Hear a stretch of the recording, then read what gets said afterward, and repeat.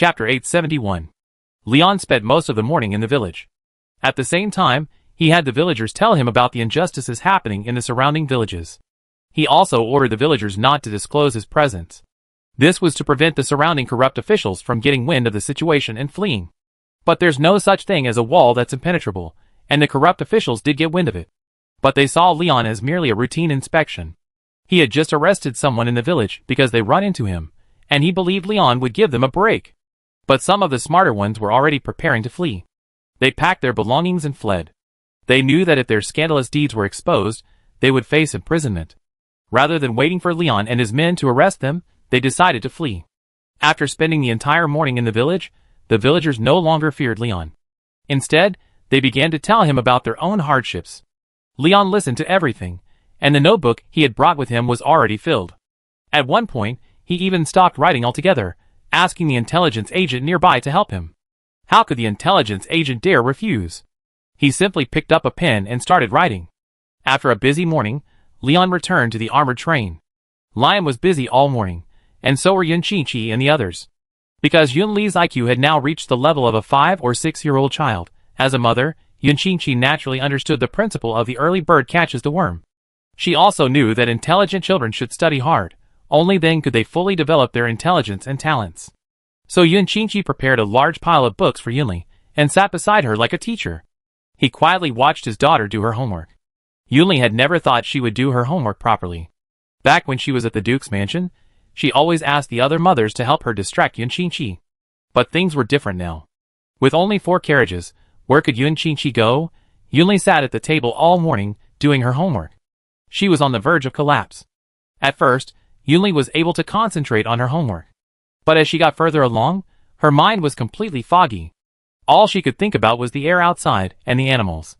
So she hugged Yun Qingqi's thighs and pleaded, "Mom, can you take me out to play this afternoon?" Yun Qingqi's expression changed instantly, and she smiled.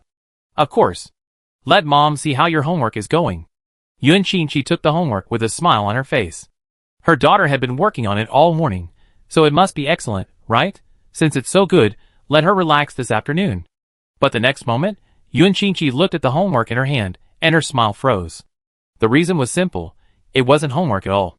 It was just pure scribbling. Please write a metaphor using a bunny. Guess what Yunli wrote? Braised bunnies are the cutest. I want braised bunnies tonight. 1 plus 1 equals how many? Yunli wrote without hesitation. 1 egg plus 1 egg, of course it's 0, because it all went into my stomach. Why do birds fly? Because if they don't fly, they end up in my stomach. Looking at these answers, Yun Qingqi was about to explode.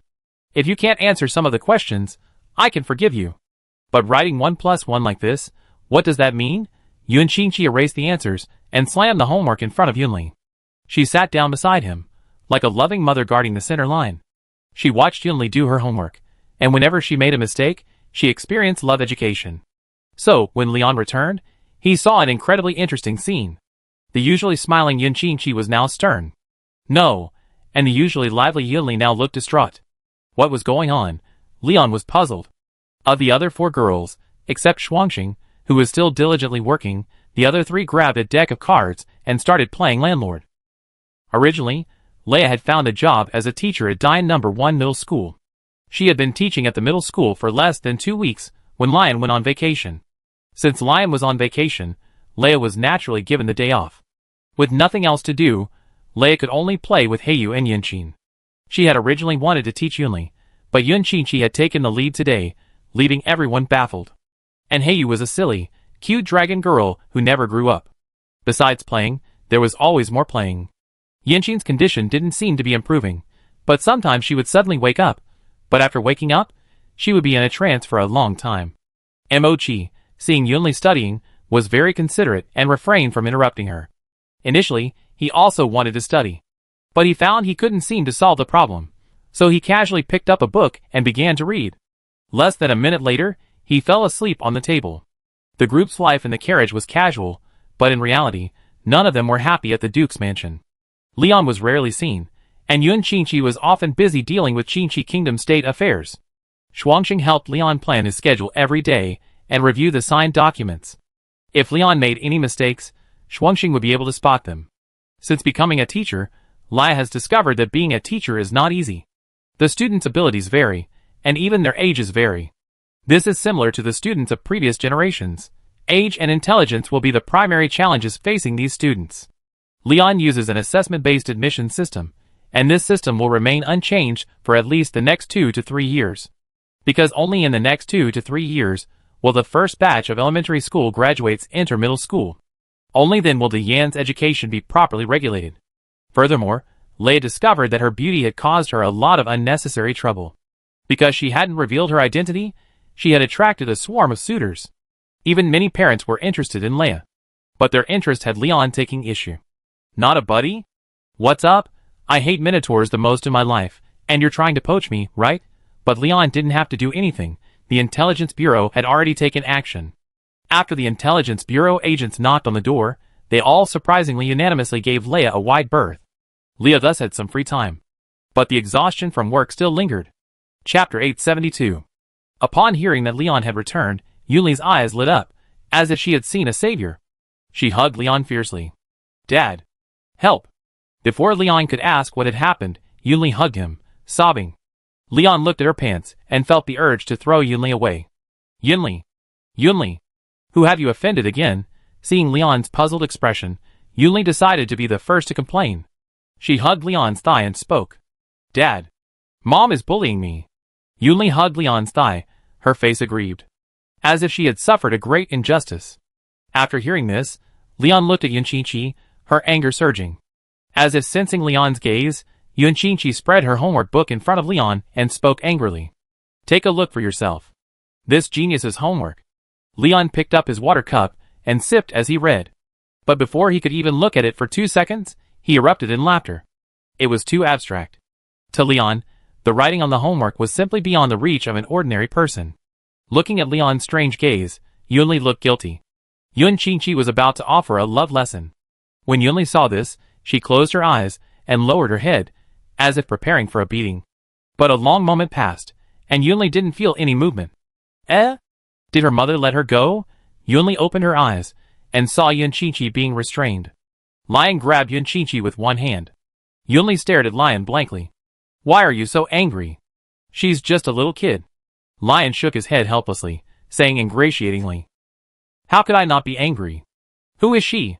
She's your eldest daughter, destined to be dragged into this. Yunqingqi was halfway through her sentence, when Lion stopped her. And then what? Can a simple word change her mind? Although she has the intelligence of a 6 or 7-year-old now, what is she really like? She's still just a baby, less than a year old. As her mother, I understand your anxiety. But some things can't be forced. Besides, I'm here. As long as I'm here, Yunli won't be in any danger. Lion said, as he put away the water cup. Then he touched Yunli, who was looking at him with tears in her eyes. After hearing these words, Yunqingqi's mood softened. But seeing the homework, Yunqingqi instantly flew into a rage. Just as she was about to step forward, she was stopped by Leon. Leon grabbed Yunqingqi and held her in his arms. Then, seeing Yunqingqi so close before him, Leon kissed her without hesitation. After being together for over 2 years, Leon had figured out how to deal with Yunqingqi. Yunqingqi was the typical aloof woman with a sharp tongue but a soft heart. And she always liked to act like she knew everything. The best way to deal with someone like that was to just go for it. Not only that, every time there was a conflict, maybe a little attack would just fix it. Yunqingqi felt the other's warmth and immediately struggled. So many people are watching. Yunli shyly covered her eyes, but that was no different from not covering them at all. Because have you ever seen someone cover their eyes with their hands spread apart? After 2 minutes of basic attacks, Leon nearly suffocated himself. But fortunately, after 2 minutes, Yunqingqi had lost all his temper. Blushing, she collapsed into Leon's arms. Looking at Yunqingqi, who was like a docile kitten, Leon finally let out a smug smile. Finally, I'm back to singing. Do you know how I've been through these past 2.5 years?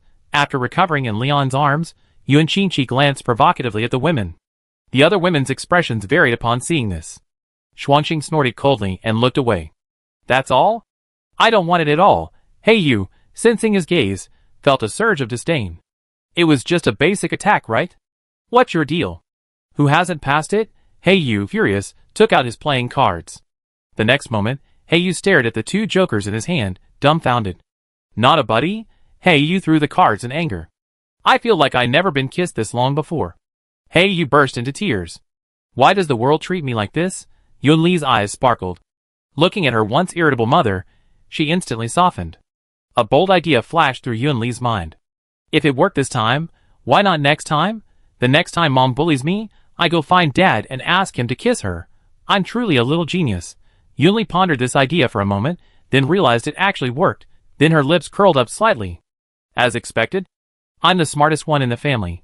Yun Qingqi still didn't know her daughter had already sold her out. Leon breathed a sigh of relief when he saw Yun Qingqi stop tormenting his daughter. Then he took the initiative. Let's get ready. Let's go shopping this afternoon. Yun Qingqi leaned against Leon's chest. Upon hearing Leon's words, she looked up, puzzled.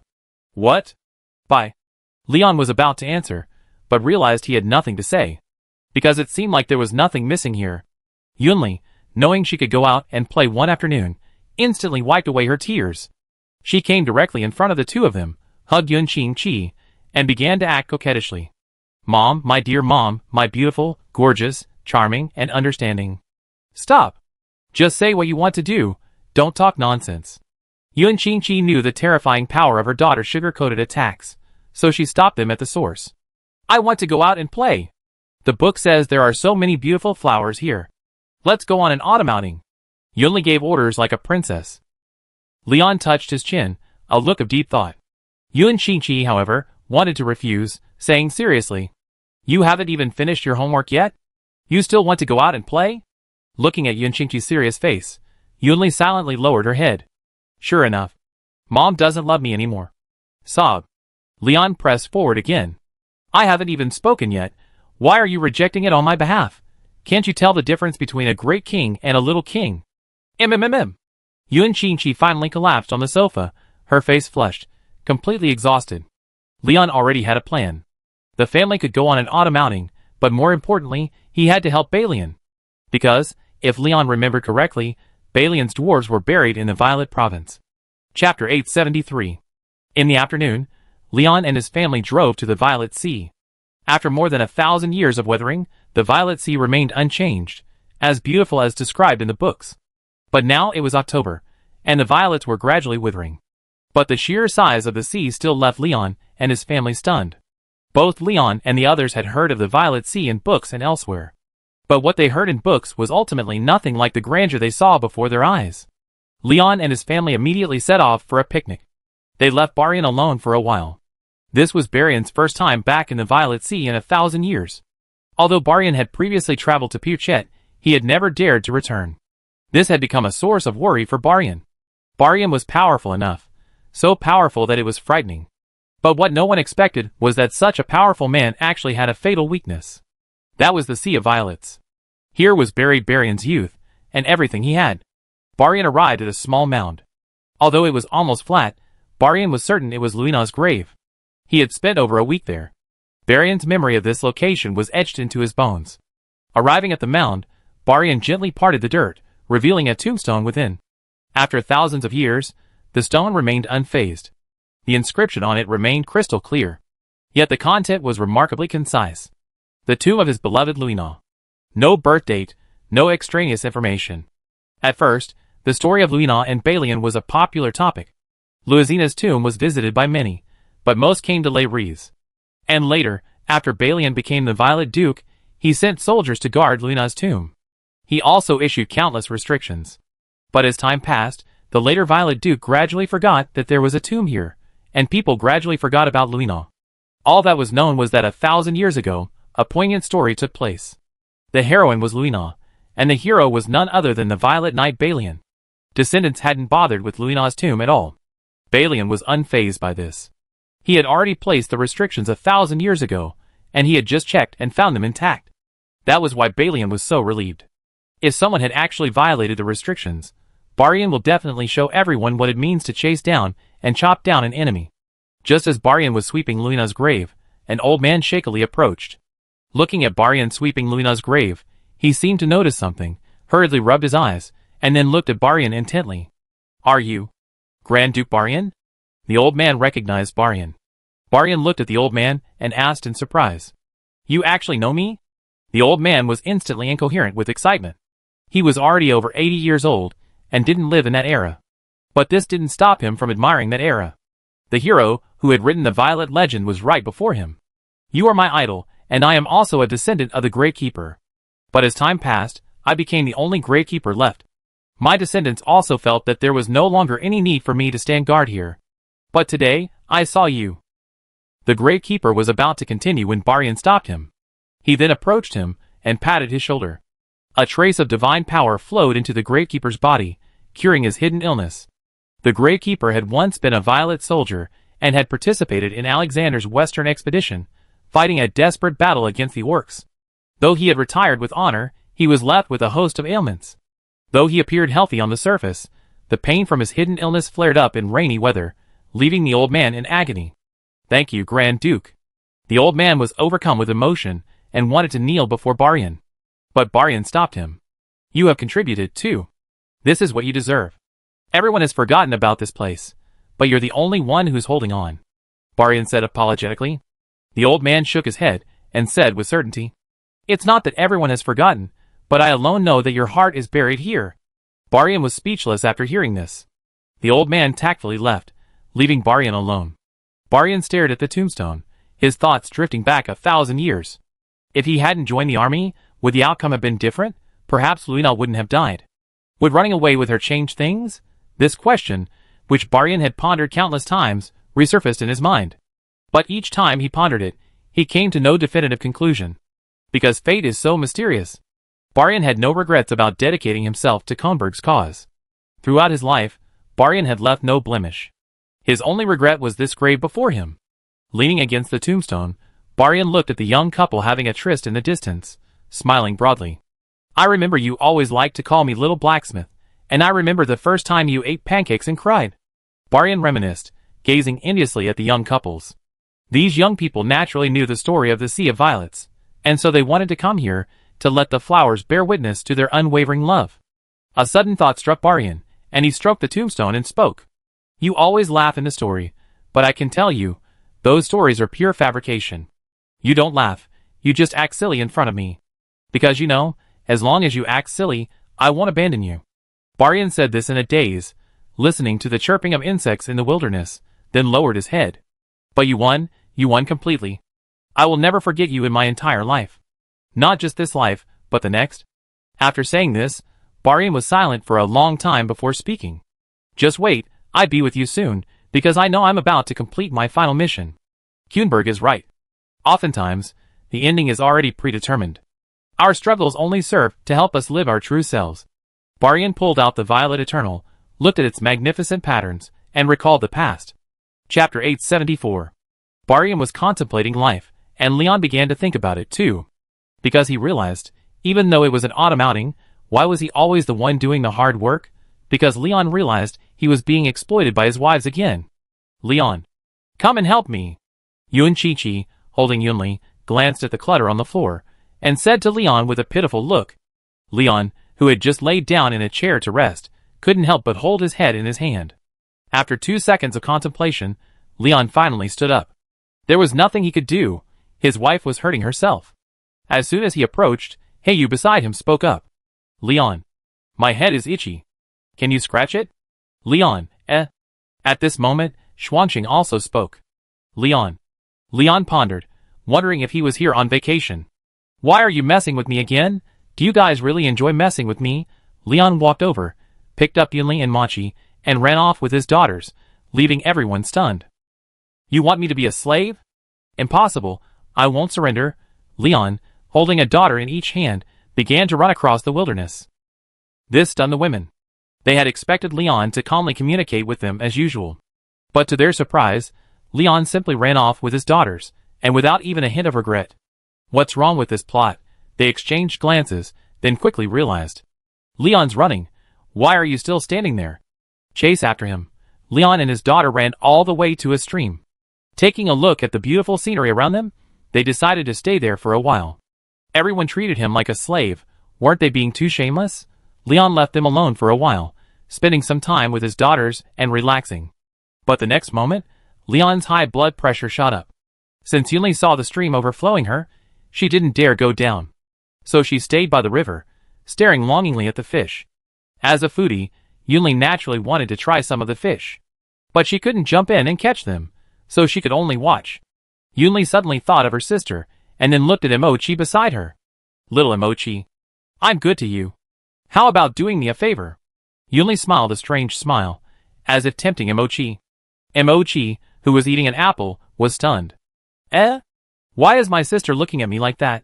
Why do I feel a chill down my spine? Yunli whispered in Machi's ear. Machi hesitated, but agreed. There was nothing he could do. Yunli was offering too much. She actually gave me 10 lollipops. Machi decisively sold herself out for the sake of candy. Machi then embraced Yunli, while Yunli lowered herself, intending to catch the fish with her own hands. But she miscalculated. She overestimated Machi's strength. Adding to the slippery water, the next second, they both fell into the water with a splash. Leon, who had just laid down on the grass, preparing to rest for a while, was startled awake by the splash of water. Oh no!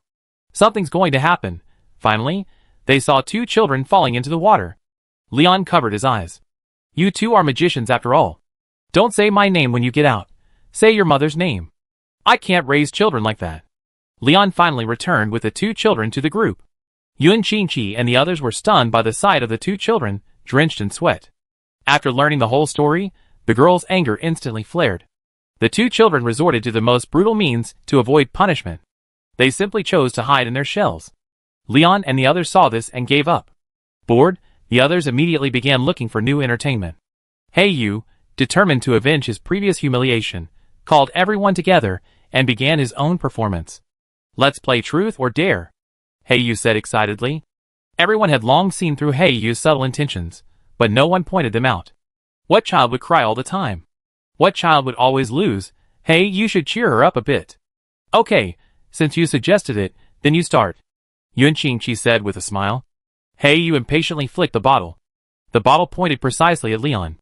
In truth, Yu hadn't intended to target Leon at all, but the others on the field didn't see it that way. Lion had seen through everything and looked at Yun Qingqi with a complicated expression. If you want to mess with me, just say it. Don't hide it. You beast. Come on. Truth or dare, Yu said excitedly. As a newly adult dragon, Yu hadn't completely lost his playful nature.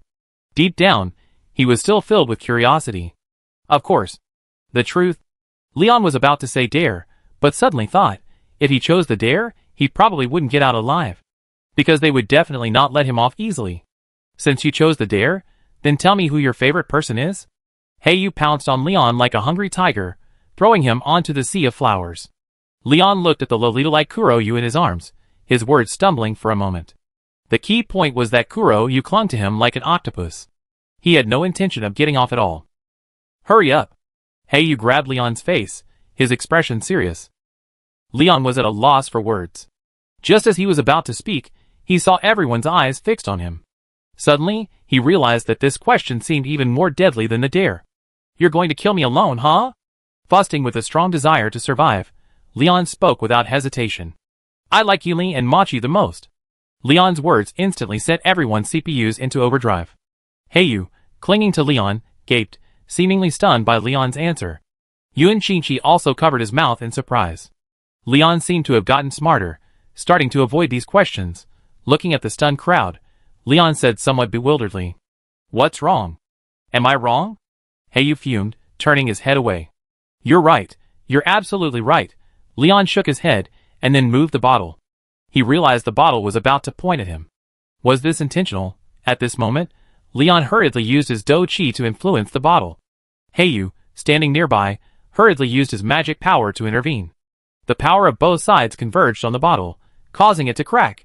Yu hurriedly said, "Don't do that. It break." Everyone, ? Chapter 875. Lion looked at Yu, who was competing with him, and his rage instantly flared up. "Damn it, you were the one who suggested playing dare, and now you're messing with me. What are your intentions? If you want to mess with me, just say it. Stop beating around the bush." Yu and Lion competed with each other, while Yun Qingqi and the others stood by, watching the fun with a look of excitement on their faces. As the two sides fought, Lion and Yu exchanged a series of glares. "Will you stop? Why should I stop? Didn't you ask me to play with you? Is asking you to play with me still playing?" "I want to play with you," Luckily, Lion couldn't hear the lewd words in Heiyu's mind. If Lion had truly heard the voice in Heiyu's head, he would have exploded. Who on earth did Heiyu learn this from? Why does he keep thinking about this all the time? In the end, Heiyu chose to give up. Leon breathed a sigh of relief. But as the bottle continued to spin, Leon realized things weren't as simple as he imagined. Because, as the bottle spun, Heiyu stopped manipulating, but Yunqing began. No! Was that really necessary? Leon stared in surprise, as the bottle finally pointed at him. Why was that? Truth or dare? Yunqing asked with a playful expression. Day! Leon said without hesitation, having already guessed that Yunqing and the others had already devised a plan to counter his truth. So Leon chose dare without hesitation. There was no way something could go wrong with dare, right? Leon! I'm asking you to kiss Heiyu. Leon, question mark. Heiyu, question mark.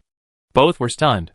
Leon had originally planned to accept the humiliation, and Heiyu, beside him, had also planned to accept the intrusion. In the end, he was the one who got the better of her. Heiyu couldn't help but wonder. Is there such a good thing? The women present were also confused. Yunqing, what are you doing? Heiyu, though secretly delighted, remained coy. Because she knew Leon liked this tone. This is slander. I'm suing you for slander. Leon immediately picked Heiyu up. For some reason, after Heiyu realized that her mature form couldn't compete with Yunqing and the others, she began to use her lowly form. Knowing she couldn't surpass them on the main course, she had to find another way. Looking at the young Heiyu in her arms, Leon felt the urge to slap herself. Why does this feel so beastly, looking at Leon, who was so close? Before Leon even came close, Heiyu spoke first. Bad guy. Not there. Yunqing and the others, who were just enjoying themselves, were stunned. Is this even normal Chinese? It was just a kiss. How did it get this bad? Even then, a new situation arose in the dragon's lair. Last time, the dragon master, Birdwell, had been crippled by Velia for sending his men to attack Dayin. Over a month had passed since that incident. The situation in the eastern continent had stabilized. The goblin army, circling without attacking, was slowly wearing away the succubus kingdom's strength. But their losses were no match for Leon's aid. Leon's aid completely saturated the succubus kingdom. The succubus kingdom was under Leon's intense scrutiny. The goblins realized they had no immediate chance of conquering the succubus kingdom. And with winter approaching, they were growing increasingly anxious. How could the goblins, with their meager light and heavy industries, possibly even possess enough warm clothing? Furthermore, the succubus kingdom's winters were brutally cold. The goblins had no choice but to launch a final offensive before winter arrived, a desperate struggle. After conquering the rest of the succubus kingdom, the goblins had acquired nearly 200,000 young goblins this season. And the new batch of goblins hadn't yet grown up. They had to survive at least this winter before they could join the war. Time was running out, and the goblins' obvious supporter was Birdwell, the former dragon lord. To this day, Birdwell still supported the goblins.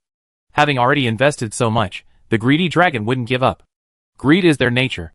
Ever since Velia crippled Birdwell last time, Birdwell has been holed up in his lair, which made Velia feel a little guilty. After all, he's her own child. No matter how heartless she is, she can't just ignore him, right? On a whim, Velia decided to check on her son, who had been facing the wall for a month or two. As soon as she reached the door, the two dragons guarding the gate suddenly panicked.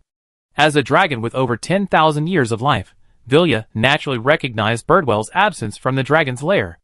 Looking at the two dragons before her, Velia instantly unleashed the pressure of a superior. Where did he go? The two dragons, without hesitation, decisively revealed Birdwell's whereabouts. Then, upon hearing the answer, Velia was stunned. Because Birdwell had already traveled to the present Goblin Kingdom.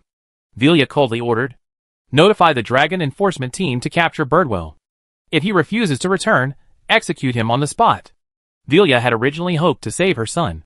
But now, she no longer harbored such hopes. Because Birdwell was courting death, Birdwell was the Goblin Kingdom's biggest supporter, and it seemed Birdwell had even sired a dragon and a goblin. This was a disgrace to the dragons. Leaving aside the question of shame, the mere fact that he supported the Goblin Kingdom was enough to condemn Birdwell to death. Who was supporting the Succubus Kingdom now?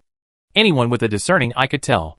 Bonaparte, the overlord of the East Continent, has already expressed his respect for the Succubus Kingdom's sovereignty, and expressed his hope to establish diplomatic relations with it after the war. This speaks volumes.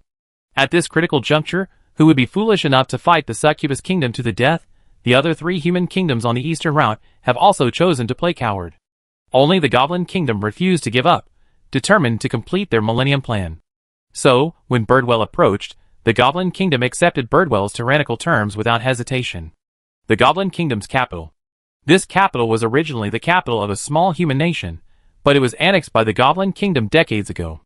The men within the city were slaughtered on the day it was captured.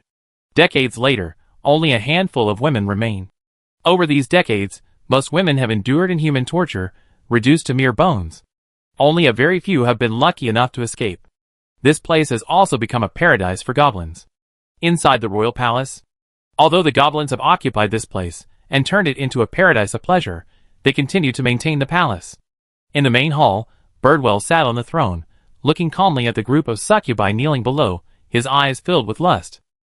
After spending so long in the dragon's lair, it's still these succubi that pique his interest. Birdwell was unaware of the impending disaster. He was still planning to help the Goblin Kingdom capture the Succubus Kingdom's capital in the coming days. Chapter 876. After over 3 months of training, the Succubus Kingdom could easily intercept goblin attacks. The Succubus could even destroy goblin attacks with artillery and other heavy firepower, without the need for the National Defense Army to intervene. Similarly, the goblins were also developing. They discovered that the Succubus's ability to defeat them was due to their bizarre weaponry. As natives of the East Continent, they had naturally heard of firearms. After all, muskets were popular in the East Continent back then. But Bonaparte's return changed all that. Bonaparte forcefully established the New West Empire. And within just a year or two, the New West Empire became the dominant power in the East Continent.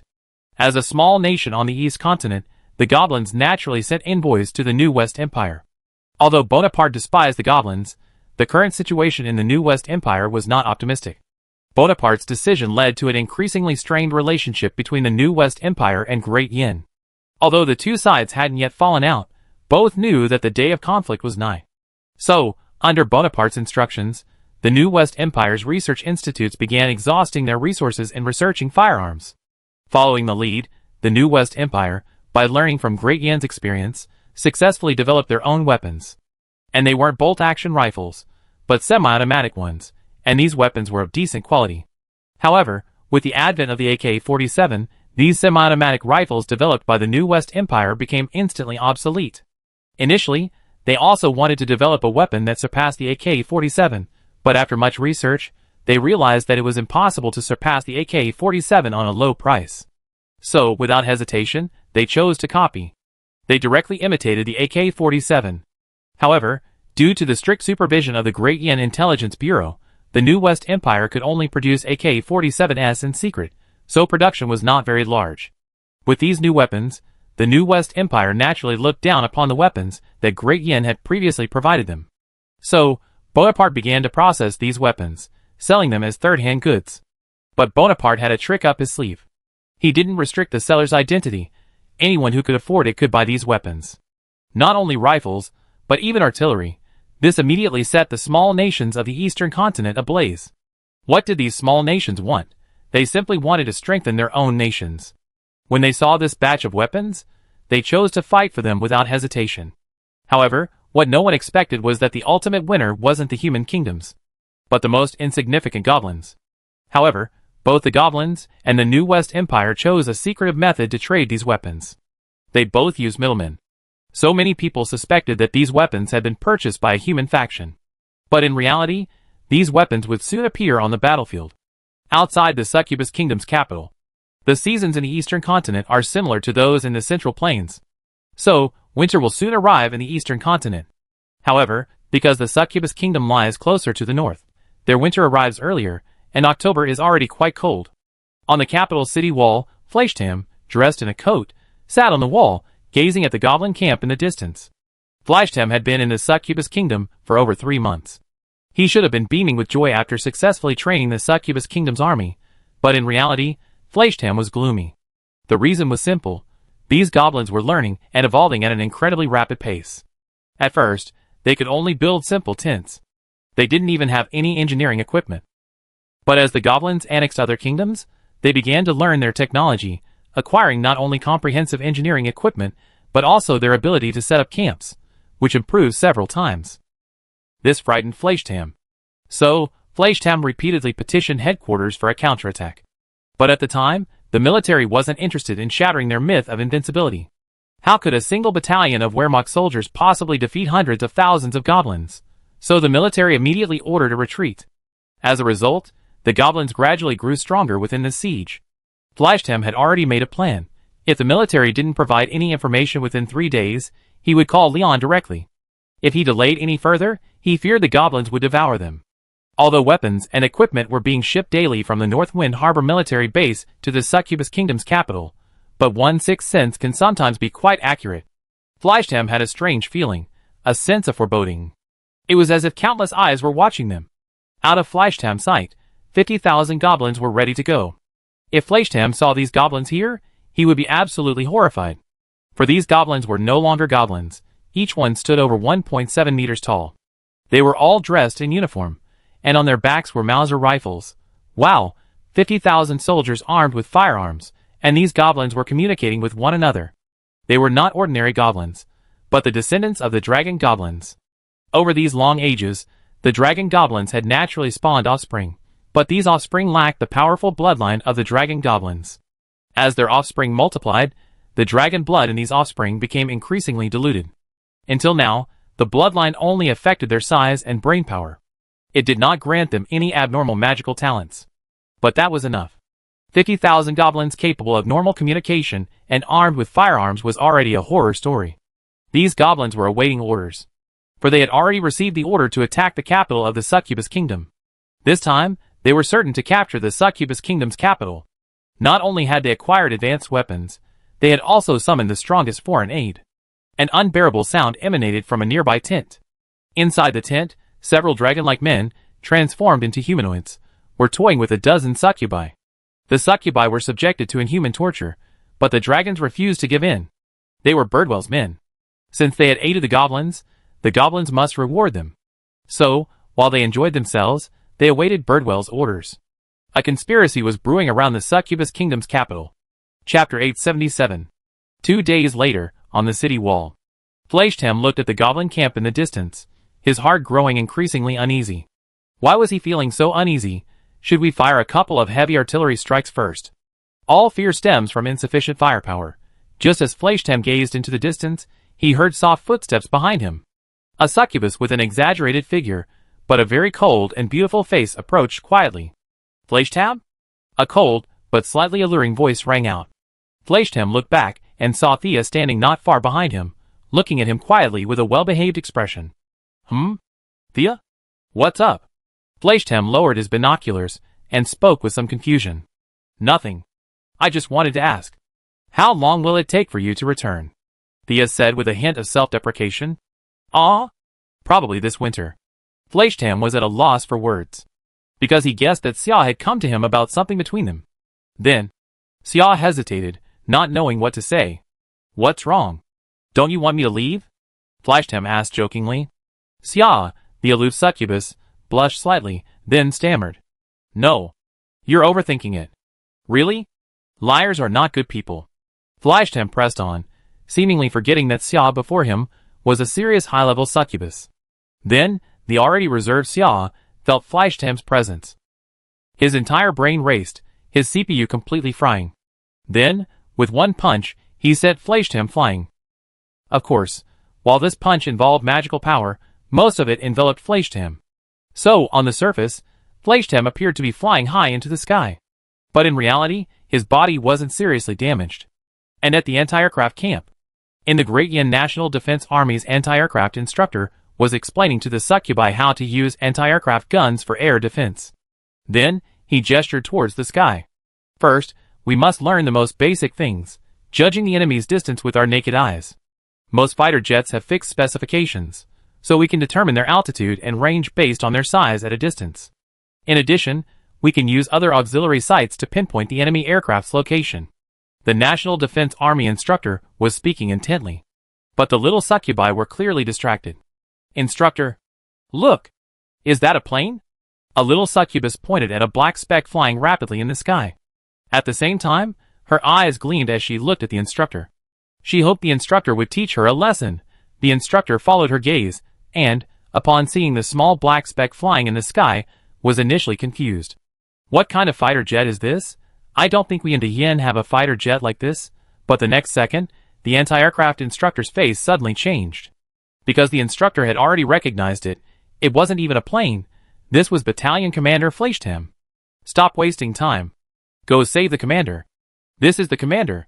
The instructor was nearly in tears. How did the battalion commander fly? The little succubi snapped out of their anticipation and began to fly directly towards Fleischtam. Even more anxious than the instructors was Xia. Xia, having realized she had sent Fleischtam flying. Instantly panicking, she flapped her wings and caught up with the free-flying Fleischtam. Fleischtam was devastated. Is the rest of his life over? With Xia's strength, isn't this lousy shoodown mountain? Can he still survive? And this is a succubus. Will she drain him dry? Fleischtam pondered life while soaring. But he ultimately came to a conclusion. No conclusion. Because Xia was about to catch up. Inadvertently, Fleischtam looked away. But what he saw was a terrifying sight. He had noticed a large army on the move in the forest outside the Succubus Kingdom's capital. At first, they couldn't be seen from the city walls. But after reaching high altitude, Fleischtam spotted them. Beneath the sparse trees in the distance, a large number of goblins in uniform were approaching. The next second, Xia caught up with Fleischtam, who was in freefall. Fleischtam, completely oblivious to the turbulent sea, hurriedly blew the muster whistle. Beep. The Wehrmacht instructors, who had been preparing for the rescue, suddenly came to their senses upon hearing the muster whistle. Has the battalion commander seen something? Xia was also bewildered. Then, Fleischtam pointed toward the forest beyond. Xia looked over there, but the next moment her expression changed dramatically. The goblins are coming again. Xia didn't dare delay any longer and escorted Fleischtam safely to the ground. Fleischtam ignored the girl beside him, bowing her head in remorse for her misdeeds. At this moment, Fleischtam's full attention was focused on the goblin army outside. In just 15 minutes, the various succubus units training within the city had assembled. At this moment, the succubus soldiers guarding the city walls had also spotted the approaching goblin army. However, before they could warn them, the goblins immediately began bombarding the city walls with artillery. Boom, boom, boom. Now it was the succubus' turn to be stunned. Where did these goblins get their cannons? Fleischtam, who was communicating with the Northwind Harbor military base, was stunned when he heard the artillery fire and then spoke hurriedly. The goblins not only have guns, they also have artillery. And judging by the sound, it's at least 150 millimeters caliber. Fleischtam practically roared as he spoke. Because when firearms appear in the hands of the enemy, these high-ranking officials are definitely responsible. After receiving the news, the Northwind Port military base dared not delay any further. They dispatched fighter jets and contacted military headquarters. Fleischtam also called Leon. Lion, aboard the moving armored train, received the call from Fleischtam. What? You said the goblins have heavy artillery with a caliber of 150 millimeters or more? And it seems to be ours? Lion was stunned, but quickly realized. This matter is inextricably linked to Bonaparte. Chapter 878. The capital of the new West French Empire, Maple Leaf City. After over a year of construction, the once devastated capital of the West French Empire has regained its vitality. It is worth noting that although Bonaparte did not request the construction of a royal palace, the common people of the new West French Empire unhesitatingly built one for Bonaparte, one even more magnificent than the previous one. After moving into the palace, Bonaparte's life gradually became extravagant. At first, Bonaparte wanted to emulate Lion and be a good leader of the people. But later he discovered that power was too tempting. At first, Bonaparte was considered diligent and hard-working, but later he gradually became corrupt. He finally understood why everyone wanted to be emperor. After Bonaparte came to power, almost everyone fawned over him. His fiancée, Eleanor, also wanted to come to Maple Leaf City and live with him. But later, she discovered that Bonaparte no longer needed her. Because Bonaparte, lost in power, had already found a number of beautiful women. These women, like a swarm of women, surrounded him. Amidst the constant calls for leadership, Bonaparte had lost himself. After hearing the news, Eleanor wrote to Bonaparte, asking him to explain himself about the women surrounding him. But Bonaparte offered no explanation, instead telling Eleanor, as if it were a matter of course. What successful man doesn't have a few beautiful women around him? Bonaparte scolded Eleanor for being ignorant. Eleanor's inner grievances instantly surged. She waited for Bonaparte for 10 years. But what happened in the end? Bonaparte had a new love and had forgotten his old one. Eleanor, helpless, could only complain to Bonaparte's mother. But Bonaparte's mother was helpless. After Bonaparte came to power, his letters had gone from once a day to once every 5 days, and now, for months without a letter. Bonaparte was no longer a good son or a good fiancé. The two of them lived together in Northwind Harbor for nearly a year. Neither of them ever asked for anything. They stayed in Northwind Harbor, quietly watching it develop. Watching the port flourish, the two women first considered traveling to the Yin. They had prepared for this for a long time, but Bonaparte had completely forgotten about them. The living expenses they had originally given them had been embezzled by his men. Now living in a large castle, they had to lay off some of their servants to reduce expenses. Only a few people, bound by perpetual indentures, remained. The two lived in such poverty because they had previously given all their wealth to Bonaparte, allowing him to build an army and restore the glory of the Spanish-French Empire. Now Bonaparte had achieved his goal, but unfortunately, he had forgotten the woman he once cherished. However, just as Eleanor was tending to Bonaparte's mother, there was a knock on the castle gate. A servant hurried over to inform Eleanor. Eleanor, who had just finished giving her mother medicine, hurried to her feet. At this moment, the maid also announced the identity of the visitor. It was the commander of the Northwind Harbor military base. Eleanor was somewhat surprised to learn that the commander had come to see her.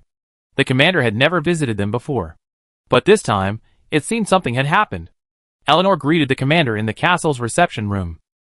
The commander was a man in his 40s, one of Cadis's squire knights, and an 8th-rank duchy knight. Not only was he formidable, he had also commanded several remarkable battles. That was why he had been appointed to command the Northwind Harbor military base. Although Eleanor had never met the commander before, she had heard of him. "Commander, may I ask what you may beg?" Eleanor said respectfully. "I come to ask what Bonaparte is up to." The commander said coldly, without a trace of sympathy. Eleanor was stunned by the commander's words. Seeing Eleanor's bewildered expression, the commander shook his head and placed a sheaf of documents in front of her. "Take a look for yourself. This is Bonaparte's doing." Eleanor picked up the latest intelligence agency findings. It wasn't that the intelligence agency couldn't find out about Bonaparte and his men's actions, but rather that they didn't bother to investigate. Thanks to a single phone call from Leon, the intelligence agency had obtained hundreds of pages of interrogation records in just 2 days. They then compiled a condensed version of over 200 pages and placed it directly in front of Eleanor. Eleanor, puzzled, picked up the information before her, only to be stunned as she flipped through it. Because it detailed every detail of Bonaparte's intermediaries selling weapons to the goblins. When how many weapons were sold, how much the other party paid, how much Bonaparte embezzled, and ultimately, how much Bonaparte actually took home, it was all clearly documented. Eleanor was initially shocked by Bonaparte's behavior, but soon became terrified of the intelligence agency's capabilities. You have to understand that even Bonaparte himself might not have known what was written in these interrogation records. And Bonaparte had no idea how corrupt his subordinates truly were. This record details the outrageous corruption among Bonaparte's officials. In just 1 year, Bonaparte's regime had already become plagued by a large number of corrupt officials. It was even more outrageous than in Lyon. After establishing the new West French Empire, Bonaparte promoted numerous former West French aristocrats. The new West French Empire consisted of aristocrats, commoners, and various other abstract entities. And yet, Bonaparte towered over them all, believing himself to be the most powerful. Because of his superiority and the flattery of the crowd, Bonaparte paid little attention to the situation under his command. These corrupt officials naturally formed a system. Eleanor said sincerely after reading the intelligence. "I apologize to you for Bonaparte's actions." The commander shook his head. "You shouldn't apologize to me. You haven't wronged anyone. I simply came to inform you that everything Bonaparte has done is known to the leader, and the operation against the new West French Empire is about to begin." The commander began. Hearing the commander's words, Eleanor hurriedly stood up, subconsciously wanting to inform Bonaparte. But the commander stopped her. "The leader already knows your story, so he sent me here to give you one last chance. As long as you don't inform Bonaparte, you two will be safe. But if you harbor any evil intentions, there will be a dozen more bodies on the seafloor of Northwind Harbor tomorrow. You, the woman you cherish so dearly, and the dozen or so maids in this castle will all perish because of your wrong decision." The commander said coldly, then looked at the woman with a chilling look. Eleanor gritted her teeth and ultimately chose to follow the commander's advice. For no other reason than that, Eleanor couldn't let everyone pay for her mistakes. As for Bonaparte, it was up to him. Chapter 879. The commander was warning Eleanor. The fighting had already begun in the Succubus Kingdom. The Goblin army launched a full-scale assault. Countless shells pelted the city walls. The already weathered walls of the succubus capital gradually began to crumble under the ravages of the artillery. The young succubi used their limited magical powers to try to maintain the walls. But this was a drop in the bucket. Under fire from artillery fire exceeding 150 caliber, their repairs were far slower than the enemy's destruction. Soon, the succubi on the walls were at a disadvantage. The goblins watched the succubi being gradually suppressed, and each one of them instantly became excited. They were eager to rush forward and capture all the succubi. The succubi's morale gradually plummeted under the bombardment. The succubus Queen Tiana was extremely anxious upon seeing this. She hurriedly urged Fleischtam to launch a counterattack. But Fleischtam didn't immediately retaliate, as he was directing his artillery to lock onto the enemy's artillery positions. "You're the only ones who like to attack with artillery, right? Let me show you what real artillery is. You know, due to the special relationship between Queen Tiana of the Succubus Kingdom and Balian, Leon's aid to the Succubus Kingdom includes some heavy firepower. Real heavy firepower. Because even Bonaparte hadn't received weapons of this terrifying caliber. Because there are at least 6 360mm caliber heavy artillery pieces. Just these 6 pieces are enough to give the 50,000 goblins outside the city a hard time. And there are also quite a few 90% new 150mm howitzers once used by the Wehrmacht. In just 5 minutes, these experienced artillerymen had confirmed the enemy's position.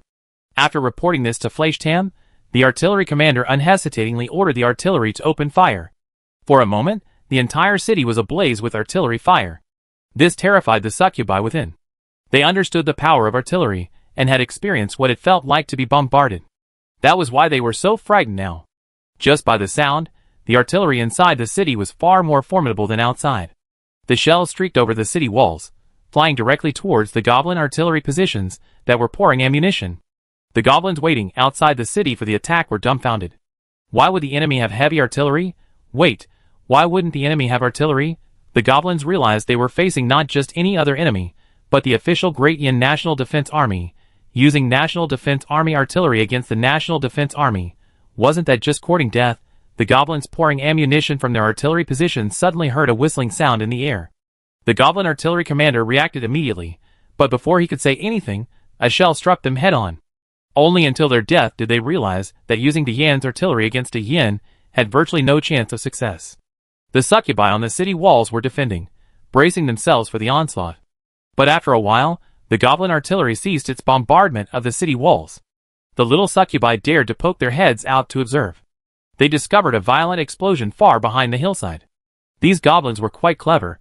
They at least knew to place their artillery behind the hillside. But the artillery they had was weakened. The range was no more than 6 kilometers. But the heavy artillery currently used by Fleischtam and his men almost always exceeded 10 kilometers. Faced with these enemies firing from behind the mountain using the reverse slope, Fleischtam resorted to the most brutal method. He ordered his artillery to fire at wide-angle targets. This immediately stunned the goblins. This was because the goblins had learned from the New West Empire that reverse-slope artillery positions were nearly invincible. But now they were dumbfounded. Weren't they supposed to be invincible? How had they been hit? The goblins' impressive brain capacity was too much for them to react for a moment. The succubi stared at the rising dust, momentarily dazed. Is this heavy artillery? The goblins' arrogance was suppressed, but they remained steadfast. They quickly made their choice. Without hesitation, they sent in their goblin soldiers, intending to launch a full-scale offensive. No sooner had the goblin commander given the order to attack than the artillery fire from Great Flame arrived. Over 1,000 men, just about to launch a frontal assault, were stunned by the artillery fire. The goblins were ripped apart by the artillery fire, instantly reduced to shreds.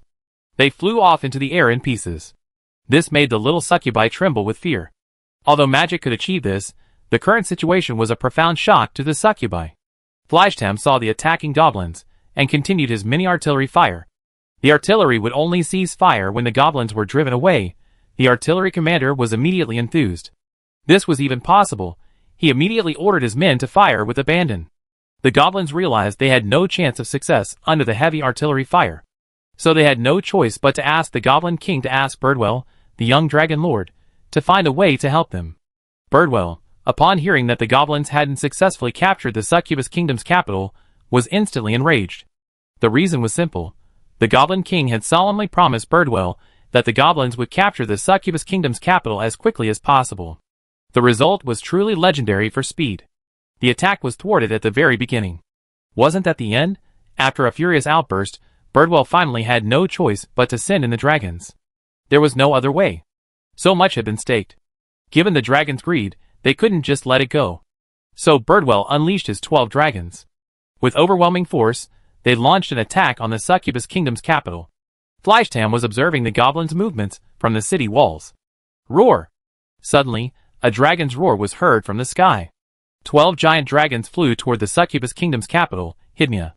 At first, Fleischtam thought they were reinforcements, but soon, the dragons launched an attack on Hydnia. Anti-aircraft forces immediately opened fire, attempting to intercept these powerful dragons. But the anti-aircraft guns did little damage to the dragons. The succubi instantly fell into panic. Fleischtam couldn't help but grumble. Is this something an ordinary person could fight? Even the dragons have appeared. These goblins are so arrogant. Fleischtam ordered his men to inform the succubus queen Tiana to evacuate the city's residents to a safe place. He also ordered the Wehrmacht instructors to prepare for a desperate battle. Fleischtam's heart was filled with heavy emotion. This might be the end of my day. But the next second, a roaring sound came from the sky. 24 MiG-25s roared in from the distance. These are all the MiG-25s at Northwind Harbor Air Base. Fleischtam was delighted. The military's cleansing has boosted efficiency. Chapter 880. The dragons, preparing to launch an attack, spotted the MiG-25 fighters. As Birdwell's subordinates, these dragons possessed a particularly excellent quality. That was their arrogance. When the dragons saw the fighters, they naturally understood that they were coming to aid the succubi. But, driven by their dragon pride, they ignored the fighters. Instead, they focused their attention on the Succubus Kingdom's capital, Hydnia. They dispatched only 2 dragons to intercept the MiG-25s. The 2 dragons charged head-on, intending a head-on confrontation with the MiG-25s. But the MiG-25 pilots gave the dragons no chance. To confront the powerful dragons with fighters? What kind of brilliant move was that? So, without hesitation, the MiG-25 pilots adopted the wolf pack tactic, dispersing and engaging the 2 dragons. The 2 dragons had originally planned to unleash a devastating slaughter, but upon stopping, they discovered the MiG-25s had scattered in all directions. The dragons were instantly enraged. Dragons always tease others, never dare to tease dragons. The 2 dragons, seeing the situation was not looking right, immediately called out to their companions. After hearing the news, their companions hesitated for a moment, but still sent 6 dragons to support them. 8 dragons began to surround the MiG-25s. But the MiG-25s gave them no chance, dispersing in all directions. The dragons tried to catch up with the MiG-25s, but the MiG-25s accelerated, leaving the dragons behind. The dragon gazed at the MiG-25, its tail flames now fading, lost in thought. Is this fleeing without a fight? The dragon looked puzzled. But the next second, 3 MiG-25s surrounded it. The dragon was stunned. It quickly realized they were going to attack it. The dragon immediately began to intercept the fighters. But the speed of Mach 3 made it impossible for them to catch them. Just as they concentrated their magic power, the MiG-25s flew right past the dragon's body. The pilots even gave the dragon a mocking look. This instantly made the dragon explode. How could the dragon bear this? It immediately blew a breath of dragon's breath at the MiG-25s. But the MiG-25s easily accelerated and tricked the dragon. The dragon continued its attack, attempting to shoot the MiG-25s down. But no matter how many times they tried, they could not hit the MiG-25s.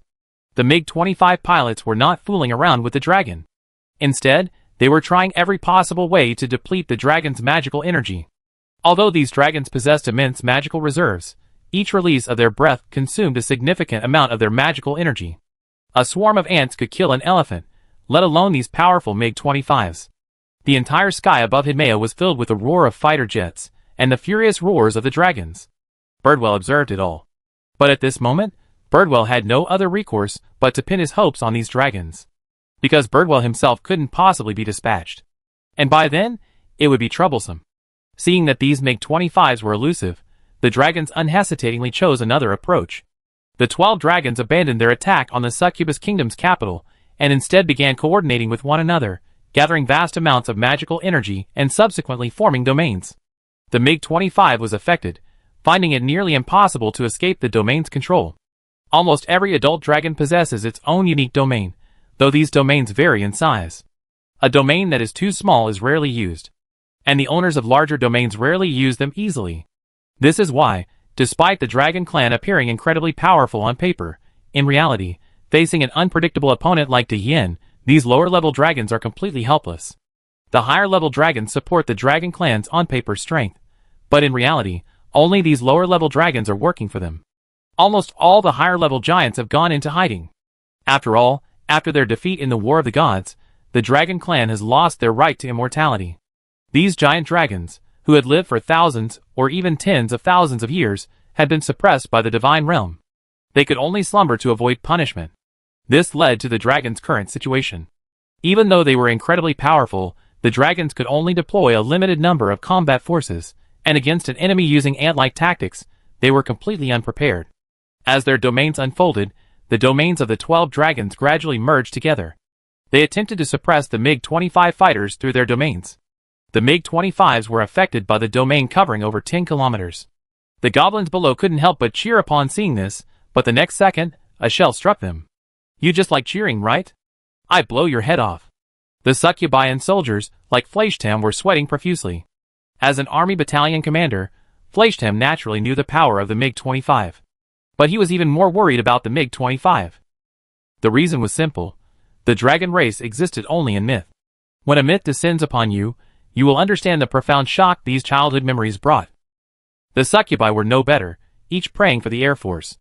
But the Air Force had already made all preparations, because Karl and his men knew that dragons existed in this world. So, from the very beginning, when the Air Force was established, Karl had been planning to compete with the dragons for control of the skies. The former overlord of the skies would eventually be surpassed by the rising star. Yin wanted to achieve what Kuenberg hadn't even managed. That was to compete with the dragons for control of the skies. The establishment of the Air Force gave Karl hope, and Karl didn't want that hope to be dashed. So, Karl had initially ordered the arsenal to develop weapons to counter dragons. And it would be best if the Air Force's fighter jets could use them. This posed a dilemma for the arsenal, because previously, they had used propeller planes. Back then, using propeller planes to fight the dragon was a pipe dream. But now it was different. They had the latest fighter jets. Not even the dragon could keep up with their speed. This was truly a change of pace, so the arsenal delivered a satisfactory response to the Air Force. A MiG-25, observing the arrogant dragon, silently placed its hand on the fire button. Chapter 881. The MiG-25 pilot directly launched a black missile, completely out of place against the MiG fighter's white paint scheme. The black missile launched by this MiG-25 is the latest product from the arsenal. It is also the culmination of 2 years of development at the Great Flame Research Institute. This missile alone is the product of the joint research of the Research Institute, the Great Flame Underground Research Institute, and the Pierchet Project. The Research Institute and the Research Institute provided the main components, while Robert from Pierchet was directly involved in the development of the warhead. What is Pierchet? It's a legitimate mushroom bomb production site. This black missile is named the Dragon Slayer. It carries a conventional warhead, but it is the most powerful conventional warhead known in the Great Flame. If we simply calculate its power, it even surpasses Iron Rain and Scorching Sun. Even the Hades series from the Underground Research Institute cannot match the power of the Dragon Slayer. This is because the Dragon Slayer is the product of reverse engineering research by Pierchet staff. Their research on mushroom bombs yielded numerous conclusions and results. Thus, the Dragon Slayer series was born. The dragon race's ability to roam the continent stems not only from their powerful bloodline and affinity for magic. More importantly, they possess exceptionally tough skin and flesh. Their physical defenses are immense. Ordinary weapons inflict little damage on dragons. Logically, the dragon should be dealt with directly using mushroom bombs. But how could one possibly use mushroom bombs against a dragon? So, the researchers at the Institute began focusing on targeting the dragon's flesh. But the dragon's scales themselves are an incredibly powerful form of armor. Ordinary magical means are simply incapable of breaking them. So, researchers turned directly to mythology. Probing the saying, the end of science is theology. Researchers discovered that the dragon slayers recorded in ancient mythology almost all used sharp weapons. But remember, these dragon slayers lived during the age of the gods. These dragon slayers themselves were infinitely close to being gods, some even reaching divine power. It's not surprising that they slew dragons. Over time, these dragon slayers gradually disappeared into the long river of history. Perhaps their stories of dragon slaying are half true and half false, but some of them certainly did slay dragons. But all were lost to time. Only the myths remain for future generations to admire. But as researchers delved deeper, scientists discovered that the myths were not groundless. They analyzed the sharp weapons used by all the dragon slayers, and ultimately came to a conclusion. That is, the dragon-slaying artifacts were crafted using almost the same rare metal as shown in the image. This rare metal is so rare that it's practically non-existent in central China, the North Continent, the West Continent, and the South Continent. But everyone has forgotten one place, the East Continent, known as the land of the poorest demons. No one could have imagined that this most inconspicuous place could hold something so compelling that people risked their lives for it. This metal is called iron meteorite. Except for the East Continent, the combined mining output of the other 4 continents over tens of thousands of years has not exceeded 10 tons. And yet, from these 10 tons of iron meteorite, dozens of dragon-slaying weapons have been forged. Of course, most of these dragon-slaying weapons weren't specifically designed to slay dragons. Many dragon slayers slay dragons as a side job. The Succubus Kingdom possesses a vast reserve of iron meteorite. Currently known reserves exceed 500 tons. The Research Institute immediately obtained the iron meteorite ore. After a simple refinement, researchers began utilizing the meteorite for military purposes. Finally, after a month of research and development, the final hurdle in the Dragon Slayer missile series was resolved. After testing, the Dragon Slayer missiles immediately passed the test and were immediately deployed on MiG-25 fighter jets. Due to the uncertain situation in the Eastern Continent, the Dragon Slayer missiles were prioritized for the Air Force at the Northwind Harbor Military Base. When the Northwind Harbor Military Base learned that they were being prioritized for the Dragon Slayer missiles, their smiles were almost crooked. But their laughter soon faded. The situation in the Eastern Continent was growing increasingly tense. Bonaparte, the former revolutionary hero, had also gradually drifted away from Great Yin. Over the Succubus Kingdom's capital, a Dragon Slayer missile launched, flying directly towards a 9-tier dragon. At first, the 9-tier dragon, seeing nothing but a small, long black tube flying towards it, glanced at it with disdain, not taking it seriously at all. That's it? A weapon like this can actually break my defenses. Are you underestimating our dragon's formidable defenses? But the next second, the dragon blood etched in its bones warned it. A chill surged from its head to its feet, and the dragon was stunned. But its superior bloodline still allowed the dragon to react, and it flapped its wings without hesitation to evade the attack. But what makes a missile isn't just its power and speed. Most importantly, it's its accuracy. The dragon dodged and dodged, even channeling most of its magic power into its wings, its escape speed nearly breaking Mach 1. At this speed, coupled with its difficult maneuvers, ordinary missiles couldn't lock onto the dragon. But unfortunately, to prevent the dragon from evading, the Dragon Slayer missile used a magical lock.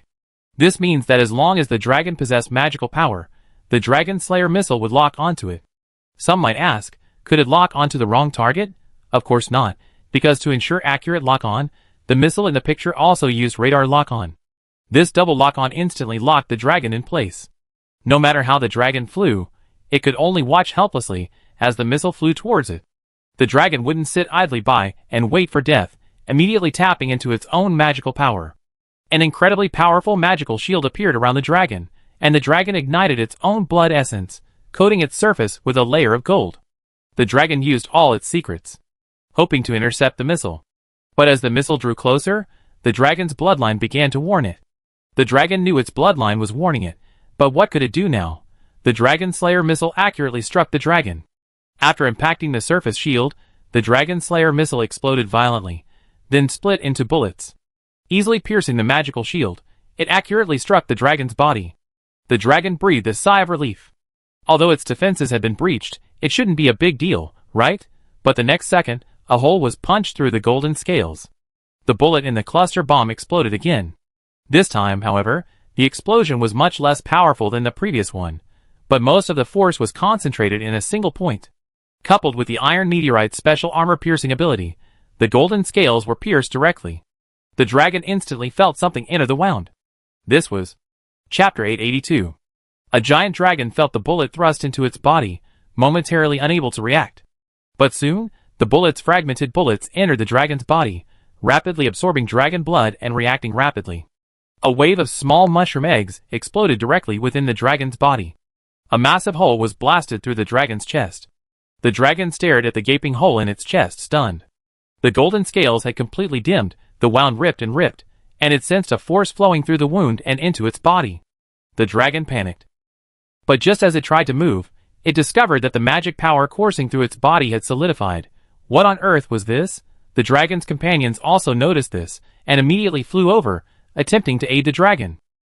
But the other MiG-25s had already locked onto the 11 dragons. The dragons were stunned. Finally, they had no choice but to abandon the dragon and retreat. Humans die for wealth, birds for food, but dragons cherish their lives even more. Dragons have their pride, but they are more often driven by greed and fear of death. It's not that they fear death, but simply that they want so much. Greed breeds their fear of death. The dragons retreated without hesitation, abandoning their wounded companions. The dragon wounded by the dragon slayer was stunned. They all claimed to share weal and woe, but in reality, they all fled for their own safety when disaster struck. However, these dragons didn't completely abandon their companions.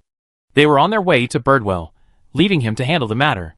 Although Birdwell was brutal and bloodthirsty, the young dragon master actually possessed immense power. After thousands of years of development, Birdwell had become a peak-level 9th Order warrior. If Birdwell truly attacked, the MiG-25 formation would likely suffer a devastating blow.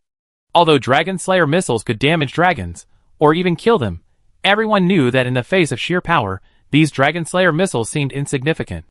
Not even enough to tickle an itch. Inside the Goblin Palace, Birdwell was engaging in a daytime orgy. At this moment, his 11 dragon minions rushed in panic. Birdwell jumped up excitedly upon seeing this, then exclaimed excitedly, "Have you already taken the Succubus Kingdom's capital? Where are the succubi? Bring them up to me." But the 11 dragon minions exchanged bewilderment, and one of them spoke with a steely grit. "Young master, we haven't taken the Succubus Kingdom's capital. Because the Great Flame people have taken action. They used a new type of weapon that poses a threat to us. One of our dragons was seriously injured by these weapons, and is currently surrounded by the Great Flame.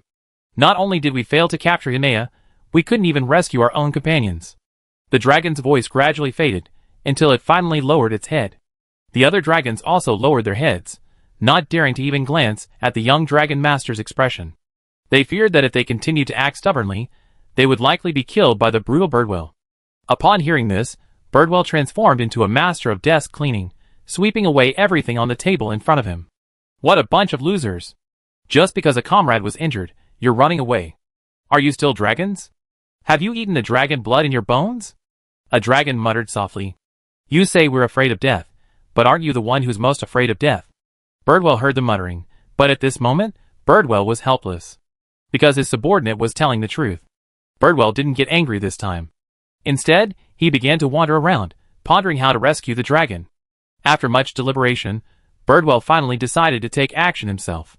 If his subordinate was killed or captured, his prestige would be greatly damaged. And so it went. Birdwell then transformed into dragon form, and flew directly towards Hydnia.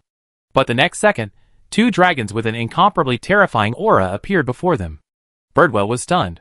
Looking at these 2 powerful dragons before them, the dragons present couldn't help but feel fear. As dragons, they naturally knew who had sent these 2 dragons.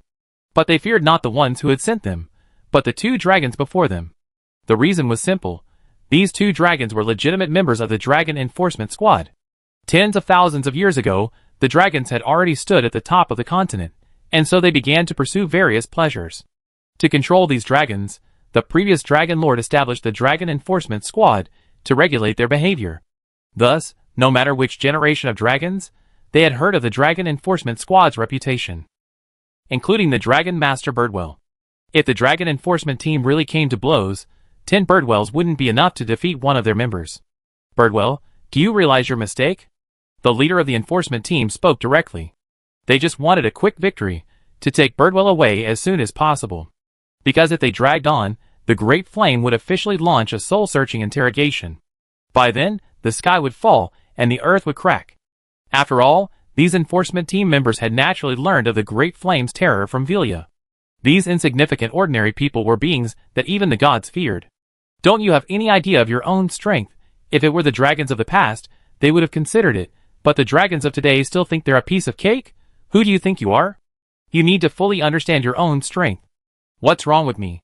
I'm helping the dragons regain their former glory. I want to bring the dragons back to their peak. Birdwell confronted the enforcement team head-on. This stunned his men.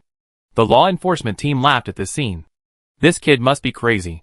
We've been enforcing the law for thousands of years, And this is the first time we encountered such a fool. Leading the dragons back to their peak? I think you're crazy. The law enforcement team shook their heads, then with a wave of their hands, captured Birdwell. What are you doing? I'm the young master of the dragons, Birdwell said angrily. The law enforcement team's patience had worn thin, and they punched Birdwell in the face. Do you really think everyone knows about your stupid actions? We're only here to give you a decent life. If you don't know what's good for you, then we don't offer to help you with that. Birdwell's heart sank instantly after hearing this, and he had only 2 words in his mind. It's over. Chapter 883. The Goblin King, watching Birdwell about to launch his attack, beamed with joy. They could finally turn the tide. After months of siege, the Succubus Kingdom's capital, Hydmea, was finally about to be captured by their mighty goblins. But the next moment, 2 giant dragons descended from the sky and berated Birdwell. Crucially, Birdwell, who had acted arrogantly before the Goblin King, remained remarkably calm before the 2 dragons. From afar, the 2 dragons argued with Birdwell, but the outcome was a complete surprise for the Goblin King. Because the 2 dragons punched Birdwell in full view of everyone. And not only that, Birdwell offered no resistance. The Goblin King's perspective instantly shattered. Is this still the Birdwell they knew? The Goblin King was stunned. Birdwell was immediately taken away, while the other dragons exchanged glances before telling the dragon enforcement team about a trapped dragon companion. My lords, I forgot to mention one thing to you. One of our companions is trapped, the dragons humbly said. The 2 members of the enforcement team exchanged glances upon hearing this. To help or not? But then the 2 members of the enforcement team remembered what Velia had said to them when they arrived. If something truly went wrong, or if Birdwell had been exposed, then they would leave Birdwell alone. The same went for the other dragons. If a dragon was captured or killed, even if it meant grievances, they would have to swallow their anger. So, the dragon enforcement team chose to depart without hesitation, leaving the injured dragon alone to face everything. The injured dragon fell from the sky, its magic power barely enough to sustain it. So it chose to descend, biding its time to recover its magic power. But it discovered that its magic power simply wouldn't recover. Not to mention recovery, even its own wounds couldn't heal. The dragon tried to leave, but the MiG-25s in the air wouldn't give it a chance. Leaving 4 MiG-25s to monitor the dragon, the rest launched a direct attack on the goblin position. 20 MiG-25s immediately began to lick the ground. Although the MiG-25 wasn't specifically designed for ground attack, if it couldn't do that, how could it still be called a fighter? The Goblin King was practically mad after seeing Birdwell taken away, because Birdwell's departure foreshadowed the goblins' imminent defeat. But the Goblin King would not allow his goblins to fail. He had been planning this for centuries, and success was nigh. Now, success was only a step away, but even this step felt like an insurmountable chasm. The Goblin King refused to give up. So, he decided to make one last desperate move. If he failed, the powerful Succubus Kingdom would push back against the Goblin Kingdom. He had only this one last chance, win or die. For centuries, the goblins had been relentlessly breeding and learning, successfully draining all their potential. Almost all the goblins were tied to the chariot, like a gambler putting all his chips on the line. On the surface, the goblins possessed vast tracts of land. In reality, the population and other industries within these lands had been plundered by the goblins. Because the goblins had no idea how to manage any industry, their immediate need was for resources. So the Goblin King immediately launched into plundering mode, plundering all these resources. This was used to supply the goblin army and keep it fighting. The Goblin King also issued numerous promises to his subordinates, promising that if the goblins were ultimately able to unify the eastern continent, then these promises would naturally be fulfilled. But in order to quickly reach the eastern continent, the Goblin King had concentrated all his resources on military power. Just like the tiny nation of the past, he had made a desperate bet. But unfortunately, the goblins had chosen the wrong opponent. Flashtam continued to order the artillery attack. If he could avoid sending troops into battle, he would do so, completely destroying the goblin morale with artillery fire. Because Flashtam had studied under Caddis. Caddis compiled his past battle experiences into a book for these promising young officers to read. Caddis had come up with a principle: the inferior the species, the more crude their thinking and methods. And their patience was also extremely low. As long as defensive tactics were employed, and these inferior species attacks were thwarted a few times, they would immediately begin to crumble. And the speed at which this could happen could be beyond your imagination. The former Orc Empire had proven this principle. So Flashtam firmly believed it. The cannons alone could rout the goblin army. Facts have proven that cannons alone can indeed rout an ordinary goblin army. But don't forget, these 50,000 goblins all possess dragon blood. Although the dragon blood in these goblins is extremely diluted, but because of this blood, these goblins have finally become more intelligent. Faced with the fierce bombardment, these goblins chose to disperse, seeking cover whenever possible to avoid the bombardment. At the same time, they employed the world's most powerful tactics. Calling for Daddy. Of course, this calling for Daddy doesn't mean calling the Great Flame Man Daddy. It means calling for Daddy if they truly can't defeat him, calling for their own daddy. Calling for the true dragon-born goblins. However, these goblins overestimated their own potential. They believed that, after all, they were descendants of the Dragonborn, and that the Dragonborn would not leave them to die. But in reality, the Dragonborn didn't care about their lives at all. Instead, I hope these 50,000 goblins are completely annihilated, because these 50,000 goblins are nothing to these 1,000 Dragonborn goblins. Without these 50,000 goblins, the Dragonborn can still be reborn. The death of these 50,000 goblins will give the Dragonborn a reason to counterattack the Goblin King. So many of my filial sons and grandsons died in vain because of your misguided command. What are your intentions? Are you still worthy of being the Goblin King? Since you are unworthy of your position, then you must step down from this position. Chapter 884. The Goblin King urged the 50,000 goblin troops and the Dragonborn goblins to join the battle. The Dragonborn goblins had remained silent since the beginning of the battle. Those who were unaware might have thought they had fled en masse. Even the calls of the 50,000 low-level Dragonborn goblins had no effect. This infuriated the Goblin King. He immediately sent men to urge the noble Dragonborn goblins. The Dragonborn goblins replied that they were in seclusion, cultivating. They felt the call of the dragon blood within them, and were collectively practicing Dragonborn magic to enhance their strength. The Goblin King was so furious that he nearly died. This was completely perfunctory. They hadn't taken his orders seriously at all. The Goblin King could only continue to send men to urge the goblins. The reason was simple. The Goblin King simply didn't have an army capable of confronting the Great Flame. The moment the heavy artillery appeared, the Goblin King knew this war was no longer a war between them and the succubus, but a war between them and the Great Flame. This war was doomed to fail. Even the Papal States couldn't defeat the Great Flame, so how could you expect the goblins to defeat the Great Flame? Wake up, child. After a brief moment of reflection, the Goblin King, without hesitation, sent his men to encircle and suppress the Dragonborn goblins. At least for now, they could be contained. If they couldn't be contained, disaster would ensue. The Goblin King had a strong feeling that these Dragonborn goblins were plotting something. For the past few hundred years, their ambitions had grown. Initially, their power was very small. To fulfill his plan for the goblins' greatness, the Goblin King poured the majority of the Goblin clan's resources into them. I hope the Dragonborn goblins will become the pride of the Goblin King. But unexpectedly, these Dragonborn goblins have their own ideas. The Dragonborn goblins received word of the undercover agent planted beside the Goblin King. Upon hearing the news, the Dragonborn goblins were ready to turn the tables. Call us a rebellion? Then we will. We Dragonborn goblins hate being slandered. Since it's been said, we must act.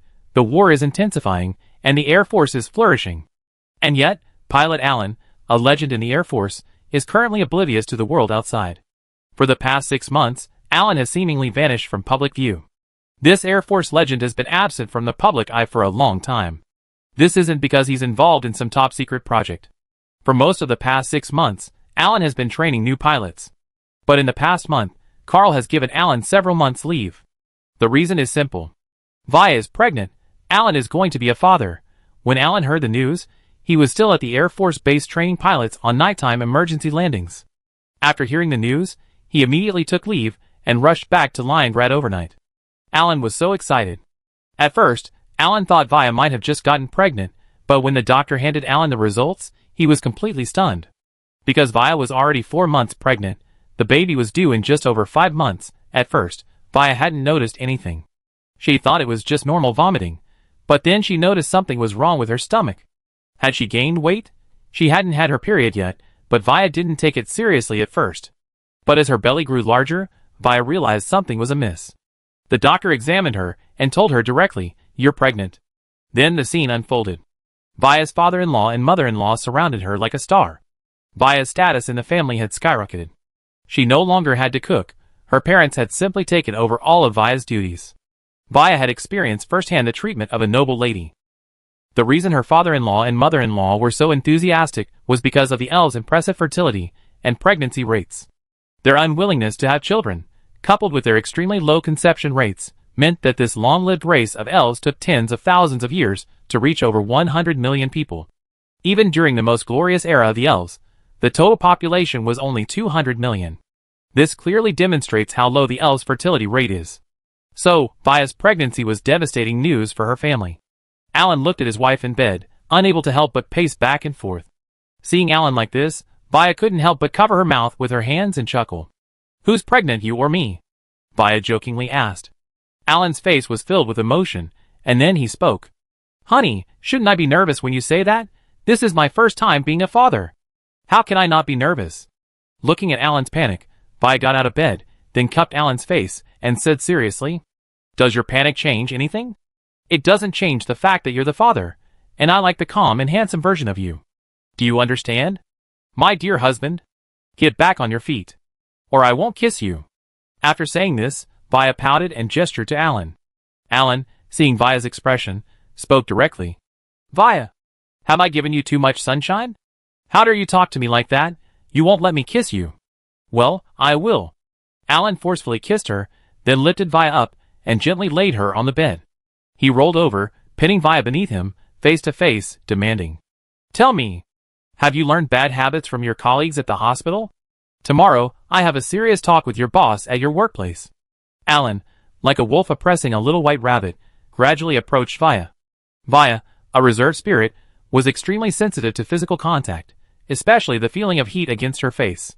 Vaya didn't even have the strength to resist, her face flushing. "What are you doing? You're asking me what I want?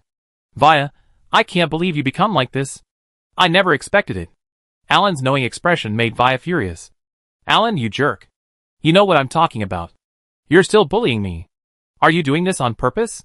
I'm ignoring you." Vaya pouted angrily, looking like she was about to start a cold war. Alan said disdainfully, "Miss Vaya, lying makes you look ugly. Are you really ignoring me? Who would care?"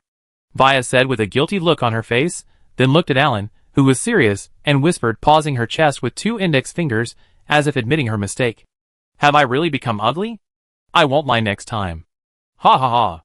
Looking at such a cute Vaya, Alan laughed so hard he fell onto the quilt beside him. "You're laughing at me." Vaya threw her fist in the air.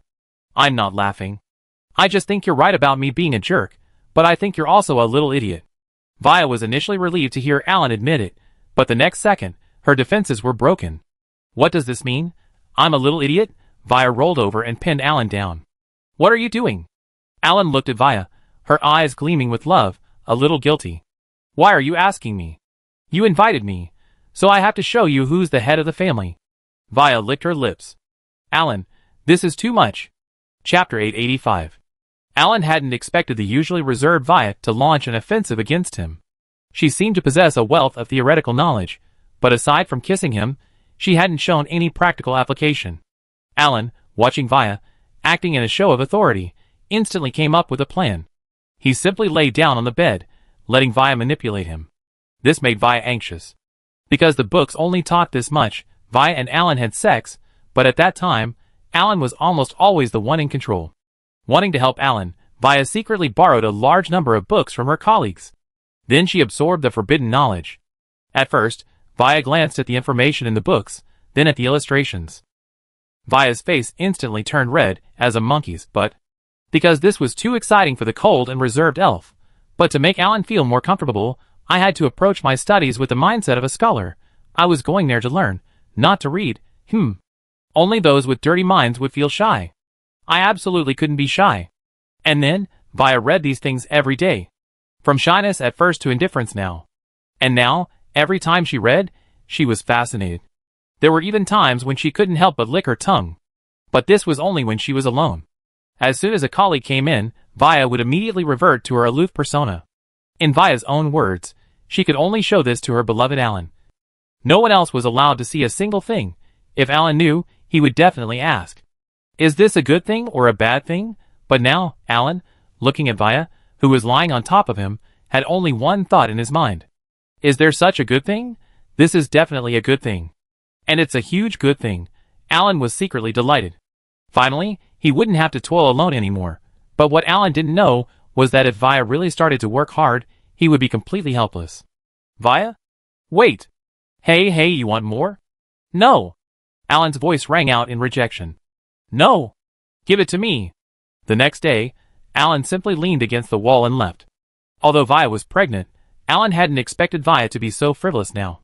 Alan stopped teasing his wife, because he was afraid that one day he would die. Alan's vacation schedule had been adjusted. To make it easier for Alan to go home and take care of Vaya, Carl personally arranged for Alan's vacation. He gets 4 days off every month. And when Vaya was about to give birth, Alan got a full 2 weeks off. Watching Alan leaning against the wall and leaving, Vaya felt a little shy and wrapped herself in the blanket. As long as they can't see me, I'm not the one who's embarrassed. Looking at Vaya, who was like an ostrich, Alan laughed and shook his head. My wife is really innocent, cute, and a little silly. After breakfast, Alan personally fed Vaya a bowl of millet porridge. Vaya wanted to refuse. I want to drink it myself. Vaya's face was stubborn, as if this was her last bit of dignity. Do you want to drink it or not? If you don't expect me to feed you anymore. Alan then unleashed his ultimate move. Vaya, immediately panicked, said nothing, opened her mouth, and took the spoon directly into her mouth. A pair of eyes flickered as she looked at Alan. Alan was stunned. Did he marry a wife or a giant baby? Seeing Alan's disgusted expression, Vaya bit the spoon, preventing him from removing it. She looked determined to get to the bottom of this. Will you loosen your grip? Vaya's expression of wanting to obey, but also wanting to get to the bottom of this made Alan laugh. My dear wife, can you please let go of this innocent spoon? Drink the porridge quickly. I return it later. Vaya opened her mouth and ate each bite of Alan's food. After finishing the last mouthful, Alan nodded contentedly, then picked up a tissue and gently wiped the porridge from the corner of Vaya's mouth. Vaya let Alan play with her like a porcelain doll. After doing all this, Alan cleaned himself up and headed out the door. Vaya looked at Alan, who was about to open the door, and couldn't help but speak. Take care of yourself and come back soon. Alan smiled. Got it, my dear wife. After saying that, Alan gave Vaya a hearty kiss on the cheek and headed out decisively. Air Force Base. Alan was still on his way. A group of high-ranking Air Force officials were inspecting the base. Spring was drawing to a close, and they were conducting a routine inspection. However, after the subsequent purge, there weren't many of these high-ranking officials left. Before Alan even reached the base, he was stopped halfway. But it wasn't someone else who stopped him, it was the Royal Guards. Before Alan could say anything, the Royal Guards presented him with an order. Alan looked at the order, a bit dazed. Because it says he's supposed to train a new generation of aircraft carrier pilots. Yes, the second generation De Yin aircraft carrier is about to be launched. The Navy needs new carrier-based aircraft, and the aircraft manufacturers have already produced them. The Su-33, part of the Flanker family. Of course, it also has another name we're familiar with. The J-15, this single-seat, twin-engine carrier-based aircraft is designed to defend territorial waters. The second-generation aircraft carrier is still under construction, and the previous Midway-class aircraft carriers have been modernized. They've been fitted with modern decks. They can provide takeoff and landing platforms for new fighter jets. But the Midway-class aircraft carriers will eventually be retired, so they now become training platforms for new fighter jets. Most Midway-class aircraft carriers have been modernized. However, they only carry standard fighter jets. Most of them are propeller-driven fighters.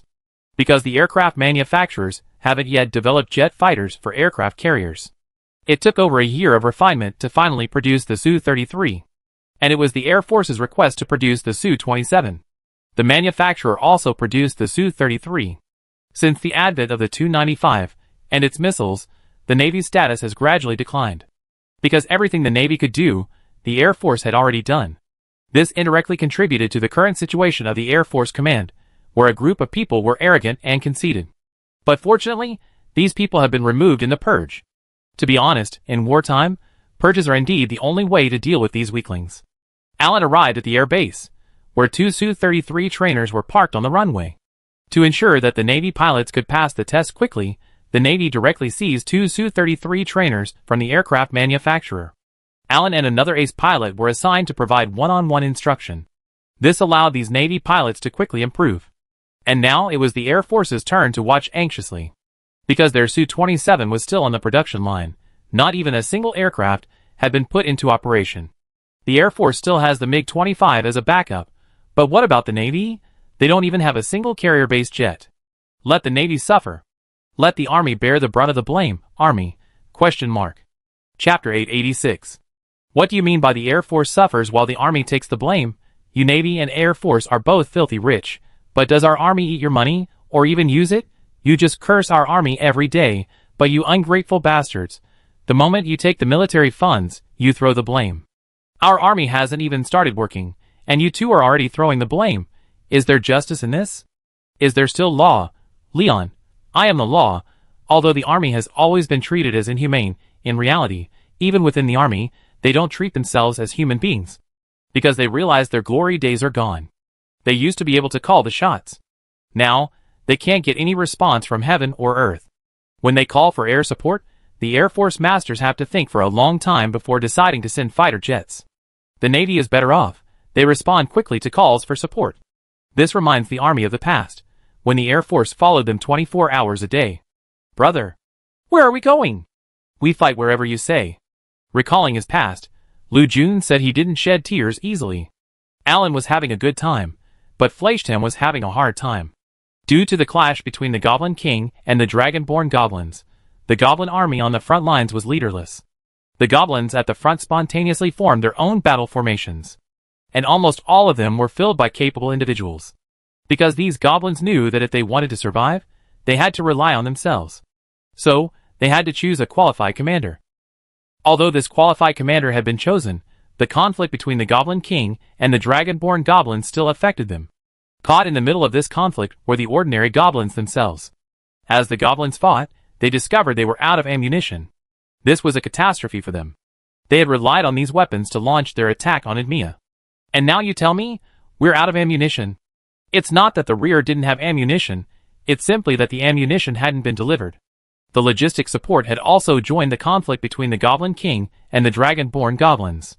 It wasn't that these support soldiers wanted to join the fray, but rather that they had no choice. They had no power to choose their superiors, much less to stop them from doing anything. After the Dragonborn Goblins killed the emissaries sent by the Goblin King, war between the two sides erupted. Many factions began to publicly express their stances, some supporting the Goblin King, others the Dragonborn Goblins. However, a very small minority chose to wait and see. But one thing is important, waiting and seeing is crucial. If you continue to wait and see, you will inevitably miss the opportunity. So wise people will act when the time is right. But regardless of whether they wait or not, the 50,000 goblins were now as anxious as ants on a hot pan. Fleischham gave them no chance at all. He simply used heavy artillery to completely cover them with fire. He focused on suppressing fire. Inside the goblin position, the 50,000 goblins sat motionless in their air raid shelters. Although many of the shelters had collapsed due to the bombardment, they knew they might die inside, but leaving would also guarantee death. So, these goblins would rather be buried alive than go out and be bombed. At first, facing the bombardment, the goblin commander used the few mortars in his army. But these mortars couldn't reach the heavy artillery in the city. In fact, they were even counterattacked by the heavy artillery, destroying some of the few remaining mortars. The goblin commander's heart was bleeding. So, he finally issued a direct order, forbidding any goblin to retaliate during the bombardment. Although this death was frustrating, there was no better way. Thanks to the goblin commander's resolute defense, even with the fierce bombardment, goblin casualties were very limited. But goblin morale plummeted. Regardless of who was under constant attack, and the commander didn't allow them to fight back, the morale of the unit would inevitably decline. Even if the goblins had little morale. After being bombarded repeatedly, the goblins chose to attack. The commander knew they couldn't sit still and wait for death. Although goblins were of low intelligence, some of them still possessed wisdom. After failing to capture Edmea, the goblins began to consider various strategies. One of the more promising ones was to use Edmea's underground tunnels, the sewage treatment network. The goblins used this strategy with true professionalism. The goblins were no fools. They couldn't capture the succubus capital relying solely on underground tunnels. So the goblins also contacted undercover agents planted within the succubus kingdom. They attempted to use the undercover agents to coordinate internal and external forces. Inside the headquarters, Fleischham was looking at a map on the table. The map showed the entirety of Edmea. Fleischham was extremely nervous. This was his first time commanding a battle of this scale. The succubus had over 30,000 men in total. The opposing goblins estimated there were at least 100,000 on the battlefield. Wow, even my brother William had never commanded a battle of this magnitude.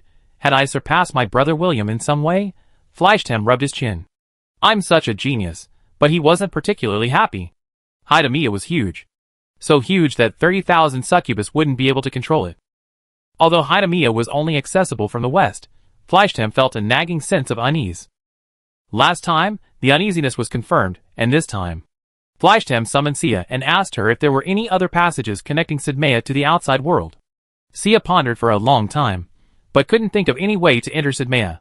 But then, Sia suddenly remembered some stories about Sidmaya that her elders had told her. Over 1,000 years ago, it rained almost year-round in Sidmaya. So Sidmaya possessed a very comprehensive underground network. If there was a way to enter from the outside world, then this was the only one. Chapter 887. What did you say? Fleischtam lost his composure upon hearing Sia's words. He grabbed Sia and spoke seriously. There are sewers beneath Hidemia. Sia, somewhat bewildered by her capture, whispered. It's over. Tell the infantry company, follow me.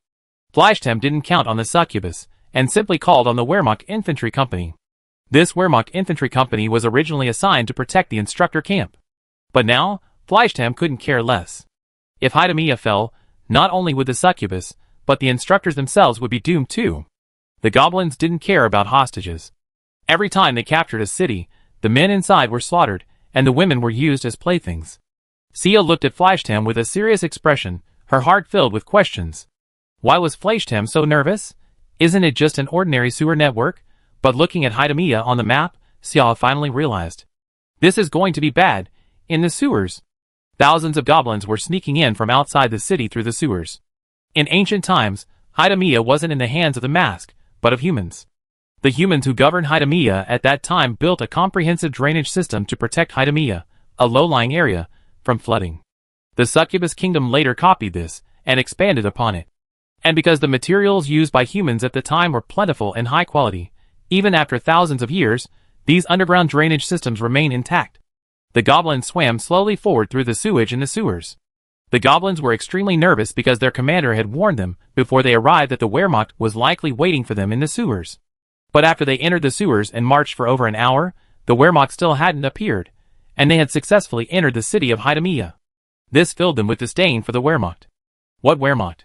Aren't they said to be powerful? Then why didn't they guess we come in from here? The leading goblin shook his head, instantly forgetting his commander's instructions. Now that they were in Hidemia, they could just go on a killing spree, kill all the men, loot all the women. A squad of goblins approached a manhole cover. They planned to break out through it, and then storm into the city. As soon as they opened the cover, they saw Wehrmacht soldiers preparing to do so.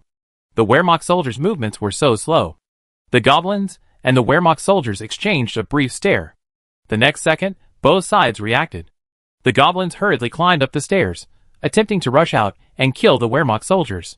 But the Wehrmacht soldiers reacted faster, unleashing their rifles and opening fire. Bang! Bang! Bang! Fleischtam, the leader, instantly heard the distant gunfire. He instantly realized the goblins had infiltrated the city. He immediately ordered all soldiers to guard the nearby sewers. Shoot anyone who emerged. Succubi couldn't possibly be in the sewers. Fleischmidt even considered using explosives to blow up the sewers. As for whether the sewers would be damaged, there was no need to worry about that. Because if the goblins weren't dealt with, the succubi wouldn't have any use for the sewers. But Fleischmidt stopped himself from acting rashly, because doing so would likely blow up all of Idmia. But to deal with these goblins, Fleischmidt had to make a quick decision, how to deal with them. Seemingly aware that the sewer entrances were guarded, some goblins were cleverly lingering in the sewers. At the same time, a message was sent to the goblin commander outside the city, asking him to order the army to attack. By then, the succubi wouldn't be able to handle it. They would have to choose between the city walls and the sewers. But whichever they chose, the other would inevitably fall. Looking at the goblins, who hadn't come up again for a while, Fleischmidt understood what they were up to. He then requested special assistance from the military base at Northwind Harbor. After requesting special assistance, Fleischtam immediately led his infantry company into the sewers. Reinforcements were already on the way.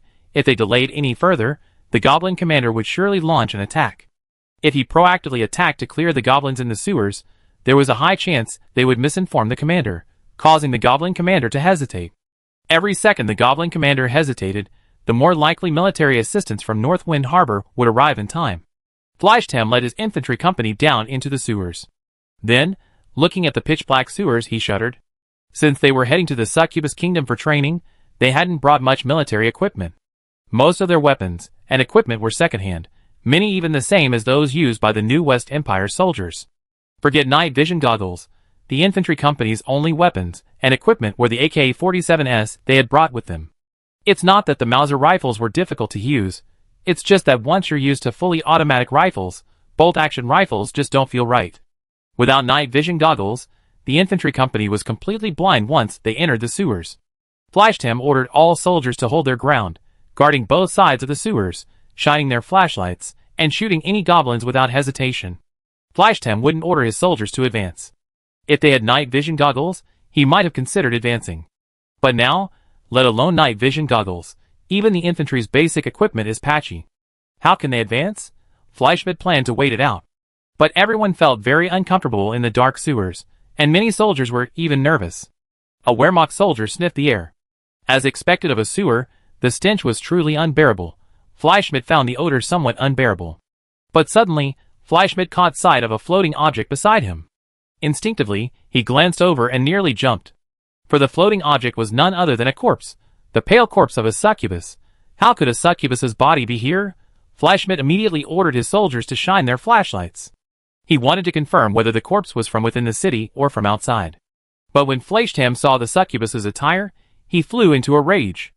She was wearing the military uniform that Great Flame had donated to the Succubus Kingdom, and even more infuriating, the succubus's body bore clear signs of abuse. Is this the Succubus Kingdom? They keep claiming to be Great Flame's most reliable allies? That's it? Chapter 888. Upon seeing the corpse, Fleischtam lost all desire to continue fighting. It was like waking up early in the morning and having someone you were close to feed you a huge dump. Anyone who came here would explode on the spot. Fleischtam ordered the infantry company to continue defending the sewers, while he and 2 soldiers carried the body up. Finally, he contacted several Wehrmacht magicians captured in the city, and had them use magic to protect the body. Fleischtam considered taking his men to investigate thoroughly, but he decided against it. The goblin siege was the primary concern, and he couldn't act rashly right now. But Fleischtam was still affected, because he knew this succubus. When he first arrived, few succubus would obey Wehrmacht instructors. Only this succubus and her friend would obey Fleischtam and his men's orders. Because, while the succubus was beautiful, her magic power was considered low for a succubus. Therefore, the succubi looked down on her. She wanted to prove herself, training diligently every day. Fleischmidt had even considered promoting her. But now, she lay like a cold corpse. Fleischmidt had praised this succubus in front of the succubi more than once. Now, all the praise, and everything else, had vanished. Fleischmidt returned to headquarters, and the succubus officers noticed something was amiss with her. But sensing her man-eating aura, the succubi dared not approach. Xiao wanted to approach and ask, but after seeing Fleischmidt's expression, she ultimately didn't have the courage to do so. After learning of the sewer plan's discovery, the goblin commander outside the city began to wander again. At first, he planned to take a gamble, putting all his chips on the line. But after hearing that the Wehrmacht wouldn't venture into the sewers, the commander placed his hopes on the sewer plan. Because goblin lives matter, the commander, as a man with a brain, didn't want his goblins to suffer too many casualties. Low-level goblins have no thoughts, but high-level goblins are different. They not only have thoughts, but also complex emotions. But what the goblin commander didn't anticipate was that Fleischtam intended for him to pin his hopes on the sewer plan. A dozen minutes ago, at Northwind Harbor Military Base, a MiG-25 scrambled. In addition to its standard ammunition, it also carried a special missile. This special missile couldn't be launched at all, and could only be dropped as an aerial bomb. But dropping it was enough, for it was aid to Fleischtam and his men. This missile not only had a hard shell, but also came equipped with 2 parachutes. Because other aircraft couldn't match the MiG-25's speed, and Fleischtam was desperate for support, the MiG-25 was chosen to deliver this secret weapon. The MiG-25 flew at full speed. It reached Hydnia in half an hour. At the same time, the trapped dragon was sighted. However, the MiG-25 pilot's attention wasn't focused on the dragon at all. His entire focus was on the secret weapon he had carried. Because the commander had told the pilot that if the launch went awry, the entire Hydnia would be destroyed. Flashtam quickly received a notification from the military base. He immediately left the tent to prepare to receive the secret weapons. The MiG-25 slowed down and then launched the secret weapon like a missile. The secret weapon deployed its parachute and landed safely in Hedemia. Flashtam ordered the Wehrmacht soldiers to seal off the area, then personally led several Wehrmacht officers to unseal the secret weapon. Flashtam carefully unsealed the secret weapon. As soon as it was opened, a terrifying green light emanated. The officers exchanged glances, seemingly guessing what the secret weapon was. But they still wanted to confirm it with Flashtam. You're right. This is the Thanatos. And it's the final Thanatos model, the Thanatos X. Flashtam carefully picked up the instruction manual beside him. After carefully reading it, I breathed a sigh of relief. Because the Thanatos X is the most stable and safe of all the Thanatos. As long as the 3 switches within aren't activated, even if the Thanatos X were toppled, it wouldn't pose any danger. The Thanatos X was originally developed to target orcs. But unexpectedly, it would be first used in the Succubus Kingdom. The Thanatos X is the culmination of the Great Flame Underground Research Institute's work, and it possesses one of the most brutal and insane features. It can target specific species. The 3 switches within the Thanatos X activate the substance within the Thanatos, then introduce the enemy's DNA, and finally, by inverting it, fully expose the DNA to the substance, completing the final activation. Because the Thanatos X was too terrifying. After learning that this weapon had been developed, Leon immediately locked it in the armory. If anyone with ulterior motives got their hands on it, as long as they acquired the genes of the Great Flame people, then they would be doomed. This wasn't just any biological weapon. It was a genetic weapon that targeted genes. But this time, there was no other way. Faced with the goblin attack, the Northwind Port military base had no other means of stopping the goblins. It was impossible for the Northwind Port garrison to cross thousands of kilometers and launch a direct blitz on the goblins, right? Originally, this Thanatos X was intended as a trump card for the Northwind Port military base. If Bonaparte ever turned the tables, with this Thanatos X, not even 1 Bonaparte, not even 10 Bonapartes would be enough. After reading the instructions, Flashtam immediately ordered someone to bring some goblin captives from the Succubus Kingdom's prison. At the same time, he ordered the Wehrmacht soldiers in the sewers to advance slightly, aiming to retrieve a goblin corpse. Goblins have a terrifying reproductive capacity, and no reproductive isolation. Almost all races have offspring with goblins. Since this is a genetic weapon, Flashtam must ensure that all are equally affected. What if the goblins in the sewers and those outside the city aren't from the same lineage? I, Flashtam, love helping others. I hate to see these goblins separated by death. Families should be reunited. After obtaining DNA samples from more than a dozen different goblins, Flashtam placed them directly in the sewer, activated them, and ordered the soldiers in the sewers to withdraw and throw them directly into the sewer. The goblins in the sewers suddenly saw a large green can thrown down. What is this? Chapter 889. As Thanatos entered the sewers, Flashtam immediately ordered everyone to wear gas masks for safety reasons. However, this was unnecessary, as Thanatos attacks based on goblin-specific DNA.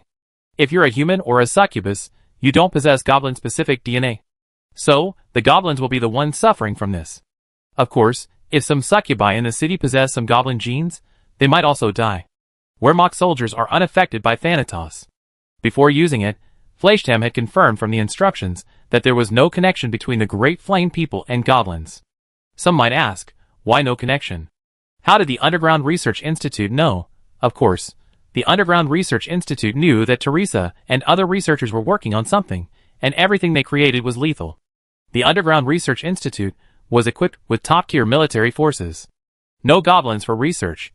Send your men to the eastern continent and capture one. Goblin, you know what I'm going to say. As Thanatos entered the sewers, the goblins in the sewers watched the green gas spread, their souls warning them. Run! Some goblins were frightened to the point of peeing, while others fled frantically. But Thanatos is no gentle being. Once activated, he's a truly devastating force. Thanatos' gas spread directly through the sewers. The entire sewer was instantly filled with green gas. Almost the moment they were touched, the goblins' bodies instantly turned to liquid, leaving only white bones. The remaining goblins, seeing this, were even more terrified. They desperately fled. But how could they possibly outrun Thanatos' speed? In less than 2 minutes, every goblin in the sewers was devoured by Thanatos. Without a sound, the goblins instantly turned to liquid. What a demeanor! The last people to be treated this way were the Dwarf Empire, and they screamed and howled, showing no demeanor at all. The goblin said. I wanted to speak, but Thanatos X turns to liquid at the first touch. There was no time to react.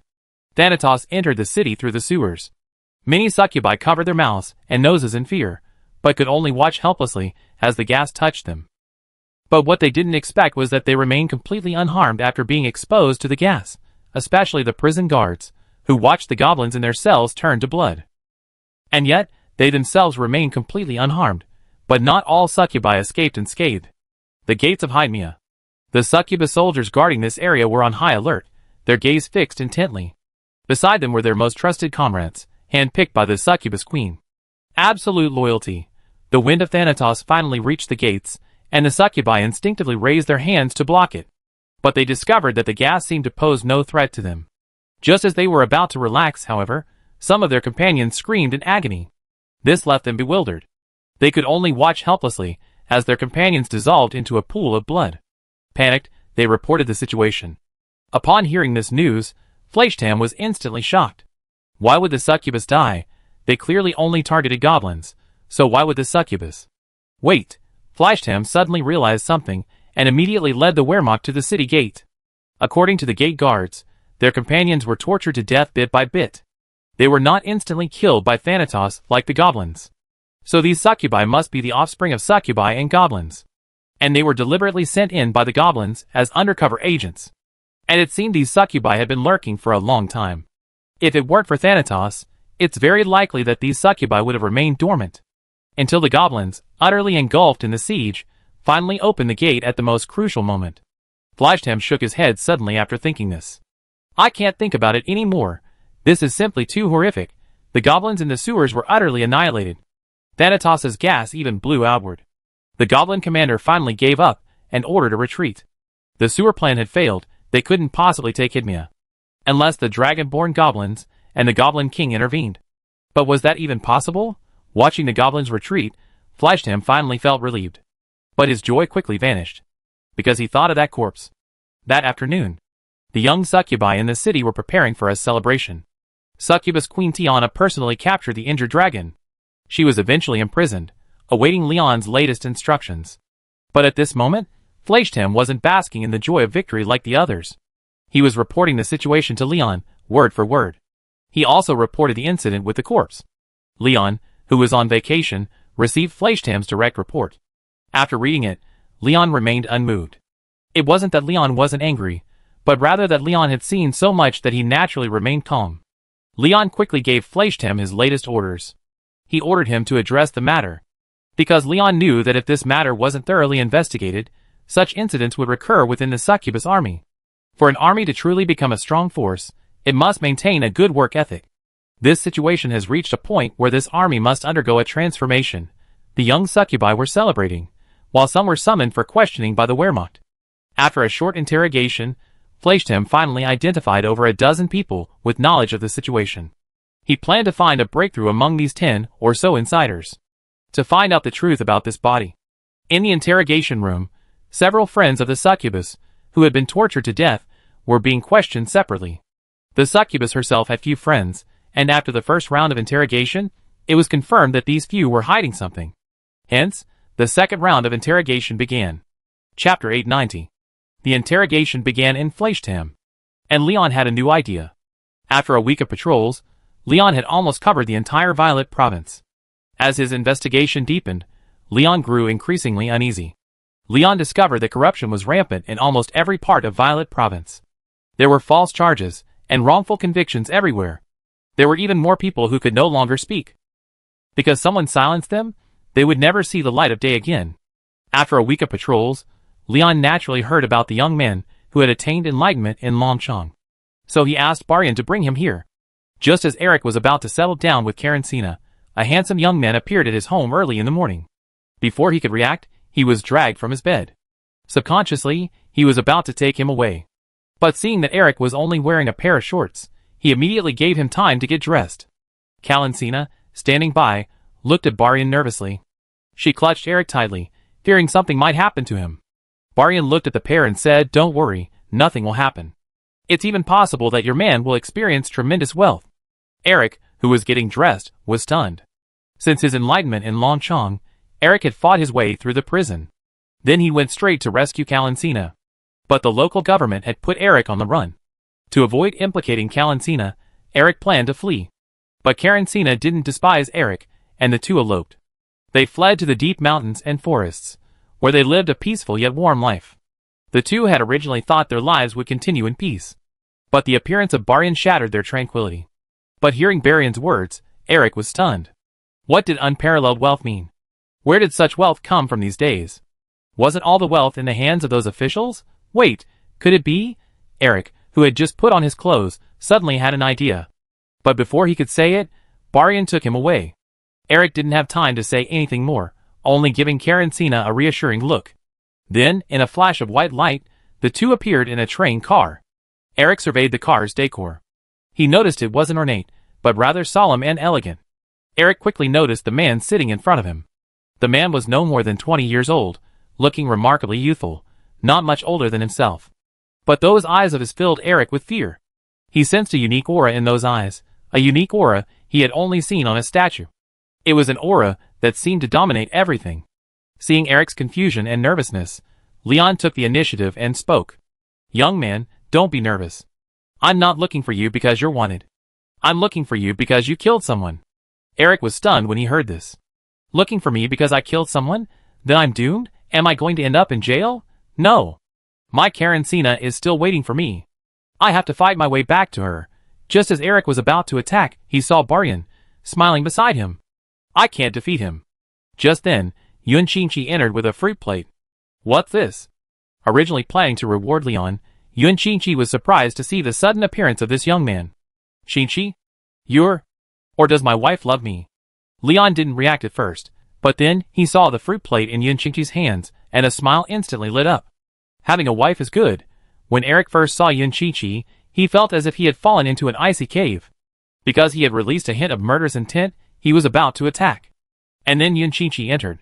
He sensed the murderous intent within him and locked onto him. The feeling of being able to crush him and will instantly pacified Eric. Who is this child? Where did you kidnap her?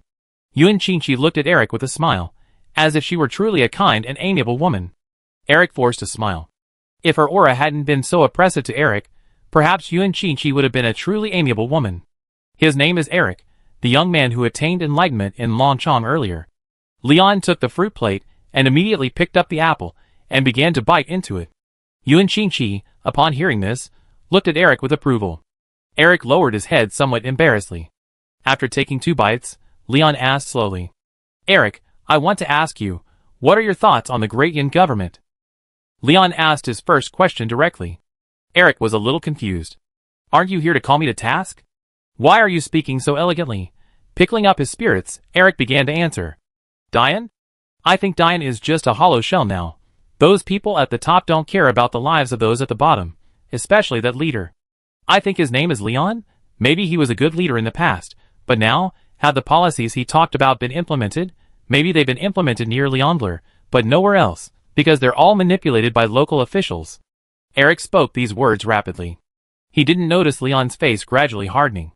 Watching Eric's chatter, Baryan leaned close to Eric's ear and whispered, The one before you is the leader you cursed, Leon. Eric was talking excitedly, when he suddenly froze at these words, and raised his head stiffly. Then he saw Leon, holding his forehead, and Yun Qingqi, watching him with interest. Eric then remembered Yun Qingqi's identity. Isn't this the leader's wife? This is over. She scolded the leader right in front of him, Kalansina. I can't go back. Eric was already writing a suicide note in his mind. Okay, recover. I still liked your rebellious look just now, Leon said jokingly. Eric silently lowered his head. A few seconds later, Leon spoke. Eric, you should already know the current state of De Yin. De Yin used to be controlled by the renowned Intelligence Bureau, but now its focus has shifted to external wars. The Intelligence Bureau practically controls the entire world. I can't allow the Intelligence Bureau to dominate alone. At the same time, I must also be responsible to the people. So, I plan to establish a new agency. A new agency that will be superior to the Intelligence Bureau. This agency will be a purely brute force. It exists not for me, nor for the Intelligence Bureau, but for the oppressed people. Because when a country is large enough, the light of law can't shine everywhere, and officials can't always be incorruptible. If we rely on the law and normal procedures to protect the people's rights, then it's very likely that justice won't come even after the person dies. Is delayed justice still justice? Eric, answer me. Leon looked at Eric seriously. Chapter 891. Of course not. So-called justice hasn't come to me yet. If it were truly useful, I wouldn't have used force to take Karencina away. If she hadn't awakened, Karencina might already be. Eric stopped talking because he didn't dare to continue. Yes, how can ordinary people possibly have justice? Leon spoke calmly. Although I know it's difficult to ensure justice for everyone, someone has to do it. So dear Eric, are you ready? To provide justice for all, to be the justice in the hearts of the people. Let all the unjustly wronged people receive the justice they deserve, and make all evildoers pay for their evil. Leon stood up and approached Eric. He looked at Eric with a look of certainty. Whoever took this order would inevitably be hated by all officials. For this agency is virtually opposed to all government officials. This absolutely violent agency will intensify the entire government apparatus. The principle that ruthless people are less talkative has been universal since ancient times. This is also why Leon didn't hand this new agency over to the previous government officials. Who wouldn't have connections with these officials? Even Hans interacted with Caddis and his men. Only someone who is absolutely clean, who has a dislike for the bureaucracy, and who possesses considerable strength can lead this agency. And Eric, the enlightened young man from Longchong, is the perfect candidate to lead this agency. Clean, capable, and scornful of the bureaucracy. If he had even a hint of flattery, he wouldn't have come to Longchong to seek enlightenment. Lion patted Eric's shoulder and said seriously, "So are you ready?" Eric felt the weight on his shoulders, unsure how to begin. For the first time, the 17 or 18-year-old boy felt the weight of responsibility. Don't worry, think it over first. Lion pushed the fruit plate in front of Eric, whose face was solemn. At 17 or 18, he couldn't make a decision. Eric remained silent. From Leon's description, he could already tell how powerful this organization was. Once established, it would undoubtedly be a target of public criticism. By then, Eric would have no choice but to become a public figure. Is that really the life he longed for? Eric didn't know. At 17 or 18, he had no idea what power was. He had only ever wanted to live a good life with Karencina. Live each day to the fullest, doing your part. Things were different now. When Leon found him, Eric knew he could never go back to the past. It was only then that Eric understood why he had achieved enlightenment in Longchong. Because from that moment on, fate had chosen him. Just as the village elders had believed. Everything that seemed so insignificant was actually already arranged. The divine realm. Galena looked at the cake on the table, wanting to eat but afraid to. Taking in the enticing aroma of the cake, Galena swallowed hard. I can't eat it. You get fat, but it smells so good. Just one bite. You won't get fat, and this is a reward for helping Leon. Getting fat is absolutely impossible. I'm an elegant goddess, just could Leon please stop sending me cake? I really can't help it. Leon didn't know that the goddess above him was being tortured by the thing he once loved most. Leon gave Eric time to think carefully. Eric was then sent back by Barian. Of course, Barian had left a mark on Eric. As soon as Eric came to his senses and had a purpose, Barian would appear by his side. Even then, Flashtam's interrogation quickly yielded results. The deceased succubus had been bullied by the military. They were jealous of the succubus. Why would such a weak woman become their superior? Additionally, the succubus's inherent cowardice led the abusers to intensify their abuse. But the deceased succubus refused to accept this. She had been bullied countless times, had finally proven herself, and was about to be promoted.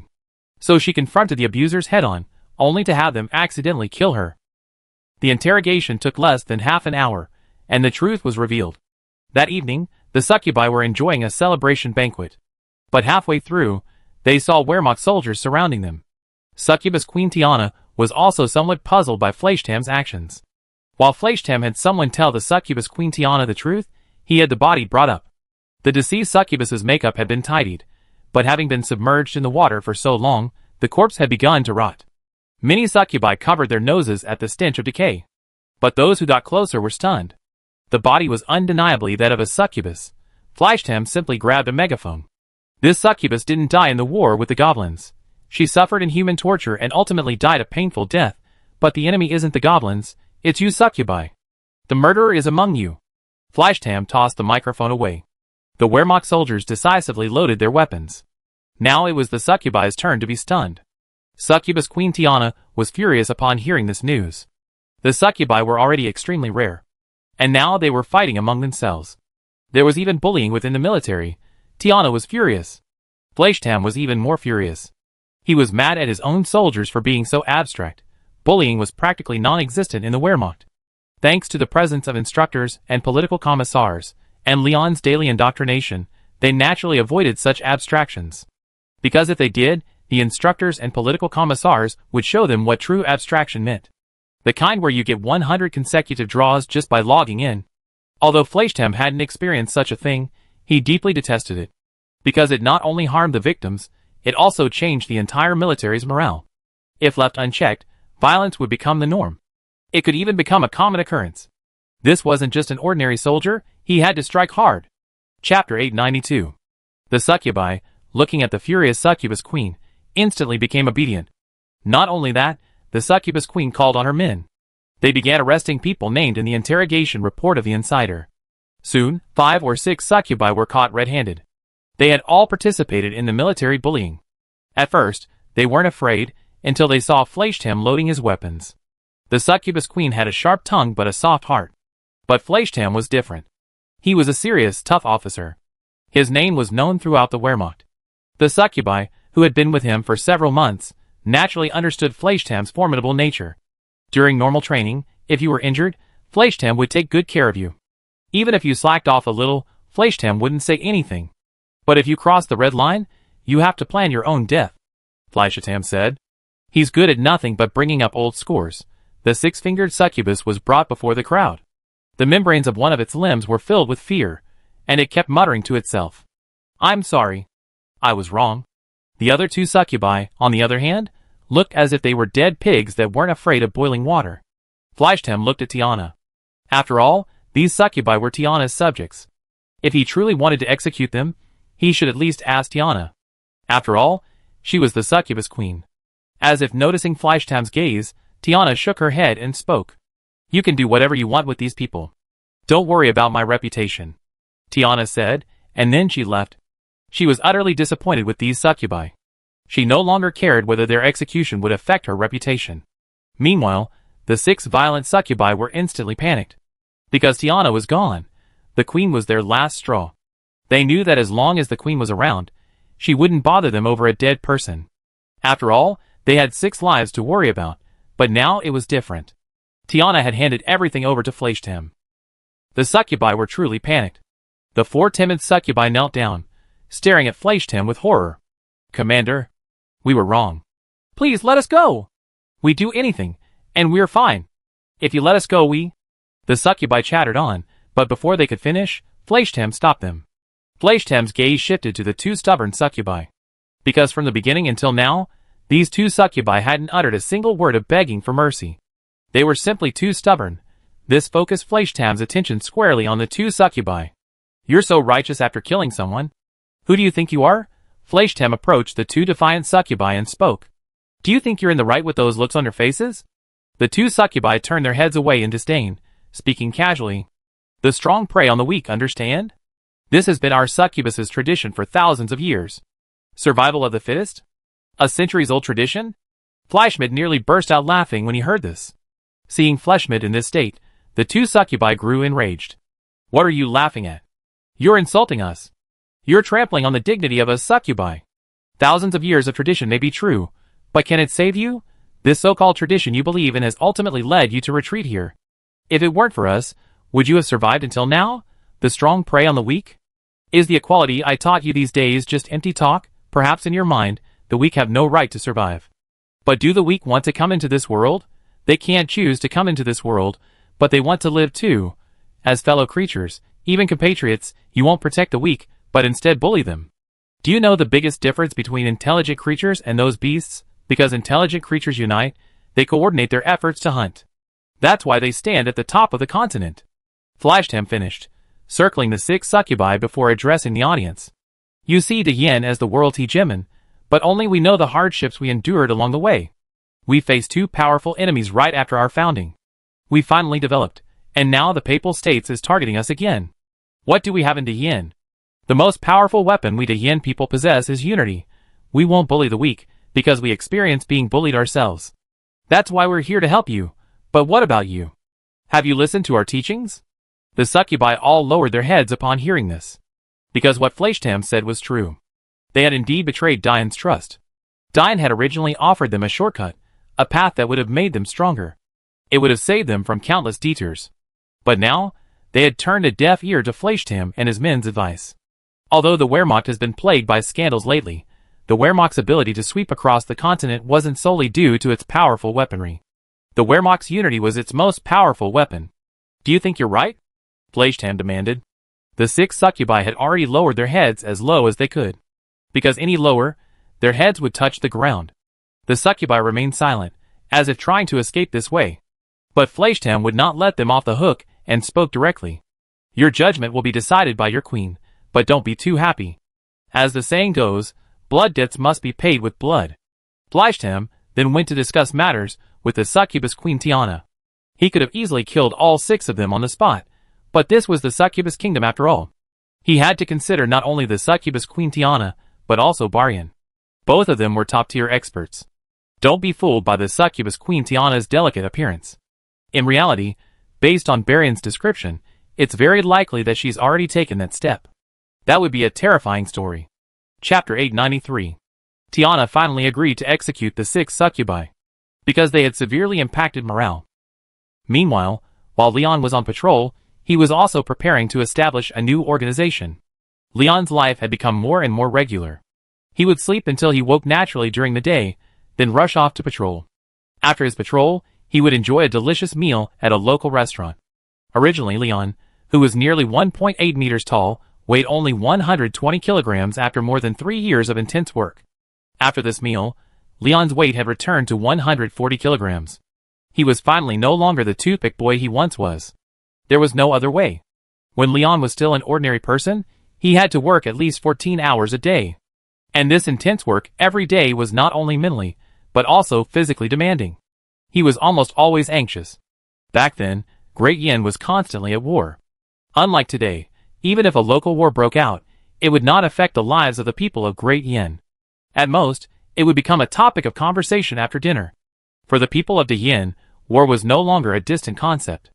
They had gone from being victims of war to being beneficiaries. Because, although Leon was a warmonger, he knew when to fight and when not to. Civilization was only a facade. A warlike nature was etched deep within him. Leon was the kind of person who wouldn't act without profit, and wouldn't act without seeing the rabbit. Before launching a war, Leon had already thought clearly about why he was going to start it. Don't tell Leon that civilized countries shouldn't invade others. That's because you still have rivals in this world. If you were truly a top-tier power, a nation far superior to others, forget civilization. You'd be desperate to make your voice the sole voice on the planet. So now, Lion won't do anything without profit. He's gradually becoming a qualified hegemon. But Lion's behavior is usually very regular, except now. Lion is almost never in the same place every day. They have already left the Violet Province and headed for a place near the imperial capital. The imperial capital is currently the second largest city in Great Yin. Even if it has lost its function as a capital, its importance remains unchanged. Because the imperial capital itself is surrounded by a long river. Although the Song River doesn't pass through the imperial capital, Kuenberg built a canal around it. This artificial canal flows directly into a tributary of the Song River. It completely connects with the Song River and also connects to this tributary. This tributary flows from south to north, from the central plateau of the Holy Empire all the way to the Song River in the north. Furthermore, rivers flow from the central plateau to the southern sea. Thus, the entire imperial capital became a shipping hub. The imperial capital's economy naturally flourished. Many Yin factories also opened branches in the imperial capital. This was to boost the imperial capital's economic development. Although the imperial capital had previously prospered, it was largely supported by the nobles. Without this consumer base of nobles, the imperial capital's trade shrank rapidly. Even the economy began to decline. Frightened, Leon immediately moved his factories here. Because the imperial capital's economy couldn't collapse. The imperial capital's economy determined the entire Holy Empires. If the imperial capital's economy faltered, the entire Holy Empire would naturally be affected. The Holy Empire had only been liberated for a little over a year. If it were a province similar to the Violet Province, it would have prospered within a year. But the Holy Empire's territory was much larger than that of Great Yin. So, reviving the Holy Empire's economy would take a long time. And it would also require eradicating those feudal malignancies. So, Leon gave the Holy Empire ample time to absorb the impact of these feudal malignancies. But the outcome wasn't what Leon had imagined. The Holy Empire's people didn't cherish the opportunity Leon had given them. Instead, they threw Leon's face into the air and repeatedly rubbed it against him. For Leon, the thing he valued most, and yet least, was his own reputation. If it was his own people who didn't give him face, Leon would naturally laugh it off. But if it was his enemies who didn't give him face, Leon would show him the meaning of a surprise. Lion and his family stormed directly to the imperial capital. That night, he moved directly into Brian's dukedom. After all, Brian was a landowner, so what was wrong with him beating up the landlord? Wait, it seemed he was the biggest landlord. Leon suddenly remembered that he had inherited the entire Holy Empire. Although he hadn't accepted it, he was actually the heir to the Holy Empire. This was the benefit of not choosing to become emperor. If he truly became emperor, Leon would naturally be tied to the nobles. Because the royal family is the true greatest noble family. And the royal family and Leon are almost all related. According to Great Yan's policies, these royal nobles will be affected, even though many of them are good people. But there are also bad people, and these bad people should be punished accordingly. But if these bad people use their blood ties, and the fact that they belong to the same faction to coerce Leon, then things will become interesting. Brian's Duke's Mansion. Although Brian, as a duke, no longer serves in the Holy Empire, the Great Yan government and the imperial capital still hired Brian as an honorary leader.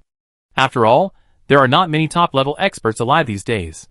And Brian is not the moody type. His demeanor and mannerisms are those of a seasoned official with decades of experience. As a result, when Brian got home from work, he saw the Leon family waiting for him at the table. There are a few people Brian never wants to see in his life.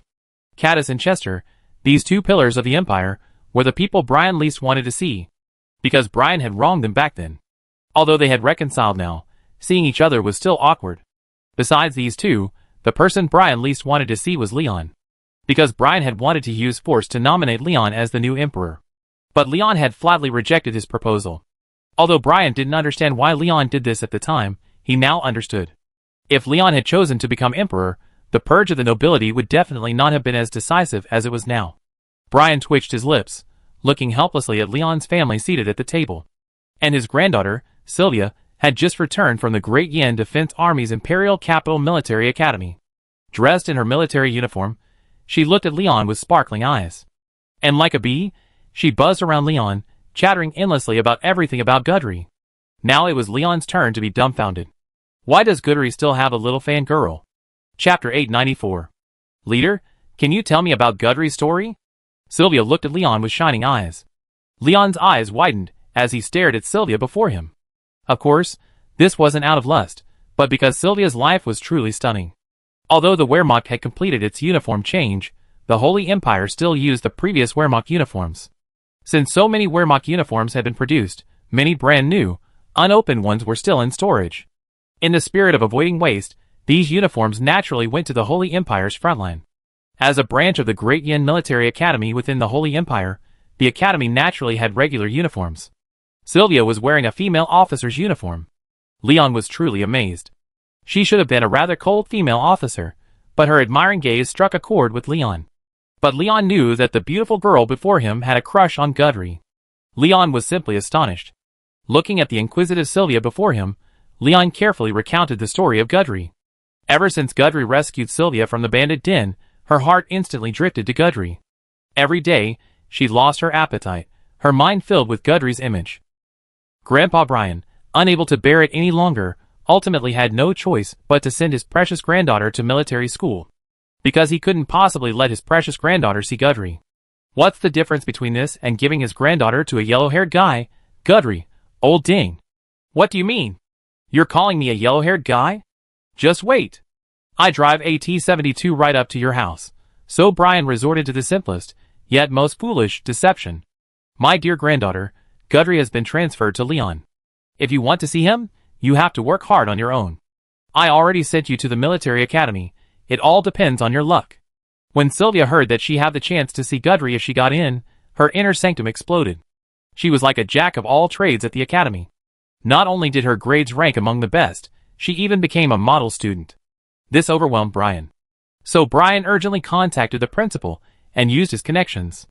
He tried every possible means to delay his granddaughter's graduation. At first, the principal disagreed. But Brian bluntly said, "I'm the Duke." Then the principal decisively agreed to the delay. There was nothing he could do. At that moment, Gudry had unleashed the might of a 9th-level Dochi Knight, and the principal couldn't do anything about it. But he also reported the situation to Caddis, who agreed. After all, Brian valued his precious granddaughter more than anyone else. If she had truly been abducted by Gudry, Brian would likely have to chase him down and kill him. Duke's mansion. Sylvia brought a small stool and sat directly in front of Leon, listening to Leon's story of Gudry. Leon told Gudry's story from the very beginning, from his early days working in a noodle shop to his rise to generalship. Sylvia was so engrossed in the story that she didn't even notice her grandfather, Brian, had returned home. At first, Brian thought Sylvia and Leon were just having a normal conversation. Brian was quite happy to see this. After all, if his granddaughter was related to Leon, it would be extremely beneficial for his family. But Brian was overthinking it. His granddaughter wasn't related to Leon at all. Instead, her relationship with Gudry was growing stronger. Because Brian overheard Leon telling Sylvia about Gudry. This drove Brian completely crazy. But it was only anger, because Brian had no reason to attack Leon. In the end, he could only stand by like a furious old father, watching his daughter being kidnapped bit by the yellow-haired man. After listening for a long time, Sylvia finally realized that Grandpa Brian had returned. She hurried to greet him. But Brian's face was filled with pain. Looking at the well-behaved and sensible Sylvia before him, Brian kept his words of reprimand in the air. "I just can't believe it. With me here, could Gudry still kidnap his precious granddaughter? Grandpa, why do you look so glum?" Sylvia grabbed Brian's hand and gently shook it, acting like a spoiled child. "Grandpa's not angry." "Really? Really?" Puff. The grandfather and grandson bickered. Leon, standing by, shook his head slightly. Youth is good, youth is full of energy. Leon, who was just about to sip his tea, suddenly felt a chill. He then mechanically turned his head away. Only Yun Qingqi was looking at him with a broad smile. But that smile looked strange to Leon. "Qingqi? What's wrong with you?" Leon seemed to realize something and feigned innocence. "Where were you looking just now? Is that young lady pretty? Is she pretty?" Yun Qingqi spoke as he placed his cool, delicate hands on Leon's shoulders and gently massaged them. Lion, enjoying the massage, couldn't help but let out a sound of enjoyment, replying to Yun Qingqi's words. "Where were you looking? Honestly, this young lady is truly beautiful." Ouch! Lion was so engrossed in the enjoyment that he didn't even notice Yun Qingqi's trap. He spoke without hesitation, but mid-sentence, Yun Qingqi increased his force, nearly sending Leon flying. Lion finally came to his senses. "Oh my! A honey trap! Is she trying to murder her husband?" Lion stood up from her chair, ready to enforce the family law. But then, she was met with Yun Qingqi's pitiful, beautiful face. "Little Yunli, your father bullies Mom. He bullies Mom, and now that she's older, he doesn't like her anymore. We're going to find a new woman to be your mother," Yun Qingqi said bluntly, wiping away the tears that had just been forced out by blinking hard. Leon felt a headache, and Yunli's words completely stunned them both. "Change Mom? That's great. I want Mom for a star to be my mom," Yunli, like Leon, said without hesitation, hands on her hips. But the next second, Yunli felt two gazes converge on her. Yunli and Leon shared the same expression, then mechanically turned their heads away. "Mom and Dad. I'm your obedient daughter, Yunli. Mom is the most beautiful, meow meow meow." Yunli spoke with a fierce desire to survive. But before she could finish, the mother's sword slashed at her daughter. Chapter 895. While Lion and the others were still discussing Gudry was already painstakingly carrying out the cleanup operation. Gudry envied William greatly, for William was expanding his territory. And here he was, fighting bandits. Gudry had originally thought he finally received his combat orders, and could finally engage in serious combat.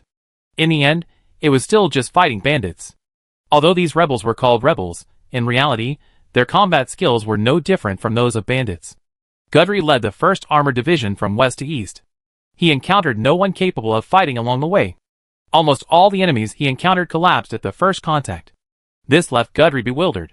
Is this a war or bandit suppression? Can't you step up a bit? Just fight bandits.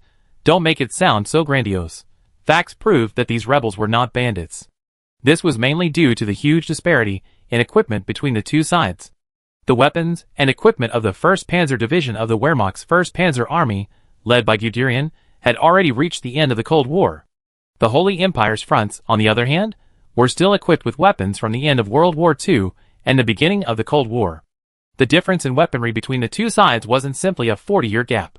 It was a gap of several generations. Each generation of technological innovation was a revolution.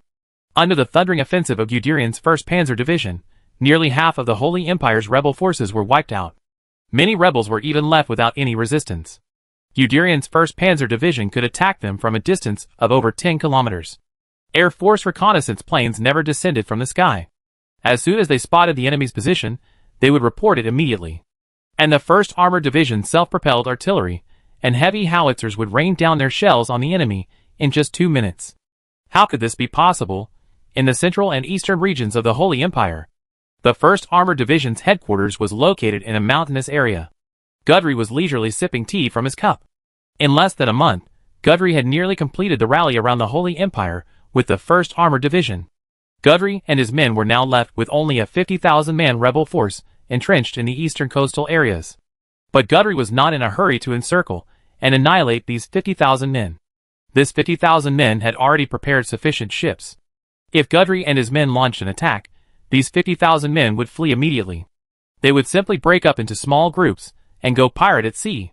The coastal fishermen would then be in dire straits. So Gudry had to annihilate these 50,000 men. To block these people's retreat, the Navy must intervene.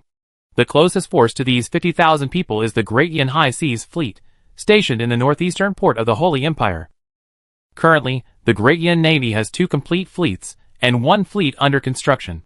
The Inland Sea Fleet and the High Seas Fleet are the protectors of Great Yin's hegemony. Also under preparation is the Ocean Fleet. This Ocean Fleet will be stationed at North Wind Harbor. It will be used to radiate the entire eastern continent and the Dragon's Lair to the east. Only then will Great Yin truly be considered a world hegemon. The whole world must listen to Great Yin, as the saying goes. When you have only a little strength, others, seeing you develop weapons and equipment, will accuse you of destroying peace. But if you are powerful enough, then others will proactively tell you, we want peace. Let's maintain peace together. Eastern region of the Holy Empire. Gudry lowered his command staff. He had already run 5 or 6 simulations on the sandbox, ultimately concluding that he could completely annihilate those 50,000 men. Throughout his journey, Gudry led the 1st Armored Division to eliminate at least 400,000 rebels. But Gudry was still unhappy. Because, in Gudry's eyes, expanding territory was far more meritorious than suppressing bandits. Why did William get the mission to fight in another world? Why? Gudry was furious. William's rank of Major General was already slightly higher than his own. And with his contributions to this expedition to another world, wouldn't William be promoted to Lieutenant General? No. I have to get promoted to Lieutenant General before him. Gudry then looked at the 50,000 rebels on the map. How about I go for the speed legend? Gudry suddenly had a half-baked idea. The Navy hadn't arrived yet, but Gudry couldn't wait any longer. Opportunity always favors those who are prepared. So Gudry had already formed an idea. Gudry immediately summoned his 4 brigade commanders. He assigned them their respective combat missions. He also mobilized the Air Force, ordering it to destroy all the boats the rebels were using to escape. He also ordered a mechanized infantry brigade to block the coastal retreat routes. Seize the beach immediately, leaving the rebels with no escape. At the same time, he ordered his other 3 brigades to divide and encircle the 50,000 rebels as quickly as possible. Nearly 50,000 rebels were cut into small groups. Eating only 50,000 was like wrapping dumplings. The only bright spot in this operation was its speed. If it hadn't been quick, the outcome might have been different. To this end, Guderian mobilized all the armored forces of the 1st Armored Division. A true display of speed and fury unfolded. The Armored Brigade received orders to rapidly penetrate the battlefield. Upon receiving the order, the Armored Brigade immediately launched its tanks and charged directly towards the area where the 50,000 rebels were stationed. These rebels were naturally aware of the Wehrmacht's terrifying artillery fire, so they cleverly hid themselves. The 50,000 men were dispersed throughout the area and deep trenches were dug for defense. However, the irony was that the trenches were almost entirely constructed using techniques taught by Wehrmacht instructors. The Wehrmacht soldiers had never imagined that the apprentices they had taught would ultimately become their rivals. But despite their lamentations, the Wehrmacht soldiers showed no mercy. Alongside the tanks, artillery units also moved in. The artillery fired a barrage of shells to suppress the rebels, preventing them from launching a proper counterattack. Although the rebels' equipment was only at the end of World War II, they did possess a number of Panzerfausts. If one of these things actually struck you, you wouldn't react in silence. The BTRs and BMPs employed a direct human wave tactic, easily seizing numerous commanding heights in the area. Then, Wehrmacht soldiers climbed out of their armored vehicles. From these commanding heights, they sniped down the rebellious troops, who had been hobbled by the bombing. At this moment, the tanks had also begun their movement. This would be a true army-on-army operation. Chapter 896. The rapid mobility of armored vehicles, coupled with suppressive artillery fire, directly transported the infantry to their designated combat positions. The enemy would then be met with fire from these infantry. The 1st Armored Division's firepower was now increasingly focused on individual combat. This was because they had discovered that an ordinary soldier, with training and equipped with specific weapons, could easily destroy a BTR series armored vehicle. The cost of producing a BTR was far higher than training a single soldier. However, compared to other infantry fighting vehicles, the BTR had both advantages and disadvantages. After all, only a powerful Slavic superhuman could adapt to the Russians' inhumane layout. Despite its shortcomings, its affordability outweighed all else. Not only was it inexpensive, but it also offered a certain level of armor protection. At least it was significantly better than the M13 next door. That thing was a veritable aluminum coffin. 100% positive review, with absolutely no negative reviews. Both the BTR and BMP series received negative reviews. This clearly demonstrates the power of the great American dynasty. Since armored vehicles were cheap enough, Lion resorted to the most drastic tactic possible, immediately deploying them in large numbers. Because of the development of various nations, whether the Papal States, the New West Empire, or the lingering Orc Empire, they were all desperately trying to catch up with the Great Yen. Lion wouldn't let them catch up easily, but neither would it engage in a blind arms race. Infantry fighting vehicles have their advantages, and tanks have theirs. Both are indispensable. Guthrie also understood this principle, and thus mastered the use of both to perfection. Guthrie was now not only a qualified general, but also a qualified commander of large-scale troop operations. He was able to mobilize infantry, armored units, air force, and even navy. In this respect, he surpassed William. William's strength lay in his ability to perfectly complete assigned missions, even exceeding them. He was particularly adept at using a small force to hold off large numbers of enemies. In the previous defenses of Leningrad and the capital of the Elven Empire, William's command abilities were fully demonstrated. Thus, William tended to be more of a defensive general. But Guthrie was different. Although he lacked William's impenetrable defensive prowess, his flexible and adaptable mind had made him a successful figure. Guthrie's combat style was flexible and adaptable, and he excelled at risk-taking tactics. He often used small forces to achieve great results, taking unconventional approaches. Even in situations of absolute disadvantage, he would find ways to mobilize superior forces and launch a counterattack. Guthrie also greatly favored crushing tactics. He wouldn't underestimate his opponent simply because they were weak. Rather, the weaker they were, the more cautious he would be. He firmly believed that even a boat can capsize in a ditch, and with a little effort, a bicycle can become a motorcycle. And Caddis also noticed Guthrie's talent, which is why he appointed him commander of the 1st Armored Division. Clearly, Caddis was already planning to train Guthrie as the successor to the army. Caddis didn't believe in letting his men gain experience and build up their resumes. Caddis firmly believed in one principle: whoever had the bigger fist would be obeyed, and whoever was capable would hold the position. In Caddis's eyes, age was not a problem. If you had the ability to conquer a nation, then even at the age of 17, Caddis would make you a general. Because Caddis also achieved fame at a young age, he understood that not all young people were mediocre. Lion would not do the foolish thing of overpolishing a rough gem. Leaving a gem covered in dust is foolish, but so is overpolishing a rough gem. Guthrie's tactics were initially effective, dividing the battlefield with armored vehicles. This caused chaos among the 50,000 men at the outset of the battle. To ensure their troops would not be completely wiped out, their commanders had dispersed the entire force into a single area. This made communication between many units extremely difficult. Some units discovered the presence of Wehrmacht troops within their own defense zones and tried to contact allies for assistance, but their message was impossible to get through. They could only watch helplessly as the Wehrmacht divided and surrounded them. However, the commander did a clever thing. He separated all the troops. Based on the company structure, he rationally assigned all the troops. So, even if their connections were severed, these mixed companies could still hold out for a while. The idea was good, but the reality was harsh. In the face of absolute power, all efforts were futile. The Wehrmacht's heavy artillery directly destroyed all these conspiracies and tricks. And as the Wehrmacht soldiers were like nails, they were firmly planted at the junctions between the various units. These rebel soldiers were desperate. They stared at the friendly positions, just over 100 meters away. The friendly forces were just ahead. If they charged forward, they could reunite. But they dared not move a muscle. Because on the hillside, the Wehrmacht soldiers had already pinned them down. Up on the hillside, a Wehrmacht armored infantry squad was defending a newly captured trench. The trench had originally been dug by the rebels residing on this commanding height. But these rebels hadn't anticipated the Wehrmacht armored vehicles charging in their direction. The 1st Armored Division's BTRs and BMPs had almost all replaced their 14.5 caliber machine guns with 30mm cannons. What a joke! Who would use a 14.5 caliber machine gun when they have a 30mm cannon? The 30mm cannon is the Shipyonov 2A42 30mm cannon. This cannon is arguably the quintessential Russian cannon. Because this 30mm gun wasn't just equipped on land units, but also on air units. Both the BMP and BTR series were equipped with this gun. Even the Me-28, Ka-50, Ka-52, and Ka-29TB were equipped with it.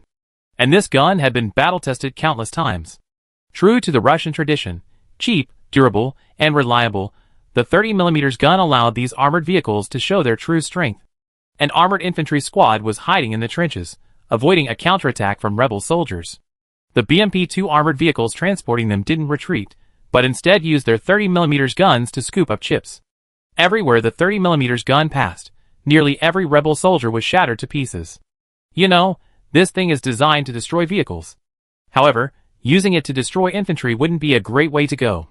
But the rebel soldiers were no pushovers. After being pinned down by the armored vehicles, they immediately pulled out their Panzerfausts and launched a counterattack. But the Wehrmacht armored drivers weren't fools. They knew they couldn't stay in one place for long. There was no guarantee some unpredictable force would bypass their defenses and explode them. Chapter 897. The anti-tank soldier, having just endured a 30mm cannon attack, finally managed to crawl into range of the Panzerfaust. He was about to unleash his Panzerfaust to unleash a powerful blast on the BMP, but the BMP simply took flight. The newly risen anti-tank soldier was instantly exposed to the sight of the Wehrmacht armored infantry squad.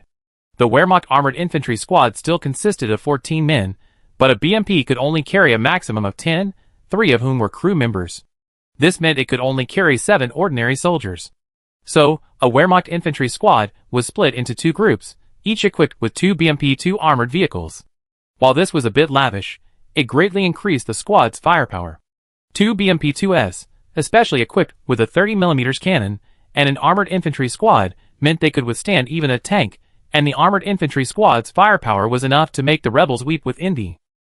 First, regarding the soldier configuration, an infantry squad is divided into 2 teams. One team carries 1 armored vehicle. One team consists of a machine gunner armed with a PKM and 2 riflemen. There's also a grenadier with an underslung grenade. There's also a sniper armed with an SVD, and a deputy squad leader or squad leader serving as the team leader. And finally, a medic or combat engineer armed with an AK-74. If the first team member is a medic, the second team member is a combat engineer. The combat engineer carries 1 anti-tank mine, 2 anti-personnel mines, and 2 kilograms of C4. 2 riflemen typically carried an RPG-7 rocket launcher. They also carried a tandem armor-piercing round. The other riflemen carried 2 standard armor-piercing rounds. The Wehrmacht didn't need to do anything to deal with these opponents, who were several orders of magnitude weaker than the Great Flame. A single tandem armor-piercing round was enough to destroy all of their active armored units. This combat squad placed greater emphasis on individual combat capabilities. The machine gunner, sniper, and grenadier alone, just these 3 soldiers, could hold off over 30 rebels. The other 4 were essentially just general duty. You could say the other 4 basically just had to yell 666 from behind, because their big brother would sweep everything away for them. The Wehrmacht enjoyed themselves, but the rebels suffered. After noticing the BMPs had left, the rebels immediately began to siege the Wehrmacht armored infantry squad on the hillside. These rebels were in for a real fight. They had just formed into squads, forming a 3x3 formation, and were about to launch a charge. They were immediately pinned down by the machine gunners on the hillside. The PKM suppressive fire completely crushed the rebels. The rebels were no fools. Feeling the machine gun suppression, They immediately returned fire, ordering their machine gunners to raise their guns and fire back. The rebel snipers immediately locked onto the Wehrmacht machine gunner, who was only half visible. They began firing from a distance of 200 meters. Under the machine gun suppression, the snipers had difficulty maintaining their accuracy. Although they fired at the machine gunner, the Wehrmacht machine gunner, who was lying on the ground with only a small part of his body exposed, was not hit at all. In reality, it's not like in the movies, where a single shot to the head is the first thing to happen. That's simply impossible, because real soldiers don't reveal too much of themselves during a gunfight. Real soldiers would rather maintain an odd shooting stance than expose themselves too much during a gunfight. Although the gunner missed, he was still affected and chose to hide without hesitation. Taking advantage of this opportunity, the rebel machine gunner also set up his machine gun. The MG-42's fire rang out. The terrifying bullets rained down directly on the Wehrmacht soldiers' heads. The dense barrage of bullets barely grazed their heads. The Wehrmacht soldiers were instantly overwhelmed and unable to raise their heads. They recalled the horror of the MG-42 in the past. Back then, it had utterly thrashed the orcs. Even the demons couldn't handle the Claw Shredder. Now, they finally experienced what it felt like to be pelted by the Claw Shredder's barrage of bullets. But they wouldn't sit still and wait for death. Upon realizing they were pinned down, the Wehrmacht soldiers immediately began employing countermeasures. The squad leader ordered the grenadiers to prepare their grenades. At the same time, risking being hit, he used his thumb to measure the distance. Instantly, he determined the distance between the two sides. The enemy machine gunner was approximately 200 meters away. For a grenadier, 200 meters was quite far. Typically, grenades are more effective against targets 100 to 150 meters away.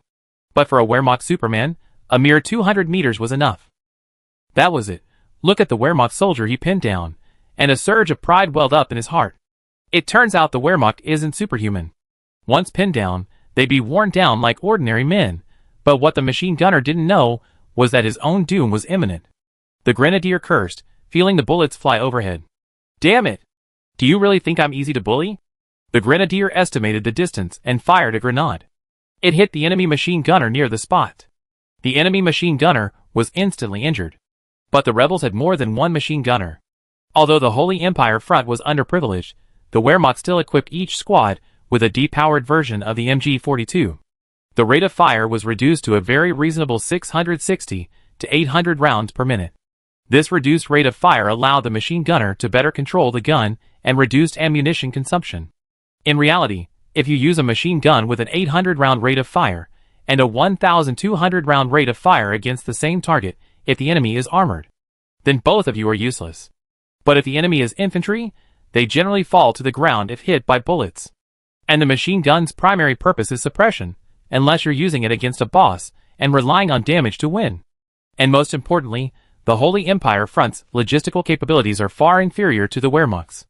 This means they need to allocate ammunition wisely. An infantry squad can only carry a limited amount of ammunition. If all the ammunition goes to the machine gunners, the riflemen will be short of it. So the Wehrmacht was always thinking of the Holy Empire front. But they didn't expect the child they had raised would actually bite them back. With the grenadiers opening fire, the rebel machine gunners were suppressed and unable to fire. The Wehrmacht infantry seized this opportunity to launch a counterattack. But after nearly 10 minutes of fighting, there were virtually no casualties. How can you fight a master against his most accomplished apprentice? Chapter 898. A fierce battle was raging in Goodry. William, however, remained aloof and unconcerned. On the other side of the spatial rift, the vast continent of the other world was bathed in sunlight. Strangely, no gunfire was heard. Logically, William and his men, as the main force attacking the other world, should have unleashed a bloody storm. But at this moment, the entire other world was eerily quiet. Outpost. William leisurely rose from his bed. He looked quite content. How could he not be content? For so many days, William and the Guards Division had only suffered heavy losses in the first few days. Later, the monsters became docile, because they realized they couldn't break through the outpost's defenses. Abandoning a direct attack on the outpost, the monsters began to consider other means of destroying it. They focused their attention on the pioneering team. But they also encountered obstacles there. Because of the armored train, these monsters had absolutely no way to deal with the pioneering team. If you dared to get too close, the pioneering team would blow your head off. An armored train was equipped entirely with 37mm anti-aircraft guns. If these things hit you, you'd be guaranteed to feel no pain at all. You wouldn't even be able to scream. For units like the Dragon, these 37mm anti-aircraft guns would barely tickle them. But these monsters couldn't withstand a few hits. An armored train, fully equipped with 37mm anti-aircraft guns, directly blasted the charging monsters' heads to pieces, leaving them bleeding. These monsters initially thought the pioneers were easy to bully, but in reality, they were the real hedgehogs. The armored trains weren't just about armor, as their name suggests. In fact, some of them had very little external armor at all. They were practically trains, with some protective armor on the front, and the rest of the cars were mostly open air. Countless machine guns and artillery were installed within these cars, shredding all the invading monsters. The monsters themselves understood the armored train's power, so they chose to temporarily retreat, secretly accumulating strength, and looking for the right moment to attack the guards' division. But the days of waiting were truly tedious. Lion gave William the power to pioneer. But William was very discreet and reported every step to Leon. Even if he took a step too far, William would report every detail to Leon. He was afraid Leon would misunderstand. William was clever enough, so after arranging everything, he had little else to do. This other world had another benefit. It could serve as a testing ground for new weapons. As equipment gradually took shape, the Wehrmacht's equipment began to transition from the late Cold War era to the modern warfare era. Modern warfare is most famous for its electronic information technology. So, Lion began planning to develop drones early on. The history of drone development can be traced back to World War I. The most important of these was Sperry's invention of the automatic Eurostabilizer. However, unlike many weapons and equipment invented with the original purpose of warfare, most were not originally developed for this purpose. But drones are different. Their development was specifically for warfare. During World War I, however, drones didn't quite reach their full potential. Then, just before the outbreak of World War II, Britain developed the Queen Bee drone. This drone pioneered drone history, becoming the first drone capable of returning to its starting point, greatly increasing its practical value. Another notable drone during this period was the Avenger I, developed by Detsy in 1944. This drone became the forerunner of cruise missiles. The Avenger I and the V-series rockets were developed for the same purpose, retaliation. After this, drones began to steadily develop during the Cold War, but their primary use was intelligence gathering. It wasn't until 1986 that the Pioneer series of drones saw their first combat deployment. But until 1986, drones were still considered minor players. The real beginnings came with a war in 1991. That war was a wake-up call. In 1994, the MQ Predator drone made its debut on the big stage. And it showed the world what drone power really is. From then on, drones began to take off. But until 22 years ago, drones were primarily used for high-altitude reconnaissance, though they were also used as attack units. But these drones had one characteristic: they were large enough. It wasn't until 22 years later that small drones gave the world a glimpse into drone warfare. A single, tiny drone could destroy a tank. This forced the Russians to revive their grid armor. Grill armor was originally used to defend against Panzerfaust rockets during World War II. The Allies were deeply troubled by the Panzerfaust's lethality. So, they began equipping their armored units with grill armor. After World War II, during the Cold War, grill armor fell into decline. But now, it's been revived, used to defend against rocket launchers and drone attacks. As the saying goes, the better the worse. The Wehrmacht's equipment had reached the end of the Cold War. Lion naturally knew the next step. The next step was to move towards information technology. Missiles require vision. Without vision, missiles are useless. With the advancement of missiles, enemies will inevitably do everything they can to hide their hidden weapons. By then, without reconnaissance and sufficient information, missiles will be rendered blind. Lion couldn't rely on MiG fighters for daily high-altitude reconnaissance, could he? Besides, fighters are fighters. Using them for reconnaissance would be a waste of resources. So, the aircraft manufacturers have already produced some drones. But the level of secrecy was no less than that of the Pilchot project. To conceal their presence, Leon ordered the aircraft manufacturer to disguise these items as aircraft parts and send them directly to the other world. Once there, as long as William guarded the gate, then no matter how much these drones could do inside, nothing would happen. When Robert heard about the other world, he was instantly excited. Because Robert had already begun to find a way to convert magic fission into civilian use, and had already begun planning the mushroom power plant. As for the location, Robert had already set his sights on the other world. Other world, it's over, they're coming for me. Chapter 899. Perch it. Robert was directing the soldiers to load a batch of equipment onto trucks and transport it away. The time which Fuchsia personally escorted this batch of equipment to Leningrad. To conceal their presence, 5 identical convoys set out together. However, only one of these 5 convoys contained the necessary equipment. Robert was deeply concerned about this equipment, as it was destined for the other world.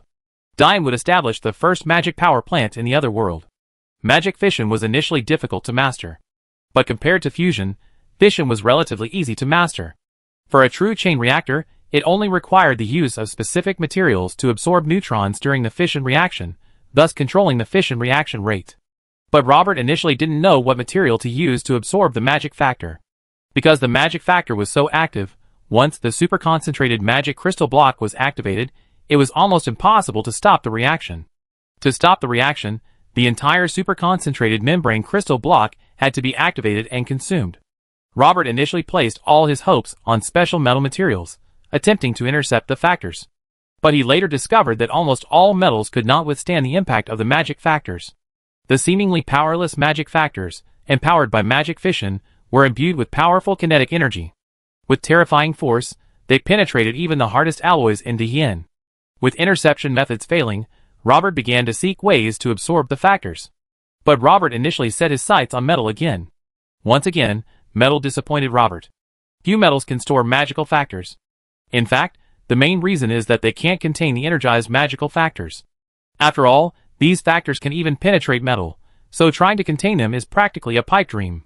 Originally, the control rods for chain reactions were mostly made of neutron-absorbing materials like boron, boron carbide, cadmium, and silver-indium cadmium. But these materials are completely ineffective against magical factors. Robert spent almost months searching for materials to absorb the factors, but he still had no clue. In just a year or two, Robert's hair had already turned gray. Remember, Robert wasn't even 30 yet. Such a young talent, already graying, but just when Robert was on the verge of collapse, fate once again favored him. Robert discovered a material that could perfectly absorb magical factors. It was the waste left after extracting super-concentrated magic crystals from magic crystals. These scraps should have been disposed of. Originally, they were magic crystals, but the magic crystals within had been drained, leaving only an empty shell, similar to a crystal. Originally, these scraps were almost destined for landfill to prevent anyone from obtaining them and reversing the development process of the mushroom eggs. However, by chance, during an extremely small-scale fission experiment, due to a lack of control over the variables, a tiny amount of super-concentrated magic crystal powder was added. The result nearly caused the lab to explode. At that moment, all the researchers had witnessed the eerie glow of the chain reaction. The researchers were ready to meet the goddess of light. At this critical moment, the waste materials on the laboratory table, which hadn't been removed in time, absorbed the magic factor, forcibly interrupting the chain reaction. At first, the researchers were afraid to move forward, believing the chain reaction had malfunctioned. Later, Robert arrived, and after figuring out the cause, he excitedly rushed in.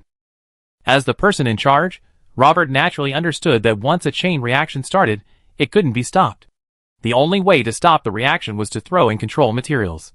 So, Robert knew the answer. There was a material inside that could absorb the magic factor. After spending 2 months, Robert successfully manufactured the control rods. The control rods, along with the fuel and coolant, are the main components of the reactor. In this world, fuel is the easiest to solve. In Lion's world, fuel is the most difficult. Robert collected all the waste materials and, to conceal his tracks, buried a pile of the wrong waste materials underground. Then, all the genuine waste was gathered together and subjected to a small fission experiment to test its absorption capacity. The results ultimately revealed that the waste possessed extremely strong absorption capacity. By decisively crushing the waste into new shapes, Robert and his team had solved their most challenging problem. As the equipment was transported to the northern forest, with almost no pause, it was immediately sent into the spatial rift upon arrival. On the other side of the spatial rift, William and the 1st Guards Division were on full alert. Not only had Robert delivered the building materials for the magic power station, but the aircraft manufacturer had also sent over drones. The drones manufactured by the aircraft manufacturer were imitations of the MQ Predator. They could carry 2 Hellfire missiles. They were also capable of high-altitude reconnaissance. At the time, they were unique among Scorpion poop. Those 2 Hellfire missiles alone would be enough to put you under immense pressure. That was truly a Hellfire for one. William watched the men rushing in with their equipment. The corners of his mouth twitched. So, were they treating this place like a testing ground? William sighed, as he watched the busy soldiers of the 1st Guards Division. Were he and his men truly elite? Why did they feel like babysitters? Despite some complaints, William ordered his men to take over the equipment without hesitation. Because William knew this equipment was far more valuable than his Guards Division. Commander? What are these? A soldier couldn't help but ask. Don't ask questions you shouldn't ask. All you need to know is that this equipment is worth more than our lives. Protect it with your life, William said helplessly, holding his forehead. The soldier nodded, half comprehending. Seeing the soldier's bewildered expression, William spoke. Not just your life, but ours too. William walked towards him. Because Robert had personally arrived in the other world to select a site for the magic power station. William didn't dare to be negligent, and immediately produced a highly detailed map and placed it before Robert. Robert didn't hesitate, and immediately began marking out the land. The other world was awesome. Such a large plot of land, you could put it wherever you wanted, but Robert didn't act too impulsively. Instead, he chose a secluded spot. Looking at the dense forest, Robert's heart was filled with ambition. He wants the entire Dehien to use the electricity generated by the magic power station. Chapter 900. Dian was developing rapidly, and Leon was enjoying his vacation while also conducting inspections. But the other nations were in dire straits. The Dwarf Empire had been crushed, its economy in ruins, and civil war raged. Although the Elven Empire had now fully taken over the Dwarf Empire remained in turmoil. Even the Elven Empire's garrison was reluctant to meddle in local politics. It wasn't that they were incapable, but simply that the elves were unwilling to wade into this murky water. Because if they did wade into this muddy water, they would likely not catch any fish, but would instead be left covered in mud. If the elves were unwilling to wade into this murky water, the Dwarf Empire would become even more chaotic. However, compared to the Dwarf Empire, the other nations were relatively well off, but not much better off. Although the Papal States was defeated and had lost almost all of its armed forces, the Papal States remained steadfast. While the Papal States publicly lacked any military, they were secretly developing a military force and developing various new weaponry and equipment, drawing on their accumulated experience over the past millennia. This was all done with remarkable secrecy. Although the Intelligence Bureau had uncovered some information, they were never able to confirm the true nature of the scheme. The Papal States knew the importance of sleeping on straw and tasting gall, which demonstrates Lion's foresight. Lion chose to dismantle the entire Papal State military, prohibiting it from retaining any armed forces. They also dismantled numerous military fortresses to prevent the Papal States from secretly developing an army. Even if the Papal States managed to build up an army, without the fortresses and checkpoints hindering them, the Wehrmacht's armored forces would have no problem advancing unimpeded into the Papal States' heartland. The Papal States secretly cultivated its military. This was done without the knowledge of nearly all its citizens. But the National Defense Forces' focus wasn't on the Papal States' military development. Instead, they began to teach these citizens a lesson. Those still able to live in the Papal States were generally those whose crimes were relatively minor, or even innocent. The guilty had already been executed. The first order of business upon entering the Papal States was to arrest individuals based on lists found at various secret research bases. At first, Leon thought he would wipe out most of the Papal States. In reality, there were still many good people in the world. Although almost everyone in the Papal States participated in those inhumane experiments, some still retained a sense of conscience. Most of these people's crimes were relatively minor. After discovering their actions, they felt that the Goddess of Light would not allow them to do such things. So, they cut their losses and chose to criticize themselves. Because their self-reflection was successful, they saved their lives. Leon couldn't possibly exterminate the entire Papal States. If they were truly killed, it would only cause more trouble. Hundreds of millions would be left dead in the wilderness. That could unleash a devastating disease on the entire world. Undercurrents are surging in the Papal States, and other nations are no pushovers. The Elf Empire is relatively peaceful, while the Holy Empire is being hammered by Godly. The Orc Empire is being held down by the Chinchi nation. As for the Eastern continent, Leon truly doesn't want to be involved there. As expected, the brains developed in the Eastern continent have strange circuits. The cows, horses, and horses sitting at the same table, Leon could only shake his head. So, for Leon, the only real uncertainty right now is the Demon Empire. In the Demon Empire, in the capital, today marks the 180th day of Adelheide's reign. In the past 6 months, Adelheid has managed to transform the Demon Empire from a leaky building into a sheltered, warm place. But Adelheid knows this isn't enough. Because of a misguided war, the entire future of the Demon Empire was nearly destroyed. If it weren't for Latafey's final courage to make changes, the history of the Demon Empire might have been rewritten. It might even have ceased to exist. After ascending to the throne, Adelheid focused almost all his energy on the economy. He didn't place much emphasis on the military. Because Adelheid knew that no matter how much he developed the military, it would be easily crushed by the Great Flame. So, Adelheid had an idea. That was to prioritize economic development and enrich the people. She already knew that Leon had the ambition and ability to unify the world. Lion would never give up the fertile black soil of the Demon Empire. Diane's policies were relatively lenient, and even demons were treated with due respect. Lion actually admired demons. Even in defeat, these demons maintained their proper dignity. They might have lost the war, but they had earned the respect they deserved. Adelheid had already made up his mind to wait for Lion to unify the world. Strive to develop the economy. Then, even if Lion attacked, they would be moved by these industries and ultimately show mercy. As Latafey's sister, Adelheid inherited his intelligence and wisdom. Only sufficient profit could impress Leon. Although Adelheid had focused all her energy on economic development, many demons still couldn't afford to eat. Because Diane had a limited number of factories, and although factory management had relaxed recruitment requirements as much as possible, there were too many people and too few jobs, leaving many demons without work. Adelheid had to resort to work for relief, using the last remaining treasury funds from Latafey's to pay these homeless people. This was also due to the war. Before the Battle of Kursk, a civil war in the Demon Empire destroyed the capital. Though the rebels eventually came to their senses and fought against the papal-backed army, the capital was still destroyed by the war, its former glory shattered. After the war, Diane provided Adelheid with an interest-free loan of 5 million gold coins. But even so, it couldn't halt the decline. On the streets of the capital, many demons were spontaneously building houses. However, most of their materials were bricks and tiles salvaged from destroyed houses. Many of the original owners of these houses had died in the war, and most of them chose to build new ones after observing for a long time. Adelheid offered no objection. The people couldn't live in tents forever, as winter was approaching. Diane had initially wanted to ship building materials, but transportation in the Demon Empire was far too poor. Hence, the Demon Empire's railway network, part of the second 5-year plan. Among the thousands of surviving demons, a young man carefully surveyed the abandoned houses around him. He searched carefully among the abandoned houses, as if there was something there that concerned him. Chapter 901. This demon boy had been searching here for months. The surrounding demon civilians tried to persuade him, but he remained unmoved. The boy wasn't particularly handsome, but he had beautiful eyes. Every day, he searched through every ruin, carefully peeling away every brick. The boy's unusual behavior naturally attracted the attention of others.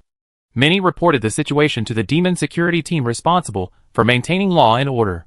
The security team also began to persuade the boy. "What are you looking for, kid? You've been searching for months now? You can't find it, right?" An elderly demon approached the boy and spoke. He tried to persuade him to give up the search.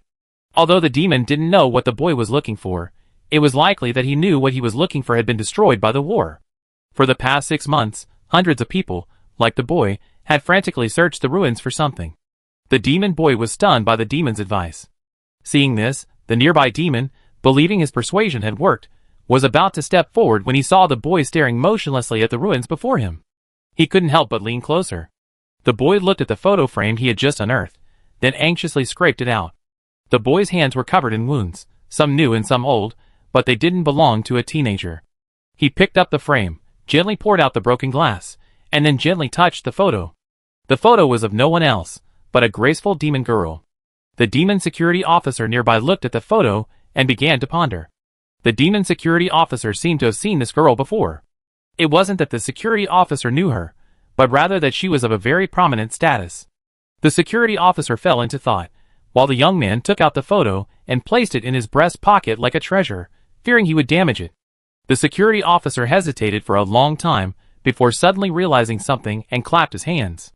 "This is Erlingshan's daughter," the security officer said with sudden realization, but then he was stunned. "Young man? Why are you looking for a photo of the Earl's daughter?" the young man said, sitting on the ruins. "Because she gave me this photo, and this was once my home." The security officer was stunned. "You said this is your home?" "This is Marshal Shillian's residence." The security officer froze as he spoke, meeting the young man's blue eyes. It seems Marshal Shelian also has blue eyes. Marshal Shelian was a general in the previous war between the Demon Empire and the Elf Empire. But later, with the intervention of the Great Flame, Marshal Shelian led the Demon Empire army in a long and fierce battle. Ultimately, to save the Demon Empire army, he was forced to commit suicide by the Demon Empire commander. Finally, Emperor Latifes posthumously awarded Marshal Shelian the rank of military commander and bestowed the title of Duke upon his son. But this young man before him said this was his home? Who are you? The security guard was a little uneasy. He was about to call his boss over, because everything was no longer under his control. I'm Selithus, and Killian is my grandfather, Selithus said calmly, as if discussing a trivial matter. Now it was the security guard's turn to be stunned. He might have suspected Selithus's identity was not simple, but he hadn't expected Selithus to be Killian's grandson. Then why was Selithus here alone? The security guard quickly summoned his superior, the captain of security, who trotted over. His sturdy frame was now drenched in sweat. But it wasn't from the heat, it was from fear. According to his subordinate's description, a duke's child had been living outdoors for 6 months in his area. He feared his tenure as captain might be coming to an end. Selithus, upon seeing the captain approach, tried to leave. A nearby security guard noticed something was amiss and immediately grabbed Selithus. Why are you running? Aren't you Killian's grandson? Then why are you running? The captain of security looked on, as if realizing he'd been tricked, and gradually grew furious. Are you kidding me? Selithus shook his head, then spoke. I'm not lying. Selithus produced his ID badge. The captain of security fell to his knees. Oh my god! This is the real Killian's grandson. And their father is dead. He's now a legitimate duke. The captain of security was like a pressure cooker, nearly exploding. Father-in-law. Lord. What can I do for you? Nothing, I just wanted to see her. Selithus then stood up, preparing to leave. The captain of security hurriedly ordered his men to inform Ade Ahade. Sir Isis was reluctant to reveal his identity, because the Celian family had already suffered a tragedy. Although Latifes had granted his family the title of duke, the incessant wars had completely destroyed the Celian family. Sir Isis had originally been a military descendant engaged to the daughter of Earl Ingshan. But Syrian's death had left Sir Isis with a deep hatred for the entire Demon Empire. Although his father and mother had taught him to be grateful, only Sir Isis knew that if he didn't change the empire, not only his grandfather, but everyone else would suffer. Then, during the civil war that ensued in the Demon Empire, Sirius's family was unfortunately caught up in it. His mother, father, and uncles all perished in the war. The Sir Isis clan was nearly annihilated. However, after investigating anonymously, Sir Isis discovered that his family's demise was not solely due to the war, but also to the involvement of the nobles, because their dukedom seemed practically free gifts to these nobles. So, Selithus deeply hated these nobles. Selithus converted all of his family's wealth into food, donating it without hesitation to help those displaced and starving during the war. If Selithus had wanted to, he could have gone to Adelheid and asked for an official position directly. But he didn't, because he knew that if he did, what difference would there be between him and those cannibalistic nobles? Selithus had already started a factory, determined to change the country in his own way. While he was working on the factory, he was also searching for information about his fiancée. War might change people, but it wouldn't change everyone. Chapter 902. As Selithus was about to leave, he noticed a large number of soldiers surrounding him. Looking at these fully armed elite soldiers, Selithus felt a little nervous. For now, only Adelheid commanded an elite armed force. The entire Demon Empire no longer had any armed forces. Even though Leon had allowed Adelheid to raise an army, he remained undeterred. So Selithus seemed to have guessed who was coming. The members of the security team tactfully knelt in greeting. Adelheid, with white hair and a silver dress, approached from a distance. Then he came directly before Selithus and spoke apologetically. Duke Selithus, I deeply apologize to Marshal Celian. Thank you for all you have done for the Empire.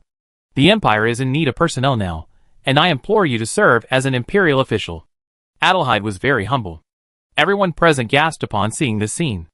Adelheid's actions weren't just about winning over the people, they were also about buying a horse with a huge sum of money. My apologies, Queen. Selithus was about to refuse when Adelheid spoke up. Your Excellency the Duke, I know where your fiancé is. Hearing Adelheid's words, Selithus suddenly turned back to look at her, as if to confirm her words. Adelheid nodded in affirmation, then spoke. Your Excellency the Duke, please proceed to the palace. Selithus hesitated, but decided to enter.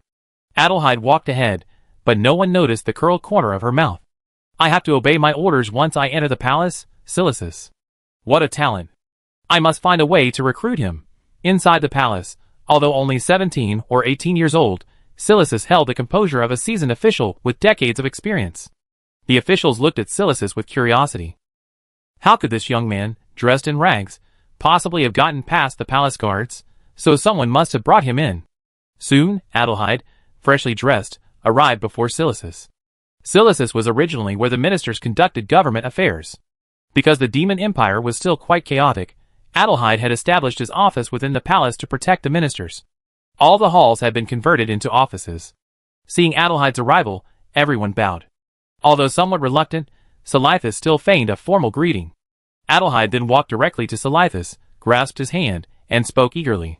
Duke Silicis, you've been through so much hardship these days. If you don't mind, please don't refuse the banquet tonight. Silicis frowned slightly upon hearing this. Didn't he say there was news about his fiancée? Why did it feel like a trap? And a trap set for him? Adelheid, looking at Silicis, who seemed somewhat disgusted, immediately came up with a response. Your fiancée. Adelheid hesitated. Silicis seemed to detect Adelheid's hesitation and instantly sensed something was amiss. Is she married? No, is she safe?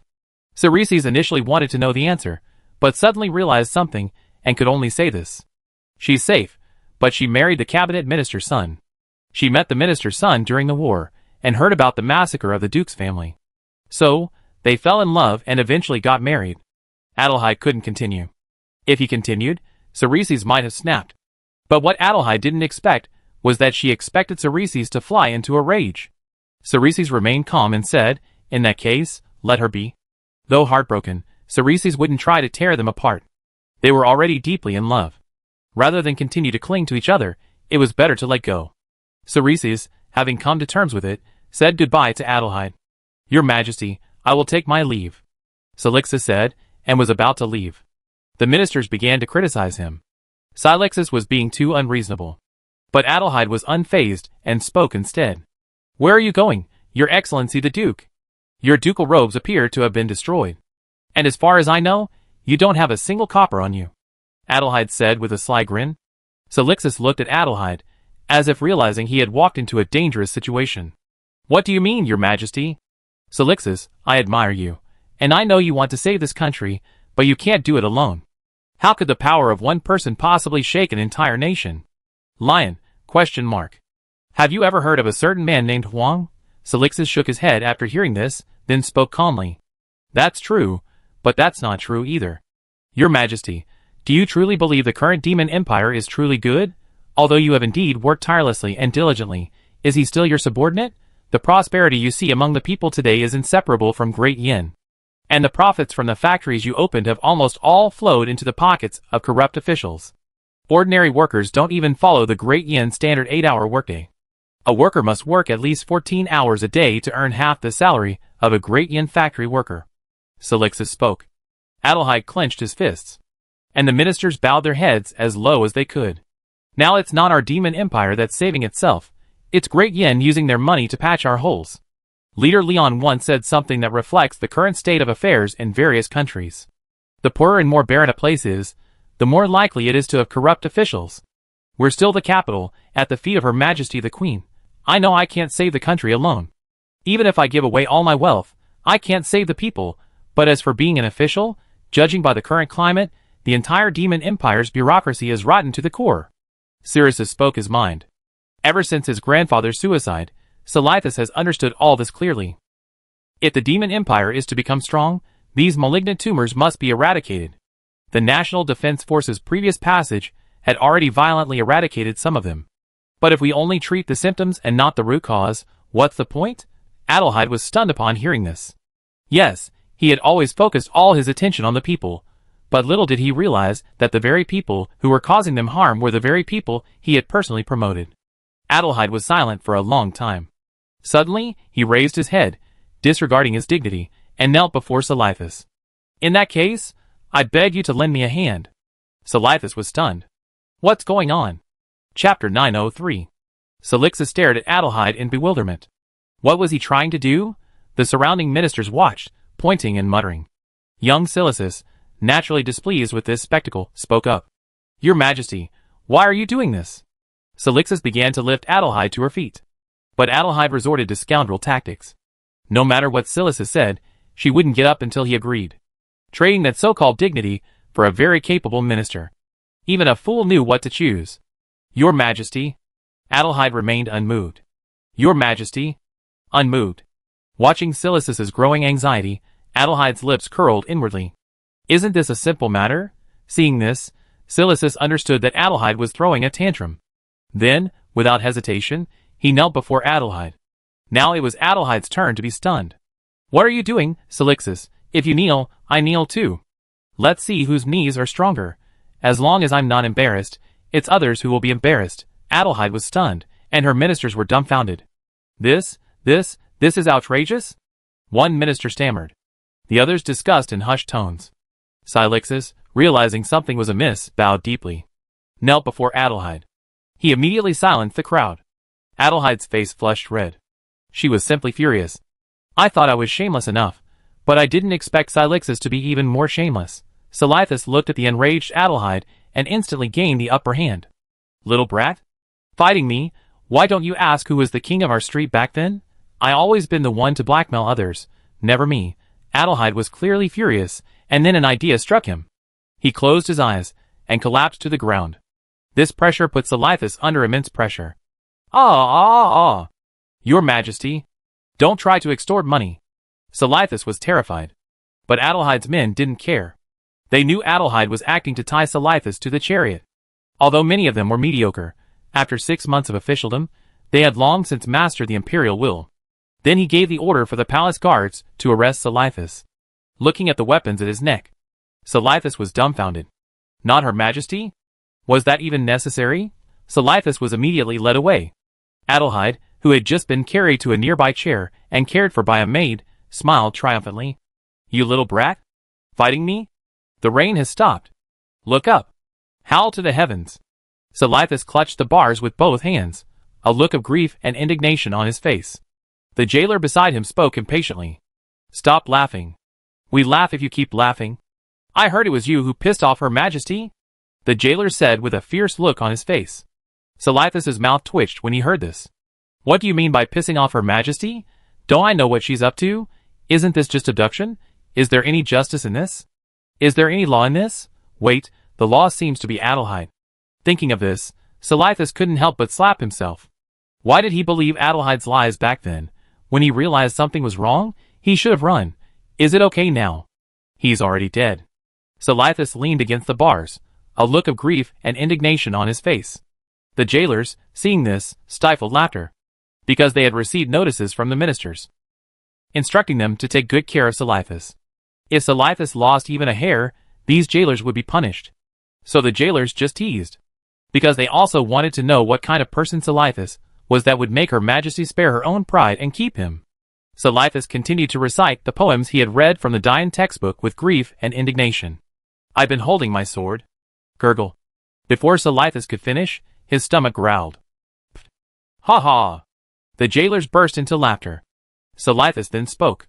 Why are you still standing there? I want to eat. The jailers, suppressing their laughter, carried a dozen or so plates into the cell. Silicis's cell had long been cleaned. Even the bedding was new. Silicis didn't have any new bedding, so the warden simply brought over a new blanket from his own bedroom. He was so eager to improve. Looking at the dozen or so plates, Silicis was a little confused. What was going on? The jailers carried the plates to Silicis. Then, under his astonished gaze, he opened the plate, depicting the delicacies within. Silicis, you think you can bribe me with just one meal? Looking at the sumptuous meal, Silicis knew it wasn't going to be that good. Sure enough, just as he was about to pick up his chopsticks, a voice rang out. Your Majesty has arrived. The jailers all knelt. Silicis knelt anyway. He knew that if he didn't, even more trouble would likely ensue. Stand up. Adelheid, freshly dressed, approached Silicis. Looking at the untouched food, Adelheid said with a smile, My dear, why don't you eat a single bite? Silicis, do you think I don't want to eat? If I do, will I still be myself? Adelheid looked at Silicis's stubborn expression and couldn't help but chuckle. Eat it. This is meant to be a reward for your service to the Empire. Really? Silasys looked puzzled. Would I lie to you? Adelheid said sternly. Silasys then picked up his chopsticks and thought carefully. That's right, it's just a meal. She wouldn't set me up, would she? Thinking it through, Silasys picked up his chopsticks and began to eat. But after just a few bites, Silasys realized something was amiss. Oh my god! You drugged me. Silasys realized something was amiss, and as soon as he uttered those words, he fell flat on the table. Damn! He's been tricked again. The surrounding jailers didn't dare to breathe. Will they be silenced? Adelheid then produced a contract. It stated that Silasys would serve as Prime Minister of the Demon Empire for 3 years. Adelheid grabbed Silasys' hand and pressed it down. Poor Silasys didn't even know he was being raped. Chapter 904. After an unknown amount of time, Silasys slowly awoke. He surveyed his surroundings. He discovered he wasn't in a prison cell. Instead, he was in a palace. What was this place? Silasys gazed at the surroundings with a puzzled expression. Judging from the specifications, it seemed quite high-end. Silasys was filled with alarm. He seemed to remember being in a prison cell before he passed out. Wait! It looked like he'd been drugged. Silasys suddenly sat up in bed. Just as he was about to get out of bed, he saw several palace maids staring at him. This wasn't the attire. This was the hell. Still in the palace, Silasys instantly realized his predicament and hurriedly straightened his clothes. He discovered he had changed them. Silasys' heart sank, but he didn't think twice. He quickly jumped out of bed and ran out of the hall. The maids fell silent upon seeing this, as if Silasys hadn't even existed. Silasys ignored them and began to flee for her life. Had I been bitten? Why was my body aching so much? Silasys wondered as she ran. Just as she reached the door, she felt herself bump into something. Ouch, what are you doing? Silasys felt herself bump into something just as she reached the door. Why did that sound so familiar? Both of them fell to the ground. Before Silasys could react, the other man grabbed her. Where are you going? A voice filled her with utter fear. Upon hearing this, Silasys' face was filled with horror. What are you afraid of? It will come true. Adelheid's words nearly frightened Silasys to death. Why are you here? Silasys began. Why can't I be here? This is my chamber. What? Inside the hall. Silasys stared at the contract on the table, lost in thought. I wondered, I didn't sign this contract. Why does the magic power on it seem to be related to me? And why does it say I be Prime Minister for 3 years? Does the Demon Empire even have a position called Prime Minister? Wait, what happened when I was drugged? Silasys, looking constipated, glanced at Adelheid, who was chuckling beside him. Your Majesty? What are you up to? Nothing. I just hope you can go to work. Adelheid said. Going to work? I can't. Not in my lifetime. Silasys began. Then you have to look at the unfair terms in the contract. Sir Isis hurriedly unfolded the contract, and saw the unfair terms. If he refused, his working years would be increased, and he would be unable to sleep. Goodness, even capitalists aren't that ruthless. Sir Isis finally had no choice but to swallow his anger.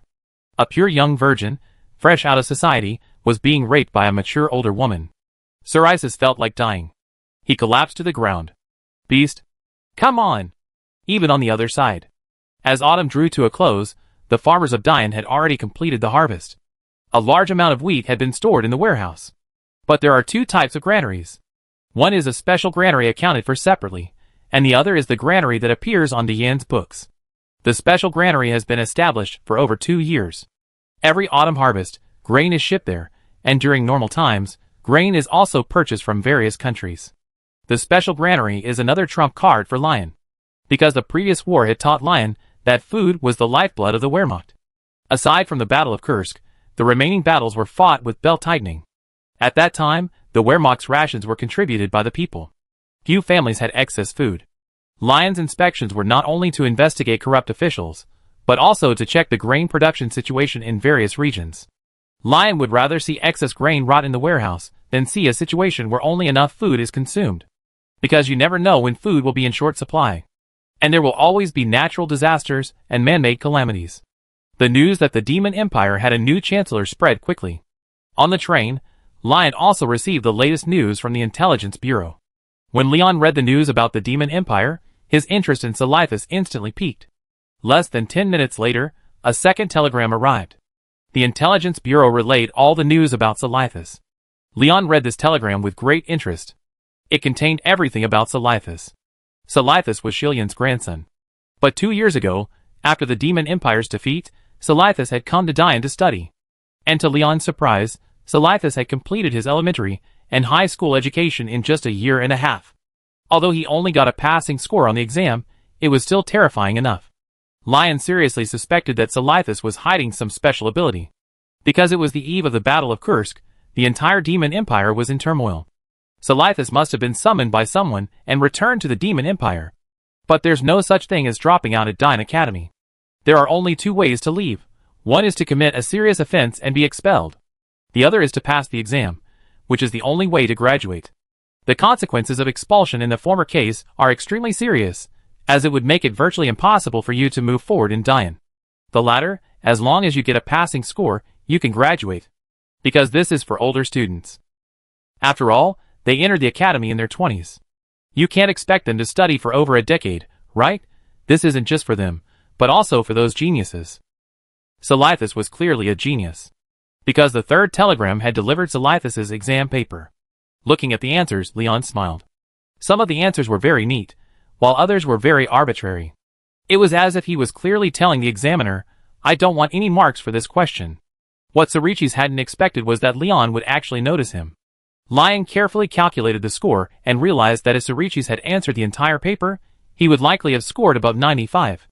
After all, few of those who graduate from Dian Academy with a total score above 95 are mediocre. They either serve their country and their people, or become corrupt officials, taking the other extreme. Lion looked at the information and said with a smile, Adelheid has won the prize. The Demon Empire is alive. Chapter 905. More than a month had passed. Leon had already traveled across nearly half of the Holy Empire. The Holy Empire was truly vast, and with the arrival of winter, the entire country gradually entered a period of calm. Many people had already begun preparing for winter.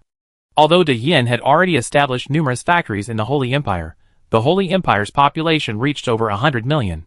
Factories simply didn't have that many jobs, so many people took on supporting factory work. For example, many relied on shipping to support their families. Winter had arrived, and the canals had frozen over. These people had no choice but to return to their hometowns and spend the long winter in their own homes. But many couldn't rest. After returning home, they began to seek ways to make a living. Most of them, however, went hunting in the forests. This might yield some prey, but it was only a drop in the bucket. Some clever people chose to dry and smoke their prey, making bacon to preserve long-term, to help them through the cold winter. But prey wasn't always available. Every day, some returned empty-handed.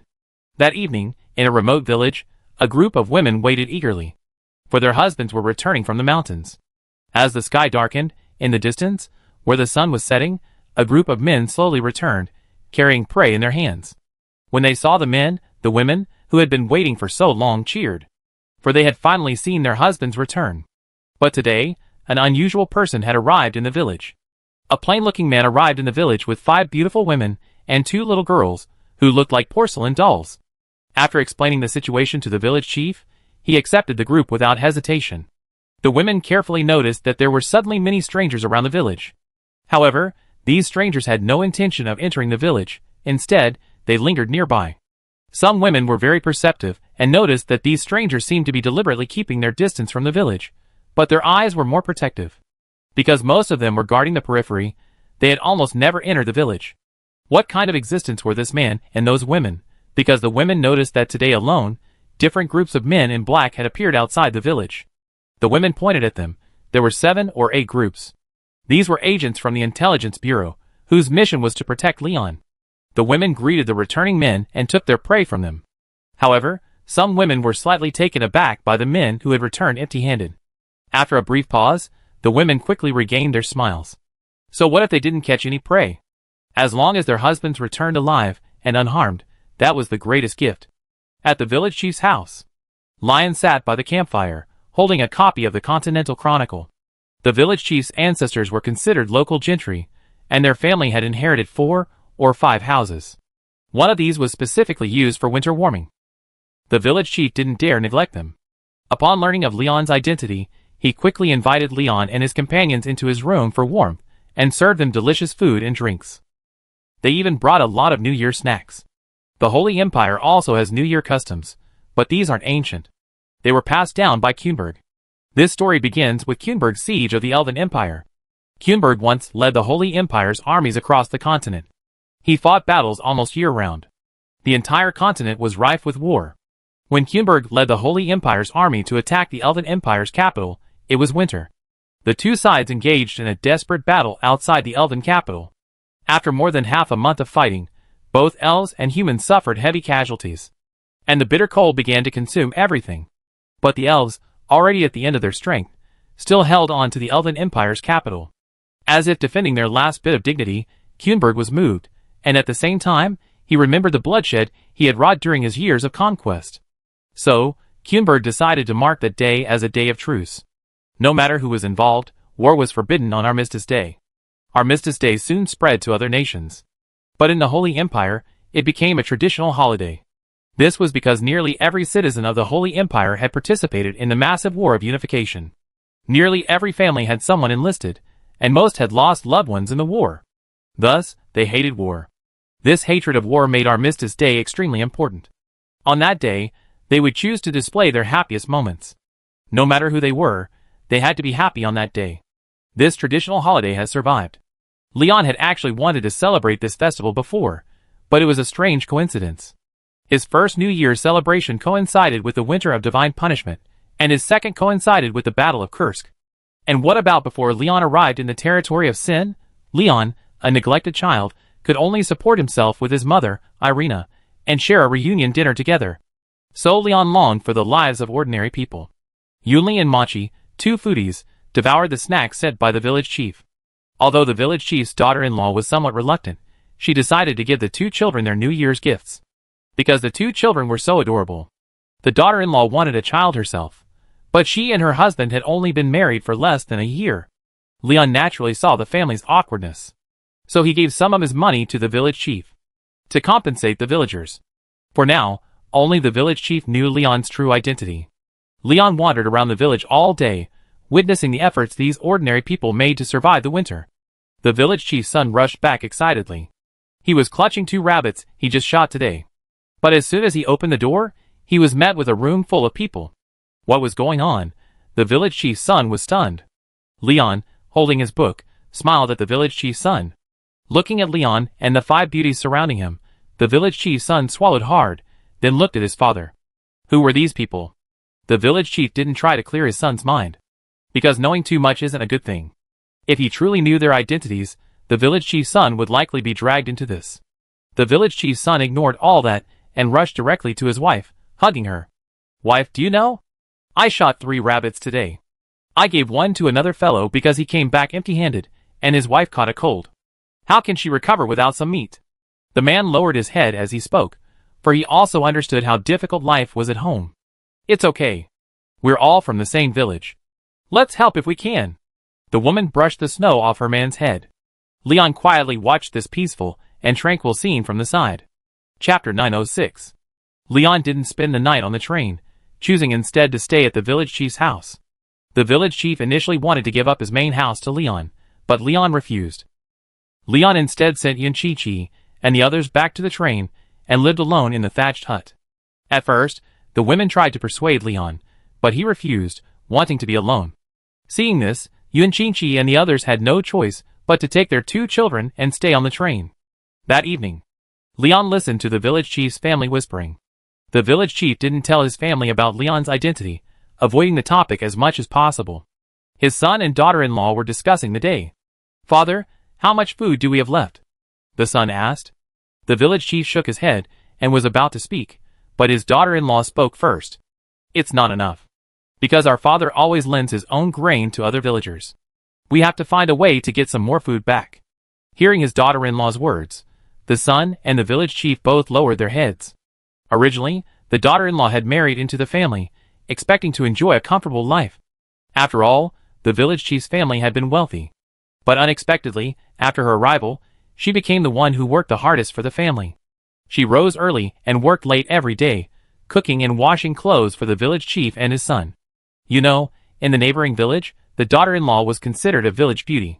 Looking at his wife, whose face was beautiful but whose hands were covered with wounds from overwork, the village chief's son embraced her. The daughter-in-law finally shed her tough exterior and cried in her husband's arms. After all, the daughter-in-law was a woman too. She wished to be dressed in finery and look beautiful. The three of them sighed with emotion. At this moment, the village chief's son finally brought the topic to Leon. "Father, who is the man living in our woodshed?" The village chief's son asked, puzzled. "You don't need to know. You just need to know that he could only do good here, not harm," the village chief said seriously. It wasn't that he didn't want to tell his son Leon's identity. It was because he was worried that if his son learned of Leon's identity, if something happened later, he might implicate his son. After all, the Holy Empire was not at peace right now. Recently, Guderian's 1st Armored Division had wiped out a large number of rebels. But a few rebels had slipped through the net. The rebels fled in all directions, some escaping into the barren mountains north of the village.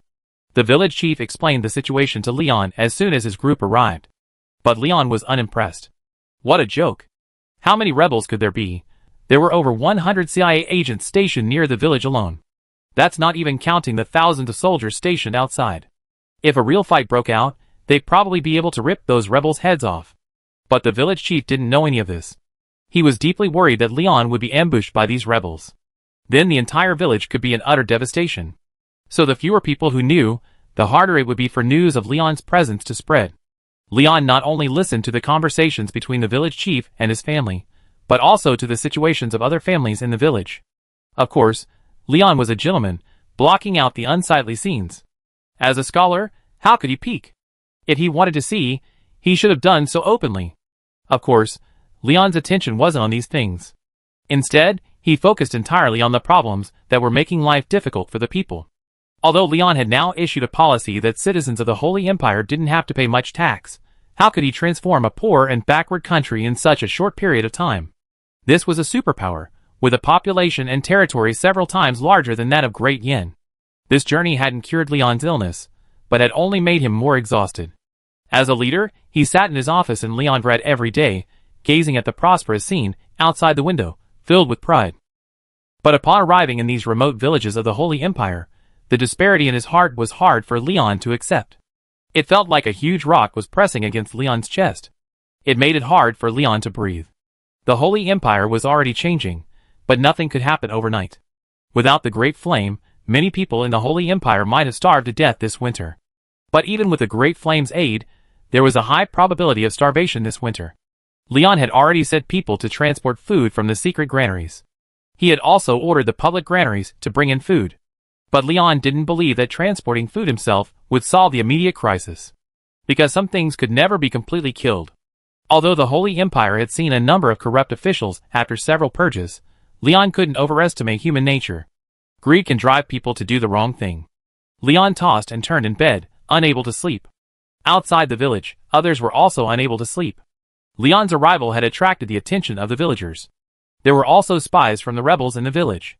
After all, these rebels had fled.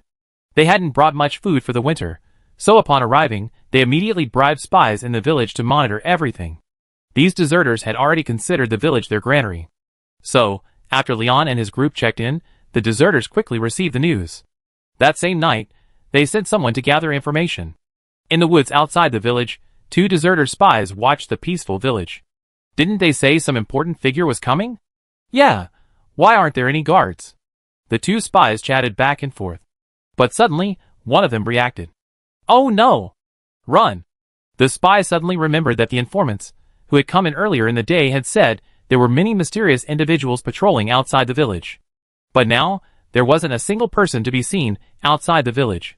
The other spy, confused, chose to run with his companions. But before they had taken 2 steps, they were pinned to the ground. A group of mysterious men in black uniforms surrounded them. After all, the spies had once been members of the Holy Empire Front. So, they naturally recognized the black uniforms as those of the Intelligence Bureau. Having heard that the Intelligence Bureau serves the people, they swallowed hard and couldn't help but recoil. They were probably finished today. As if sensing that the 2 spies had recognized them, the Intelligence Bureau leader spoke. Then let me ask you. Chapter 907. Then let me ask you, why are you here up in the middle of the night? The intelligence officer asked knowingly.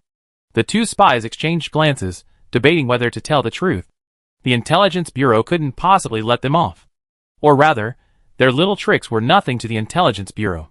Whether they spoke or not, the Intelligence Bureau had dozens of ways to make them talk. After a brief deliberation, the two spies decisively chose to betray their boss. The boss sent us here to gather information. Our informant in the village said someone of very high status seems to have arrived. The spies spilled all the information like a tumbler. The Intelligence Bureau agents exchanged glances, not believing the spy was lying. At this point, they understood the principle of leniency for confession and severity for resistance. But the Intelligence Bureau didn't bother Leon. The intelligence agency had interrogated their spies and discovered that the group of defeated soldiers, who were entrenched, numbered only about 100. With such limited strength, they dared to act like bandits? The intelligence agency notified the surrounding troops to march up the mountain and destroy the stronghold overnight. And Leon officially fell asleep. But in his dream, Leon once again saw the chubby goddess Galena. Oh no, it was the goddess of light. A garden appeared before Leon amidst a shroud of mist. In the center of the garden stood a small, pristine white pavilion. Galena, dressed in a long white dress, sat on a chair inside the pavilion, casually brewing tea. A flicker of doubt crossed Leon's mind. What did this chubby goddess want from him? Every time the goddess of light came to Leon, something bad was going to happen. Leon unceremoniously sat down before the goddess of light. Then, with a solemn expression, he looked at Galena before him. What happened? Galena didn't answer immediately, instead looking pitiful. Leon, you changed. You don't even call me goddess anymore. You don't even want to call me by my name. Look, I just troubled you a few times, and you act like this. It's my fault. Stop. If you have something to say, just say it. If not, take me back now. Leon immediately stopped Galena's frivolous behavior. Because if she continued like this, Leon might have to pay something today. After hearing this, Galena regained her composure and spoke. I'm here to remind you that next year is almost here, and those gods are already planning new ways to deal with you. Galena poured Leon a cup of tea. But Leon didn't drink it. Instead, he spoke seriously. Aren't we all in this together? Why didn't you stop them? Galena seemed to have felt a pang of pain, then played dumb. Well, I tried my best, all right. Galena patted her chest, a look of satisfaction. Leon couldn't help but hold his head. This goddess is completely unreliable. She disappears whenever you try to rely on her. What exactly are they planning to do? Leon gave up, then spoke. Galena shook her head. I'm not sure, but they're likely going to start with the countries you support. Galena did say something useful. Lion fell into deep thought. According to her, are these gods planning to isolate the Yin? Lion pondered this while sipping tea. With the Yan's current strength, it could easily defeat all the surrounding nations. But if it insists on a war of unification, the Yin will see no improvement for the next year or two. The Yin has now entered a critical period of economic development. Their status as a world hegemon, coupled with the resources generated by war reparations, has put the Yin in a state of stagnation. Even if Leon tried to apply the brakes, it would be futile. Strong accumulation leads to a sudden burst of growth. This is inevitable. But there is another way to apply the brakes, a world war. This would force the Yan's economy to do a complete 180-degree turn. From soaring to plummeting. Lion, aware of the seriousness of the situation, spoke up.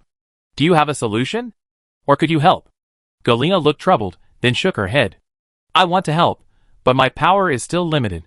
To fight them, I've been secretly gathering my former troops, but it will take time. Galena said, lowering her head like a child who had done something wrong.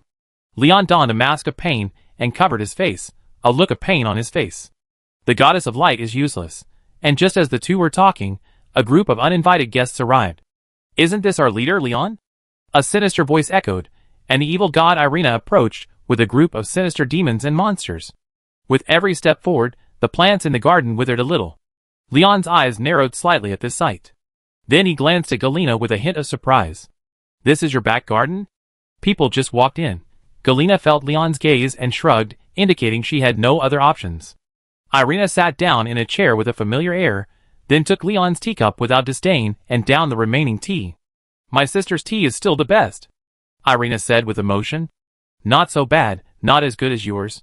Galena waved her hand, muttering softly. Ahem. Leon, who had just taken 2 sips from another cup, nearly choked. Irina didn't seem angry at this, but instead stared at Leon intently. Lion, long time no see. Look, this is my sharp-tongued sister. Leon shook his head. A weasel is paying New Year's greetings to a chicken. What on earth do you want? Irina licked her lips and spoke. I want your big treasure. Ahem. Leon and Galena couldn't hold it in, especially Galena. It was like a boiling kettle, instantly turning red hot and steaming. Leon was filled with confusion. A big treasure? What big treasure do you want? Where would I get a big treasure? Irina shook her head and spoke. Of course, it's the starship that Kuenberg left for you. Leon narrowed his eyes and spoke. I can't give you this big treasure, but I have another big treasure. Irina couldn't help but focus her gaze on Leon. Another big treasure? Leon reached for his trouser pocket. What is this? Galena is almost cooked. Chapter 908. Irina stared intently at Leon's trouser pocket. Although Leon reached into his trouser pocket, he was actually taking something from his storage ring. Leon had already tried to take something from his storage ring when he entered this dream before. What surprised Leon was that he could actually use the storage ring in his dream. Leon immediately realized that it wasn't just his consciousness that had arrived in the divine realm. It was very likely that his true body had appeared in the divine realm. But why did Galena send her true body to the divine realm? No, there must be something wrong. Leon thought to himself, but without stopping his hands, he pulled out the real treasure. A cube-shaped crystal the size of a watermelon was pulled out by Leon and placed directly on the table. Irina and Galena were both silent, because they both recognized what this crystal was. Is this the treasure you were talking about? Irina said with a constipated look on her face. What else? Isn't it big enough? Isn't it a treasure? It's also a giant thunderbolt, Leon said, pulling out his magic fission activator, looking eager to try it out. Don't move. Galena and Irina shouted simultaneously. The evil gods behind Irina were also extremely nervous. My goodness, is Leon that powerful? Carrying a super concentrated magic crystal block? And a magic crystal block of this size. This is more than enough to blow up the divine realm. Not only was Irina sweating profusely, but the goddess of light, Galena, also looked as if she was facing a formidable enemy. Because this is her garden. If it really exploded, Galena would be the one most heartbroken. Leon didn't know whether Galena was hurt or not, but he knew that Irina before him was utterly terrified. As an evil god, Irina desperately drained the planet's source energy. She was seeking to absorb that energy to increase her own strength. No one can achieve immortality, not even the so-called gods. For so-called immortality is merely an exceptionally long lifespan. No one truly lives forever. In pursuit of immortality, the evil god Irina feared her own death. She frantically increased her lifespan, using any means necessary to achieve it. She drained the planet's source energy to enhance her strength. She appeared mad, but in reality, she was the one most afraid of death. So, when Leon presented the super-concentrated magic crystal, Irina was already at a disadvantage. Huh? A mighty evil god would actually be afraid? I can't believe it. I really can't believe it. Leon shook his head, then silently pulled out the hidden magic photo stone. You? Irina was like a cat with its fur standing on end, instantly panicking. He, Galena, standing beside him, also covered her mouth and chuckled. Don't gloat over my misfortune. Even a steam princess like you got recorded. No, Galena's face instantly fell. It's over. I've been caught. Leon wouldn't use this to threaten me, would he? Galena already had a mental picture. Lady Goddess of Light, you don't want to see this side of you appear in the Great Yin newspaper, do you? Galena's CPU was overloaded. But Irina's CPU had completely exploded. Leon, I command you to destroy the photo stone. Irina's face flushed. She grabbed Leon by the collar, practically whispering into his face. Leon wasn't pleased. He grabbed the magic crystal with one hand and the trigger with the other. He acted eager to try. No! Irina and Galena simultaneously hugged Leon. One on each side, they pinned him to the spot. Let go! Leon said fiercely. No! The two men spoke simultaneously, hugging Leon. This gave Leon a stress reaction. If you don't let go, it really explode. Leon said helplessly, but the two men still refused to let go. Leon could only drag the two pendants back to the table. Their men were stunned. The two naturally knew they couldn't embarrass themselves in front of their subordinates, so they chose to send them away. They stared at them with sharp eyes, and upon sensing their gazes, they turned away, not looking back. They desperately wanted to improve. As subordinates, they had to learn to divine their superiors' intentions. But there were several different kinds of apprehension. If they guessed wrong, they could face catastrophic consequences. It was a gamble. But sometimes, intuition made the decision. Galena and Irina breathed a sigh of relief as their subordinates turned away. Leon pointed at the magic crystal on the table. The two quickly let go, straightened their clothes, and stood up. It was as if they hadn't even been clinging to Leon's thighs to beg for mercy. Why do you want Kunenberg's starship? Leon posed his question. Because we need to escape from here. After saying this, Irina channeled her divine power, creating a scene in her hand while explaining. Long, long ago, our world was just an ordinary one, not even a planet, but a small world at best. But our pioneers, by pooling the limited resources of this world, achieved godhood.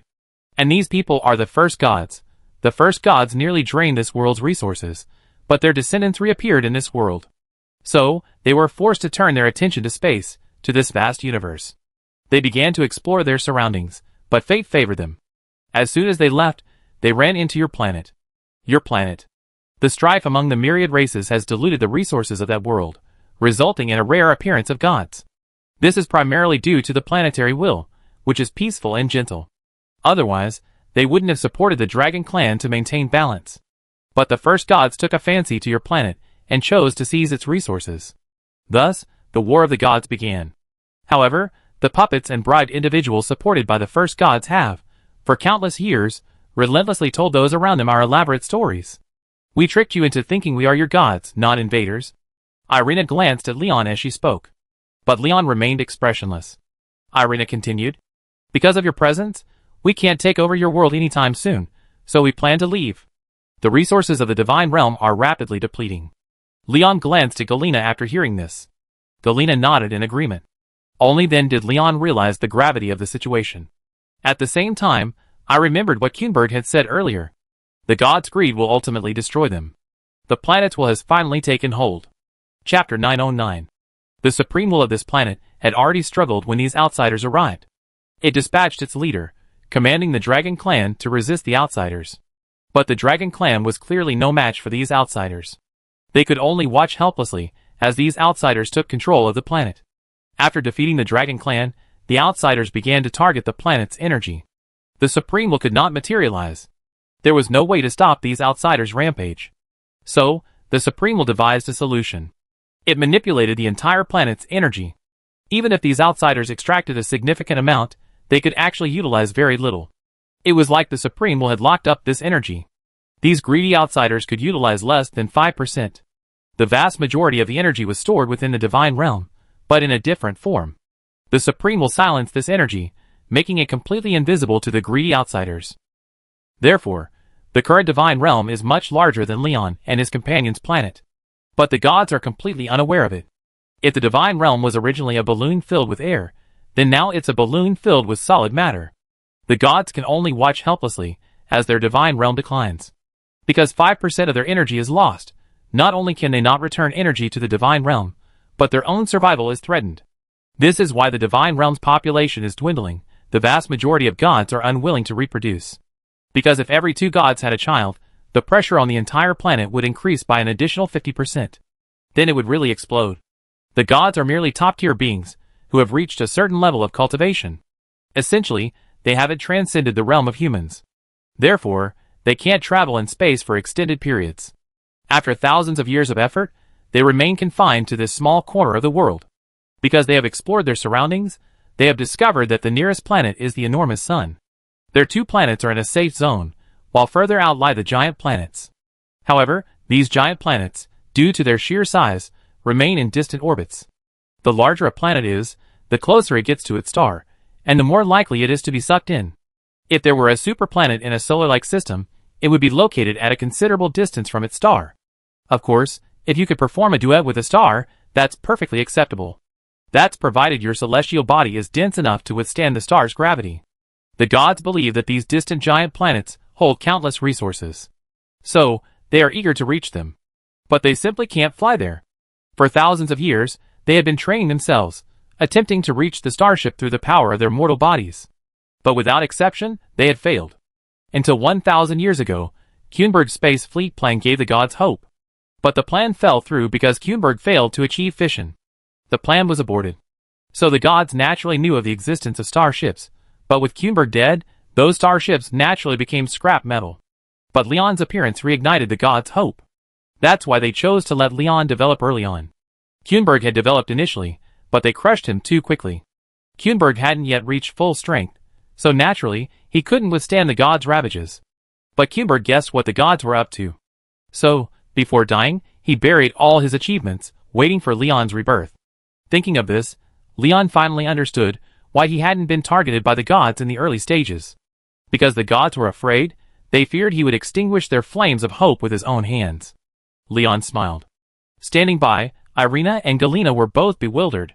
But Irina, seemingly guessing that Leon had understood everything, spoke up. "Give us the starship, and we leave here and return the planet to you." Leon looked at Irina coldly. "Give it back to us? This is the first time I heard someone speak so righteously about a robbery. The reason you're speaking to me so servilely isn't because I'm so powerful, but because you need something from me. But I want to tell you, I'm not your hope, I'm the hope of all the inhabitants of my planet. The life and death of you so-called gods is of no concern to me, for you're just a bunch of bullies who rely on your power to do whatever they want. But things are different now. My fist seems even bigger," Leon said, standing up and looking at Galina, motioning for her to take him back. Galina didn't dare to be negligent. With a gentle wave of her hand, Leon vanished into a white light. Irina looked at her sister, Galina, with a cold expression. "You're just going to let him go? If he doesn't give us the starship, what are we going to do?" Galina shook her head. "There's more to the world than just conquering it. There are other paths. We already done enough wrong. Injustice will inevitably lead to self-destruction. If we were utilizing this planet's energy wisely, perhaps I wouldn't have sided with him. But have we truly utilized its resources wisely? I used to think we were developers, their hope, but in reality, we were invaders. We didn't care about the lives of the ordinary people on the planet at all," Galina said. "So what? Whoever has the bigger fist has the final say," Irina said angrily. "Yes, that's true, but the other party's fist is also not small. The planet Supreme will has been calculating against all of us from the very beginning." With that, Galina flashed a white light and left her back garden. The angels lying in ambush in the distance also rose and left. Irina stood there in a daze for a long moment, then silently left. Leon's consciousness returned to the village. Opening his eyes, he found the same simple thatched hut. Leon sat on the bed, pondering the clues he had just obtained. If I remember correctly, the starship was originally intended to attack the Divine Realm. But was it really intended to attack the Divine Realm? Leon shook his head. He had just played a little trick. From the moral high ground, he pointed fingers at Galina and the others. The fist naturally speaks the truth. But Leon had to find a way to gain the upper hand, so he resorted to double standards. "Ah! It's me again." After sighing, Leon fell into deep thought. "If I remember correctly, it seems the Space Center has made some progress." Leon suddenly had an idea. "I have a little plan." Chapter 9:10. Thinking of this, Leon immediately jumped out of bed. A glance at the time revealed it was already 4 in the morning. But Leon showed no sign of fatigue. He rushed out of the thatched cottage and found the CIA agent guarding the door. The CIA agent was stunned. The CIA agent was cracking sunflower seeds. The CIA agents were on guard outside the village, and disguised agents were also on guard inside. The CIA agents guarding Leon's door were probably the ones with the most ease, because there was nothing to do. But the moment they saw Leon emerge, they instantly perked up. "Leader?" Leon asked directly. "Is the train still there? Take me to the train station." The CIA agent didn't hesitate and immediately took Leon aboard. The group headed straight for the train station, because only the train had the communication tools to contact the space base. Since the gods can't do it, let us humans do it and teach the gods a lesson. It was late at night at the space base, and everyone should have been asleep. But the lights were brightly ablaze. The space base was currently operating in 3 shifts, at full capacity 24 hours a day. Although the space base had already launched a satellite, it wasn't complacent.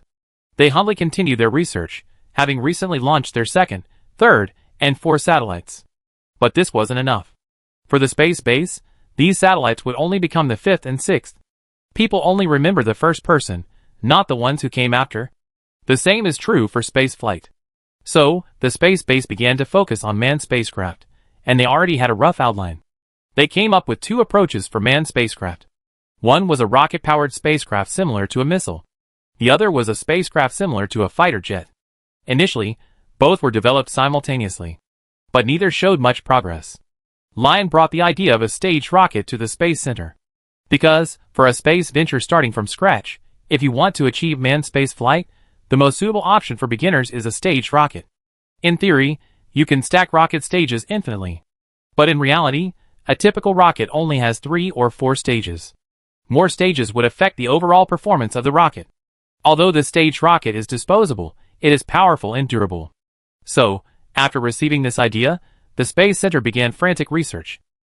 In the most important area of the Space Center, a rocket has already completed its initial assembly. The rocket is expected to be assembled by early spring. The head of the Space Center was more excited and nervous than anyone else. Because this is a manned rocket.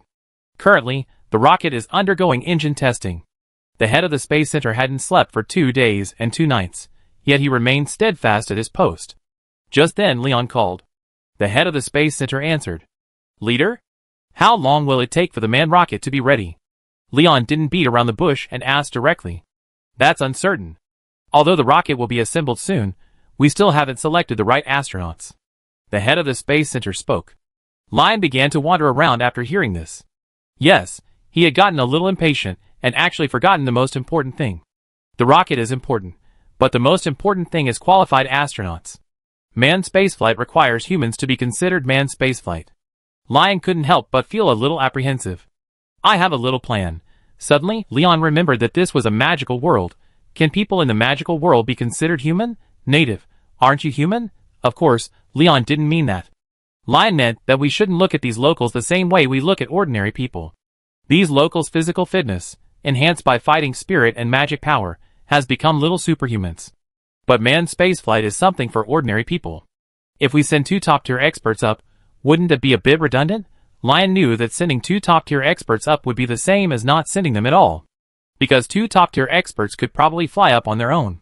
So Leon cleverly chose an ordinary person and then added Barian. Genius. Truly genius. If the rocket malfunctioned, Barian could save the astronauts. He could get the astronauts back safely and handle any emergencies along the way.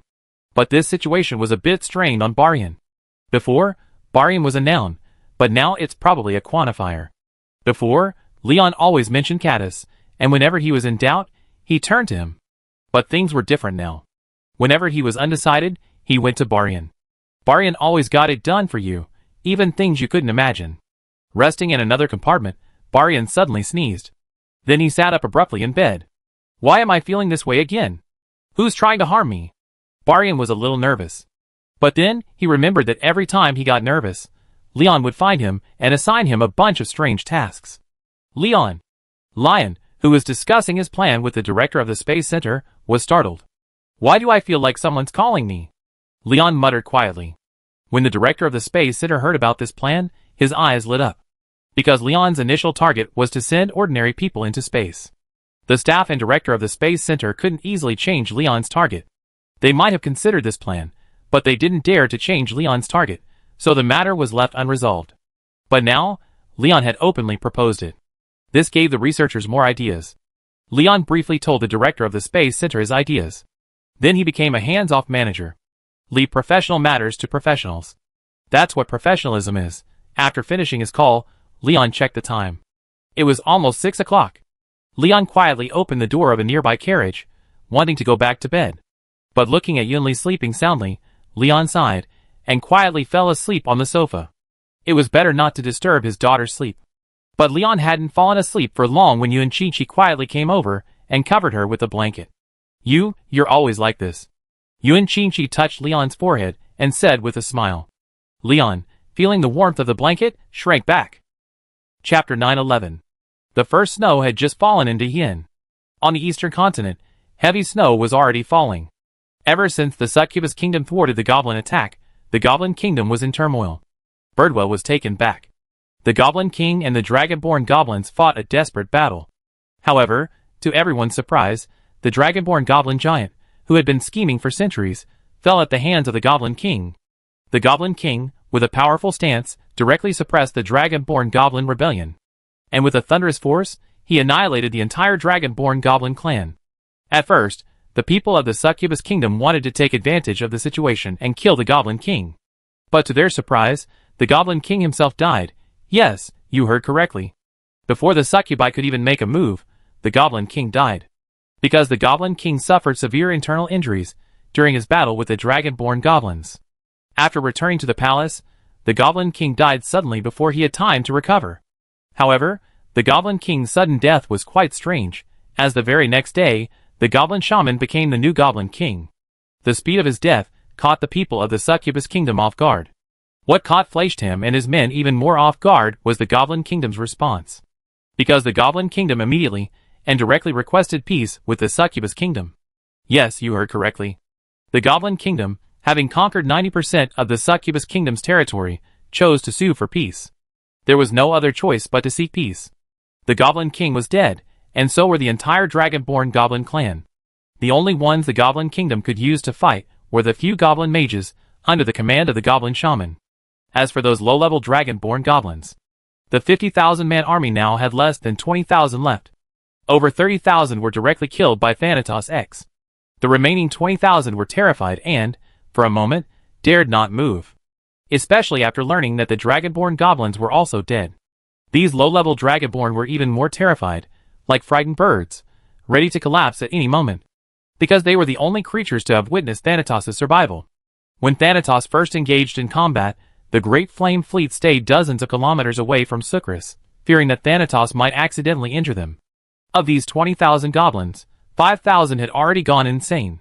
But the succubus and the Defense Force soldiers were unaffected. This was because, with its upgrades, Thanatos had developed a very intelligent attack method. The Thanatos X was itself a targeted weapon. Therefore, the magical terrors and special tricks that were bestowed upon them were almost exclusively targeted at the goblins. It could be said that these goblins were truly unlucky, encountering a weapon as targeted as Thanatos X. The Goblin Kingdom quickly petitioned for peace. But Tiana refused. The petition only stipulated maintaining the status quo, meaning that if Tiana agreed, the Succubus Kingdom would be left with only one royal city. And they would lose over 300,000 succubi. These 300,000 succubi were almost all controlled by the goblins. This was Tiana's greatest concern. She did not want the fate of her people controlled by others. Fleischham and the others also reported the situation to the military and Leon. Lion expressed his hope that the Succubus Kingdom's troubles would be quickly resolved. The intelligence agency had already detected Bonaparte's unusual behavior. According to the latest intelligence, Bonaparte had assembled his troops and was approaching the Western French Empire to the south. He was attempting to launch a war of unification against the Western French Empire this winter. Both sides were now gearing up for battle. After nearly a year of rest and recuperation, the Western French Empire to the south had gradually recovered. And with the help of the gods, the Western French Empire had regained its strength. A technological boom had occurred. Technology was even approaching that of the new Western French Empire. Both sides had reached the technological level of the early Cold War. But what Lion hadn't anticipated was that Bonaparte had not only sent troops south, but also north. However, the army sent north was a weak and insignificant force. A total of 3,000 men could barely muster 800 guns. Is this an army or just beggars? But this army was stationed south of Bafong Harbor. It guarded the vital route from Bafong Harbor to the new West Empire. Bafong Harbor was temporarily leased to Dian. But the passes south of Bafong Harbor remained under the control of the new West Empire. These passes were supposedly under the control of the new West Empire, but in reality, they were secretly controlled by the Bafong Harbor Wehrmacht. The Wehrmacht would never allow its lifeline to be controlled by others. At first, Bonaparte knew this and did not send anyone to intervene. But this time, he sent troops to take over these passes and eliminated this half-human, half-ghost, beggar army. The most disgusting thing about this army was that they would target the passing caravans. Because most of these caravans departed from Northwind Port, a considerable number of them were Great Yen people. The Great Yen people had never imagined that they could be exploited in the new West Empire. The key point was that these rogue soldiers were armed, and they were robbed almost immediately after leaving Northwind Port. This was why Leon urged Fleischham and his men to quickly deal with the Goblin Kingdom. If they didn't, Bonaparte would take over Northwind Port. Faced with the two small countries bickering at the negotiating table, Leon ordered the Northwind Port Air Force to mobilize in full force. A full-scale bombing of the Goblin Kingdom's capital. After all, the Goblin Kingdom's capital was practically infested with goblins. After a round of bombing, the new Goblin King decisively surrendered to Tiana. At first, the goblins tried to resist. But after more than 2295s had a blast, the goblins instantly became obedient.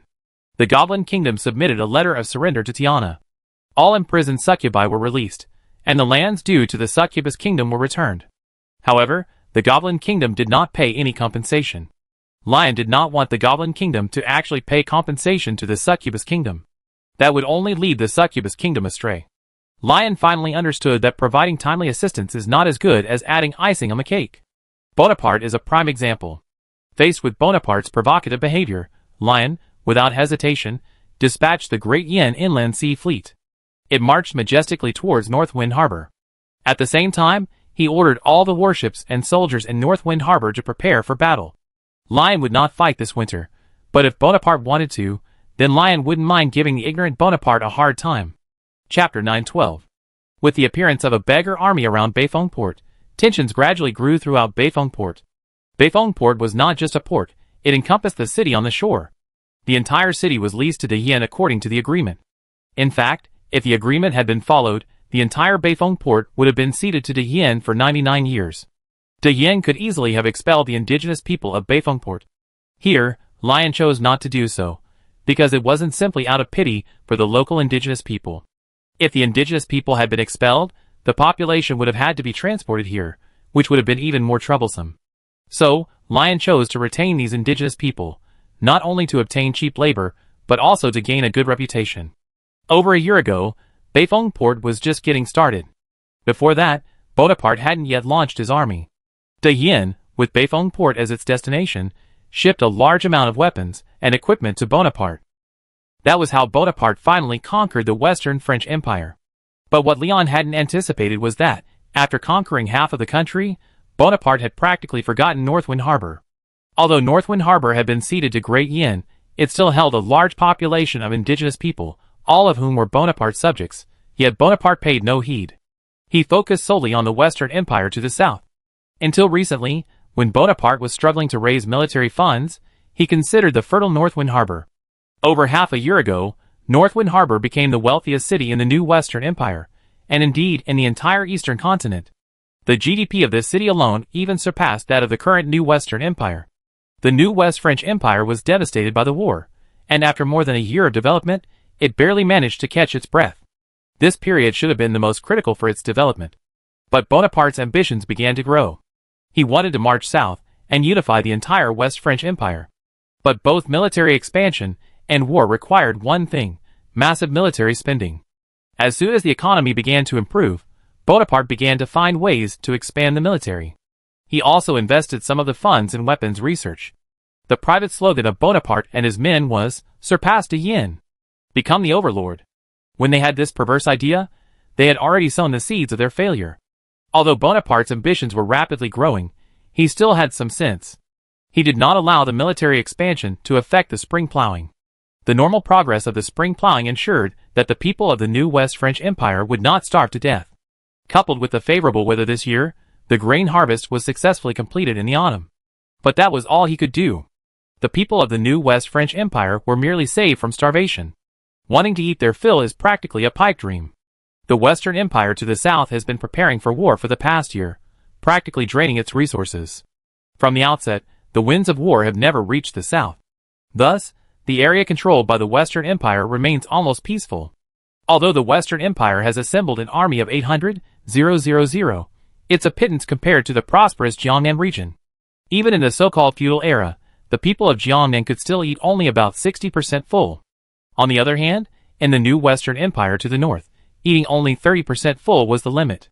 The disparity between the two sides is clearly evident here. Yet, even in this environment, Bonaparte forcibly assembled an army of 300,000 men. This 300,000-man army wasn't just a force wielding cold weapons. It was a true force of the early Cold War. But what Bonaparte hadn't anticipated was that the Western French Empire to the south had been secretly developing, and had clearly become a formidable force. The Western French Empire's 800,000-man army wasn't just a random assemblage. This 800,000-man army was a true force of the early Cold War. This was because the gods had stolen the Papal State's scientific research results ahead of time, and secretly delivered them to the Western French Empire. The Western French Empire to the south already hated Bonaparte to the core and, naturally, wouldn't pass up this golden opportunity. So, they simply copied and acquired all of the Papal State's scientific research results. At first, the Western French Empire also wanted to create the Night of Light. But after seeing the terrifying cost of the Night of Light, these people decisively chose to remain silent. The reason was simple. Besides the succubus kingdom, which other country in the entire eastern continent possessed a large number of magicians, This was a poor magic continent. If it weren't for the Storm Sea, the eastern continent would have been destroyed long ago. Unlike the fertile lands of central China, where a single brick could easily kill a magician, without sufficient magicians, it was impossible to produce Knights of Light. So the Western Empire could only diligently research firearms. But they did succeed, surpassing the scientific achievements of the Papal States. Their technological equipment had reached the level of the early Cold War. The Western Empire was secretly gloating, believing that Bonaparte to the north couldn't possibly be ahead of them. After all, relations with Great Yan had soured. Without Great Yan's assistance, the new Western Empire was a ragtag bunch of weaklings. The friction between the two sides intensified, but Beifeng Port also took action. Faced with this disorganized military blockade, the governor of Beifeng Port contacted the commander of the Beifeng Port military base. He simultaneously sent a request to Lion, the military, and the cabinet, requesting that the army that had provoked Great Yan be punished. Lion neither agreed nor rejected. Seeing Lion's silence, the cabinet also learned to be a shrewd old fox. Nor did they make any statement, placing all the blame on the military. The military also knew they would have to shoulder the entire responsibility, because both Lion and the cabinet represented the entire Great Yan. The military, however, was different. Its actions were solely on behalf of the military. Lion and his team might be involved, but as long as Lion and his team came forward and stated their ignorance of the military's actions, then they could naturally deflect all blame. Even if everyone knew that this was actually Leon's tacit approval, would you really dare to say it out loud? Some say governing a large country is like cooking a small fish. And Leon said it wasn't quite cooked yet. So he had the military add fuel to the fire. Soon, the commander of the North Wind Port military base approached the governor with orders. The governor was instantly overjoyed upon seeing them. Damn it, I can finally teach these ungrateful bastards a lesson. Out of consideration, the two men still sought out Eleanor, lord of the North Wind territory. This time, the governor and the commander again adopted a diplomatic approach. They only deployed a small force outside the castle, because today they wanted Eleanor to take sides. Although North Wind Port is currently under the control of Dian, it's Eleanor who the people truly support. Hopefully she can hold Wei Junjie in her arms, otherwise, it'd just be a demonstration of the aristocracy dissolving into water. Chapter 913. Knock, knock, knock. A familiar knock rang out as the governor and the commander knocked on Eleanor's castle gate. The maid opened the door and saw the commander, who had been there before. The maid glanced at the two men, then at the soldiers behind her, quickly closed the door, and went upstairs to find Eleanor. Eleanor was feeding Goya porridge. Goya had recently fallen ill, but Bonaparte had received no news. Eleanor had sent 3 groups of men to Maple Leaf City to search for Bonaparte, but all returned empty-handed. Eleanor was helpless. The castle's daily expenses were seriously threatened. Eleanor was forced to sell her jewelry. As a lord, Eleanor's income came almost entirely from taxes on North Wind Port. But now, North Wind Port was in Dian's hands. Eleanor had clearly lost all her financial resources. Life became increasingly difficult. Eleanor even asked Bonaparte for money, but he remained unresponsive. Almost all her letters fell on deaf ears. Queen Dowager Goya sat on her bed, pale, looking at the plainly dressed Eleanor. Goya reached out and touched Eleanor's cheek, speaking apologetically. Eleanor, why don't you find someone to marry and stop worrying about me? I'm a burden, and my whole family feels sorry for you. Eleanor put down her porridge, grasped Goya's hand, and spoke seriously. Mother, although we are not related by blood, you accompanied me throughout my childhood, and I should accompany you for the rest of your life. So, please don't say these things again, okay? Eleanor finished speaking, picked up the porridge, and continued feeding Goya. Goya smiled faintly. This child, if she hadn't met our family, perhaps she would have lived an incredibly wonderful life. Eleanor meticulously fed Goya the porridge. Just then, the maid rushed in a panic. My lord! The Great Yan people are here! Eleanor was startled by this, then immediately put down the porridge and went downstairs.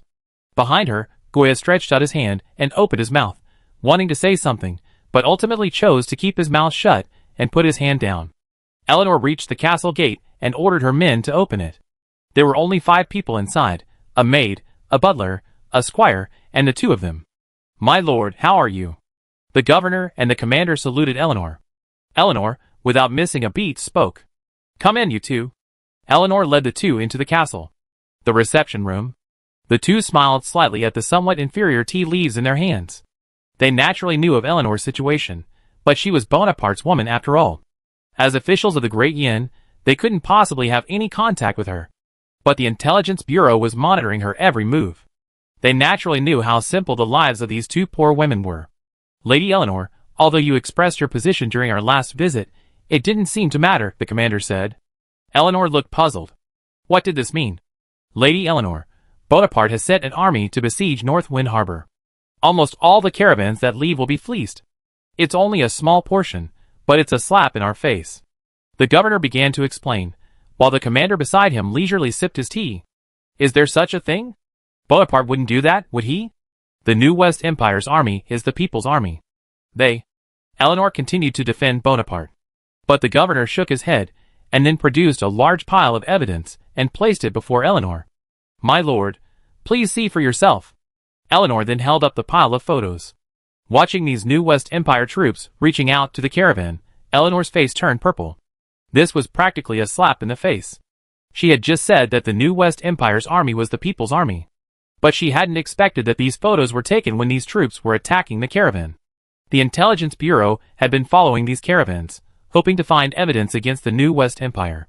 I forgot to tell you, my lord, these people are native to Northwind Port, not from our Great Yin, the governor said with a murderous tone. Eleanor sighed, slumping in her chair in disbelief. Impossible. Bonaparte clearly stated that he wanted equality for all in the New West French Empire. He wouldn't. Eleanor tried to make a final effort. The governor grew impatient. He then produced the photos the intelligence agency had secretly taken of Bonaparte's private life. Lord Eleanor, I'm sure you don't want to see these photos, the governor warned kindly. Eleanor began to speak. What are these photos? Lord Bonaparte's private photos. The governor placed the photos on the table and pretended not to notice. As everyone knows, when a woman loses her temper, the world falls apart. Eleanor snatched up the photos and stared at them intently. This can't be true. This can't be true. Eleanor exclaimed in disbelief. These 30-odd photos were all of Bonaparte's chaotic private life with other women. And 9 of them appeared in these 30-odd photos. The governor picked up a photo and pointed at the woman in it. This is Bonaparte's current favorite woman, and she's also a spy for the Western French Empire. Bonaparte's current state is largely due to this woman's whispering. Eleanor was shocked to hear this. The governor had been prepared, having already connected a telephone line outside the castle. He then ordered a signalman to bring the line over, called Bonaparte's residence, and handed the phone to Eleanor. We have to face it, don't we? Eleanor took the phone. Hello? Who's that? Eleanor, hearing the other party's irritated tone, chose to remain silent. Who is it? Speak up. I don't have time for you. Sir? Who is that? Please continue. Before Eleanor could speak, a woman's voice rang through the line. The governor and the commander exchanged a look of shock. It's over. It's really over. It's me, Eleanor said, suppressing her anger, and finally hung up, leaving Bonaparte on the other end of the line, disheveled and utterly huddled. As you wish, my lords. Can you give me 5 tickets to the Yin? The commander finally stopped drinking his tea and sat up. Absolutely no problem. The Yin welcomes you. Chapter 914. Maple Leaf City. Bonaparte stared at the hung-up phone, completely bewildered. Is that Eleanor calling? What was she calling for? Bonaparte suddenly realized something, feeling as if something was about to leave him. Bonaparte panicked and hurriedly called his men. Did something happen to Eleanor and the others? Bonaparte asked with concern. The men looked at each other, unsure how to answer Bonaparte's question. Looking at his hesitant men, Bonaparte sensed something was amiss and immediately pressed them. What happened to them? Tell me. You were being intimate with Madame Ellie. We reported on Lady Eleanor, but you? One of the men trailed off, and another took over. You said that because Lady Eleanor had been writing to you every day for 5 or 6 days, you were furious, so you issued a notice to refuse all correspondence concerning Lady Eleanor. The 2 men immediately lowered their heads, fearing that Bonaparte would vent his anger on them. As it turned out, Bonaparte was indeed furious. And it was a furious one. I told you not to report it, and you won't? Do you even have eyes for me? Don't you know who she is? Bonaparte said with impotent fury. The men could only lower their heads in despair. What had they done to offend anyone? They didn't want to do this, but Bonaparte's orders were orders. If they did well, they might not be praised, but if they did poorly, they would definitely be scolded. This was walking on thin ice. Bonaparte scolded the 2 men profusely, and then, irritated himself, sat down in a chair to catch his breath.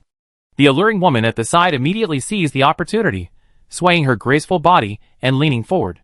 She practically lay on top of Bonaparte, whispering softly into his ear. "Master, don't get too angry, I'd be there for you." Bonaparte, feeling the warmth against his ear, turned his anger into joy and spoke. "You're right, I shouldn't be angry. You two go now." Before Bonaparte could finish, Ellie blocked his mouth. Under the onslaught of her gentle embrace, Bonaparte gradually lost himself in it. The two men were at a loss for words. The woman was adept at exploiting her strengths, captivating Bonaparte completely. "Let me dance for you." With that, the woman launched into a seductive dance. The two men immediately dropped their heads to the ground, for Bonaparte was very strict with his women. Last time, a subordinate, having reported a tip, broke into the palace and caught Bonaparte being intimate with one of his women. This subordinate was executed on the spot. As the dance progressed, they headed towards the bedroom. The two subordinates didn't leave, but waited in the hall. In the middle of the night, the bedroom door opened. But it wasn't Bonaparte who emerged, but the woman Elle. The two subordinates looked suspicious. Elle, dressed in a thin gauze dress, approached the two subordinates. The two subordinates took one look at Elle's almost perfect body, and immediately lowered their heads. "What are you doing? What man could resist such temptation?" Elle approached the two subordinates and said, "Go and take care of Eleanor and Goya."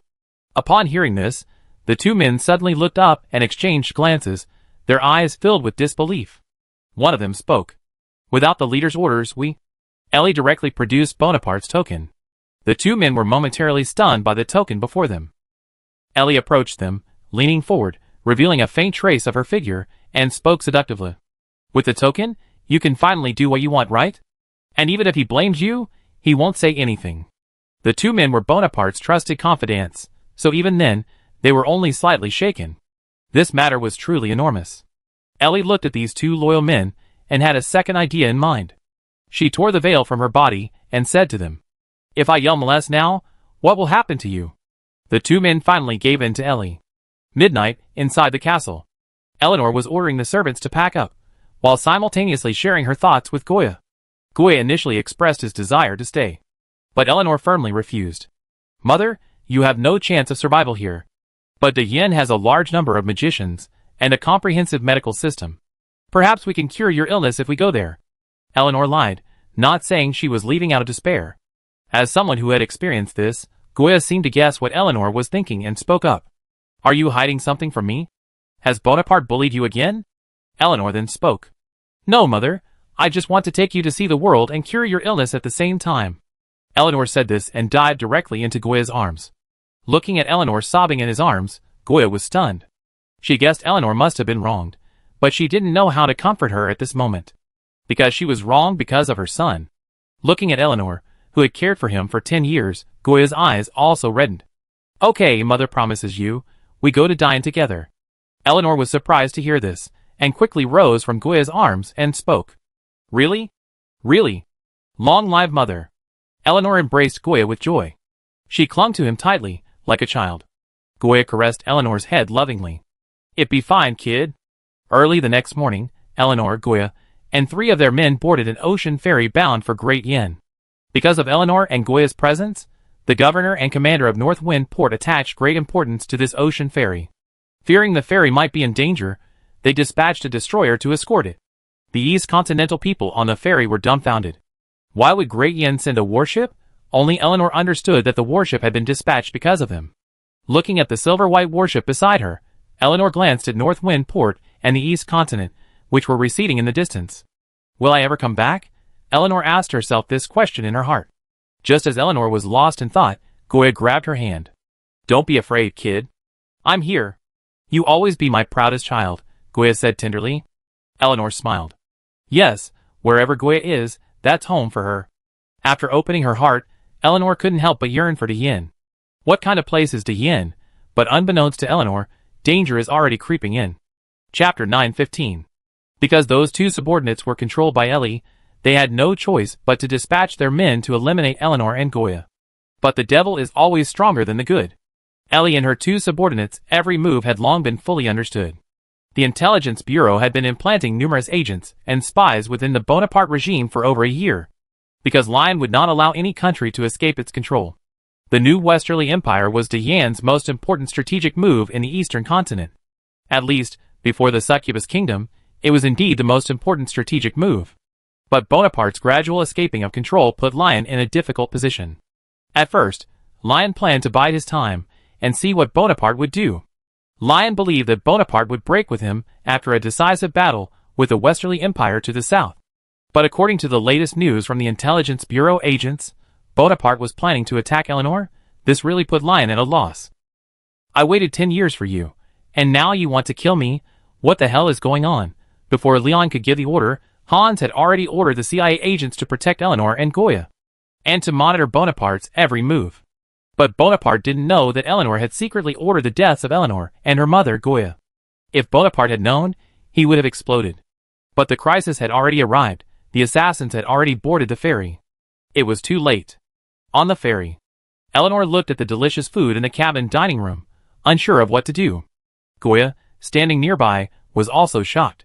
Because the tickets the governor gave the 5 people weren't ordinary tickets, but first-class cabins. First-class cabins were originally reserved for the wealthy of the East Continent. What's wrong with reaping the wealth of the rich? In fact, this was a clever ploy by the Great Yen Shipping Bureau. Prepare a large amount of fine food and other supplies in the cabins, letting these wealthy people taste them. Once they arrive in Great Yen, 70% to 80% of them will choose to purchase these items again. And when they return to the East Continent, they will also bring back many local Great Yen items. A single ticket indirectly boosts consumption. Of course, ordinary cabins also offer some services, but most of them are practical gifts. Leon will give everyone hope, not despair. Whether you're from the East Continent or the Elf Empire, come to Great Yen and abide by the law. Then you be a qualified foreigner. At first, Leon wanted to treat these outsiders harshly. But then he thought about his future plan for unification. We must now give these outsiders preferential treatment, allowing them to return and promote Great Yen. This will pave the way for the future war of unification. Eleanor looked at the exquisite food before her and asked the waiter beside her, "Is this for us? This must cost a lot of money, right?" Eleanor said with a rather old-fashioned air. But the waiter, having received rigorous training, naturally didn't look down on Eleanor. Instead, he spoke patiently. "This food is free for first-class passengers. As long as you can finish it, you can take as much as you like." The waiter then handed each of the 5 people a plate. They chose their own food according to their preferences. But the next moment, the waiter keenly noticed a man following the 5 people. Most of these waiters were retired soldiers from the National Defense Force. After all, this was an ocean liner, and there were foreigners on board. These outsiders didn't understand the laws of Great Yen, and now it was time to teach them the true meaning of fists. As former military personnel, they naturally saw that there was something wrong with the man behind them. And it was a serious problem. As if sensing the waiter's gaze, the man immediately hid. Unbeknownst to the man, he was followed by 2 intelligence agents. Noticing he had been noticed, the man immediately left, circling as much as possible to avoid being watched by the waiter. After wandering aimlessly for half an hour, the man finally dared to look for his companions. "Number 2, did you get it?" A man and this man were casually chatting by the railing. "I failed. The waiter noticed me." "Just a waiter, what are you afraid of?" "Number 1. Are you telling me how to do things? Do you know how sharp that waiter's eyes are? He's definitely not just any waiter." "No way. You picked on the waiter?" "One waiter, and you took him down too. Further ahead is international waters. We won't be able to leave after completing our mission." Number 1 said sharply, leaning against the railing. "Why?" "Because the Western Empire plans to ambush this destroyer. Yen is too arrogant, and the Western Empire intends to retaliate." "Ambush a destroyer? Does the Western Empire have that capability?" "Of course not, but the higher-ups do," Number 1 said, pointing overhead. Number 2 immediately understood, a look of disbelief on his face. This inside story is truly enormous. Not far from them, however, an intelligence agent was watching Number 1 and Number 2. The 2 agents stared at each other. Should we eliminate them now? But then, a sudden thought struck the 2 agents, and they hurried to Eleanor and her room. Oh no! They'd fallen for a trap. Watching the 2 agents leave, Number 1 and Number 2 simultaneously glanced in their direction. "Fight us? You're still too young, but really?" Eleanor and Goya sat in the cabin, savoring their meal. The maid, the knight, and the butler were in another cabin, having lunch. Eleanor and Goya sat in their seats, as close as mother and daughter. "Mother, this macaron is delicious." You should try it too. Eleanor looked at Goya expectantly. Goya smiled as he ate it, then smiled again. It's really delicious. Eleanor's smile instantly spread. She hugged Goya's hand and nuzzled it affectionately. Only in Goya's presence could Eleanor be as happy as a little girl. But what the two of them didn't know was that, not far behind them, a figure in black emerged from the shadows. Gripping a sharp blade, the figure in black approached the two of them. The two of them were oblivious, still debating which one was more delicious. But suddenly, Eleanor caught sight of a stranger's face in the decorative mirror on the table. Ah! Bang! Chapter 916. Ah! After seeing the face in the mirror, Eleanor pushed Goya to safety and screamed to attract the stranger's attention. The man's attention was naturally drawn to Eleanor, and he was about to strike her with a knife. Then, a second later, he felt something hit his body, followed by a gunshot. Bang! The assassin stared blankly at his body, pierced through, before collapsing to the ground. Where had the gun come from? Eleanor stared blankly at the fallen man. Then she quickly glanced at the shooter in the distance. A handsome man in a black suit stepped out of the shadows. Lord Eleanor, the danger is not over yet. I'm James, an agent from the Great Yen Intelligence Agency. Please stay in the cabin and don't move. Our team will be here soon for support. Let's be honest, the soundproofing in the first-class cabin is excellent. For a while after James fired, there was no commotion. Soon, the two CIA agents, having reacted, pushed open the door and entered, spotting James standing in the center of the cabin. Who are you? The two CIA agents, not recognizing James, immediately drew their weapons and pointed them at him. I'm James, codename 006. James said calmly, sheathing his pistol and handing the two his ID. He had seen the CZ-75 pistols used by the two CIA agents. This type of pistol is only used by CIA agents. The reason is simple. With a 16-round capacity, a skilled agent could kill 10 people in just 5 seconds. We are CIA-level agents. Our mission is to protect Eleanor and Goya. One agent stepped forward and spoke, while another checked James's ID. After confirming it was correct, they returned it to James. You were just a little bit off. They almost succeeded. James looked at the body on the ground and spoke to the agents. The agents were sweating profusely. Yes, they almost failed the mission. While Hans wouldn't punish them, they would be criticized, reviewed, and even dismissed. Most importantly, they would bring shame to the entire intelligence agency. Don't overthink it. Quickly inform your people that there are 6 more assassins on board. James said. What? The two agents exchanged glances, their eyes filled with disbelief. The intelligence from the Maple Leaf City Intelligence Station had reported that there were 3 assassins aboard. But James's report indicated there were 7. There was no need for James to lie to them. There was no benefit in deceiving these intelligence agents. It was the same mission, so there was no need to deceive each other. And was it really necessary to add extra work to their own workload? However, for safety reasons, the CIA agent left one agent in the room while another went to inform the others. The others were shocked upon hearing the news. But they quickly reacted and immediately dispatched their agents to carry out the mission. When number 1 and number 2 saw that number 4 hadn't returned, they became alarmed. Something's wrong. Let's go! Let the others continue the mission, number 1 said, preparing to leave with number 2. But the next second, 5 or 6 CIA agents rushed over and pinned them to the ground. They were dumbfounded. What was going on? But they were well-trained agents after all. Upon learning they had been captured, they immediately chose to commit suicide by poison. But the CIA agents were quicker, removing their jaws to prevent them from biting into the poison in their teeth. The two panicked instantly. What they feared wasn't death, but being captured alive. They had heard about the CIA's methods during their training. So their instructors had told them this. If you are captured by the CIA, you must find a way to commit suicide. Because in the CIA, you have no secrets. Even if you are a man of steel, once you enter the CIA, they have 1,000 ways to make you talk. They feared that if the CIA pried them open, their families in the new West French Empire would suffer a devastating disaster. Bonaparte hated traitors the most, and he had countless ways to deal with them. The two were led away, causing panic among some passengers. Fortunately, the waiters were very perceptive and stepped forward to comfort the crowd. They told them that it was the Great Yen agents apprehending the criminals. The crowd finally quieted down. But hidden among the crowd were agents from the new West Empire. Seeing their companions arrested, they instantly became anxious. In the cargo hold, the other 4 gathered together, discussing their next move. What should we do now? They've been captured, And number 4 is probably dead. Eleanor and Goya must be under the protection of the Intelligence Bureau. How can we possibly break through with just the few guns we have? Number 3 spoke.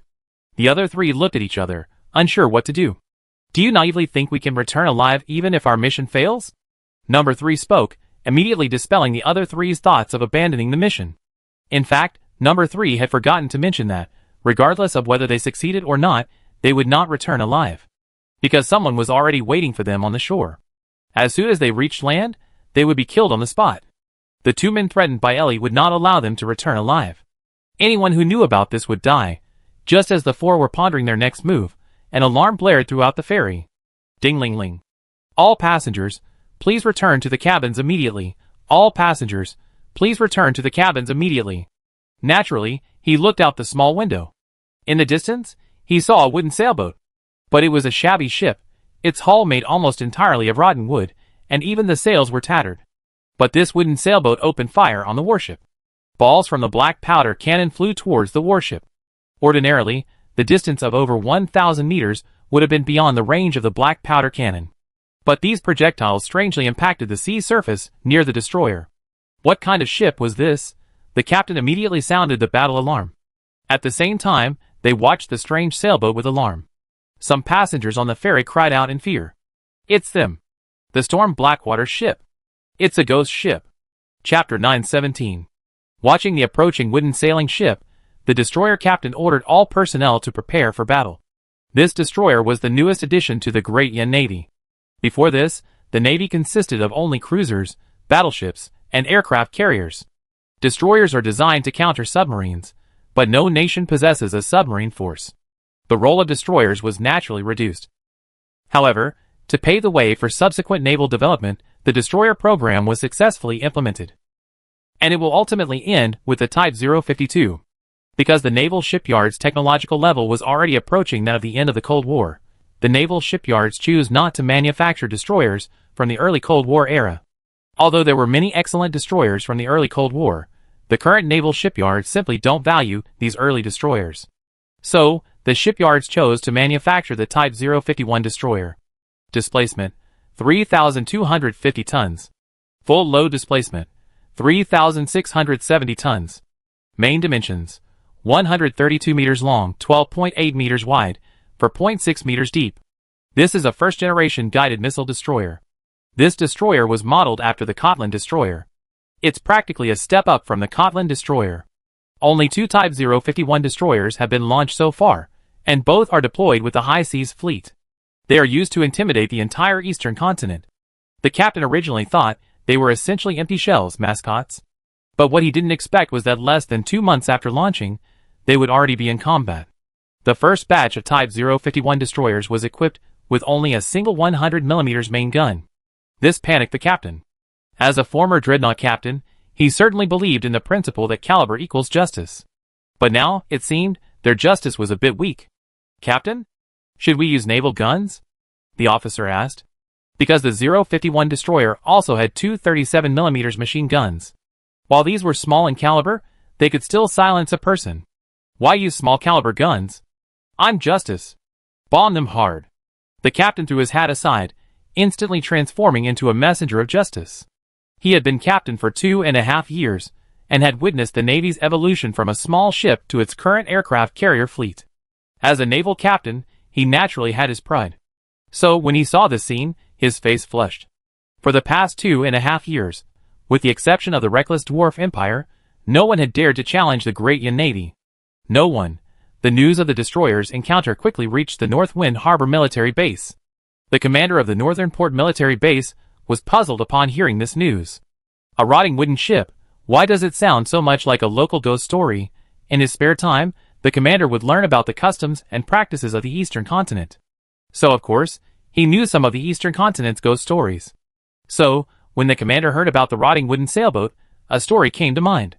1,000 years ago, during the glorious era of Zhongzhou. But it was also the darkest age for the entire Eastern continent. The Eastern continent was Kuenberg's final plan. In order to complete the War of Unification, Kuenberg prepared for nearly a decade before launching this war.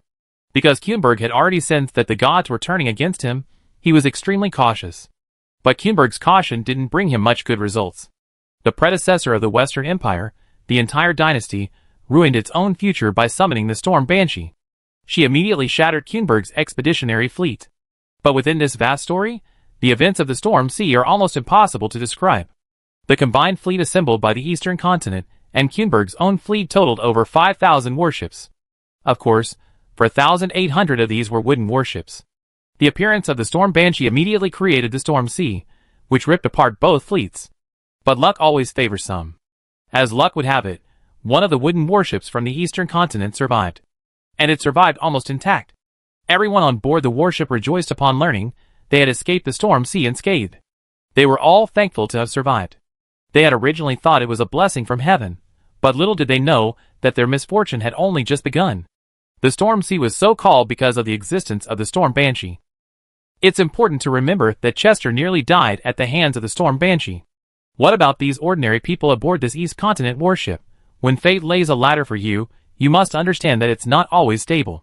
The wooden warship eventually returned to Northwind Harbor. They received a large reward of gold coins from the king. After achieving success and fame, they returned home to be with their wives and children. But the good times didn't last long. These men discovered that their wives, children, and family members had suddenly died one after another. And each one died in the same way.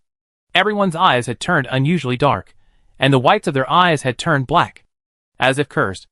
At a gathering, the crew of this wooden warship recounted the strange happenings in their homes. This stunned everyone. They knew something was amiss. To understand the cause, they frantically sought out the local priest. However, the priest seemed to have anticipated their arrival. So, he already knew the answer. Your lives were lent to you by the storm siren, and now she needs to claim what's hers. Before the priest could finish his words, the crew left the church and returned directly to the warship. They didn't care about their families at home. They steered the warship directly into the stormy sea. They didn't want to bring any more trouble to their families. Their wives, children, and loved ones died one after another before them, and now they were told they were the culprits. How could these men, considered heroes by their families, accept this? Their families saw them as heroes, yet their families died because of them. They drove their warships into the storm sea. Finally, a massive wave swept them to the bottom of the sea. But just when everyone thought it was over, their families mysteriously died. In the end, the families of all the crew members on the warship were wiped out. And after that, a wooden warship always drifted around the storm sea. People could only watch from afar. It wasn't because they couldn't get close, but because everyone who approached it died. Over time, the warship gradually decayed, its color becoming increasingly darker. And every time it appeared, the surrounding sea would be dyed black. Hence the nickname Storm Blackwater's ship. In fact, the priest had omitted a word back then. God is greedy. When God chooses you, no matter how hard you struggle, God will take away your most important thing. Chapter 9:18. At the captain's command, the 100mm main gun immediately opened fire on the ghost ship. On the sea, the Great Yin Navy is the ultimate truth. No one can refute them, because any attempt to refute them would have sunk into the sea. Navy, we have the final say on matters at sea, and we still have the final say on matters beneath the sea, because the overlord of the ocean, the Sanshui Empire, has become completely unafraid. If anyone dares to challenge the Great Yin, they be met with a mushroom bullet. The Great Yin's specialty is its powerful power. The 100mm caliber shell accurately hit the speeding ghost ship. But a strange scene occurred. The shell had no effect on the ship at all. That's right, the shell didn't even explode. Then it fell directly into the sea. The captain and the other soldiers were stunned. They thought it was impossible. This was a Great Yin Navy shell. These aren't shells filled with sand. Each shell is manufactured using a rigorous process. Given the production standards, these shells are only as powerful as they come. The captain remained calm and ordered his men to continue firing the guns. Boom! Another shell was fired, but like the previous one, this one didn't explode. Open the machine guns. I won't believe this today. Is this ghost ship so abstract? The captain removed his hat and requested assistance from the military base at Bayfeng Port. While the true strength of this ghost ship was unknown, it appeared to be capable of threatening the destroyer. The Type 051 absolutely couldn't afford to fail here. This warship is the Navy's newest warship. If it fails, the Navy will suffer utter disgrace. Upon receiving this information, the base commander dispatched 2 MiG-25s without hesitation. According to locals, once this ghost ship appears and sets its sights on a vessel, it will relentlessly pursue it, clinging to it until it sinks into the sea. The commander, upon hearing this news, expressed a certain disdain. I used to believe in gods and ghosts, but it wasn't until I saw the mushroom cloud that I witnessed these gods Sichuan opera-like face-changing. Several pilots returning from their mission in the Succubus Kingdom are on leave. They've been on leave for over 2 days. Life in the East Continent is very comfortable. They only need to conduct daily training. A peaceful day, except for the recent Succubus Kingdom incident. That's keeping them busy. They generally don't have any combat missions. This is much better than pilots at other military bases. Like the Great Flame pilots from Zhongzhou and the Elf Empire, they not only train daily, but also conduct patrol missions. But at North Wind Harbor, there aren't so many miscellaneous patrol missions. After all, Bonaparte himself valued sovereignty, so he was very firm in not allowing the Great Yin fighters to penetrate too deeply into the airspace of the new West Empire. Lion himself was dismissive of Bonaparte's request. Do weaklings deserve to have a say? The pilots on leave quickly received their combat orders. The 2 pilots donned their anti-gravity suits and entered the cockpit of their fighters. Then they received their combat plan. The 2 pilots read it quickly, especially when they saw that they were to destroy a ghost ship. The 2 pilots' expressions were filled with excitement. What is a ghost ship? Are there still ghost ships these days? Before they could even think, the takeoff order from Control Tower had already been given. The 2 immediately maneuvered their fighter planes into flight. The residents of North Wind Harbor witnessed this scene, and couldn't help but wonder. Wasn't the war in the Succubus Kingdom supposedly resolved? Why were fighter planes still taking off? Normally, the military base wouldn't conduct flight training at this time. Some eagle-eyed civilians spotted a MiG-25 heavily armed with weapons. Is this another battle? The 2 MiG-25s quickly reached their designated location. But now, the situation for the naval warships was grim. The ghost ship approached the warships, and it fired its cannons at them. The Navy's main guns were ineffective, and even their machine guns failed to produce explosions. Some soldiers resorted to firing machine guns.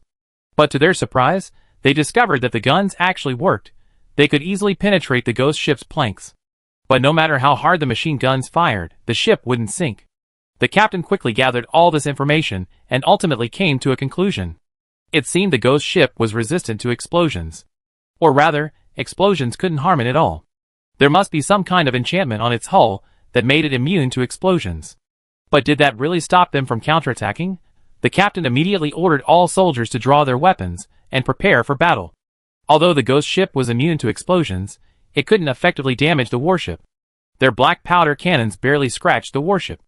The ghost ship seemed to realize it couldn't threaten the warship from a distance and sped towards it, intending to engage in a naval engagement. The soldiers of the Great Yin Navy also guessed the enemy's intentions. After all, they were educated and naturally knew that in the days of wooden ships, victory relied almost entirely on boarding battles. By the time the 2 MiG-25s arrived, the ghost ship had already engaged the warship. This left the pilots of the 2 MiG-25s bewildered. They immediately reported the situation to the air base.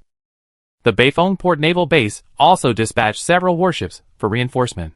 They wanted to find out whether this was man-made or something else. If they had collided with the ghost ship out of sheer luck, then they would destroy it. But if it was deliberate, then, the fleet would investigate and destroy the enemy.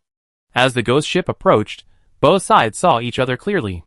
The Navy soldiers, dressed in Navy uniforms and full of fighting spirit, looked at each other warily. The other side also revealed their true colors. Dozens of undead creatures, dressed in tattered sailor uniforms and covered in rotting flesh, appeared on the deck. They stared at the Marines with their dead eyes. The feeling of being stared at by the undead gave the Marines a chill. Why did it feel so eerie?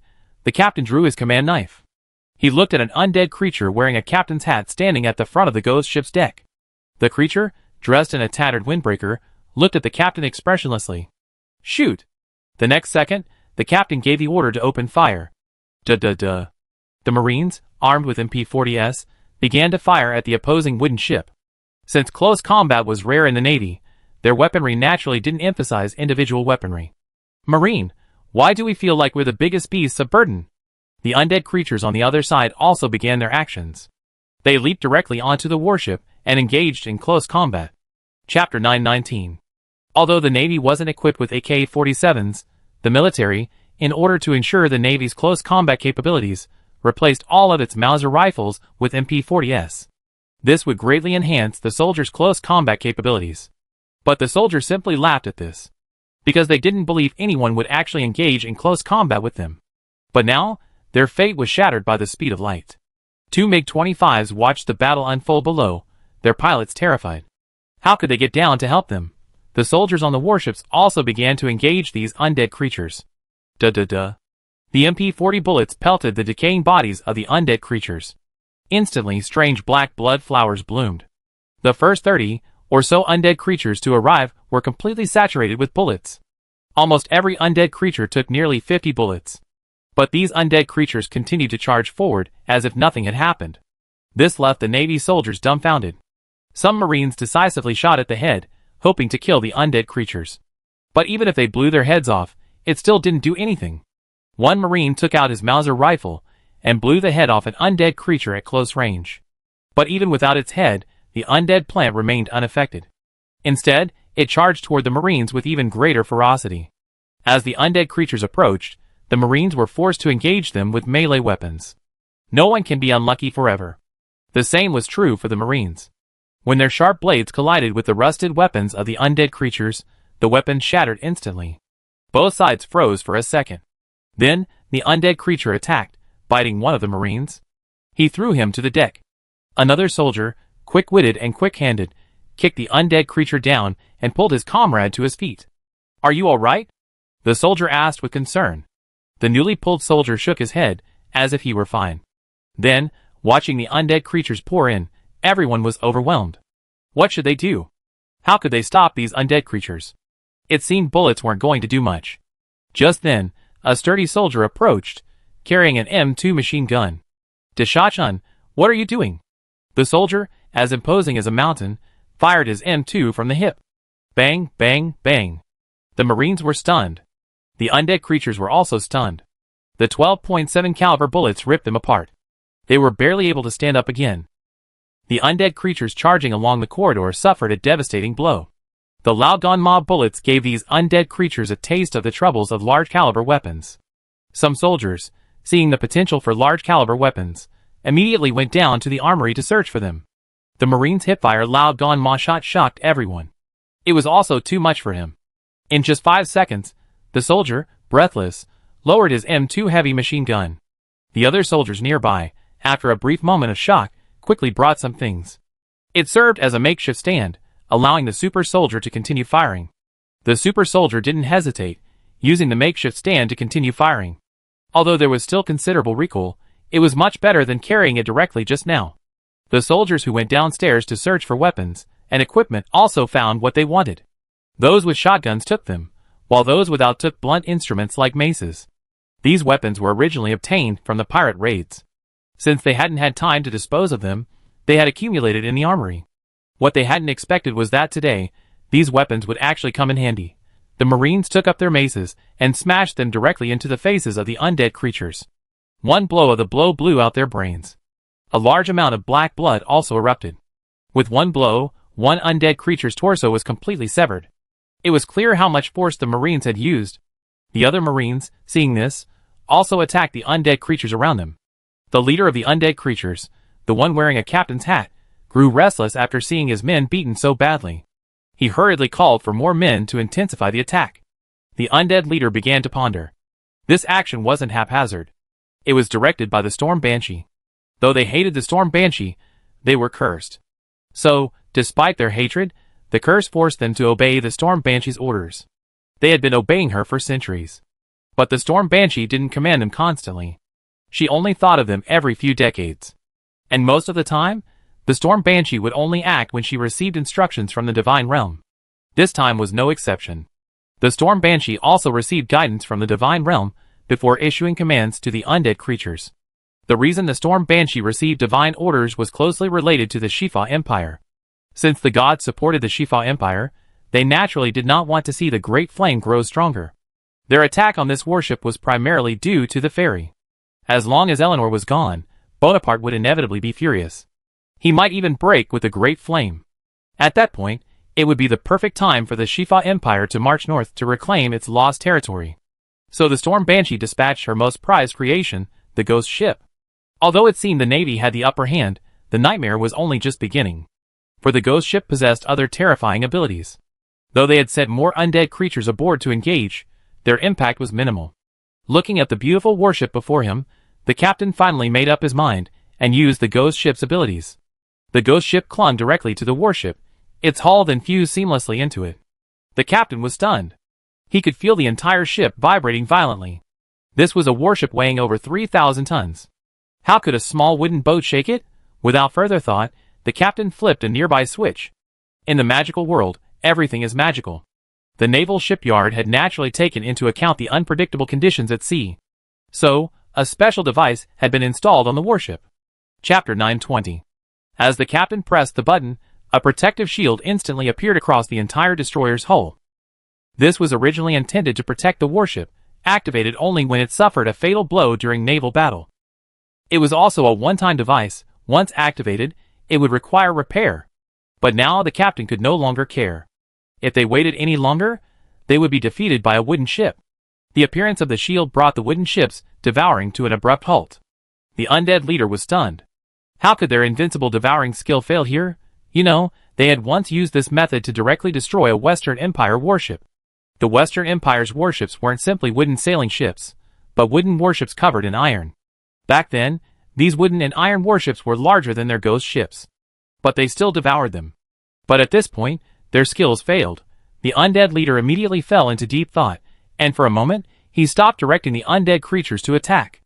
Even then, upon seeing the devouring cease, the captain immediately considered commanding the warship to advance at full speed, freeing himself from the ghost ship's clutches. But then he thought of the ferry nearby. In the end, he decided not to retreat. The undead leader seemed to notice the captain's hesitation and gave his men the order to abandon their attack on the warship and instead attack the ferry. The ferry itself was slow, and even after the battle began, they had already fled. But for the ghost ship, the distance between them was almost instantaneous. And the ghost ship also employed another tactic. Several rotting sharks were simply thrown down. The sharks themselves were dry, but once in the sea, they instantly came to life. As if they had endless energy. The sharks quickly caught up with the ferry. Even though the ferry was maintaining a speed of 25 knots, they still couldn't escape the sharks' pursuit. The sharks seemed tireless, reaching their maximum speed. The ferry captain, upon seeing this, was almost devastated. Is there any problem these days that the Navy can't solve? If the Navy can't solve it, what should they do? The captain, watching the pursuing undead sharks, instantly panicked. The crew had never seen such a situation. How could sharks chase a ferry? The undead leader gave the order, directing the undead sharks to ram the ferry. Under normal circumstances, using sharks to ram a ferry would be impossible. It's like a Somali pirate using his small kayak to smack a massive American warship. Isn't that courting death? But the next second, the entire ferry felt the vibrations, because these undead sharks were once magical beasts. At the time, the ghost ship's captain was a level 7 warrior. They had escaped the storm sea, and were hunting fish. At that moment, a few reckless level 7 glacier sharks attempted to tear the ghost ship apart. They were utterly shattered by the captain. However, before the bodies could be processed and sold, the entire crew had transformed into monsters. These sharks had naturally become undead creatures, resurrected from the dead. What should she do? Eleanor was terrified. She had no idea why everything had happened the moment she boarded the ship. Was she born to be a magnet for misfortune? However, she didn't know this. It wasn't her fate that was unfortunate, but human greed that put her in danger. Elsewhere, in the divine realm, the evil god Irina was communicating with the storm banshee. Be careful, you attracted their attention this time, Irina warned the storm banshee. Attract their attention? So what? Why should I be afraid? I'm a god. No one in the sea can rival me. The storm banshee said disdainfully. The krakens have all chosen to keep their tails between their legs. Don't you have any sense of caution? I went to so much trouble to have you land on this planet, not to show off. I wanted you to dominate the ocean. Irina said angrily. The storm banshee fell silent for a moment, then spoke with a touch of shame. I didn't know there were so many obstacles in the sea. One abyssal creature is enough of a headache, and the Sanshui Empire is still against me. I haven't recovered from the injuries I received from Kuenberg back then. The storm banshee lowered her head in frustration. What's going on? I was promised dominance over the sea, but now I'm not even receiving any help. They're just asking me to risk my life against them. How can I fight? I'm risking my life. The kraken alone is enough to give me a headache, not to mention that Sanshui Empire possesses a divine artifact, the kraken blade. The storm banshee is a deity, to be sure. But even when facing a divine artifact, one must show some respect. Okay, anyway, be careful. After you take care of Eleanor, go into hiding. I have a feeling Leon won't leave you alone again. Irina spoke. You want me to hide? Does that mean you don't plan to come and help me? The storm siren's voice rose several pitches, her face filled with anger. What else? What else do you want to do? Irina grew impatient. Shouldn't we go to war with Leon? We are gods, not cowards. Can you stand having a mortal shoveling down on us? The storm siren roared. Irina flipped the table. Hurry, hurry! Don't we want to go to war? You want to eat a mushroom bullet, don't you? Irina stopped talking after that. There was no point in talking any further. If she continued, she would actually eat a mushroom bullet. The storm siren fell silent. She had also heard about the abyssal creatures that had eaten a mushroom bullet. From the sea, she naturally felt the terrifying vibrations. A single hit like that would leave them crippled, if not dead. Take care of yourself, Irina said, ending the call. On the ferry, Eleanor frantically searched for cover as she watched the undead creatures riding the undead sharks. James immediately shielded Eleanor behind him, then narrowed his eyes as he watched the undead creatures about to board the ferry. What the hell? Was this a myth or reality? Just as the undead were about to board the ferry, a figure sprinted out of the sea. It landed on the ferry and, with a single strike, dispatched all the undead creatures.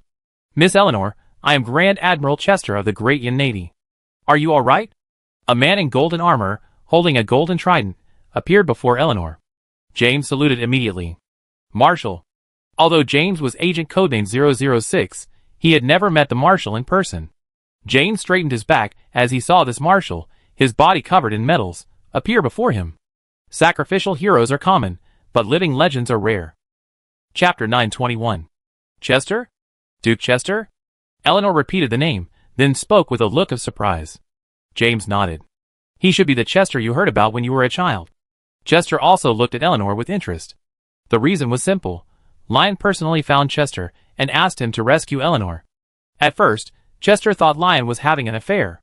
But then he thought, Lion was in the Holy Empire, so how could he have the opportunity to have an affair? And even if he did have an affair, he would probably be skinned alive by Yuan Chi-Chi. Lion, how do you know? Did I ask you? On the way, Chester learned the whole story through communicating with the sea. He heard that Bonaparte sent someone to deal with Eleanor. But Chester thought this was impossible, because Eleanor's death on the Great Yin ship would only lead to war between the Great Yin and the Western FA Empire. Bonaparte is a wise man. He wouldn't choose to start a war with the Yin now. But it does show that these people are Bonaparte's subordinates. The only possibility left is that Bonaparte's subordinates gave the order privately. An attempt to provoke a war. Then the Western Empire and the Storm Banshee reached some kind of deal, sending a ghost ship to deal with Eleanor and Bonaparte's men. Then, there will be no evidence, and all the blame will be placed on the Yin. Directly criticizing the Yin, is this your ocean ferry? It can't even protect the safety of its passengers? The Yin Navy, stop talking, come out and fight if you dare. Just as everyone was stunned, the ghost ship, as if receiving some kind of command, immediately began to prepare for retreat. Chester, upon witnessing this, instantly piqued his interest. Want to escape? Chester stretched out his left hand, grasping at the void. Instantly, the entire ghost ship seemed to be grasped by an invisible hand, and the hull emitted a squeezing sound. The undead leader, upon witnessing this, cursed inwardly. This Storm Banshee was unreliable, claiming they could easily complete this mission. But then, a strong man suddenly appeared out of nowhere, and slapped them nearly to death with one blow. The undead leader no longer dreamed of completing the mission. He now only wanted to escape with his men. After thousands of years of erosion, the last vestiges of humanity in these undead creatures had been eroded.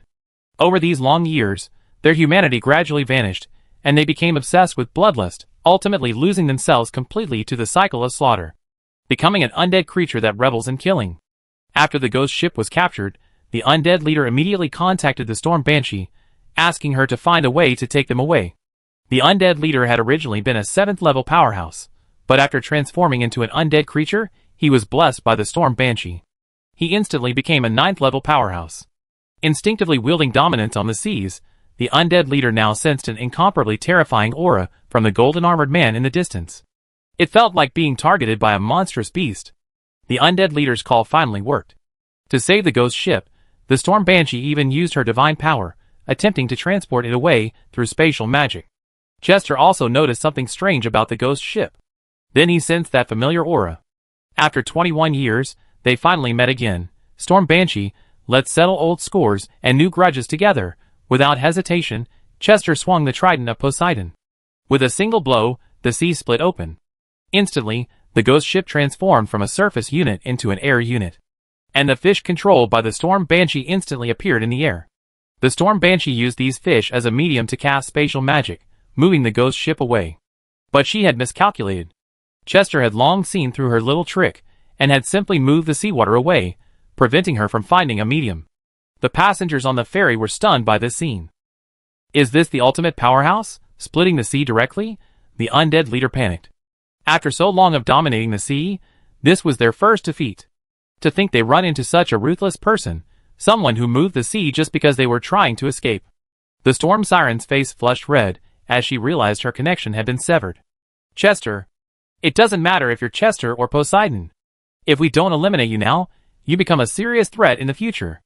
The storm siren immediately prepared to head for the ghost ship, but she wasn't foolish enough to go it alone. She immediately contacted Irina. Irina had barely finished her call before the storm siren contacted her again. What for? Irina asked impatiently. Eleanor hasn't been dealt with yet, and Chester has appeared. The Storm Banshee immediately explained the whole story. Irina frowned upon hearing this and spoke. So you want to get rid of Chester now? But Baryan is still on the planet. Of course I know Baryan is still on the planet, so I need your help. Help me hold Baryan back while I take out Chester. The Storm Banshee said confidently. Can you defeat Chester? Irina didn't refuse, but instead questioned him. Why not? He hasn't grown up yet. He's not Poseidon yet. And I got plenty of helpers. Chester alone can take him out in minutes. The Storm Banshee said disdainfully. Irina fell silent upon hearing this. The Storm Banshee was incredibly powerful, even comparable to the average high-level god. Otherwise, Irina wouldn't have sent the Storm Banshee to the planet in the first place. But the Storm Banshee was a bit too proud and self-willed. Irina tried to persuade him. How about this? I send it to help you. Who? An old friend.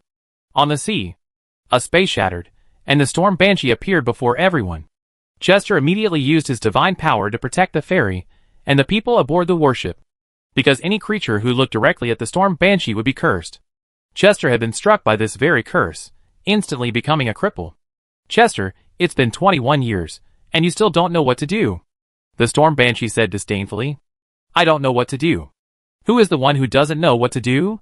The past is the past, and the present is the present. Everything I lost, everything I suffered, I will repay double. Chester said seriously. Repay double? Do you have what it takes? The Storm Banshee laughed at this. Countless eerie black snakes, each covered in numbing eyes, entwined around her. Just try it, and you know, you monster. Take my halberd, Chester said, hurling his trident forward. 0 frame start. See how you dodge. Chapter 922. Chester hurled his trident, using it as a ranged weapon. The Storm Banshee reacted quickly, dodging to the side. But Poseidon's trident was faster than her. The power of law combined with the power of time left the Storm Banshee with no escape. At first, the Storm Banshee tried to dodge, but found herself seemingly locked in place. She immediately realized that Chester was using Poseidon's abilities. The Storm Banshee immediately used her own power to forcibly break free. Then, she dodged into a nearby space. If it were Poseidon in his prime, crushing the Storm Banshee would be as easy as crushing an ant. But the problem was that Chester couldn't reach the heights of Poseidon's former power. Back then, the entire ocean provided resources for Poseidon. But now, the planet's energy has been almost completely drained by the gods. Few people in this world can achieve godhood, and even those who do find it difficult to advance further. Baryan's ascension to godhood was an accident. And Baryan, having achieved godhood first, drained the planet's meager resources. Though the others didn't feel it, only the gods could. Because, whether gods, humans, plants or animals, all obey the law of conservation of energy. The difference in magical power between a newly ascended god and a peak 9th-tier warrior is like the difference between a drop of water and a reservoir. Thus, many 9th-tier warriors couldn't specifically sense the changes in magical energy in the air. They could sense a possible decrease in magical energy, but there was nothing they could do. This is why even the number of 9th-tier experts is declining. It's not because they lack talent or work hard enough. It's because the planet's energy is gradually dwindling. It's no longer possible to cultivate native gods. Baryan and Poseidon were two accidents. Baryan was a legacy left by Kuenberg. Kuenberg provided Baryan with sufficient resources to enable him to break through to the god level and protect Leon. Chester is the reincarnation of Poseidon. After tens of thousands of years of silence, Poseidon's underwater temple has accumulated considerable energy, enough to enable Chester to become a god-level powerhouse. However, most of the underwater temple's magic power is used to suppress the abyss, so Chester can only reach the god level. Further advancement will require other means. But the Storm Siren is different. She is a high-level god herself, having descended to this planet from the divine realm. Although suppressed by the planet's will, she remains a divine force that cannot be underestimated. Seeing his attack fall short, Chester gradually began to take it seriously. Back then, he'd been tortured to death by the Storm Banshee's curse before he even seen her. If it weren't for Salia, he'd likely have perished in the Storm Sea. But Salia had also lost her power. The two star-crossed lovers had been imprisoned for nearly 20 years. Chester himself had no objections, but Salia was a real thorn in Chester's side. So, Chester had long been fuming with the Storm Banshee. "You're a god, right? I'm also a god. Who's afraid of who?" Chester chose to leave no room for error, choosing to unleash his most powerful ability. With a casual wave of his hand, Chester recalled his Poseidon trident. He thrust it fiercely into the sea. The trident landed on the seabed with the precision of a sugar-free bullet. "I am the only king." As soon as Chester finished speaking, the sea began to boil. The Storm Banshee discovered that her connection to the sea had been severed. And it was the entire ocean, unable to reach a single drop of water. For the Storm Banshee, who depended on the sea for survival, this was a near-horror story. But no matter how terrifying the story, it was nothing compared to Chester severing her connection to the sea. The Storm Banshee panicked instantly. She had roamed this planet for over 1,000 years, and except for the time when Kuenberg had put her under pressure, she was practically unbeatable. But now she was afraid. The Storm Banshee immediately began to call out to her subordinates. She had bravely confronted Chester this time, because she had made thorough preparations. She had found two other helpers, the two creatures who had previously lost the battle against Poseidon. They were considered among the world's most powerful. Poseidon was not a bloodthirsty man. After defeating these people, he killed the most sinful gods, sparing some who were deeply loved by the people. He spared them, perhaps because of their past contributions. Some were naturally grateful, but others were petty. When Poseidon was alive, these petty people had quietly hidden in dark corners. But after Poseidon's death, these people gradually began to stir. With Poseidon's fall, the gods sealed off the entire planet. They slaughtered almost all the remaining gods. To save their lives, many gods demoted themselves, suppressing their cultivation to the peak of the 9th rank. Thus, they escaped the gods' wrath. But they couldn't escape forever. They would eventually have to stand up, and that day was almost here. There were good and bad among them. The bad naturally joined the gods. To reward them, the gods granted them powerful powers, allowing them to ascend from the peak of the 9th rank to the level of junior gods. So the planet wasn't as simple as Leon saw it now. Lion also knew that there were still some scoundrels hiding in the dark corners. But what could be done? We were in the open, while the enemy was in the dark. All we could do was wait for them to reveal their true intentions, and then strike back, on the sea. Having lost contact with the sea, the Storm Banshee lost the ability to use the water element as a node for spatial displacement. Directly exposed to Chester, but just as Chester was about to launch a pursuit, he paused. Because Chester had received a warning from the water element in the sea. Something was rapidly approaching. And its level had reached god level, on the train. Barian, who had been resting with his eyes closed, suddenly opened them, and said to Leon, "Something's happened with Eleanor. They've taken the bait." Lion smiled meaningfully. "It's not easy. We put so much effort into developing the ocean. Inform the submarine fleet currently in the High Seas Islands to immediately head for Chester and his men.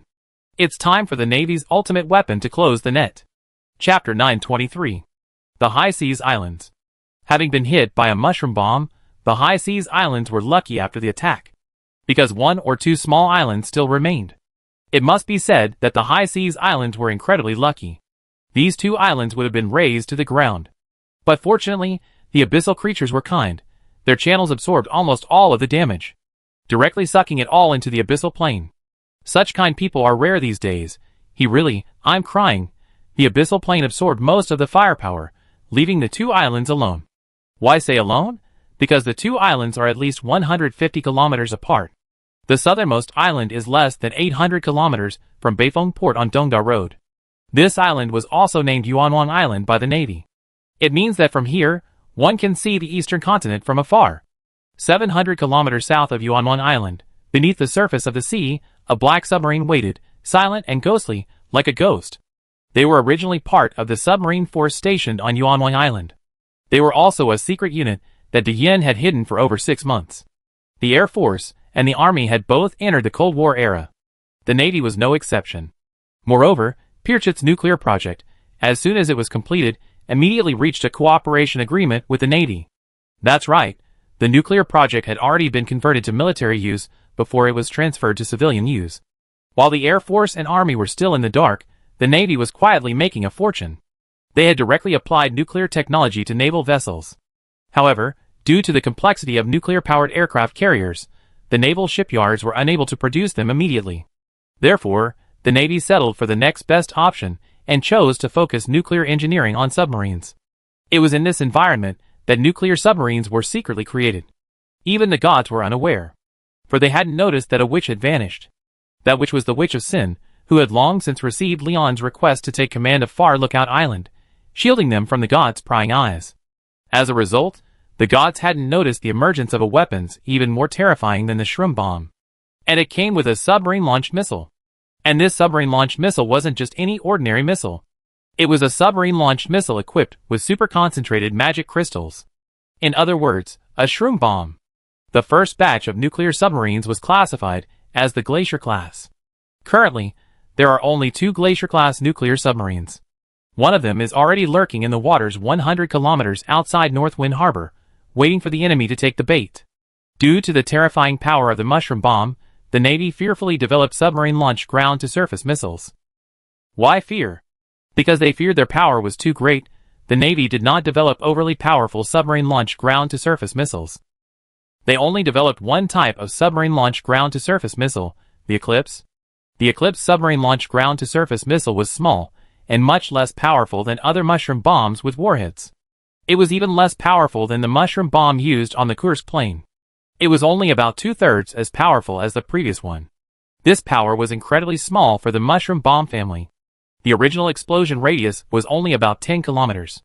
You know, the mushroom bomb detonated on the high seas islands had a blast radius of 100 kilometers.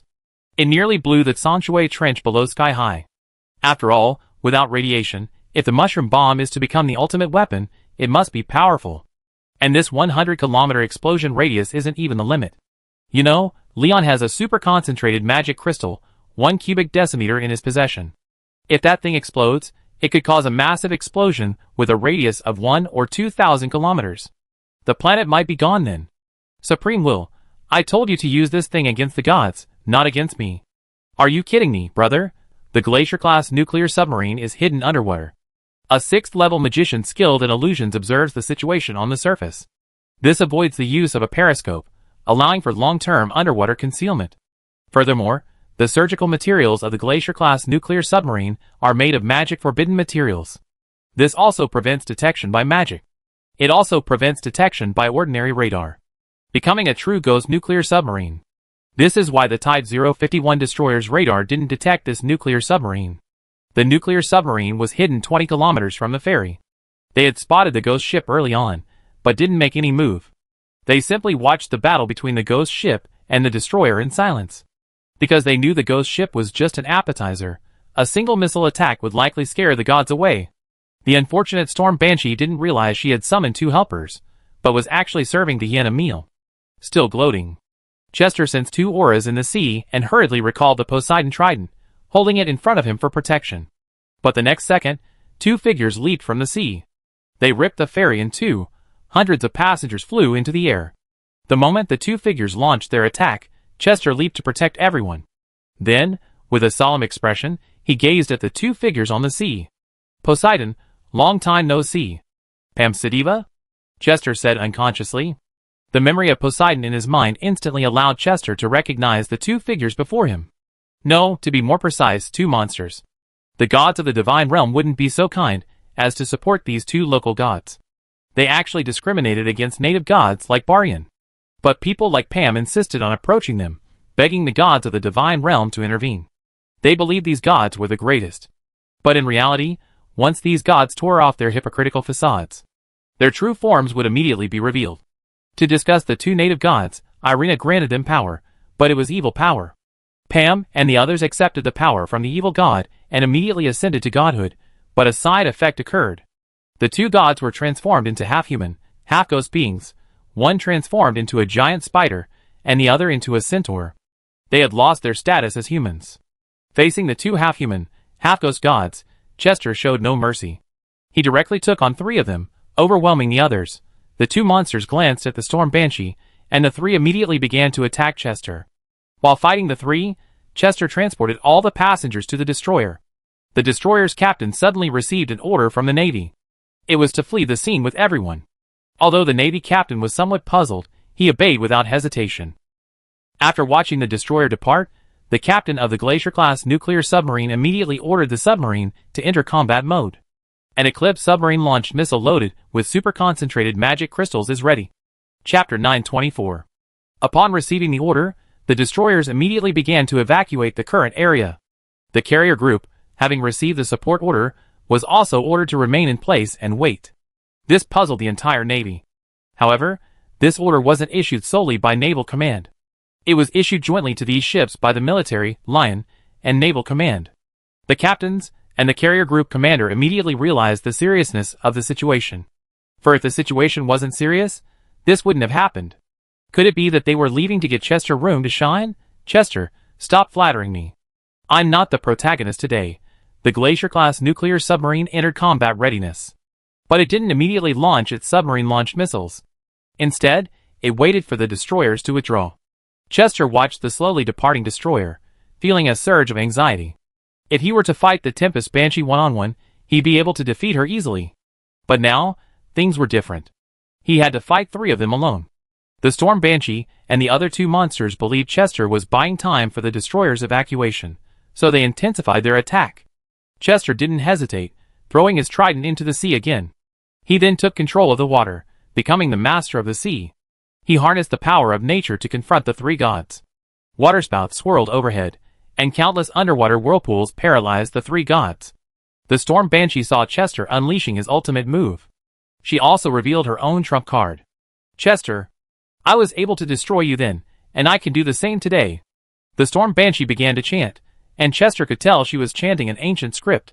It seemed to be the text of a forbidden civilization. The reason that civilization was called a forbidden civilization was because it was most likely wiped out by the planet's will. Civilizations that are directly wiped out by the planet are generally those that have committed heinous crimes. Because if they weren't heinous, the planet's will wouldn't intervene at all. Even before the War of the Titans, before the dragons appeared, there were already civilizations on this planet. So-called historical development is nothing more than the succession of civilizations. Back then, there were many powerful civilizations, some even on the verge of unifying the world, but the people of that time were still unenlightened. Their minds were filled with violence and bloodshed. The entire world was oppressed by that terrifying civilization. Then the planet's will intervened, bringing that civilization to an end through various natural and man-made disasters. That civilization never knew why it was destroyed until its death. Strangely, there were no gods in that era. The highest power in that world was a peak ninth-order powerhouse.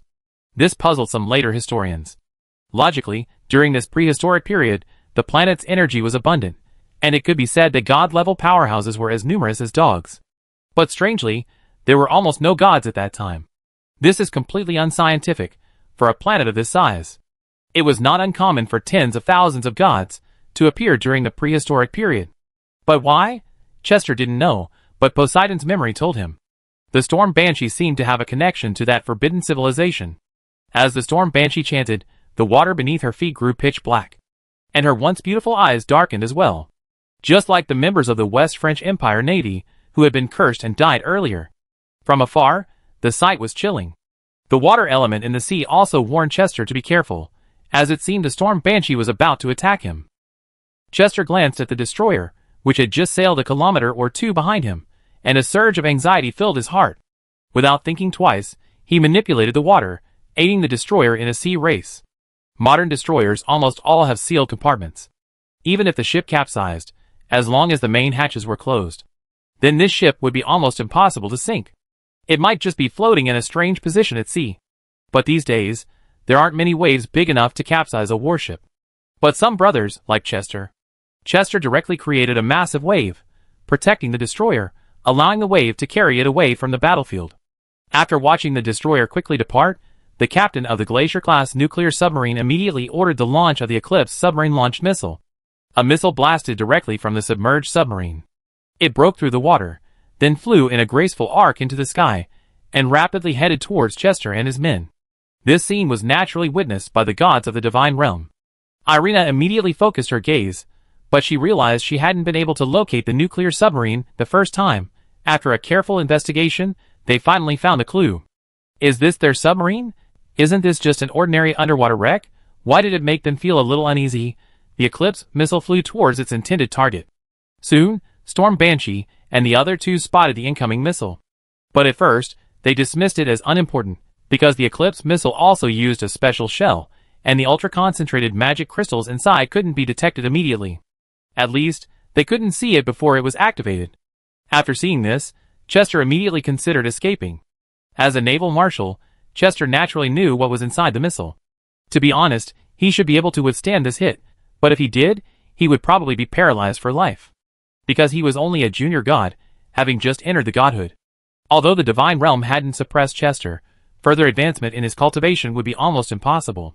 Therefore, the mushroom bomb is the only truth. Chester looked at the three gods before him who were determined to kill him, smiled wickedly, and said, "My lord, times have changed again."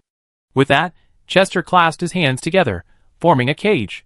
Then, countless seawater, imbued with divine power, trapped the three within.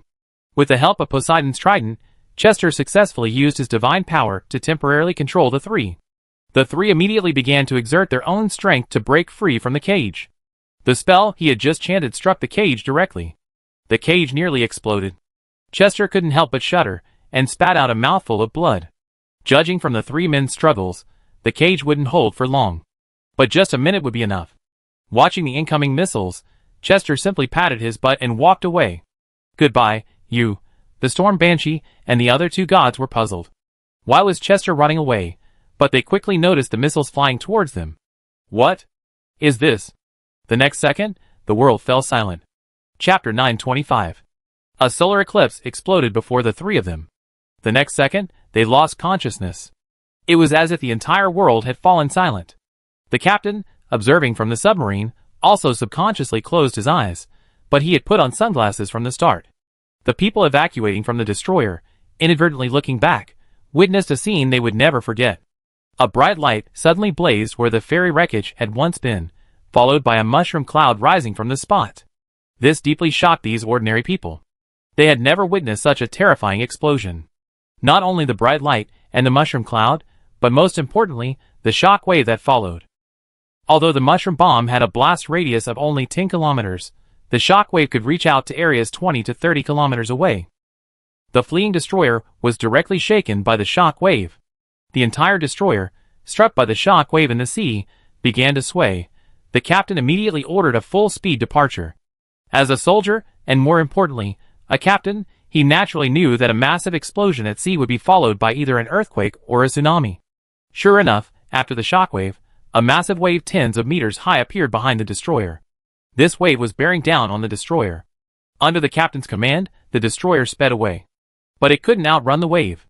Looking at the 10-meter-high wave, the captain immediately ordered all naval personnel to seal the hatches and prepare for impact. But just as the wave was about to sweep them in, the surging wave suddenly stopped. Chester caught up from behind and swung his trident, flattening the huge wave. The naval soldiers cheered at this sight. Chester used the trident again, causing the seawater to lift the destroyer, and then launched another round of sea racing. He wanted to deliver the destroyer to the carrier battle group. The carrier battle group was 10 kilometers to the south, but they had received orders to remain where they were. At this moment, within the carrier battle group, 2 modernized Midway-class aircraft carriers, leading 4 frigates, 6 dreadnoughts, 12 cruisers, and 6 destroyers, remained at sea. This was a carrier battle group of the High Seas Fleet. There were 4 such carrier battle groups in the High Seas Fleet. The High Seas Fleet had a total of 8 aircraft carriers, divided into 4 carrier battle groups. Because the difference in wartime impact between a carrier battle group formed with just 1 carrier and a dual carrier strike group formed with 2 carriers isn't just double, but double, or even more. The dual carrier strike group isn't groundless, after all. a nation once boasting the fourth largest power in the world experienced the horrors of a dual-carrier strike group. Currently, Daejeon possesses a total of 18 aircraft carriers. 6 of these are Essex-class carriers. These 6 are about to be rebuilt. 12 are Midway-class carriers. 7 of these have already completed modernization. They have been fitted with decks suitable for jet fighter launches. 4 of these carriers were dispatched directly to Beifuang Port to form 2 carrier groups. The Navy also brought in 48 Su-33 carrier-based aircraft, newly produced by the aircraft factory. These 4 aircraft carriers were assigned. So this dual-carrier battle group currently only has 24 Su-33 carrier-based aircraft. But they can strike all countries in the eastern continent, and they're in a crushing position. On the aircraft carrier island, a naval admiral was watching the explosion in the distance through binoculars. At the moment the bright light exploded, he subconsciously closed his eyes. This admiral was the commander of this carrier group. Aboard the other carrier was a vice commander, a vice admiral. Next to the admiral was another vice admiral, the political commissar of this carrier group. That's right, Leon also appointed a political commissar to the Navy. No matter which unit you belong to, as long as you're in the Wehrmacht's battle sequence, you must accept the supervision of the political commissar. Can an army without political commissars still be called the People's Army? What's going on? Why did it explode? The political commissar asked, putting down his binoculars. It's probably a mushroom bomb. That level of brightness and that mushroom cloud, only a mushroom bomb could possibly combine. The admiral spoke, ordering the operator to be on the alert for military orders. The admiral had already guessed that the commotion was undoubtedly a joint effort by the military and naval headquarters. As the troops closest to the explosion, they naturally needed to receive new combat orders. Sure enough, within a minute, the orders arrived. What? The admiral stared blankly at the latest telegram. The political commissar beside him, looking at the stunned admiral, snatched the telegram and read it. Then he too was stunned. Escort all civilians on the destroyer to Daejeon. No mistakes. Ask them to escort these passengers to Daejeon. The political commissar picked up the telegram, read it over and over, and finally confirmed its authenticity. Then he looked at the admiral with a strange expression. He finally understood why the admiral was so confused. Using an aircraft carrier formation capable of destroying an entire nation to escort over 200 ordinary people? Why on earth would that be? The other captains also received this order.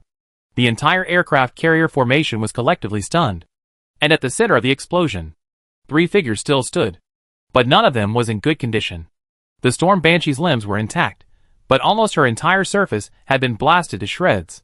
The entire epidermis was almost completely necrotic. And not even her divine power could restore her shattered body. This was because all the magical factors in the air had been detonated. Even the divine power within them was affected by the fission, and much of it had been detonated. The other 2 were in far worse shape. Pam, the half-human, half-ghost god, was now reduced to only his upper body, his lower half having been vaporized in the explosion. Sidivar was even worse off, with only his head remaining. Because all the divine power within him had been detonated. He practically killed himself. But he was a god after all. Even after enduring such a horrific explosion, he managed to survive. But only his head remained. And Sidar was horrified. His power had plummeted to the peak of the 9 realms. From a god to a mortal, this drop was simply unbearable for Sidar. The 2 men were gradually beginning to collapse, and the Storm Banshee scolded them. Hurry up and leave. Don't you know they finish you off? Before the Storm Banshee could finish, she heard the voice she least wanted to hear. Why are you in such a hurry to leave? Keep playing. Chester had a sudden counterattack. Chapter 926. Chester, don't you understand the principle of leaving a way out, so we can meet again in the future? The Storm Banshee said. Of course I know, but that's for humans. You're not human. Chester knew that villains die from talking too much, so he attacked before he even finished. He was going to kill the Storm Banshee right here. Pam and Sidiva were ready to flee, but the Storm Banshee, seeing her pleas for mercy were futile, set her sights on the 2 men nearby. Perhaps she could use them. The Storm Banshee finally summoned her divine power, imprisoning Pam and Sidiva in place while she fled. This stunned the 2 men. They stared at the departing Storm Banshee in horror. Their minds were filled with disbelief. They couldn't believe that Storm Banshee's girlfriend had abandoned them like that. Without hesitation, Chester raised his hand and crushed the 2 men, then chased after the Storm Banshee. The Storm Banshee was surprised to find Chester was so relentless in pursuit. She hurriedly summoned the remaining divine power within her, increasing her speed to the utmost. At the same time, she raised her hand and cast a spell behind her, hoping to halt Chester's advance. In their prime, the two had been evenly matched. But now, the gap was vast. The Storm Banshee was crippled, and now she could only hide like a turtle, dodging Chester's pursuit. She dared not stop, nor turn back to fight back. Staying meant death, while escaping offered a glimmer of hope. Chester pursued her relentlessly. Of course, he wouldn't miss this golden opportunity, for it might very well be the perfect time to kill the Storm Banshee. If you miss him, you might never see him again. The two of them began a chase across the sea. The Storm Siren watched Chester, gradually gaining on her. She was filled with panic. She wanted to escape, she feared death. But Chester, like the Grim Reaper, pursued her relentlessly. The Storm Siren frantically contacted the evil goddess Irina, hoping she would rescue her. Of course, Irina witnessed this as well. But just as she was about to strike, her sister Galena intervened. In the divine realm, two top gods were engaged in a battle. The battle spread across nearly the entire divine realm. Galena and Irina engaged in a fierce battle. What Irina hadn't expected was that her sister, whom she had once easily controlled, could now easily overpower her. That's right, after her restrictions were lifted, Galena not only regained her status as the goddess of light, but also her power as such. And without hesitation, she regrouped her forces. She was determined to fight Irina to the death. Irina had originally thought her sister would be a coward, playing second fiddle, slowly building up her strength. But she clearly hadn't expected her sister to deliver the final blow. Just as she was about to rescue the Storm Banshee, Galena attacked, severing her connection to the planet. This set Irina into a rage. She couldn't accept this fact. The Storm Banshee was her most important chess piece on the continent. If she were gone, her future actions would inevitably be hampered. This wasn't good news for her. So Irina was doing everything she could to rescue the Storm Banshee. But Galena intervened. Irina instantly went berserk. Galena and Irina engaged in a fierce battle, leaving Irina no chance to help the Storm Banshee. Chester, I can only help you so much. You must defeat the Storm Banshee. Galena's heart was filled with hope. However, with hope comes despair. The divine realm isn't limited to evil gods, there are other gods. But sadly, in the entire divine realm, only Galena and her forces sided with Leon. So, while Galena and Irina were fighting desperately, a god had secretly aided the Storm Banshee. Chester, who was chasing the Storm Banshee, suddenly felt a special force descending from the air. And it was clearly aimed at the Storm Banshee. How could Chester not understand? It was obvious someone from the divine realm was trying to rescue the Storm Banshee. Chester tried his best to stop the Storm Banshee. But he failed, completely powerless. A purple beam of light descended from the sky. Chester swung his trident, attempting to block the divine help. Several attacks from the trident landed on the beam of light. But without exception, they all failed. Chester stared at the beam with a solemn expression. For the beam before him, though seemingly ordinary, actually contained the power of law, and the power of law within it wasn't just low-level law. In the end, Chester could only watch as the beam carried the Storm Banshee away. As expected, I was still too insignificant.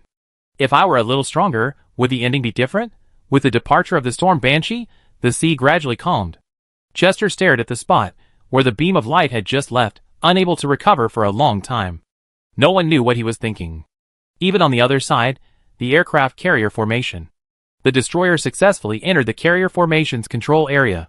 The civilians, who had never witnessed these terrifying weapons firsthand, were shocked when they saw these steel behemoths crawling on the sea. Soon, the destroyer captain received an order from the carrier formation commander.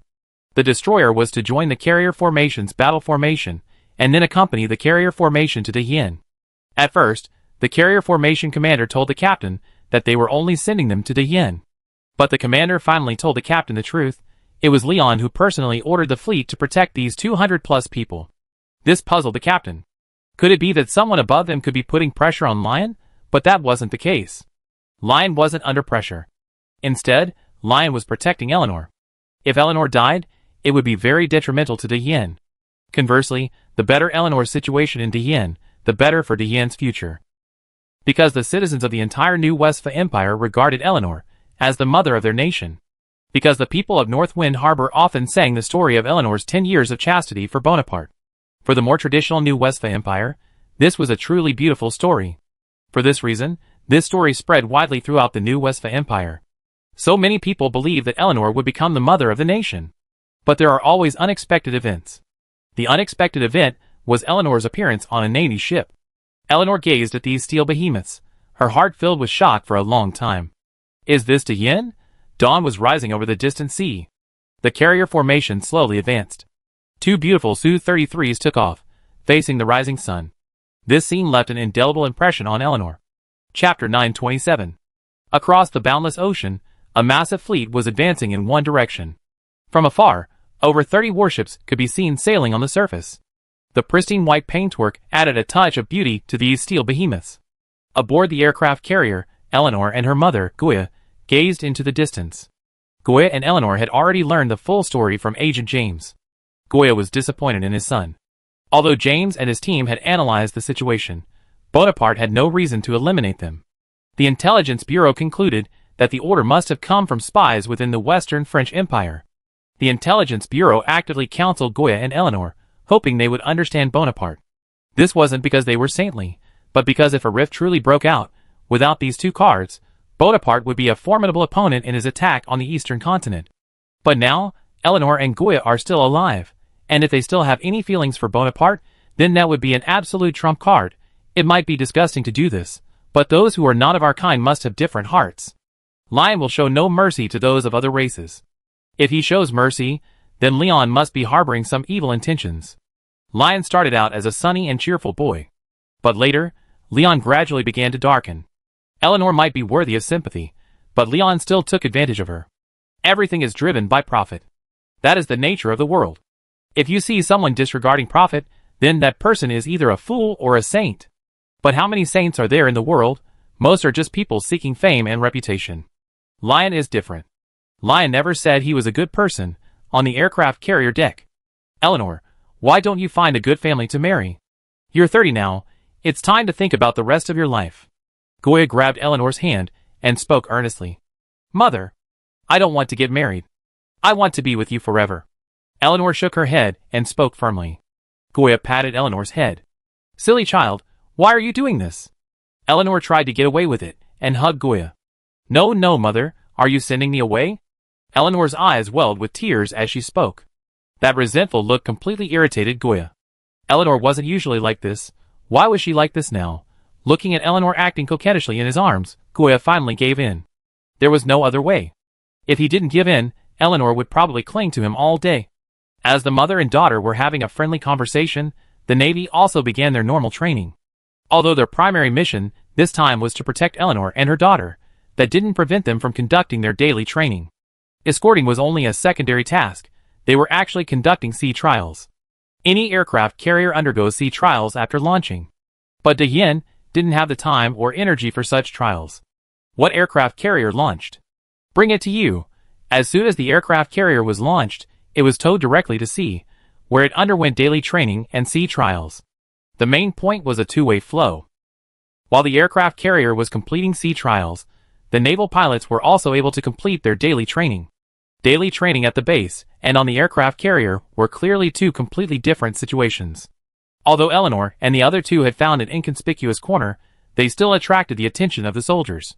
Although the commander had ordered his men to keep their mouths shut, the captains of course explained the general situation to their confidants, instructing their men to control their soldiers and not to interfere with the two men. Both sides deliberately avoided communication. But the ordinary passengers were furious. They had never seen an aircraft carrier up close, let alone actually living inside one. In their ordinary lives, this was definitely something they could boast about. So, the moment these civilians saw the fighter jets take off, they couldn't help but cheer. Along the way, they had seen not only the endless ocean, but also the Navy in their daily training. We even saw the ocean-going freighters honking their horns at the aircraft carrier formation. However, the most shocking moment was the aircraft carrier formation attacking pirates. Yes, you heard correctly, an aircraft carrier formation attacking pirates. This story begins with an ocean-going freighter. With the annihilation of the pirates in the high seas islands, the remaining pirates immediately went into hiding. But as time passed, these pirates spent all their savings and ultimately chose to continue plundering at sea. They wouldn't dare operate in coastal areas. But in the distant seas, that is, the high seas, these pirates gradually became rampant. Economic prosperity drives the development of everything, including crime. After all, there's a saying that quick money is almost always written into law. Pirates, driven by the desire for quick profits, naturally robbed ocean-going cargo ships. The cargo on these ships was all hard currency. And as long as the goods belonged to Great Yin, even if they were robbed, they would be shipped to the smaller nations of the eastern continent. Those smaller nations would scramble to claim them. However, these pirates were very clever. They wouldn't rob merchant ships flying the Great Yin flag. Because if they dared to attack these ships, the Great Yin fleet would definitely pursue them. But they dared to rob merchant ships from other nations. The demise of the pirates on the high seas islands brought a large amount of weapons and equipment to other islands. These pirates used this equipment to rob merchant ships from smaller nations. Over time, these smaller nations' merchant ships became intimidated. They didn't dare fly the Great Yin flag, but they would fly the flags of the Elven Empire and the New West Empire. This approach worked initially, but the pirates eventually discovered this. These pirates also learned to observe first. They could determine whether the crew members were citizens of the corresponding nation based on their clothing. If they discovered that the goods were not what they wanted, they would immediately launch a raid. Currently, the Great Yin Navy only had 3 fleets, which was still a bit stretched in the vast ocean. So, the pirates could still run rampant for a while. After the raids, these pirates' ambitions swelled dramatically. After arming themselves, they even dared to rob ocean-going freighters. A pirate force of over 100 launched an attack on an ocean-going freighter. They were about to capture the freighter, but by sheer luck, they ran into an aircraft carrier formation that had just received a distress signal. Looking at the kayaks and assault boats, the commander of the aircraft carrier formation smiled. "Little brother? I heard you're very brave, right?" Chapter 928. The pirates looting the merchant ship instantly noticed the approach of the aircraft carrier formation. They immediately ordered their pirates to leave the freighter. At first, their men were unaware. But soon, they spotted the rapidly approaching naval speedboat. As a mature aircraft carrier formation, it must possess not only air-to-land strike capabilities, but also a certain level of land combat capability. Thus, the aircraft carrier formation included 2 amphibious assault ships and an 800-man Marine Corps. The Marines did not use the traditional AK-47, but instead adopted the M4 carbine. For the Marines, their mission was not to conduct large-scale assaults, but rather to handle emergencies. Thus, the Marines used the M4, which has slightly less power but much greater accuracy. Although the Navy used the M4 carbine, along with accompanying body armor and other individual weapons and equipment, it could be said that their individual combat capabilities were comparable to those of the airborne troops. But there are always buts. The Marines' heavy firepower was practically awful. The Marines possessed virtually no serious heavy firepower. The few heavy weapons they possessed were the M2 RPGs and Red Arrow 8 anti-tank missiles. And then nothing happened. The Marines themselves were stunned, because that's what the Navy had told them before they arrived. Our wealthy Navy was already preparing to establish a dedicated naval army unit. And with the Navy's full support, they were truly rising stars. Many young, passionate men were stunned to hear this. Is there such a good thing? They could actually receive the Navy's full training. So, these young men impulsively joined the Marines. And then, they were stunned. Because they didn't see the T-72 tanks they longed for in the Marines. Nor did they see the BTR armored vehicles they longed for. There weren't even any military Humvees. All they had were pitiful carbines, and a bunch of new clothes and shoes. Army, hey, isn't this our Navy boss? What? You're also in such a bad state? All you have are new clothes and shoes? What a coincidence. Leader Lion just approved 300 T-72 tanks, 800 D-20 artillery pieces, 1,000 military heavy trucks, 300 self-propelled artillery pieces, and 1,000 armored vehicles for our army. While the Navy has plenty of warships, the Marines' individual equipment is a real drawback. And the Marines themselves wanted to join the army. In this comparison, the Marines instantly became the fourth-class group. Ma Run, why does it sound so familiar? But the Marines also have vehicles, though they lack the legendary armored ones.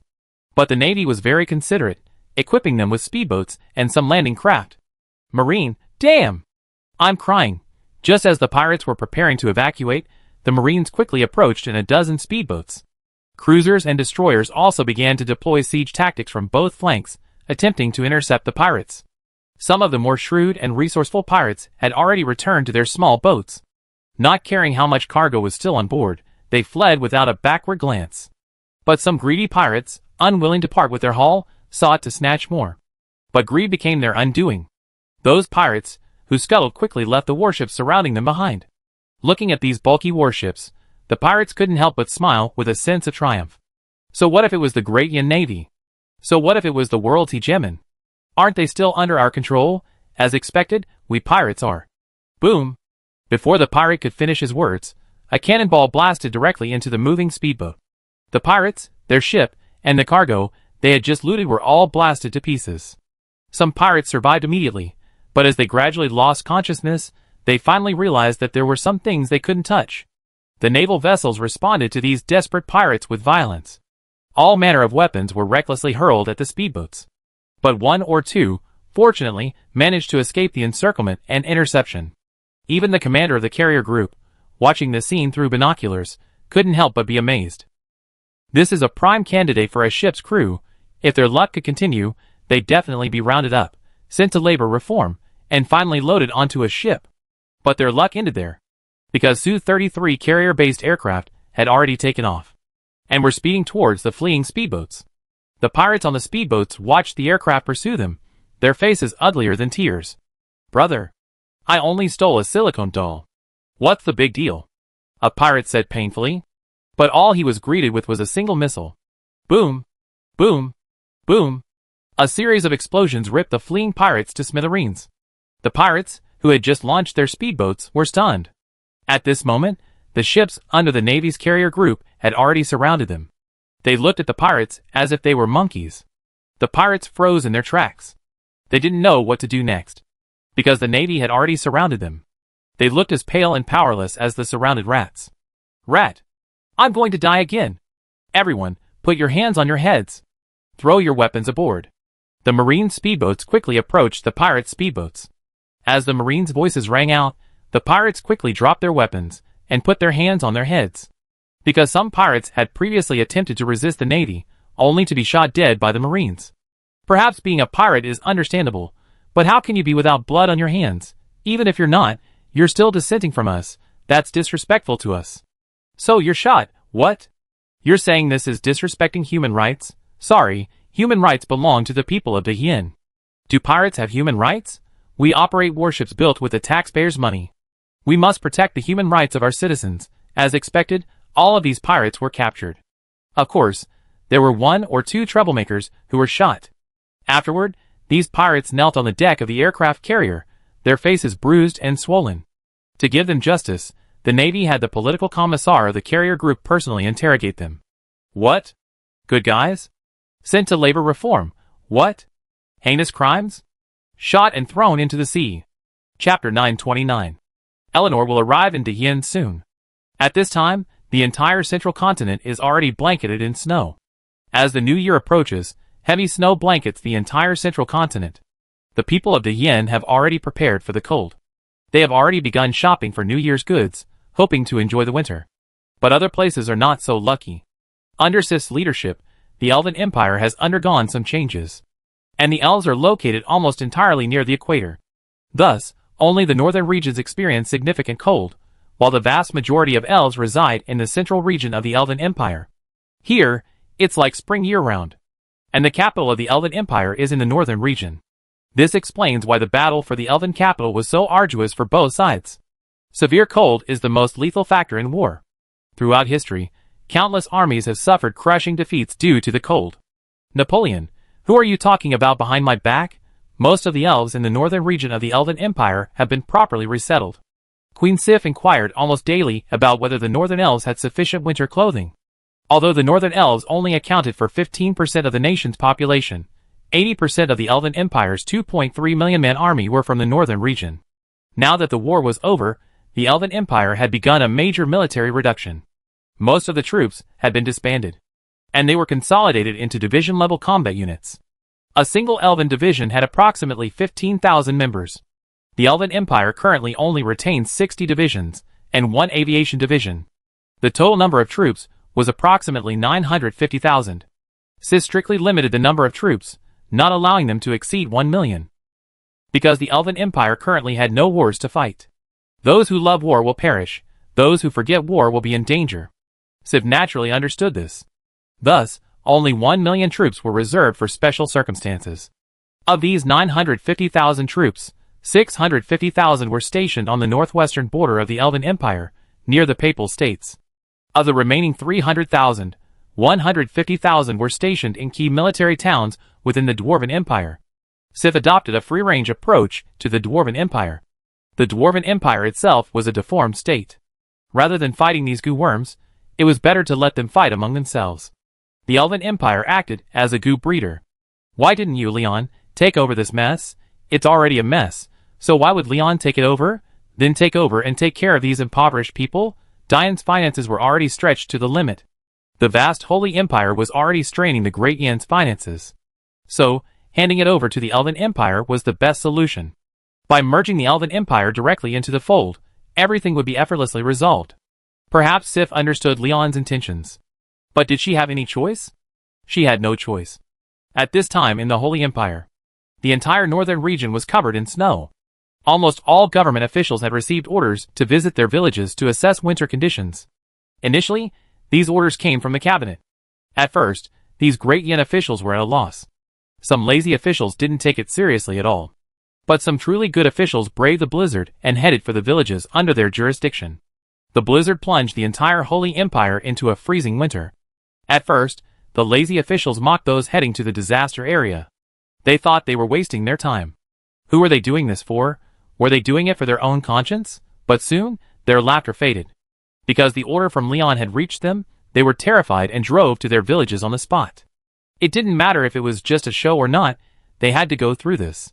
Because once Leon's order came down, whether you followed it or not was another matter. But if you didn't follow it at all, you might face a beating from the Intelligence Bureau, or even be taken into the Intelligence Bureau to experience its special features. On a highway in the Holy Empire, a military Humvee sped through the blizzard. The road ended at the poorest village near the Holy Empire's capital. It was also known throughout the Holy Empire as a poor village. This village was once prosperous, but after several wars and the raids of the Orc Empire, the population was almost decimated. Later, with much difficulty, a small number of people migrated to the village. But then, an uprising within the Holy Empire struck. The village suffered another devastating blow. Later, with much difficulty, the Holy Empire was incorporated into Great Yan. The people finally enjoyed a better life. But the good times didn't last. This village, plagued by misfortune, was once again forsaken by the goddess of fortune. The official assigned to this village was the most corrupt of the officials sent by Great Yan. It wasn't until the purge a few months ago that this corrupt official was executed. How could this village become prosperous in just a few months? So the newly appointed mayor of the imperial city visited the village every few days, fearing any misfortune. As the blizzard fell, the mayor's heart was once again in turmoil. Before waiting for the cabinet's orders, the mayor had already gone to the garrison camp and borrowed a military Hummer from a unit of the Holy Empire front guarding the imperial city. The mayor's car had long been damaged during his numerous visits to the villages surrounding the imperial city. Upon learning of this, the local garrison immediately dispatched a brand new military Hummer to the mayor, along with a soldier to serve as a dedicated driver. They took the mayor straight to the village. The blizzard quickly covered the road, but for the Hummer, it was only a minor problem. Can you guess why it's called a military Hummer? The entire road was devoid of any vehicles, not even a single bird. The sky and earth were a vast expanse of white. Only a single military Hummer, covered in snow, trudged along the road. The mayor soon arrived at the village. Inside, the village chief was actively shoveling snow with the villagers. Most of the houses in their village were still thatched huts. Originally, the Great Yan government had allocated funds to build concrete houses for impoverished households in the Holy Empire. Even a single-story house would have allowed these impoverished families to safely survive the winter. But then again, the corrupt official embezzled the funds. Later, Leon reissued the funds. The problem was that, at the most critical moment, the funds weren't actually delivered. Adding them later would have been a slap in the face. The villagers shoveling snow were stunned when they saw a military Hummer burst out of the blizzard and barrel into the village. Why were military vehicles approaching? Then, they saw the familiar mayor disembark. Mayor? Mayor! Chapter 930. When the villagers watched the mayor get out of the car, their mouths dropped open, speechless with surprise. The mayor's appearance was completely unexpected for them. After all, they still remembered the previous mayor vividly. Even though the new mayor had visited the village many times, asking the impoverished villagers what they needed and helping them escape poverty and become prosperous, the villagers' wariness remained. There was still a slight rift between them and the mayor. The mayor was helpless, because winning people's hearts took time and effort. and it was easy for a small incident to completely dissipate the accumulated support. This was the fundamental reason for the villagers' wariness of the mayor. The mayor looked at the villagers, cursing in his mind. Damn it! Don't let me run into the previous mayor, or I smash his head off. The previous mayor. Son, I'm already buried in the ground. The mayor's appearance left the villagers stunned. The mayor quickly found the village chief and inquired about the village's situation. While they had enough food and warm clothing, their tools were still scarce. Or, in other words, they couldn't even fortify their houses. From the outset, the mayor had hoped to bring in building materials, at least to preserve the village and allow them to survive the winter.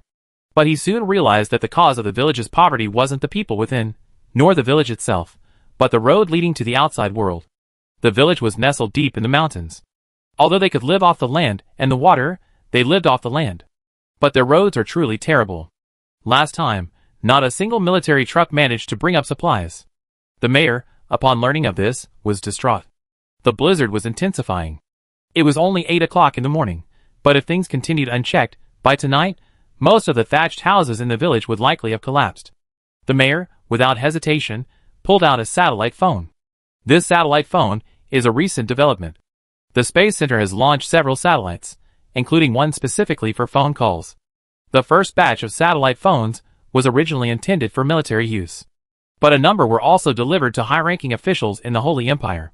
This winter was going to be difficult, so these officials were given satellite phones, so they could report emergencies.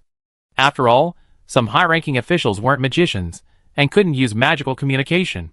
A satellite phone would provide them with a tremendous convenience. The villagers only saw the mayor pull out a strange black box with a strange antenna. Then, they heard a voice emanating from the black box. This is the Great Yin Military Headquarters. Number 017, what can I do for you? I'm Haim, the mayor of Imperial City. I'm in Diwa Village and urgently need a large amount of building materials and firewood. Haim initially called, hoping to give it a try. But he didn't expect the other end of the line to be the military. You see, when Leon called them, he simply told them to call if they needed anything. Unexpectedly, the call went straight to the military headquarters. Haim waited anxiously for a response from the military. Because these were the military bosses, how could they possibly reason with them? Okay. Mayor Haim, we contacted the Qinchi Kingdom Air Force Base for you. The IL-76 transport plane is expected to be ready for takeoff within half an hour, and all the supplies you requested will be ready within an hour. It's expected to arrive in Diwa Village in 5 hours. Mayor Haim, thank you for your contribution to the Yin. As the new year approaches, you're still fighting on the front lines for the people. The military offers you the highest respect. Qinchi Kingdom Air Force Base. Almost all the airborne troops' transport planes were parked here. 12 IL-76 transport planes were undergoing final preparations for takeoff. Ground crews were inspecting and refueling the IL-70SIXS. The Qinchi Kingdom government, upon receiving the order, immediately took action. They began sourcing the necessary supplies from various locations across the capital. In just 45 minutes, they had gathered all the materials and delivered them to the Qinchi Kingdom Air Force Base. The soldiers at the Air Force Base were stunned. When did the Qinchi Kingdom become so fast? It's simply legendary speed. Not only that, the airborne troops' dedicated ground crew are also legendary speed. Not only did they complete final pre-takeoff preparations for 12 IL-70SIXS within the allotted time, they even had several IL-70SIXS on standby on the runway. The IL-76 pilots felt a severe challenge, because they had received a weather forecast from the Holy Empire. Damn it! Why did they have to face a blizzard right off the bat? The ground crew was clearing ice from the runway. The biggest fear of takeoff isn't the inability to take off, but the ice on the runway. If you can't get up, you can still pull onions from dry land. If there's ice on the ground, you're completely screwed. The construction materials and some cold weather supplies had all been loaded. The control tower then gave the order to take off. 12 IL-70SIXS took off into the freezing wind. The pilots knew this mission would be a test for them. What kind of people would brave a blizzard? It had to be the Soviets. At that moment in Diwa Village, the blizzard intensified. The snow gradually covered the entire village. The mayor personally joined the snow shoveling efforts. The soldier driver was no less eager, picking up a shovel and shoveling away. But human power is limited. It's impossible for just over 200 villagers to withstand the blizzard.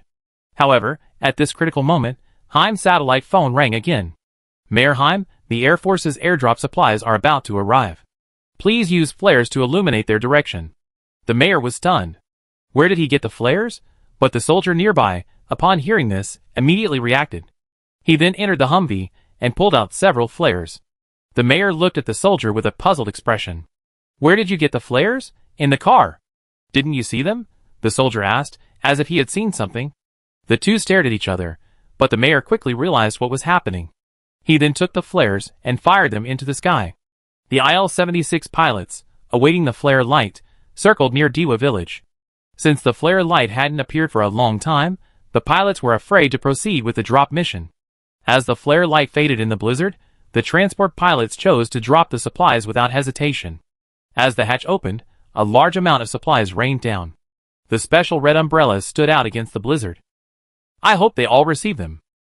Chapter 931. Boxes of supplies were airdropped near Dewa village. The mayor stared at the sky filled with parachutes, his face filled with shock. For a civilian official, Heim had never witnessed such a spectacular sight. During the previous defense of the capital, Leningrad, Heim had been assigned to Nanjuan City as a minor official. Later, due to his outstanding political achievements, he was transferred to the imperial capital as mayor. It can be said that Heim had hardly ever experienced a large-scale war. Naturally, he had never witnessed such a sight of parachutes dropping from the sky. As a large amount of supplies landed, Heim immediately led the villagers to the drop sites to search for them. Due to the sheer volume of supplies, much of it landed in the village, providing convenience for the villagers. However, it also damaged some of the thatched huts. The villagers had already received Heim's notice to move their bedding and valuables. In addition to some building materials, these boxes also contained a large amount of food, fuel, and warm clothing. That's right. Fuel was airdropped directly. This fuel can be ignited directly for fuel. The one thing Great Yin lacks the least is oil. Heim felt a wave of emotion as he felt the transport planes roar through the sky. If it were the Holy Empire before, perhaps they wouldn't have cared about their lives at all. Heim shook his head and joined the villagers in the construction. Even then, at the Great Yin Defense Force headquarters, Lion, who was in the Holy Empire, issued the disaster relief order. The reason was simple. Lion's special train had been forced to stop on the tracks due to the blizzard. Lion had already learned of the situation in the Holy Empire during his previous inspections. Therefore, an order was issued early on to the Holy Empire Front Army to be on standby for disaster relief. The Holy Empire Front Army currently has 800,000 troops. A total of 16 divisions. The original 9 principalities plus the area directly under the imperial capital, a total of 10 regions. Each region has a division stationed to prevent problems in that area. The other 6 divisions were stationed in more dangerous areas, and areas prone to becoming severely affected. So, shortly after the blizzard arrived, the Holy Empire Front Army soldiers took action. They began entering the hardest-hit areas. They also cleared snow from important arterial roads, ensuring the rapid passage of relief vehicles. Perhaps these 800,000 troops were just a drop in the bucket for a blizzard. But with their leadership, more and more people became infected and subsequently joined the relief efforts. According to incomplete statistics, at least over 3 million people were mobilized. They were all helping clear snow everywhere. The army gained a significant reputation boost, but the Air Force was the ultimate winner. The Air Force's transport planes were working 24/7 to deliver various supplies. The blizzard not only trapped people, but also a large number of animals. Ordinary animals were not in any danger. But don't forget, this is a magical world. Winter gradually caused the monsters to riot. Hunger forced them to use all means to capture food. However, many monsters, after being sifted through natural selection, have become the best of the creatures. After these monsters realized they had no way to deal with other monsters, they began to turn their attention to ordinary people. These bipeds are so foolish. They didn't retreat to the city this winter. Instead, they're living in their frail villages. Isn't this clearly a pretext for us to eat? But is it really true? It's not that these villagers don't want to leave, but they simply can't. This village means everything to them. If they leave, the snow will completely bury it. By the next spring, their families will be homeless. No matter how poor or tired they can't live without a home. This is the ultimate wish of ordinary people. These villagers are defending their homes. At first, they wanted to rely on themselves. In the face of the blizzard, their tenacity proved effective. But facing these monsters, ordinary people feel powerless. In a relatively wealthy village, the villagers are shoveling snow. Although they already live in concrete houses with underfloor heating, the appearance of the monsters is beyond their expectations. It was evening, Just after 6 o'clock, the village was already pitch black. The villagers were preparing to return home for dinner. But just then, the howling of wolves could be heard outside the village. Ah! The villagers were instantly on edge. What they feared was sure to come true. The village secretary also grew nervous. Then he called in the village militia.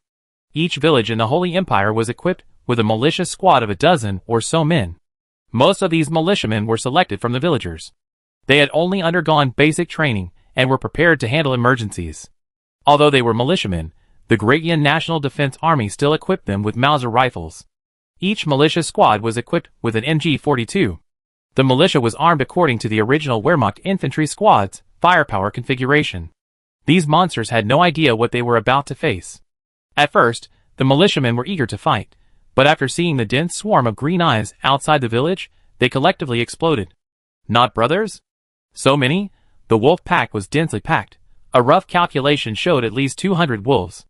The village secretary was devastated. What should he do? When the enemy comes, he will fight. When the water comes, he will block it with earth. Let's take it one step at a time. Ah! The next second, with the Wolf King's howl, the wolves launched a surprise attack. Squeak! Squeak! Squeak! The militia machine gunner fired short bursts from his MG42, trying to suppress the advancing wolves as much as possible. These hungry wolves weren't just any wolves, they were genuine demon wolves. A single shot into them would only leave skin and flesh ripped apart. There was no way they could be killed with one shot. The machine gunner himself was dumbfounded. What were these things? Why couldn't they be killed with one shot? The machine gunner couldn't eliminate all the demon wolves in one go. This caused the demon wolves to creep ever closer to the village. The village secretary watched with anxiety. But now, he had nowhere else to go but stay inside his house. With zero combat power, he couldn't possibly go to the front lines to help the militia. If he rushed over blindly, he would only distract the militia. So he could only wait until everything settled. But the fierce attack of over 200 wolves made it impossible for the militia to defend. The defense seemed imminent. Bang! Bang! Bang! At this critical moment, a dull burst of gunfire rang out.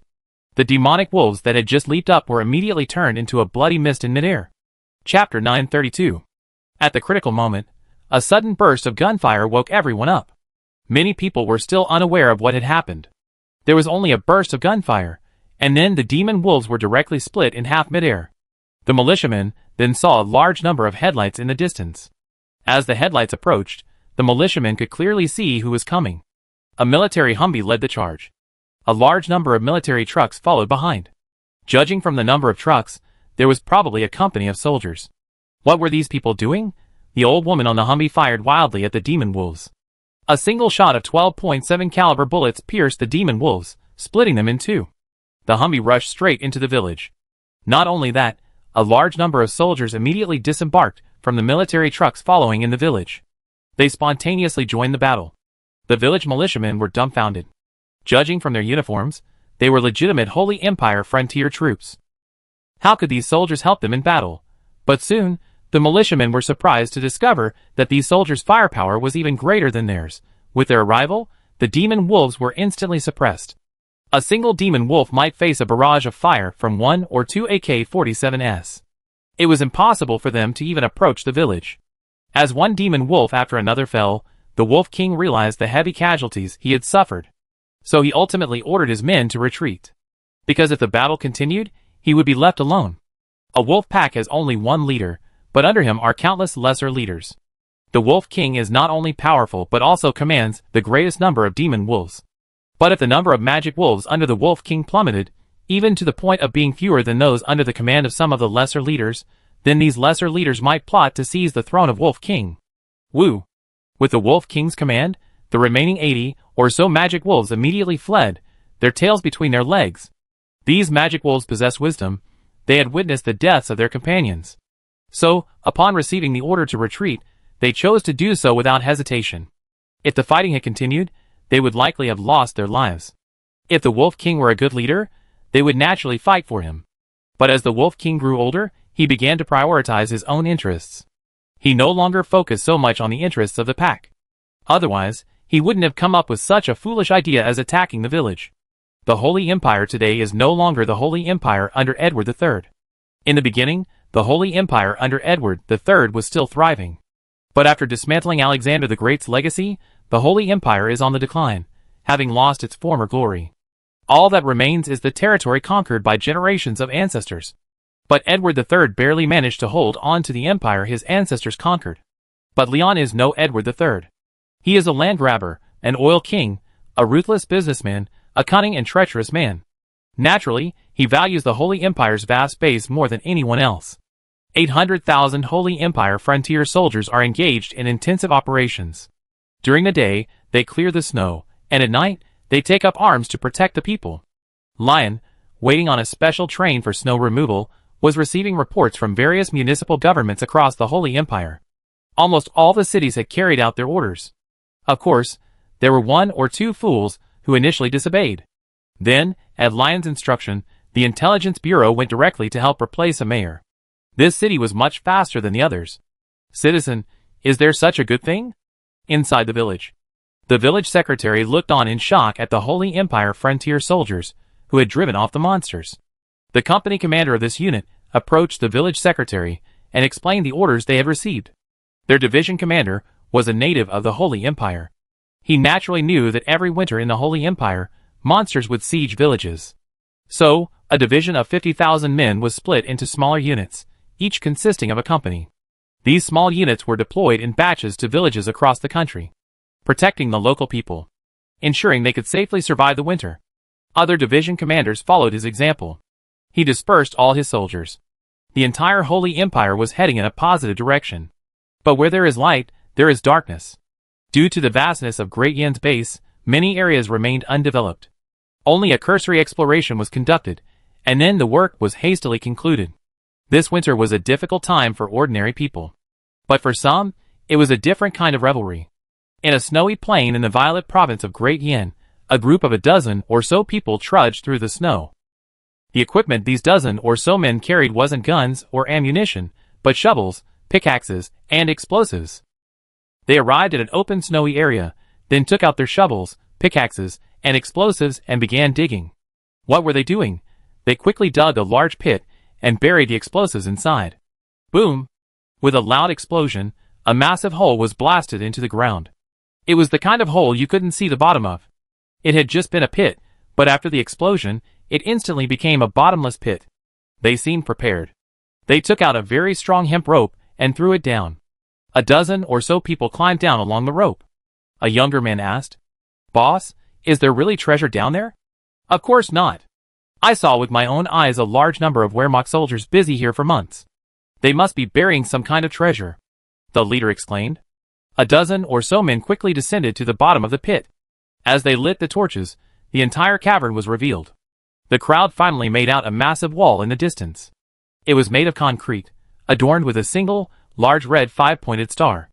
"Wait, why does this look like a Wehrmacht military structure?" Some people were tempted to retreat, but the leader spoke up. "Don't you know? The Wehrmacht is the richest. Maybe this is their secret vault, where they're hiding their treasure." The leader then took out the explosives, placed them against the wall, and prepared to press the detonator. The young man nearby advised, "Boss, why don't we retreat?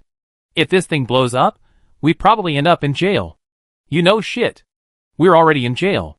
The boss kicked the young man away and pressed the detonator. Boom. Chapter 933. These tomb raiders originally made their living by robbing graves. After a long period of observation, they finally decided to excavate here.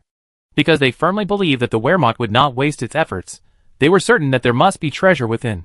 As the thick wall was blasted open, when the dust settled, everyone could finally see clearly what was inside. Behind the wall, a huge dome appeared before them. Under the dome lay a vast array of machine tools and production lines. The workers manning the production lines were not humans, but undead creatures. That's right, Leon had sent nearly 10 million undead creatures to secret underground factories. These secret factories were part of Leon's doomsday plan. At first, these factories produced equipment from the end of World War II. But production didn't last long before Leon halted it. With Cold War equipment already available, why produce these old wares? De Yin had built at least 200 such secret factories. Each factory housed 50,000 undead creatures. Furthermore, the undead are tireless and can operate at full capacity 24 hours a day. This is one of the reasons why De Yin's finances are so tight. With 200 factories, anyone who arrives will be forced to shut down. These 200 factories can produce 200 T-72 tanks a day. If a protracted war truly becomes a reality, Lion will show them what a relentless force strategy is. Inside the underground factory, as the wall blew open, both sides saw each other clearly. The undead were stunned. They had been sent here to isolate themselves from the world. Otherwise, they wouldn't have sealed the exit. Because undead creatures are different from ordinary people, Leon initially intended to station them in official factories. However, he discovered that the destructive elements in the undead would affect ordinary people, directly shortening their lifespans. So, Leon ordered all the undead creatures to be transported to secret underground factories. Secluded underground, they continued their devotion to the Great Flame. These undead creatures didn't resist much. Since they didn't need to eat, they only needed to absorb the magic energy in the air to maintain their bodily functions. So, they naturally became the best choice for Leon, the capitalist. This poor undead creature had been working underground for over a year. Currently, over 40% of the National Defense Force's weapons and equipment are manufactured in underground factories. And it's no exaggeration to say that, given the current size of the National Defense Force, the weapons and equipment produced in the underground factories could fully equip the entire force. This was because the underground factories also stored weapons and equipment for over 2 million people. Because they didn't know when they needed, Leon ordered them to be built as much as possible. As long as they built enough, they have a solution for whatever happened in the future. The tomb robbers had originally thought it contained a vast amount of gold, silver, and jewelry. But upon opening it, they saw countless skulls glaring at them, blazing blue flames. No! Where's the promised treasure? The others couldn't help but glance at their leader. The leader was also bewildered. What the hell was this? Weren't they supposed to have treasure inside? The leader wanted to curse the person who had given him the information. The informant had clearly said there was a vast treasure trove.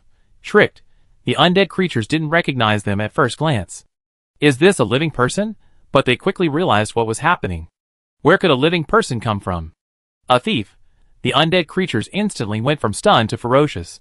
Each of them drew their weapons. The cold gleam of the bone knives and blades filled a dozen or so men with fear.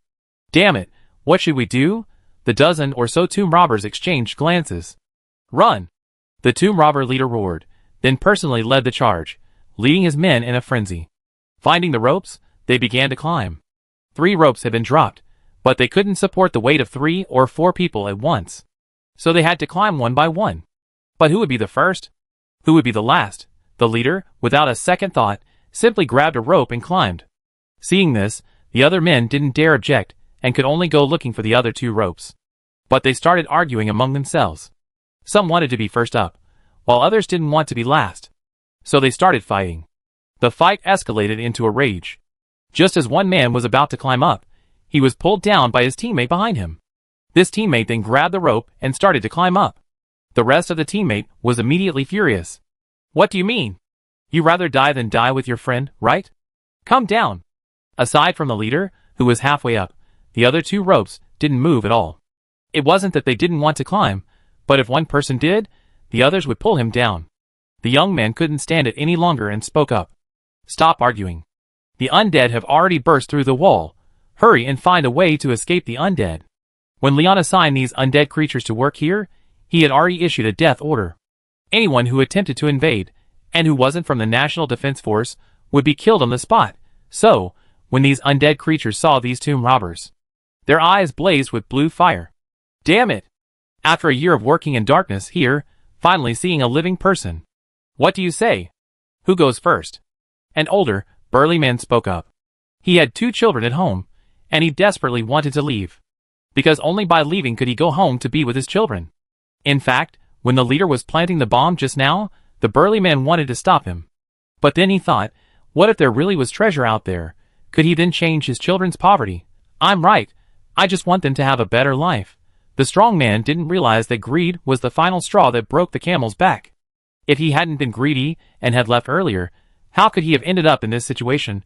The young man also wanted to leave quickly. But the more anxious he was, the more helpless he became. Just as the situation reached a stalemate, an arrow flew in from a distance. The rusty arrowhead pierced the calf of one of his companions. The companion instantly fell to the ground, wailing loudly. Help me! The companion wailed, reaching out, hoping these former companions would help him. The rest of the companions fled, leaving the injured one behind. The young man, still feeling a little sorry, prepared to return and take the young man away. Seeing the young man approaching, hope suddenly ignited in the wounded tomb robber's previously bleak eyes. But the next second, another arrow flew in, piercing the tomb robber's head. The tomb robber's eyes widened instantly, and he was dead. Chapter 934. After the skeleton crossbowman shot the tomb robber dead with 2 arrows, the young man finally lost his nerve. As someone who had never killed anyone before, the young man spent his days idle and had never experienced war. In other words, he had never considered joining the National Defense Army to defend his country. When the Violet Duchy was ceded, he had fled directly to the imperial capital instead of heading to the territory of Sin. He would rather trust the nobles to give him food than believe that the territory of Sin could provide him with enough to eat. Although the young man had a bit of kindness, this kindness was based on idleness. This led to a phenomenon. He exploited the interests of others to fulfill his own kindness. The young man had no financial resources, yet he was willing to help others. Clearly, he had never heard the saying, "When you are poor, you should take care of yourself. When you are rich, you should help the world." The young man's false kindness would ultimately harm him. Watching his companions die before him, the young man immediately regained consciousness and prepared to turn back and leave. But the skeleton soldiers didn't care. The moment they spotted the young man, they raised their crossbows and unleashed a barrage of arrows. Over a dozen arrows flew towards the young man, who frantically dodged and sped away. Luck seemed to favor the young man. Those 10 arrows missed him. At this moment, the other companions, without further ado, climbed a single rope in groups of 3 or 4. They even began climbing their leader's rope. The leader looked down and saw 2 or 3 tomb raiders had already climbed onto his rope. The rope instantly strained, on the verge of breaking. The leader, in a flash, whipped out his knife and cut the rope beneath him. The 2 tomb raiders climbing up let out cries of despair, cursing the leader. "You go to hell." The men on the other 2 ropes heard this, and immediately sped up their climb. But there were simply too many people. After falling, the 2 men struggled to get up, and then climbed onto the other 2 ropes. Each of the other 2 ropes had at least 5 people climbing. 3 people on one rope was a bit much, and with 5, it was obvious the rope would snap. The sturdy man, with 2 children, leaped and grabbed the leader's rope. He then continued to climb, drawing his knife and unleashing a powerful volley of flying daggers, striking the leader precisely as he was about to cut the rope. The leader immediately vomited blood. The massive loss of blood drained his strength, and he fell from the rope. He hit the ground headfirst, his brains splattering instantly. The other 2 robbers, who had fallen to the ground, stood there stunned, watching the sturdy man climb to the cave entrance. "He's just gone like that? What should we do then?" The young man also ran over and was stunned by the sight of the people slumped on the ground. He glanced at the hole, which had no rope above it. How could they get out? There's no way out, right? The young man was instantly disheartened, and the other 2 robbers immediately drew their weapons. "Since we can't escape, we just hold on here."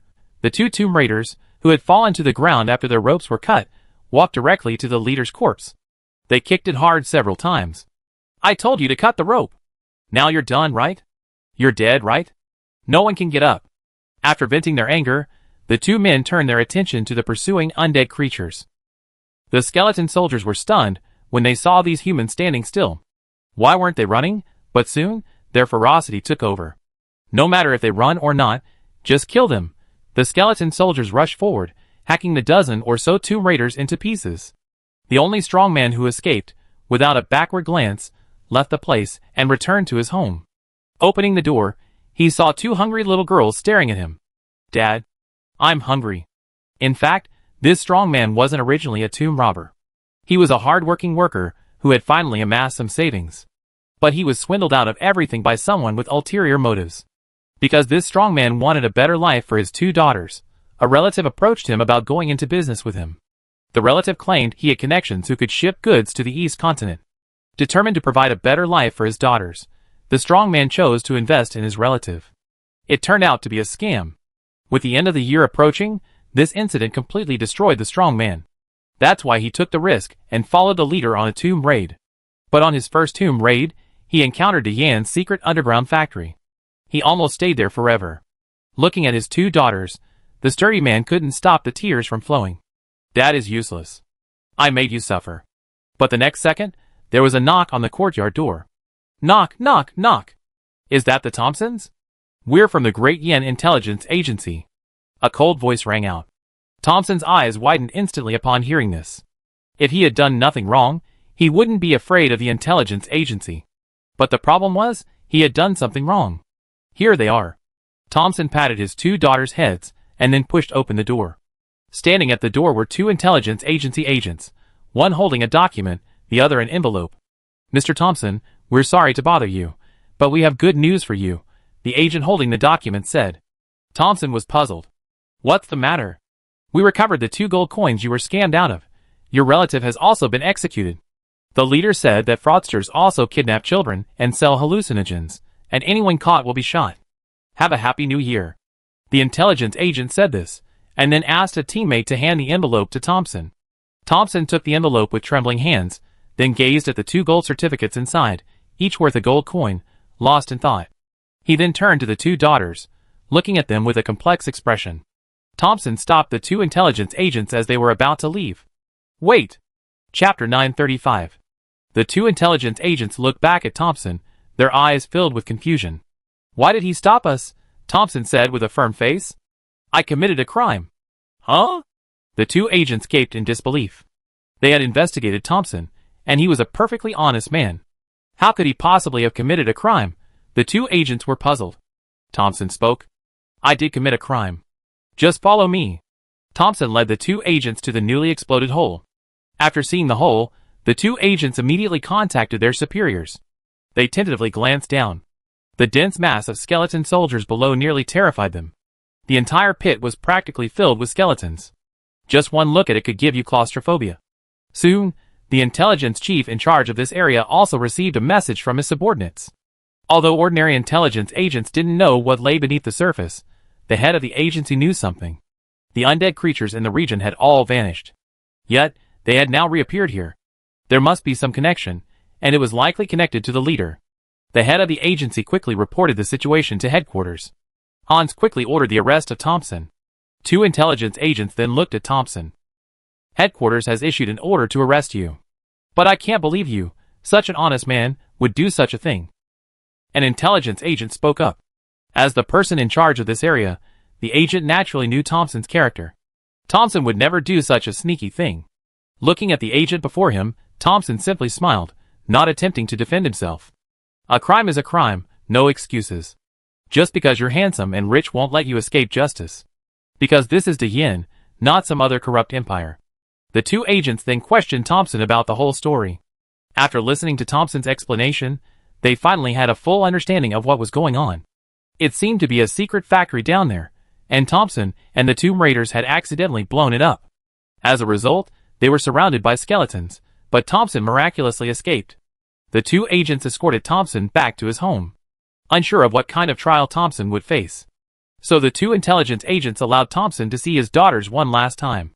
The 2 daughters had no idea what crime their father, Thompson, had committed, but when they heard they were being taken away by the intelligence agency, they clung to his trouser legs, their eyes filled with reluctance. Their mother had been massacred by the orcs 2 years prior, when the Orc Empire invaded the Violet Principality. For those 2 years, Thompson had single-handedly raised them with great difficulty. In their eyes, their father, Thompson, was a towering hero. But now, that heroic image had collapsed.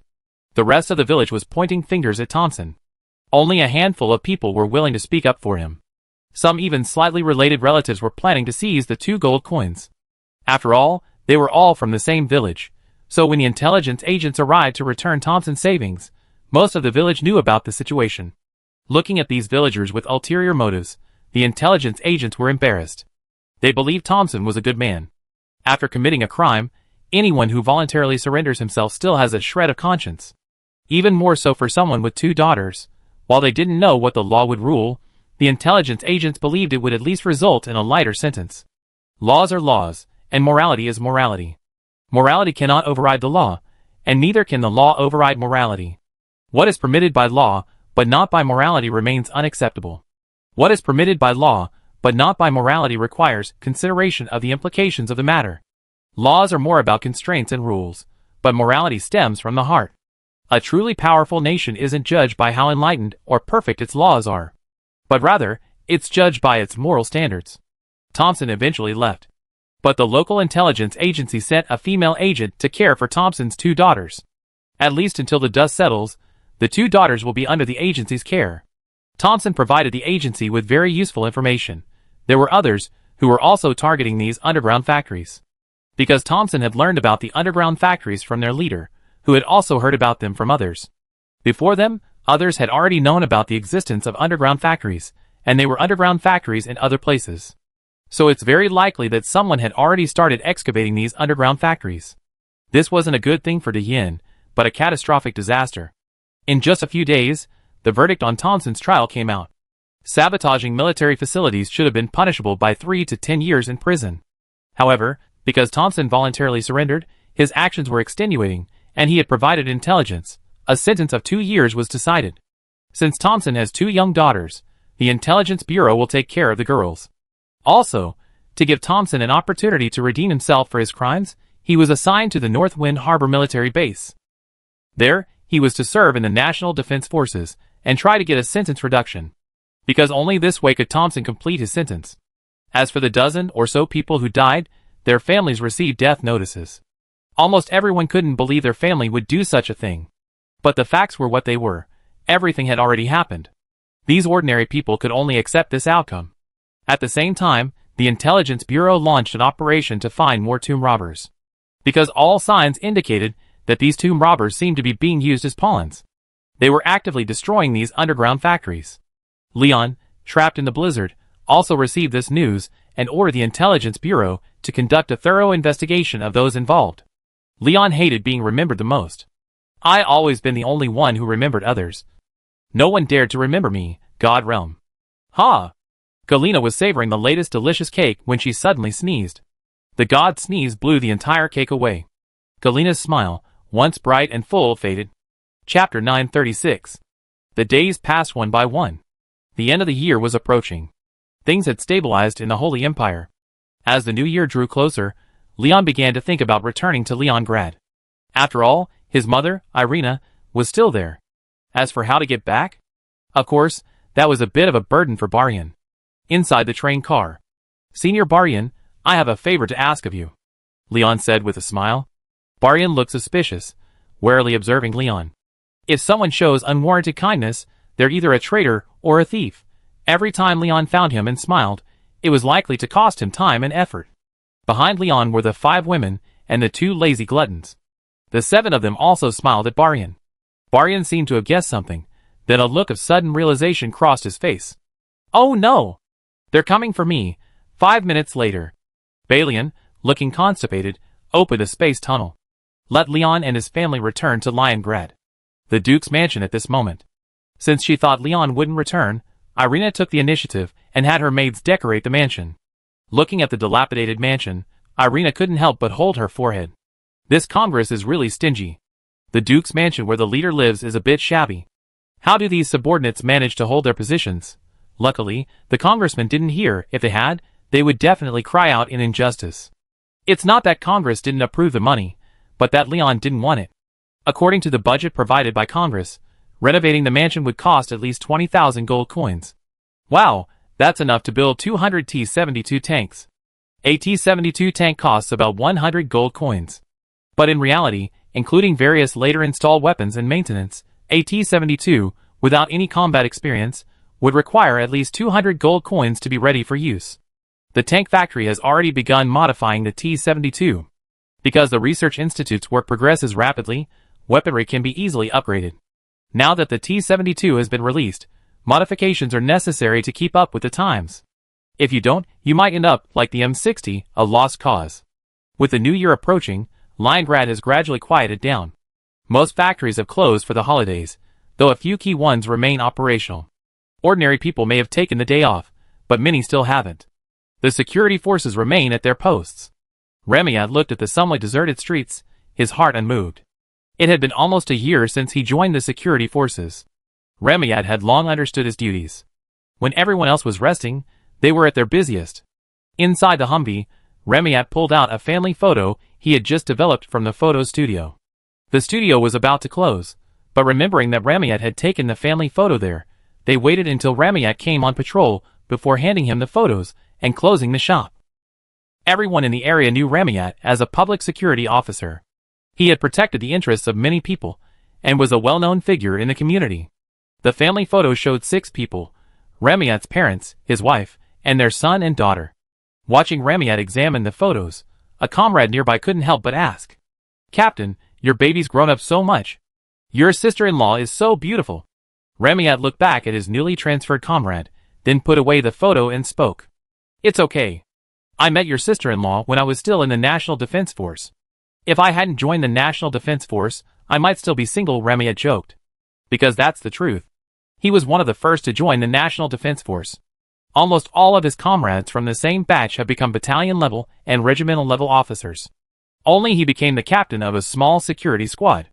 It's not that Ramayat is incompetent, but rather that he was unlucky. It can't be said to be unlucky, but rather that he was extremely lucky. For someone who managed to complete the Grand Slam alive, and without any missing limbs, it can be said that the goddess of luck has blessed him. While his comrades have now become battalion-level and regimental-level officers, only a few dozen of the hundreds of National Defense Forces remain. Half of them died on the battlefield, and a considerable number were discharged due to injuries. Ramayat participated in the Winter of Divine Punishment, the Forest Elf Kingdom Aid Campaign, the defense of the Elven Empire's capital, the defense of the Holy Empire, the liberation of the Holy Empire, the Eastern Continent Expedition, and, most importantly, the defense of Liongrad. To have achieved this Grand Slam, and still be a platoon leader, is truly remarkable. Ramayat's luck was truly incredible. The defense of the Elven Empire's capital, and the defense of Liongrad were truly grueling battles. During both of these battles, Ramayat remained on the fringes. Most of the time, he played supporting roles. Occasionally, he received a battle order, but by the time it arrived, the battle was almost over. He only needed to do the finishing touches. That's why Ramayat didn't get a promotion. But he received every medal of honor he deserved. Ramayat, what a winner! This resulted in his daughter having nothing to do at home, so she spent all day playing with Ramayat's medals. Ramayat had nothing to say about this. Due to the current financial pressures in Dehyen, most official salaries have been cut. But those who survived the purges showed no dissatisfaction. Those officials who survived the purges were, without exception, at least intelligent. It wasn't easy for everyone, just bear it, and it would pass. However, Ramayat didn't realize that his wealth and glory didn't end there. Sometimes, fate predestines your rise to prominence. Not only did Ramayat remain at his post, but many National Defense Force soldiers stationed at military bases outside were also gazing towards Dehyen. The reason was simple: that was home. Most of the Wehrmacht remained at their posts. But except for a few. Alan's home. Via, 9 months pregnant, lay in bed, while our protagonist, Alan, paced back and forth in the living room. He had just been released. The first batch of the Navy's Su-33 carrier-based aircraft pilots completed their training 2 months ago. The second batch of carrier-based aircraft pilots also completed their training yesterday. Of course, Alan's training was only preliminary, as more challenges awaited these pilots. Immediately after completing his training, Alan was informed by Carl that he was taking a leave of absence. This was because Carl had learned that Via was about to give birth. Carl was even more anxious than Alan, and had already assigned people to keep a close eye on Via. Alan, is she your wife, or mine? Chapter 937. Air Marshal Carl has been keeping tabs on the Alan family. Alan has been training pilots for the past few months. To prevent Alan from worrying, Carl personally dispatched personnel to monitor Weiya's condition 24/7. He even dispatched a medical team from the hospital. They kept a constant watch on Weiya's health. If Weiya showed any signs of trouble, the medical team would immediately spring into action. At first, the hospital was stunned when they received Carl's call. It was simply that Carl had called out of the blue, requesting a medical team. They initially assumed Carl was dying. The hospital immediately dispatched a medical team to the address Carl had given them. But upon arriving, they found only a pregnant elf woman. No, wasn't it Marshal Carl who had sent them? Soon, the hospital learned the news from Carl. This beautiful pregnant elf woman was the wife of Air Force Ace Alan. As a Dehyen, anyone who had read the newspapers had heard of Alan. When the Air Force was first established, almost everyone was adoring the Army, believing it was merely an auxiliary force. Yet, under these circumstances, Alan began his sweeping campaign. He proclaimed to the world the might of the Air Force. After all, not everyone could dogfight with a Stuka. Even afterward, Alan's Stuka bomber was equipped with a cannon. But the Air Force's ability to recruit more pilots in the first 2 years was inextricably linked to Alan's heroic deeds. So, In Carl's heart, even now that Alan has become an instructor, he remains his ultimate ace. Carl thoughtfully arranged for the hospital to send an all-female medical team. While he didn't know what Alan was thinking, Carl didn't want to see Alan's backyard caught in a fire. A 10-person medical team arrived at Alan's home. It had already been 2 weeks. When the medical staff entered Alan's home, they were initially bewildered, until they saw the medals of honor and Alan's photo on the cabinet. Their eyes instantly filled with admiration. At first, when Via saw the medical staff arrive at her home, she thought they had been summoned by Alan. But after some questioning, she learned that they hadn't been summoned by Alan, but had been dispatched by Carl through the hospital. Besides providing their daily care, the medical staff, without disturbing Via, began to ask her about Alan's glorious deeds. After all, seeing is believing.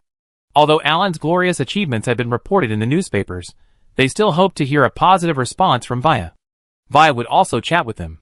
Her parents have been keeping an eye on their textile factory, not only managing the business, but also taking care of Via.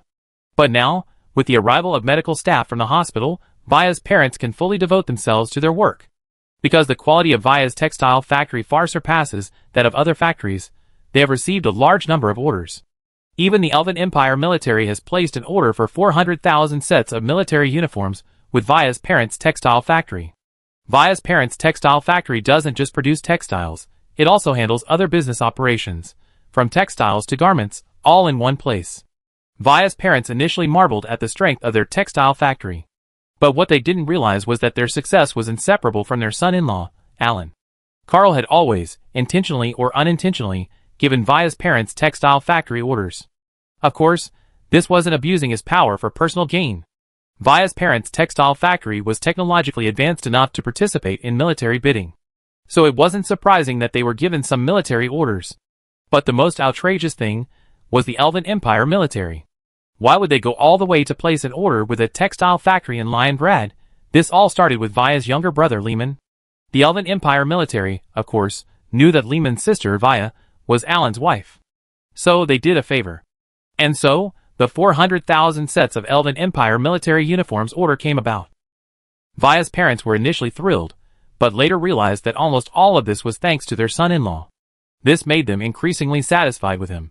At the same time, he was thankful that he hadn't forced the couple to break up. Otherwise, he would have regretted it to death. Alan had heard a little about these things, but due to his sensitive status, he could only remain silent. After all, these orders must have been screened by Carl, and there were no unscrupulous merchants. If there were, Carl would have probably reported them long ago. Alan's family's life was getting better and better, but Alan didn't become complacent. His younger brother, Lehman, was still serving in the Elven Empire army.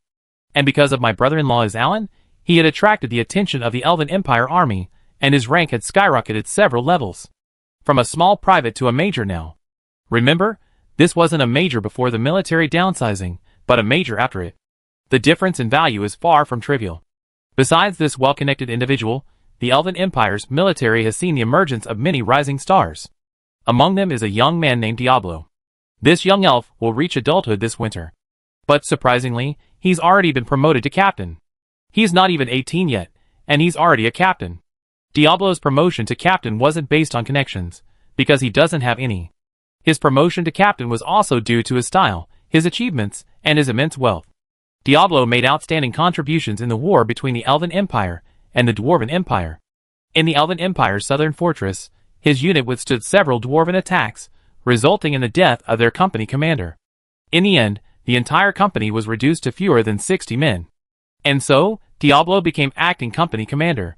Leading the remnant of his 60-man army, he repelled 8 Dwarven Empire attacks, and even launched a counterattack.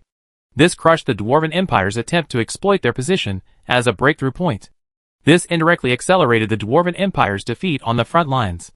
With such meritorious service, Diablo's promotion to officer was a foregone conclusion. Although he was later removed from his position as acting company commander and returned to being a private, his name was already on the military merit roll. Later, during the conquest of the Dwarven Empire, Diablo restrained the remaining 30-odd soldiers of his company. This scene happened to be captured by a reporter from Diyen accompanying the Elven Empire. As a result, Diablo's photo appeared in the Diyen Daily. Without a second thought, the Elven Empire immediately promoted Diablo to captain. Diablo, is this traffic? Chapter 938. Diablo came to the attention of the Elven Empire military because of a single photo. In fact, at first, the Elven Empire military had no idea who Diablo was. Elven Empire officials asked, with so many meritorious soldiers, how would they know who was who? But this one photo made Diablo known to the people of Diyin. The content of that photo was deeply ironic. Diablo, in uniform, stood on one side of the road, while on the other side stood other Elven Empire soldiers carrying out an act of revenge. There was no anger in Diablo's eyes, only indifference. Yet the newspaper's headline was, "The Misfit Soldier." The Diyin Daily's headline was highly problematic. It clearly took a moral high ground, pointing fingers. Diyin strongly disapproved of such acts of revenge. But when it came to the people of Diyin, what revenge? This is called just punishment. That's right, only they were allowed to do this, others who did it would be condemned. What? You have a problem? If I bury you, you won't have a problem. Diablo instantly advanced 6 levels thanks to a photo. Diablo's former comrades were stunned. They had never imagined Diablo could level up so quickly. This wasn't a promotion, it was rocket science. The butterfly effect of this photo went far beyond that. Diablo's photo indirectly led to the Elven Empire's military downsizing. The overabundance of troops led to uneven quality, even leading to the phenomenon of unemployed personnel. Sif also wanted to address the toxicity within the Elven Empire's military. But I always been frustrated by the lack of opportunities. But now, finally, the chance had arrived. Diablo's photo gave Sif an opportunity. With a single word, Sif reached out to the Elven Empire's army. The Great Flame Daily has noticed us, we must make changes. The Elven Empire then immediately began its own massive purge. Many toxic elements were eliminated, and many bloated military units were eliminated. The Elven Empire was completely transformed. Even the civil service system underwent certain reforms. No one could have imagined that their transformation could be achieved simply because of an insignificant elven boy. And this elven boy had almost no achievements before. At the Elven Empire's military base, Diablo, dressed in a captain's uniform, was training with the soldiers. At first, the soldiers thought Diablo was another son of a powerful noble seeking glory. But later, they discovered that Diablo, like them, came from a poor background. At first, Diablo felt powerless to change anything. But then things changed. Diablo had become a captain. And the superiors also intend to continue promoting Diablo. In reality, it wasn't Diablo's superior who was interested in promoting him, but rather Diablo's superior. Who was Diablo's superior? Of course, it was Queen Sif of the Elven Empire. Since Diablo had become famous, Queen Sif naturally sent someone to investigate him. All of Diablo's information was laid out on Sif's desk. After seeing all of Diablo's information, Sif was in disbelief. These dwarves had hurt Diablo so much, yet Diablo hadn't retaliated. This wasn't like a normal person at all, this was simply inhuman. Afterward, Sif decided to meet Diablo in person. When Diablo arrived at the Elven Empire's palace, he was completely stunned. Then, Diablo met the Elven Empire's supreme ruler, Queen Sif. The moment he saw the queen, Diablo was completely stunned. In his eyes, a mere mortal like him had virtually no right to see the queen. But the reality was, Diablo had met the almighty queen. Looking at the somewhat embarrassed young man before her, Sif offered a kind smile. Diablo, I heard your story and know your past. So, can you tell me why you didn't retaliate against those dwarves, tooth for tooth, blood for blood? Sif expressed her doubts. Diablo shook his head and then spoke. Of course, I know the dwarves committed monstrous crimes, but the responsibility should be placed on the Dwarven Empire soldiers, not those unarmed civilians. If we massacred these civilians simply because we discovered them, then what difference would there be between us and the dwarves? The Dwarven Empire's army treated our civilians this way because we were weak. But now we are different. We have grown stronger, and revenge is inevitable. However, I do not wish us to inflict our hatred on the innocent civilians of the Dwarven Empire. Bullying the weak is not the way of the strong. Protecting the weak is the way of the benevolent. Diablo said with a firm face. He didn't know why Sif asked him this, but he had seen through the war. This counterattack was meant to be a counterattack. If they wantonly massacred the civilians, then they would become just another Dwarven Empire. They were elves, not dwarves. They were supposed to be elves with intelligent minds, not muscular beasts. Listening to Diablo's words, Sif was momentarily lost. She didn't know how to react. She didn't immediately agree with Diablo's point, but she didn't deny it either. Diablo's point was correct, and it suited the current Elven Empire. The Elven Empire had gradually emerged from its former dire straits. If they wanted to develop, they must shed their bestial past. But whether it was development or anything else, the past should never be forgotten. Learning from history, using history as a mirror, is the most correct path for national development. Of course, some countries are unwilling to acknowledge their past. Do they still have a future? It might not be clear now, but what about the future? Who can say for sure? Sif remembered these words and spoke. Who taught you these words? Or where did you learn them? Or did you summarize them on your own? Diablo rubbed his head sheepishly, then pulled out a small red book. She pointed at it sheepishly. Sif immediately fixed her gaze on it, and read aloud the words. Lion's quotations. No! Who created this book? Lion, don't look at me. I don't know either. I didn't even know I had a collection of quotations. This little red book was, of course, compiled and revised by the Great Yin Cabinet, the National Assembly, the People's Party, the Great Yin Daily, and the Great Yin Education Bureau. It's largely culled from Leon's speeches. And Leon had no idea that this little red book had already spread to neighboring countries. If Leon knew, he probably rushed to those departments and refused to leave. Chapter 939. Inside the Duke's mansion. Leon was gazing out the window at the icy world. He had been home for a day or two, and this winter was almost over. Outside, snow fell heavily. Leon picked up the annual report. He then flipped through the cabinet's annual report. The report provided a very concise summary. This year, Great Yin has completely become the world's dominant power. At the beginning of this spring, the Papal States were defeated. In the following months, Great Yan's army took root in various places. This expanded Great Yan's influence in the local area while protecting the interests of local Great Yin businesses. In diplomacy, significant results were achieved through force. Almost all the defeated nations paid their compensation in full. It wasn't that they didn't want to, but that they simply couldn't. Great Yan's vast navy was floating on the sea. If you dared to refuse, it would likely be on your doorstep in no time. Open the door, brother. I'm your navy.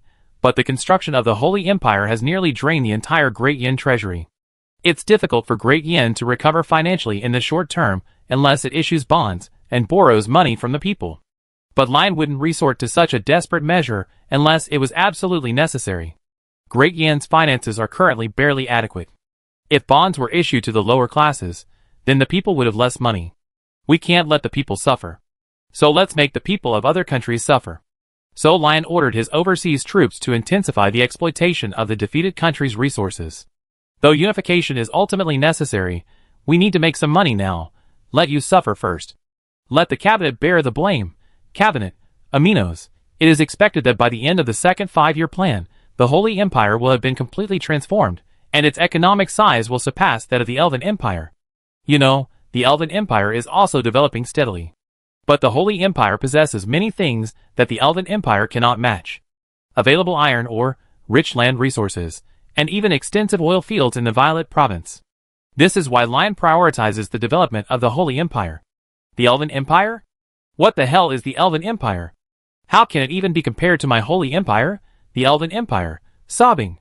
Besides developing the Holy Empire, De Yin has provided weapons and equipment to the Elven Empire, the Qin Chi Kingdom, the Succubus Kingdom, and the New Shifa Empire throughout this year, totaling over 4 million people.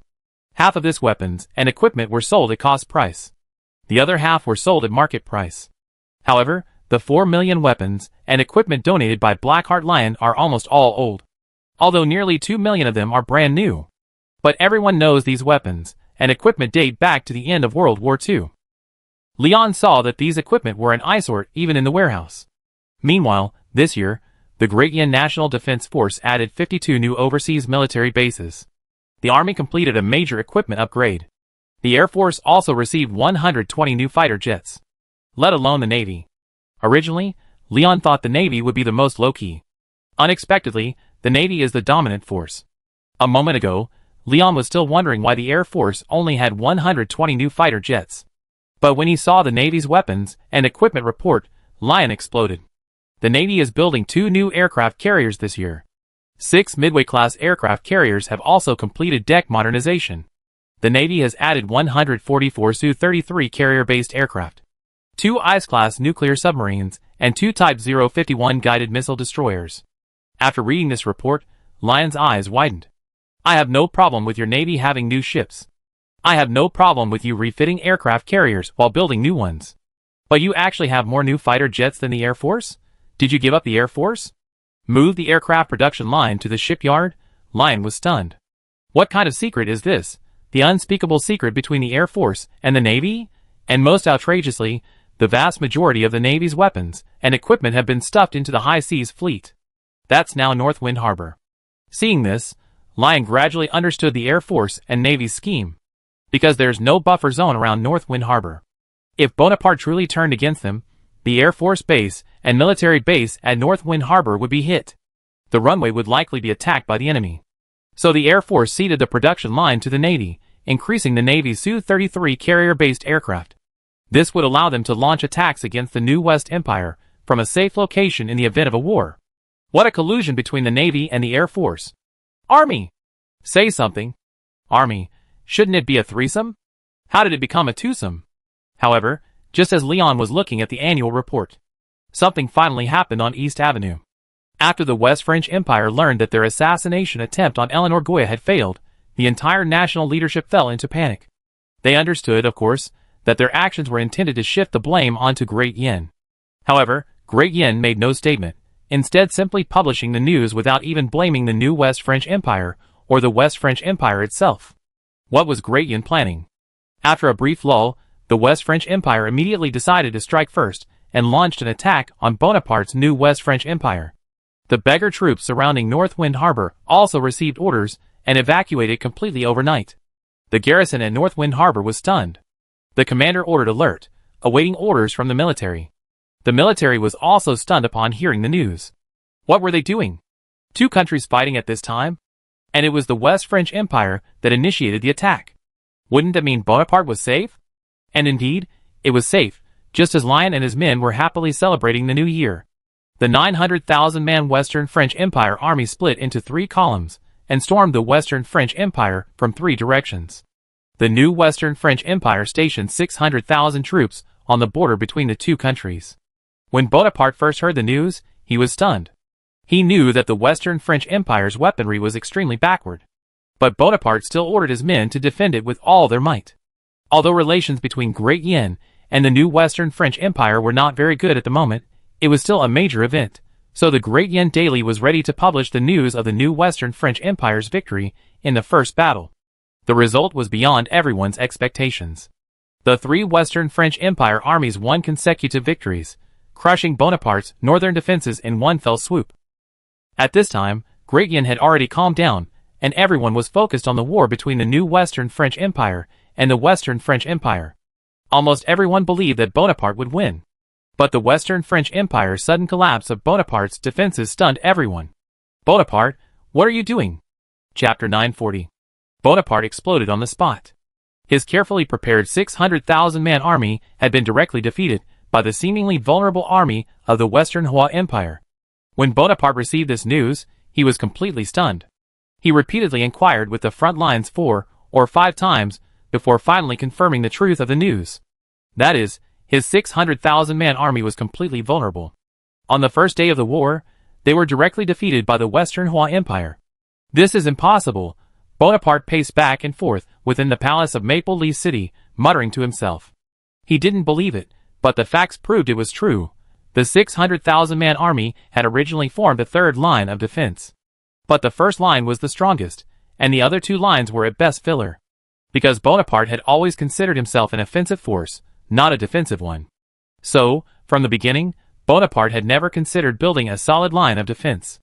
They only built the first line of defense and committed all their forces to it, preparing to attack instead of defend.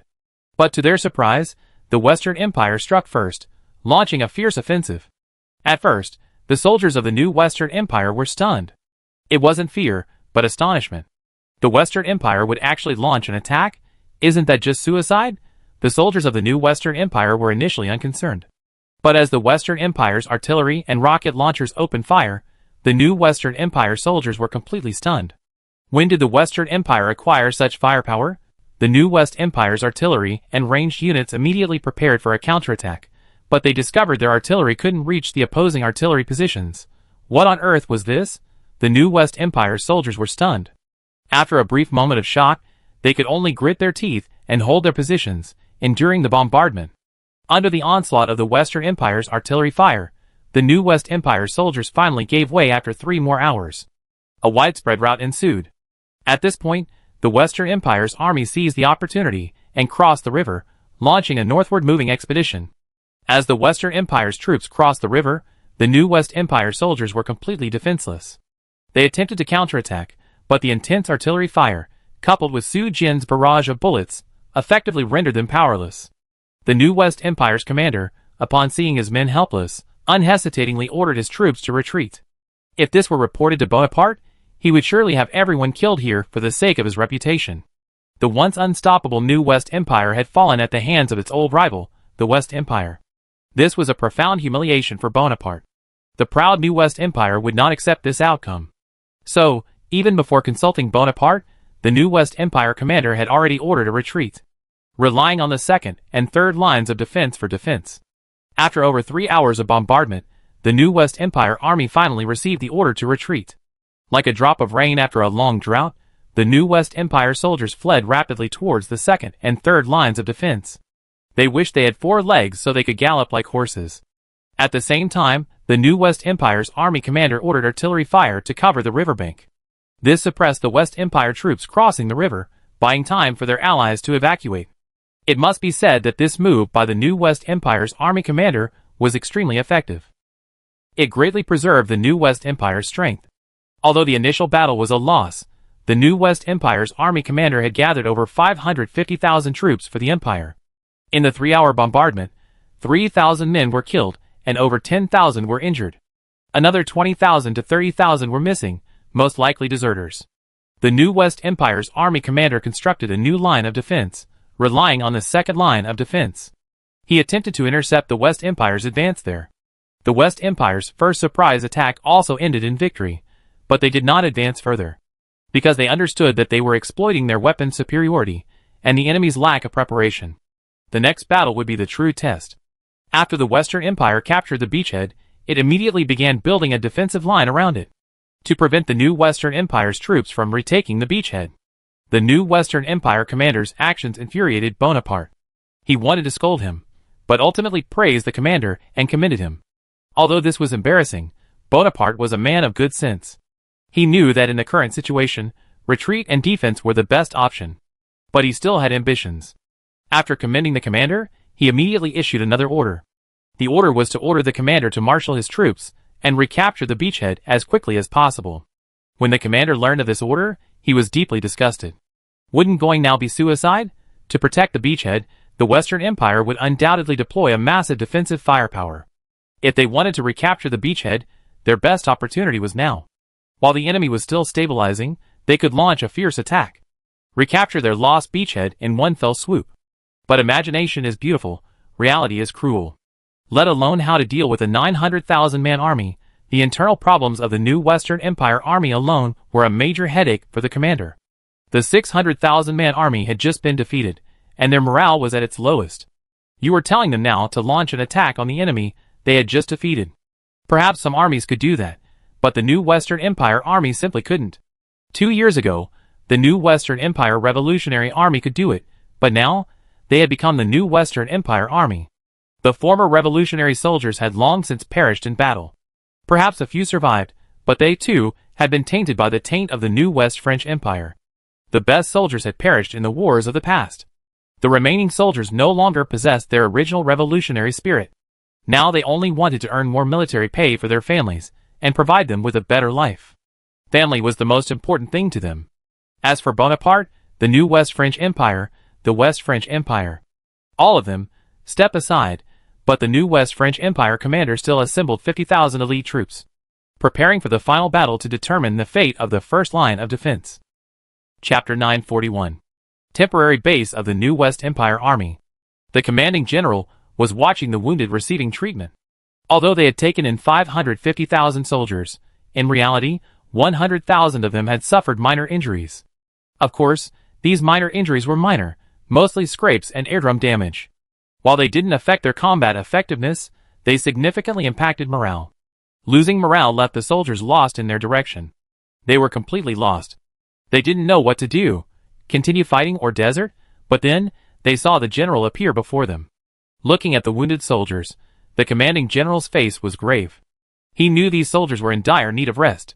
But the situation forced him to rally his troops to fight for the beachhead on the front line.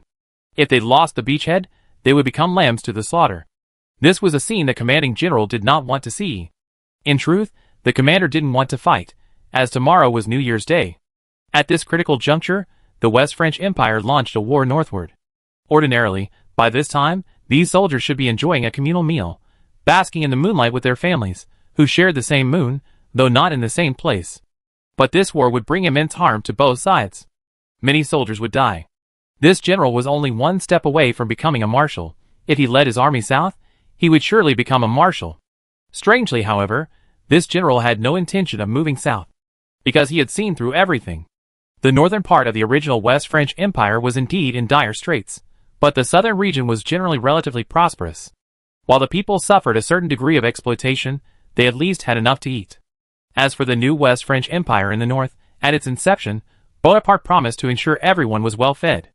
Last year, everyone was indeed well fed. But this year is different. This year, the entire new West French Empire is practically starving. Because Bonaparte's aggressive military policy has almost completely drained the new West French Empire's potential. The people were practically living on a shoestring, while Bonaparte used the people's food rations to massively develop his army. He indeed possessed a 600,000-man army at the beginning of the Cold War. But the West French Empire on the other side was even more ruthless.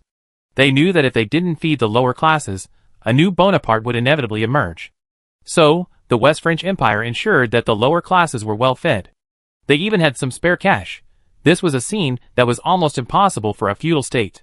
But it did happen, because the West French Empire had begun moving toward a constitutional monarchy. They also recognized the shortcomings of the feudal era, and the nobles launched reforms from top to bottom. In this era, failure to change meant destruction. These nobles even voluntarily sacrificed their own interests to ensure that the common people had enough to eat, and had extra money to spend. This extra money would drive economic development.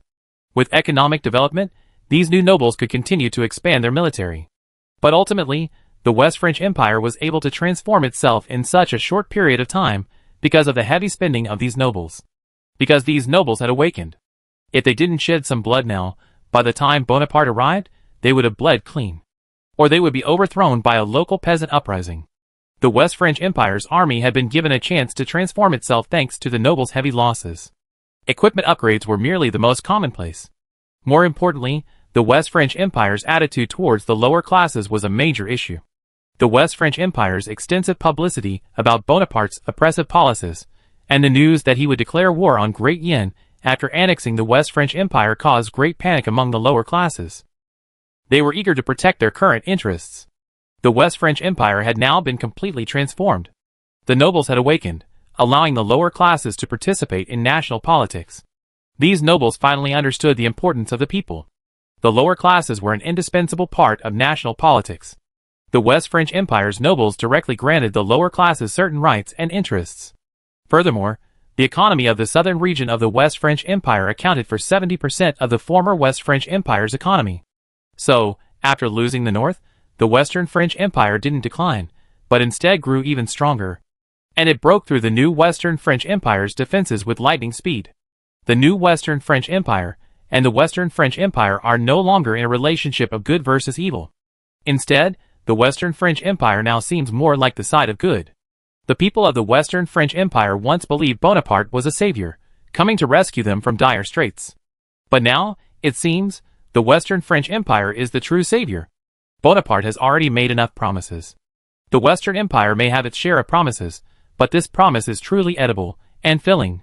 The citizens of the Western Empire aren't intellectuals, they only care about who feeds them. If they're well fed, they won't cause trouble. They don't care whether the Western Empire or the new Western Empire rules. They only care about whether they can eat their fill. Originally, they thought the new Western Empire would be able to feed them, but now it seems not only can it not, but even after defeating the Western Empire, Bonaparte will actually go to war with Great Yen. This shows a disregard for the lives of the lower classes. The Western Empire's united efforts are the reason they were able to achieve such a crushing victory in the first battle. On the other hand, the new Western Empire's general assembled 50,000 elite troops, and, under cover of night, began approaching the beachhead. At this moment, within the beachhead, the Western Empire's troops were conducting an orderly patrol. The Western Empire's commander was an army general. This general had some issues with the current royal family of the Western French Empire. But there was no other way, so the emperor personally visited the general's retreat. He counted to him 3 times and 9 times. The general was stunned. What was going on? The emperor personally kowtowed to him. How could this be possible? The general was terrified. Then he knelt and kowtowed to the emperor. Your Majesty, what are you doing? I implore you to come out and protect the Western French Empire from Bonaparte's invasion. The future of the Western French Empire's 30 million citizens depends on you. The emperor burst into tears as he spoke. While it wasn't clear if the emperor was acting, he had always considered the people since he took office. This emperor wasn't formally selected from among the many royal nobles. He was a royal descendant chosen by the nobles from the people. It was just that the generations were so far apart that he was the kind of descendant who had no right of inheritance. Initially, the nobles sought to control the emperor, so they chose to submit to a powerless emperor. But this emperor, in turn, murdered many of the nobles, and declared, "We are the orthodox Western law." Chapter 942. The general guessed that the new Westerly Empire army would attack the beachhead tonight.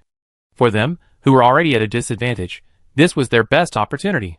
If they missed this opportunity tonight, it would be difficult for the new Westerly Empire army to retake the beachhead. After all, the Westerly Empire army was no pushover. Now that they had captured the beachhead, they would inevitably focus on defending it. Even if the new Westerly Empire sent a large force to seize the beachhead, it would still come at a heavy price. And tonight was their best chance. The commander-in-chief likely guessed that the enemy was aware of the night attack, for the general personally led his troops to the outskirts of the beachhead, observing every move on the beachhead with binoculars. Although the Westerly Empire soldiers defending the beachhead acted naturally, the general, as a veteran, could see that they were somewhat nervous. Clearly, they had sensed the night attack was coming. So a tight net had been laid, waiting for the general to lead the charge. Looking at the somewhat nervous Western Empire sentries, the general was momentarily unsure. This could be a facade. They had fought all day, and their condition was no better than that of the new Western Empire soldiers. So this could very well be a deception by the enemy general, just to scare off the attacking troops. The general was caught in a dilemma. This could be a trap, or it could be an empty city plan. And Bonaparte's orders from behind kept forcing the general forward. If this was a trap, then leading these 50,000 men in would be a death wish. He didn't want to see his soldiers sacrificed in vain. But after much deliberation, the general finally decided to launch the attack.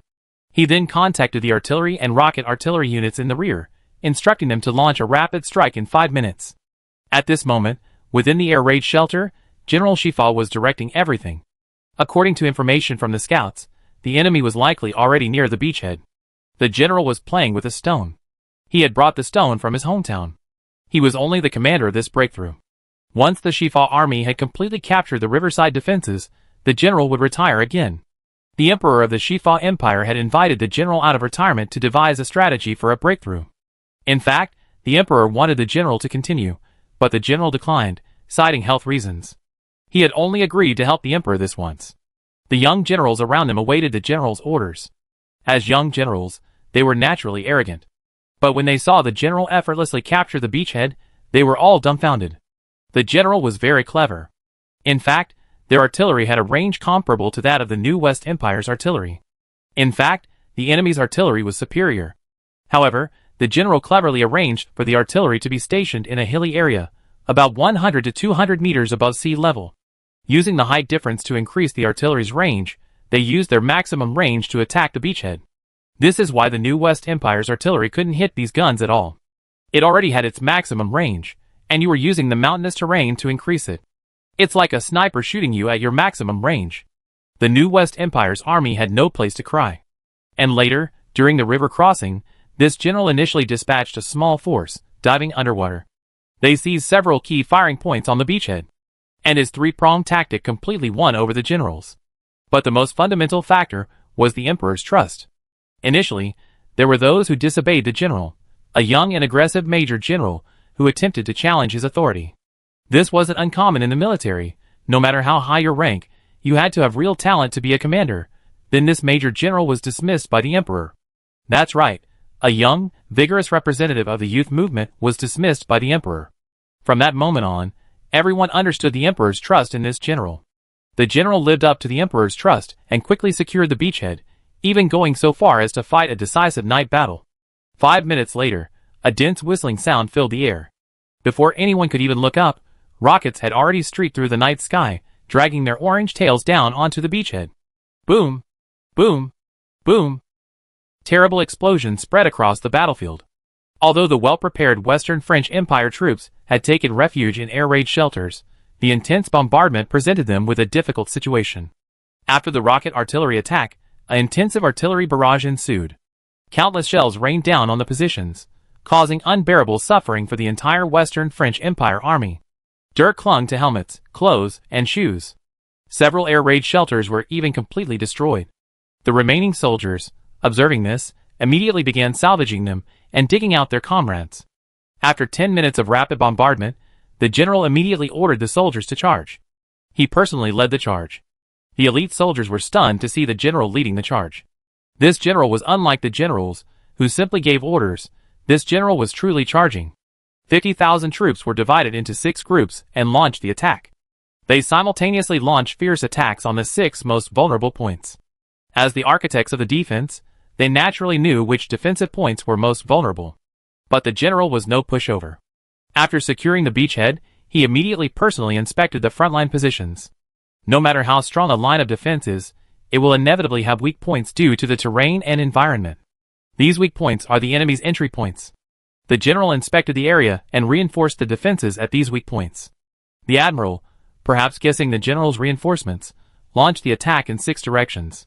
One of the 6 directions would surely capture a point, right? Shouldn't it, right? As the bombardment ceased, the Western Empire soldiers filed out of the air raid shelters and took up their respective combat positions. Just now, the new Western Empire artillery had bombarded not only the positions but also their tents. But their tents were empty, because most of the troops had already entered the positions, just waiting for the new Western Empire army to enter the pocket. Just as the general led his troops to the front of the positions, dozens of flares rose from the beachhead, directly illuminating the new Western Empire soldiers charging in the darkness. It was winter, and the surroundings were already a vast expanse of white.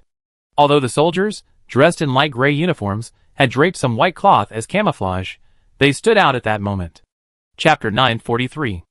As the flares rose, both sides saw each other's faces clearly.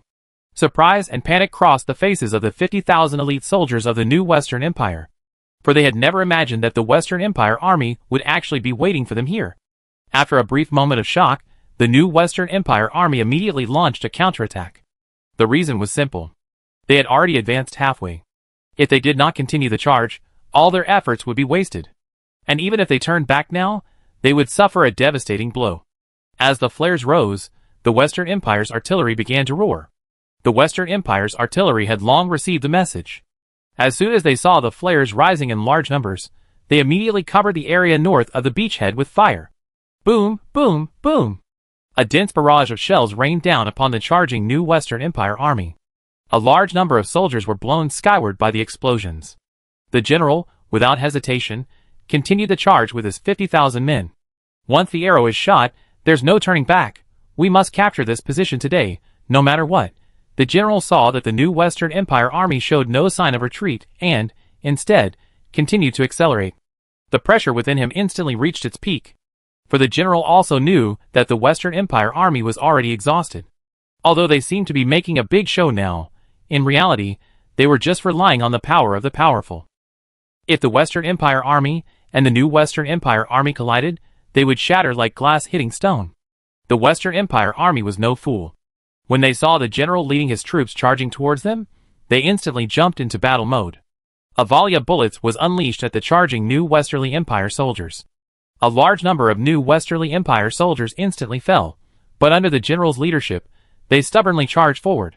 Before the Westerly Empire troops could react, the new Westerly Empire troops had already entered their trenches. The two sides engaged in close combat within the trenches on the beachhead. Of these 50,000 elite soldiers, 10,000 were equipped with MP40s. The moment they charged into the trenches, the Westerly Empire soldiers were stunned. Although the Westerly Empire's technology tree had entered the early Cold War era, their weapons were still semi-automatic rifles. And they excelled at medium-range fire, not close-quarters combat. The MP40, a weapon with a shorter range, played a vital role in the trenches. Although only 10,000 soldiers were equipped with submachine guns, they leaped into the trenches and directly suppressed the Westerly Empire soldiers with their MP40s. The Western French Empire soldiers suffered terribly, then immediately pulled out grenades to greet these elite soldiers. In trench warfare, submachine guns are more powerful than rifles, but grenades are more powerful than submachine guns, and yet the most effective weapon is still the pistol. In the past, an inch longer is an inch stronger. In the trenches, an inch shorter is an inch stronger. Almost without exception, the 50,000-man army, after losing around 5,000 men, managed to penetrate 6 weak points. Then, in the trenches at these 6 weak points, close combat ensued with the Western French Empire troops. The Western French Empire troops were not to be outdone. "Damn it, I already taken it, and you're still trying to counterattack. Do you really think I'm made of mud?" A fierce battle ensued in the trenches. All manner of weapons were employed, with some soldiers even resorting to sand and stone, engaging in a no-holds-barred melee. As a general, the general was supposed to be commanding the troops from the rear. But now, this general transformed into a fierce warrior, smashing a Western Empire soldier in front of him. Yes, this general was a magician. He had previously imbued himself with magic to enhance his physical strength. This single blow instantly shattered the Western Empire soldier into pieces. This terrified the nearby Western Empire soldier. For a moment, he forgot how to fire. But soon, the Western Empire soldier reacted and unleashed a barrage of fire at the general. However, a scene even more shocking occurred to the soldier. He dodged 5 bullets with his quick movements. The Western Empire soldier was stunned. It turned out they hadn't lied to him. The only martial art in the world that couldn't be broken was speed. He would study hard and become a martial arts expert whose speed was the only thing that could be broken. But this soldier had no future. The general dispatched him without hesitation. He then continued to kill the other soldiers of the Western Empire. The general's appearance dealt a devastating blow to the front lines. The Western Empire also received news of the general's appearance. The general was completely paralyzed upon hearing this. His men were looking at him expectantly. They thought the general was also a magician. The general cursed inwardly. Not all generals knew magic, and not all generals could destroy a person with a single punch. However, upon learning that the admiral was a magician, the general immediately contacted the emperor. The emperor took this news very seriously, and immediately contacted a 7th-level magician stationed on the front lines. In the Eastern continent, a 7th-level magician is considered a formidable force. The opposing admiral was merely a 5th-level magician. The Eastern continent had very few magicians, so few that there was only one 8th-level magician in the entire Western Empire. And this 8th-level magician was completely indifferent. After the new Western Empire and the Western Empire were divided, he simply feigned death. 8th-level magicians could influence the outcome of the war, but they were also human. They had emotions and desires. So, they feared siding with the wrong side and being purged. The caution of these magicians bought them a glimmer of hope. But some still chose to side without hesitation. Upon receiving the order, the 7th-rank magician of the Western Empire immediately headed for the beachhead, attempting to aid the Western Empire in defeating the new Western Empire's general. The new Western Empire's general was no fool. Upon confirming the approach of a magician, he immediately activated his cloaking device. Although he wasn't particularly powerful, as the saying goes, poor students have more stationery. They were experts at protecting their lives. The scarcer the magician, the more they protect their lives. A 7th-rank magician heading for the front suddenly sensed the general's presence disappear. He instantly felt annoyed. Couldn't they just have a fair fight? Then, the 7th-rank magician realized he was being targeted and immediately activated his cloaking device as well. Chapter 944. The admiral's absence left the front line suddenly without a commander. Although the admiral had instructed his men to be ready to take command at any moment when he left, they hadn't been prepared at all. They didn't believe the admiral would leave so suddenly. But it wasn't until the admiral's sudden departure that they realized what was happening. The admiral had truly left. After a brief pause, the adjutant immediately ordered the soldiers to continue the attack. The other 5 attack directions were fine, but the admiral's direction was in serious trouble. When they discovered the admiral had disappeared and an unfamiliar officer had taken command, the soldiers were instantly terrified. They feared not death, but abandonment. The adjutant's sudden disappearance immediately detonated the army. Panic, fear, anger, and resentment permeated the army, causing its combat effectiveness to plummet. The adjutant witnessed this scene with his own eyes, and a deep sense of anxiety. The adjutant also tried to lead the charge himself, just like the general. But it had the opposite effect. The soldiers became even more terrified. They suspected the adjutant had been sent by the general to take the blame. At this moment, the Western Empire army also sent more soldiers to encircle and suppress the commando. As the army pressed forward, a large number of new Western Empire soldiers were killed.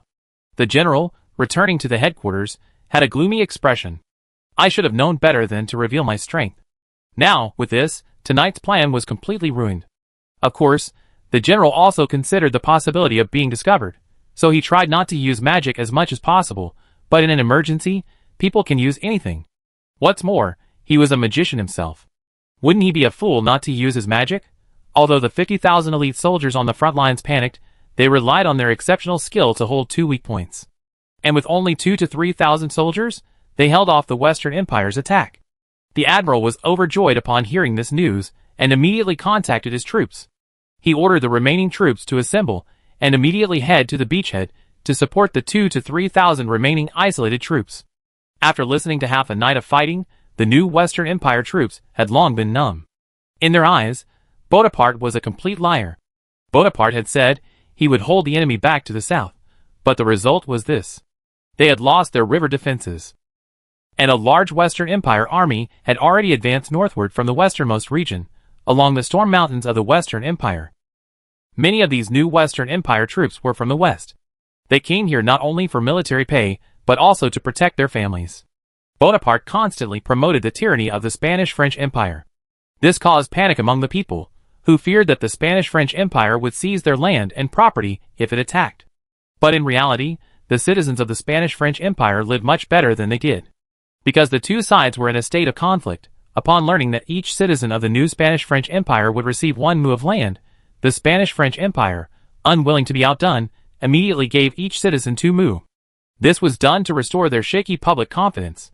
This crudest of methods proved highly effective.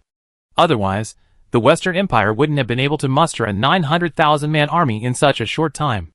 The Western Empire's offensive was unstoppable. They left only 600,000 men to defend the beachhead, while the other 300,000 marched northward along the storm mountains. This was because they needed to reach the Northwind Harbor area first.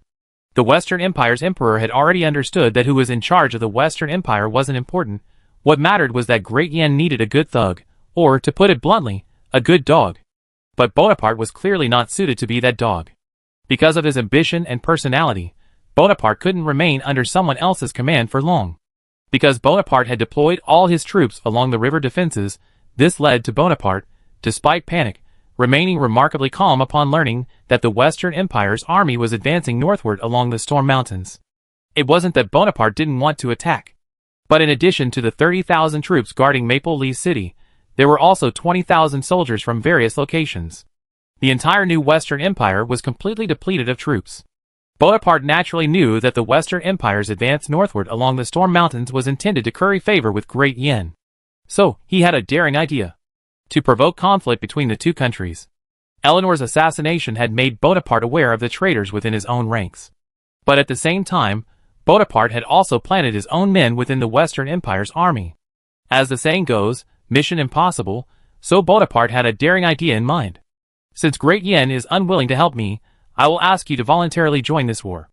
The battle for the beachhead ultimately ended in a stalemate. After the general gave the order, the new Westerly Empire's army began fighting for the beachhead. The Westerly Empire's general also led his troops to fight the general. The two sides fought to the bitter end on the beachhead. In the end, the new Westerly Empire occupied 1/3 of the beachhead. Both sides tacitly settled into a stalemate on the beachhead, waiting for the 300,000-man army to march north. Let them see how Great Yen would react.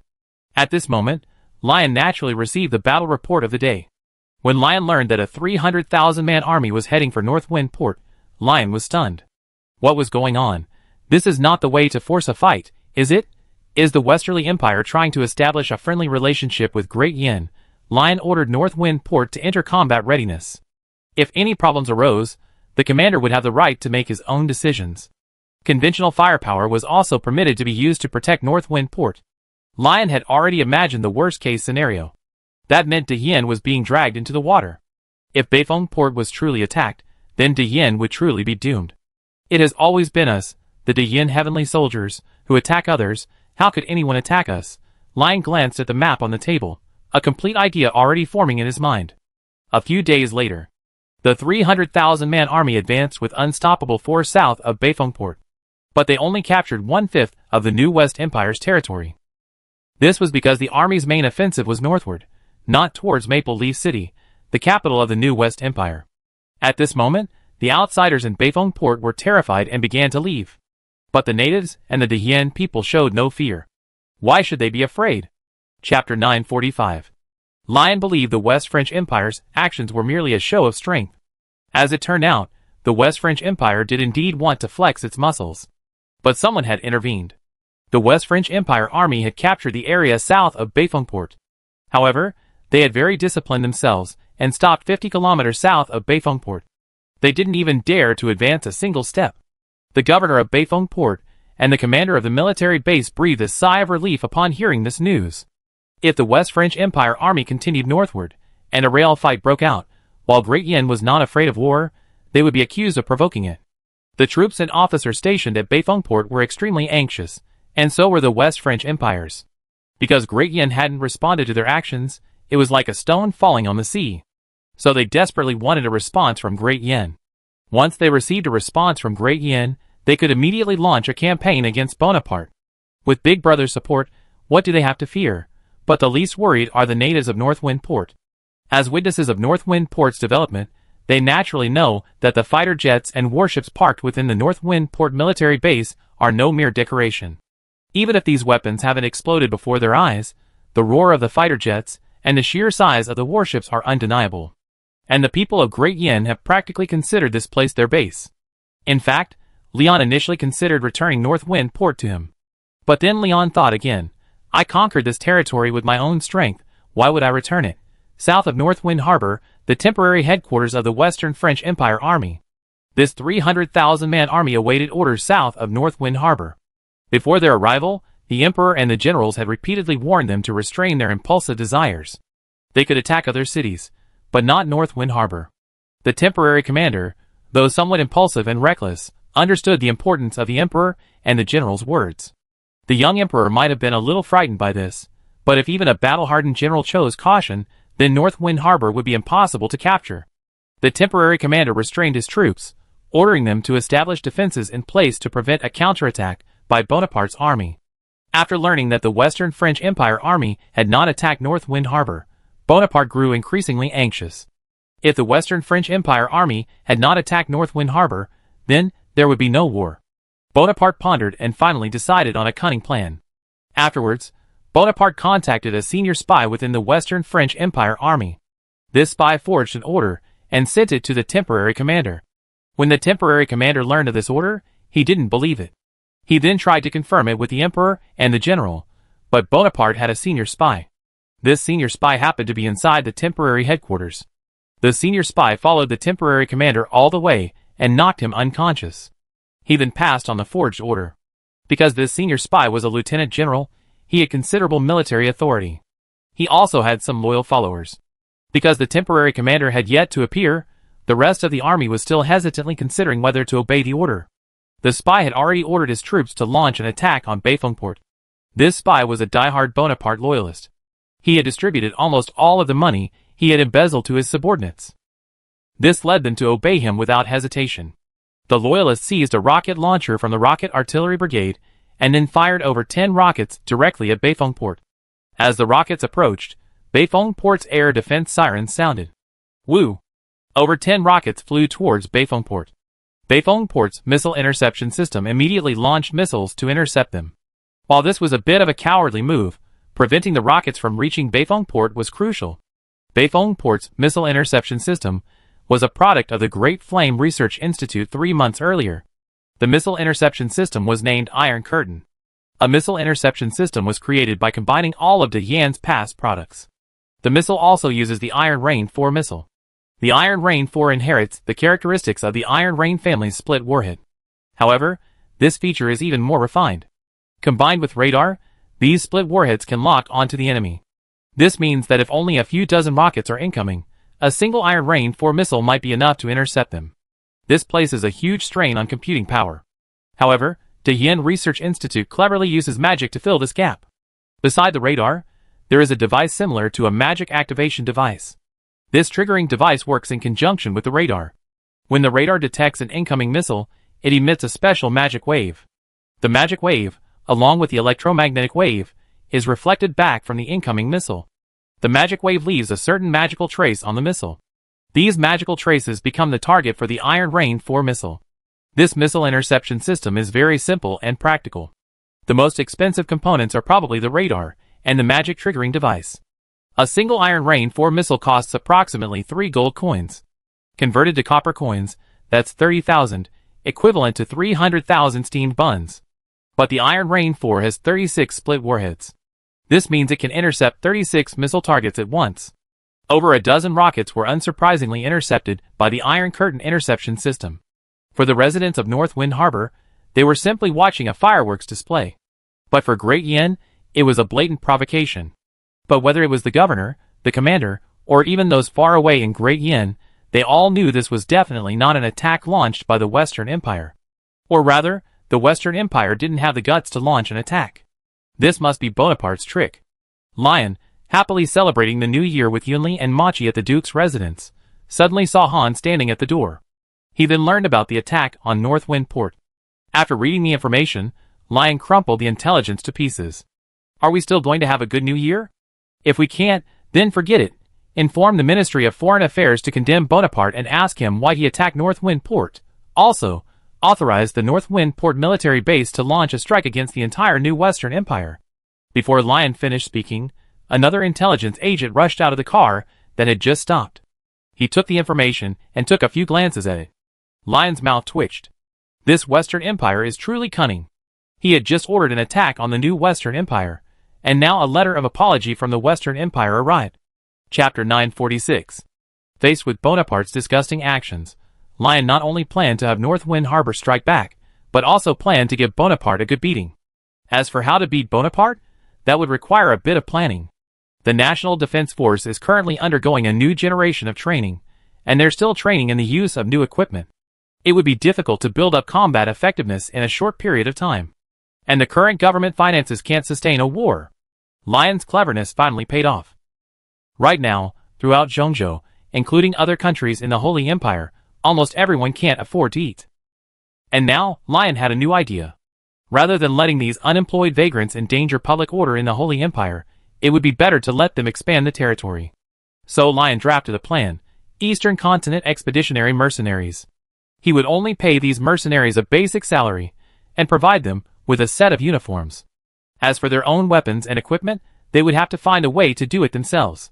Of course, they could also purchase them from Dian at cost price. They received their salaries, and were required to follow basic military regulations. Bullying local civilians was prohibited. However, Lion also gave the mercenaries ample leeway.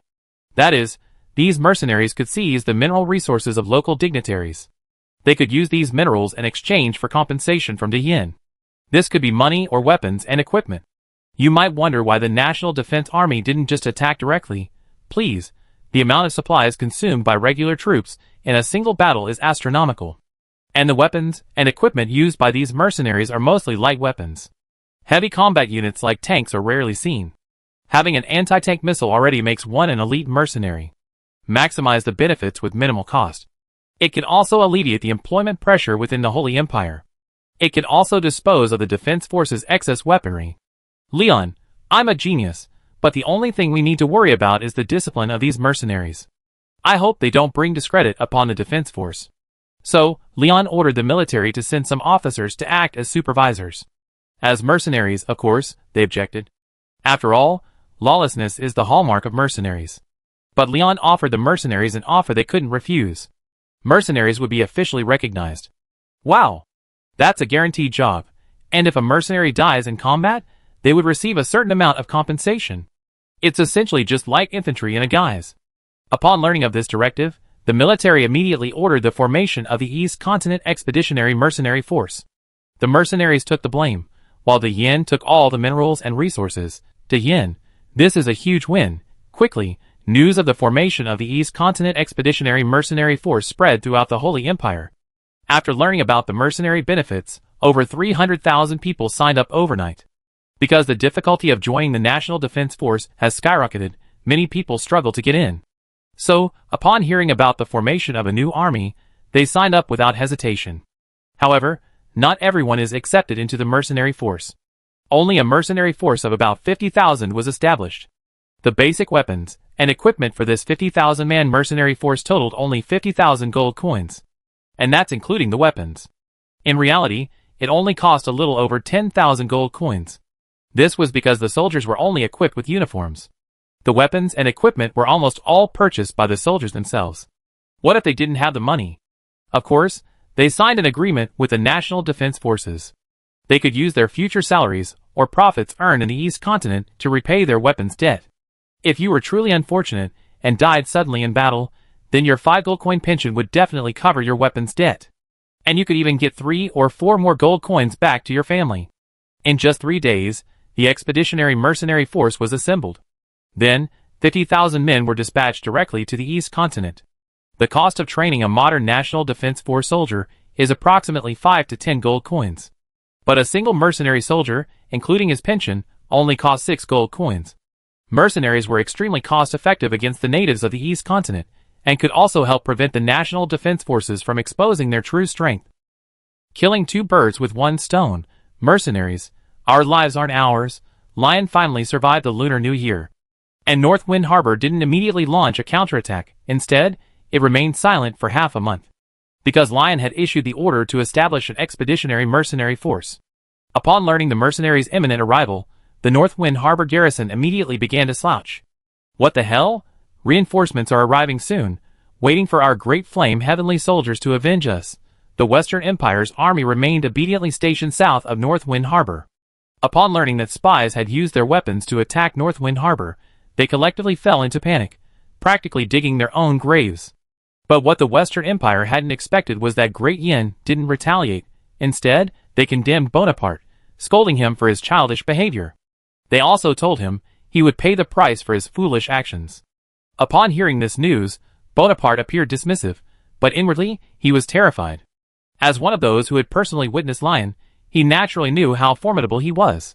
But half a month later, news reached Bonaparte that Great Yin had formed a new organization called the East Continent Expeditionary Mercenaries.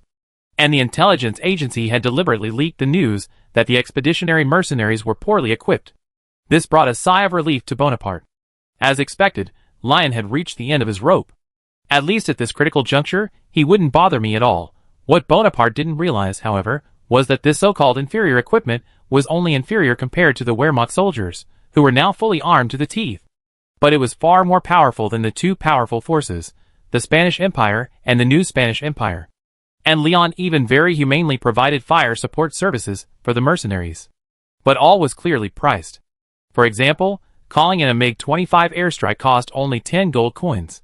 You could also call in other fire support, such as artillery strikes and rocket strikes. The key point was the clear price. Leon, my greed, you never guess. The expeditionary mercenaries arrived at North Wind Harbor on the 3rd day. Then began a 2-week period of simple training.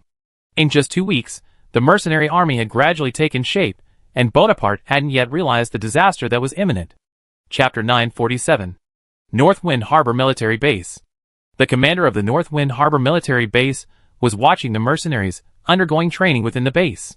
To give these mercenaries a sense of ceremony, Leon specially commissioned a flag for them. He also renamed the East Continent Expeditionary Mercenaries the Great Yin Mercenary 1st Legion. They were given a flag and given the word Great Yin as a prefix. This delighted the mercenaries immensely. In today's world, everyone wants to be associated with Great Yin. Especially when Great Yin citizens are abroad, they hold their heads high. The red passports bear the words Great Yin Republic in bold letters. This fills all citizens with immense pride. Citizens of the Qingqi nation also possess Great Yin passports. Currently, the Qingqi nation is the only nation to have joined the Great Yin Alliance. But the happiest party isn't the Qingqi nation, but the Holy Empire. The citizens of the Holy Empire are the ones who have benefited the most. With the empire's incorporation into Great Yin, the people of the Holy Empire automatically acquired Great Yin citizenship. They enjoy free medical care and 12 years of free compulsory education. Now you might understand why Great Yin's finances are so stretched. Free medical care and free education, both of which cost money, are free for all citizens. Where does Great Yin's finances leave the money? And Great Yin maintains a massive military, with as many as 200 overseas military bases. Every copper coin in Great Yin goes to the people of Great Yin. If it weren't for the wealthy Queen Yin Chi-Chi, Lion would probably have to go out on credit just to eat. North Wind Harbor Military Base. After 2 weeks of training, these mercenaries are a far cry from when they first arrived. The soldiers of the entire Legion have been transformed. Today marks the day for the flag presentation to the Great Yin Mercenary 1st Legion. After the flag presentation, they will lead their troops into battle to strike a heavy blow against the New West Empire and show Bonaparte who is truly king. The commander of the Great Yin Mercenary 1st Legion is a highly decorated brigade commander from the Wehrmacht. The reason for choosing such a seasoned brigade commander is to prevent a widespread rout. After all, it's called the Great Yin Mercenary 1st Legion. A massive rout would be a laughingstock. Leon, you know, I'm actually very concerned about my reputation. The brigade commander looked at the military base commander before him, his eyes blazing as he gazed at the flag in his hand. In Great Yin, only division-level units are awarded individual flags. All other units almost always use standard flags, meaning uniform flags. Under the division level, it's impossible to have a unique flag. This brigade commander has been striving for this for a long time, but has never been promoted to general. But now things were different. He directly became the corps commander.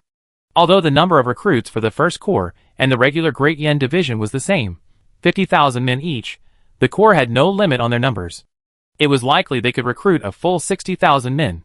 While the organizational structure of the two wasn't much different, the Corps commander actually held the rank of lieutenant general. The Wehrmacht division commander, on the other hand, held the rank of major general. The difference between the two, however, was worlds apart. A major general division commander could chase down a lieutenant general corps commander and give him a beating. Because that's the difference between being raised by your own mother and being raised by a stepmother. Looking at the red flag with a wolf's head in his hand, the Legion commander was filled with excitement. He could finally lead an army on his own. What new westerly empire? They're all just me, my little brothers. Sit down.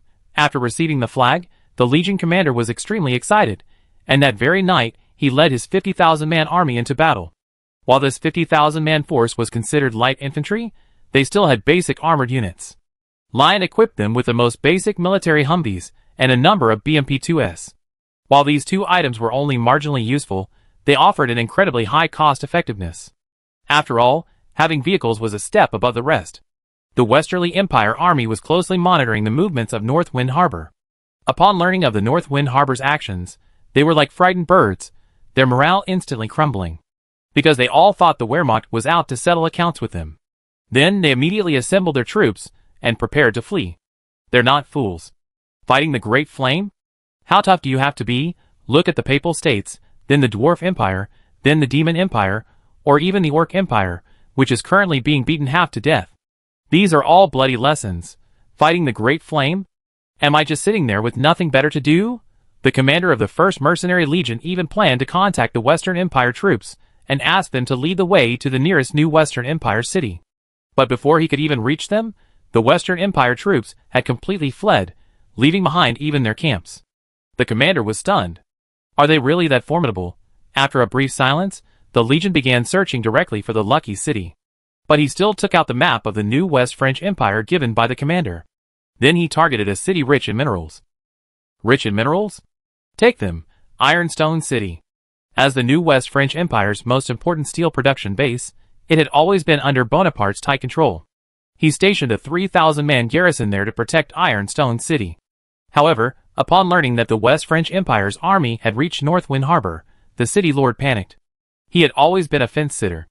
Upon seeing Bonaparte's rise to power, he had unhesitatingly chosen to join Bonaparte and subsequently retained his position as city lord. Bonaparte did not take any further action against these surrenderers. Because the new West French Empire was in ruins at the time and lacked talent, Bonaparte could only employ those fence-sitters with some talent. After all, fence-sitters could still be used. The Lord of Ironstone City had already planned to surrender to the West French Empire. Bonaparte's initial policies toward Ironstone City were relatively open-minded. However, as he began to aggressively expand his military, Ironstone's taxes escalated. Even the city's mayor began to despise Bonaparte. Ironstone City had been built almost entirely on the mining industry, and most of its residents were miners. This fence-sitting mayor at least had some humanity. He would have taken care of the miners, reducing their workload and increasing their salaries. But Bonaparte's taxes crushed the miners. The miners suffered terribly. Their salaries were barely enough to support their families. Once Bonaparte came to power, he did increase their salaries. But taxes also increased with them. As a result, the miners' lives remained unchanged, and in fact, became even more difficult. The mayor saw it all, but he could do nothing. Because he was just a small-time mayor, without any foundation, and could only drift with the tide. Chapter 948. The Great Yen Mercenary First Legion gradually surrounded Ironstone City. The Legion commander was still unaware of the new West Empire's strength, so he adopted a steady and cautious strategy. He planned to test Ironstone City first to see if he could easily capture it. Then, he would decide whether to split his forces and launch an attack on the new West Empire. Although these mercenaries were severely lacking in heavy firepower, the Northwind Harbor military base still gifted them a large number of artillery pieces. These artillery pieces were originally intended for the Succubus Kingdom, but with the Succubus Kingdom's war over, these surplus artillery pieces were never delivered to the Succubus. They were piled up in the Northwind Harbor military base's warehouse, nearly rotting. Rather than letting these artillery pieces gather dust in the warehouse, it would be better to give them to the mercenaries, allowing them to use them to conquer more territory. However, after receiving the artillery pieces, the mercenaries immediately became troubled. Because these mercenaries suddenly remembered that they had no idea how to operate artillery. For the past 15 days, the Wehrmacht instructors had mostly taught them individual combat and the use of individual weapons. They hadn't really been taught how to use artillery. But fortunately, the Legion commander had some connections, so he borrowed a number of artillery pieces from the Wehrmacht. Northwind Harbor military base, you're borrowing my men, don't you have to pay? Why pay when you can get them for free? The Ministry of Finance pays them anyway. You have your Wehrmacht personnel, and we have ours too. Let's not look down on each other. Hundreds of artillery pieces were trained on Ironstone City, and the Legion commander dispatched a mercenary to persuade them to surrender. Nonsense! The First Legion's weapons and equipment were all purchased at their own expense. Any savings is a saving. Why bother with so much? Frugality is the best. A mercenary arrived at the foot of the city wall, looking at the stone walls. He then took out a loudspeaker and spoke. People of Ironstone City. We are from Great Yen. The despicable Bonaparte is attempting to provoke a war between us and the Western French Empire, but the great leader of Lion has seen through everything. Your Bonaparte will pay the price, but you are innocent. Great Yen never oppresses its people, because we are all poor people. If you open the city and surrender, the Legion commander promises not to harm a single civilian. The mercenary read out the entire script he had memorized the previous night. The soldiers on the wall were moved by what they heard, and the Lord of Ironstone City was already preparing to surrender at lightning speed. It wasn't that Great Yan's terms were particularly generous, but rather that Great Yan's credibility was strong enough. A country with sufficient credibility naturally impresses people from other countries. The city lord had already seen the artillery fire in the distance. The Legion commander had positioned the artillery so they could see clearly, so the people of Ironstone City would understand. De Yen possesses the power to deal with them, but he's speaking to them in a gentle manner now. If you don't know what's good for you, you be in for a rough time.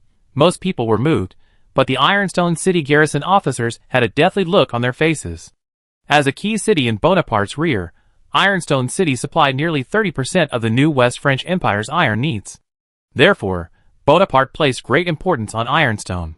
The 3,000 men he dispatched were all elite, and he assigned a die-hard loyalist as the garrison commander. What was a die-hard loyalist?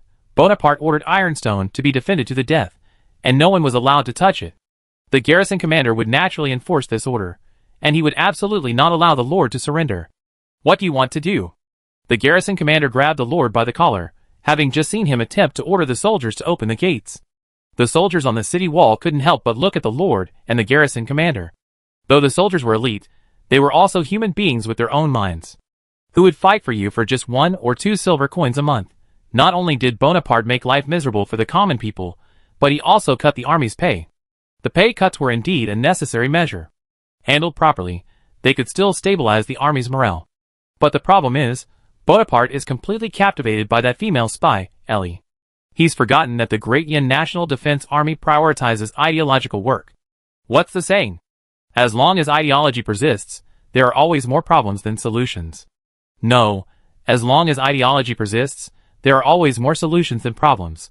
But the problem is, there are no political commissars in Bonaparte's new West French Empire army. Because, in Bonaparte's eyes, the National Defense Army's invincibility relies on its incredibly powerful weapons. Leon, you're talking, I'm listening. Or perhaps they're trying to avoid unnecessary sacrifices. Do you really think you can stop the Gradian people with just 3,000 men? The city lord said angrily. This was his first conflict with the garrison officer. Because before this, the city lord had always been a coward. He obeyed everything the garrison officer said. He even fell for his wife, who, unable to bear the humiliation, committed suicide by jumping into a well. The city lord could only grit his teeth and swallow his anger. Because Bonaparte didn't like him much, he would immediately kick out a capitulator like him as soon as he found someone more suitable. But without this lord, Ironstone City would be in trouble. Ironstone City's rich mineral resources made it a very profitable city. Whether it was the West French Empire or the new West French Empire, most of the officials, they said, exploited the local people. But thanks to the city lord's manipulation, not only did these officials reap a certain amount of benefits, but the common people also accumulated a certain amount of savings. During his more than 20 years in office, the city lord devoted almost every day to the people of Ironstone City. They had originally thought that once Bonaparte liberated Ironstone City, good times would finally begin. But good times soon turned to bad. The city lord was lost, his wife was dead, and his 2 daughters had fled to Northwind Harbor because of his weakness. Now, the only thing keeping the city lord alive was the hundreds of thousands of people of Ironstone City. The people of Ironstone City knew what kind of man the city lord was. So, in Ironstone City, you could hear people scolding the soldiers, the garrison officers, and even Bonaparte. But no one ever scolded the city lord. A senseless sacrifice? We are citizens of the new West French Empire. The great Bonaparte is invincible. The yen is only fit to carry our shoes, the garrison officer said, throwing the city lord to the ground. The original Ironstone City defenders immediately came to support the city lord, their eyes flashing with murderous intent. The people didn't try to play tricks, they just wanted to be well fed and clothed. The city lord was a good man, and the garrison officers were evil. Chapter 949. The Legion commander watched everything unfolding on the city wall through a telescope. His hand gripping the telescope tightened slightly. This seemed like a tough nut to crack. Some of the enemy seemed ready to surrender, while others were determined to fight to the bitter end. The two sides even engaged in a dispute, and it seemed that the group determined to hold out had the upper hand. The Legion commander immediately ordered the artillery to stand ready for fire. The mercenary in charge of the messenger, seeing the uncertain situation on the city wall, immediately prepared to flee. The mercenary had barely taken 2 steps when the garrison officer drew his pistol and fired 2 shots at the mercenary. The mercenary was hit in the leg and rolled into a nearby ditch. Seeing this, the Legion commander threw his telescope to the ground and cursed. "Damn it! Shoot it!" But then, remembering that his dropped telescope was worth a gold coin, he frantically picked it up again. He polished his telescope as if it were a treasure. Fortunately, it wasn't damaged. Upon receiving the order, the artillery immediately opened fire. Hundreds of artillery pieces launched a direct attack on Ironstone City. The dense barrage of shells formed a perfect parabola in the air before landing within the city. However, most of the shells struck the city walls, avoiding the residential areas as much as possible. When the city lord heard the whistling sound of the shells, he froze in place. De Yen finally opened fire. The city lord's guards immediately carried him down from the wall. The garrison officer was a fool, but they were not. Naturally, they wouldn't let their lord risk his life. Wouldn't it be better to just stay quietly in the lord's mansion? The city's residents were now completely panicked. They knew the power of artillery, but had never been truly bombarded by it. After hearing the whistling and explosions of the shells, they instantly became obedient. Everyone was plunged into panic. At first, they thought Bonaparte would protect them. After all, Bonaparte had promised them a good life. But what now? Where were the good days? They didn't see the good days, but bad days continued one after another. Heavy taxes, coupled with the tyranny of the new garrison officers, made the entire Ironstone City miserable. But even in this environment, Ironstone City continued to develop abnormally. The city lord knew that all the conflicts were waiting for a chance to explode. And that chance seemed not far away. The mercenary artillery slammed into the city walls. The resulting horrific explosion caused great panic among the city's residents. After 2 hours of bombardment, the mercenaries showed no signs of an attack. The Legion commander continued to pound the city walls with artillery. He seemed determined not to stop until the walls were completely destroyed. In fact, the mercenaries could have launched their attack at this moment. The city walls had been almost completely destroyed, but the bombardment continued without a break. This was destroying the city walls and the hearts of the residents of Ironstone City. The Legion commander had witnessed everything that had just happened on the walls, and had also received detailed information about Ironstone City from the intelligence agency. This place was already a powder keg, and it was about to explode before the mercenaries arrived. The current bombardment was only adding fuel to the fire. Inside the city, the terrifying bombardment had the entire city in a state of panic. They searched for the best place to hide. In a sewer, hundreds of ragged Ironstone City residents were hiding there. From time to time, they could feel the vibrations from the sewer walls. They were originally residents of the slums. What was a slum? It was a place where thatched huts and tents gathered. For example, if they were hit by a cannonball, even bullets wouldn't be enough to stop them. So, when the bombardment began, they immediately took refuge in the sewers. They tried to use the sewers to avoid the bombardment. But they seemed to have forgotten one thing. The sewers ended outside the city. Although the Legion commander didn't send a large force to attack, he did send a small unit of his own. This unit was a noble unit. Most of them were descendants of honorary nobles. Because the Wehrmacht was so difficult to join, they struggled to break into it. Upon hearing about the formation of the mercenary army, they embraced the idea of making a name for themselves and joined without hesitation. As honorary nobles, despite having lost a significant amount of their wealth, their remaining assets were still considerable. So, upon hearing that mercenaries could purchase their own weapons and equipment, they immediately acquired a wealth of top-tier equipment. M4 carbines, M1911 rifles, night vision goggles, body armor, grenade launchers, tear gas. These nobles acquired nearly everything a single soldier could use in combat. Furthermore, they achieved top-tier results during the 15-day training session. So the Legion commander decided to assign them this arduous task. That was to enter the city through the sewers, meet the city lord, and have him persuade the civilians within to surrender. The Legion commander understood the importance of Ironstone City. So, naturally, he did not want its production capacity to be affected. Only by protecting these innocent people could Ironstone City's losses be minimized. In the sewers, a 14-man mercenary team emerged from the inconspicuous water, like a ghost. As soon as they emerged from the water, the mercenaries immediately removed their oxygen masks and activated their night vision goggles. Regarding Ironstone City, the Intelligence Bureau already had a detailed understanding of its route through the sewers. Looking at the map the Legion commander had given them, the mercenary team immediately headed in the marked direction. With the map and night vision goggles, they approached the city lord's mansion with unwavering stealth. But they soon stopped, because a large crowd had gathered ahead. These people were none other than the impoverished people hiding in the sewers. They had been trying to avoid the bombardment, but the garrison general saw the city walls had been destroyed. The mercenaries were slow to attack, and the garrison officers believed they would attack at night. 3,000 men simply couldn't defend the unwalled Ironstone City. So the garrison officer ordered the conscription of men to help defend. But how could the civilians agree? An argument broke out in the sewers. The soldiers began conscripting men directly in the sewers. The entire sewer erupted in wailing. "I won't go. You're sending us to our deaths. Let go." Bang! The previously noisy sewers were instantly quieted by the blast of a gunshot.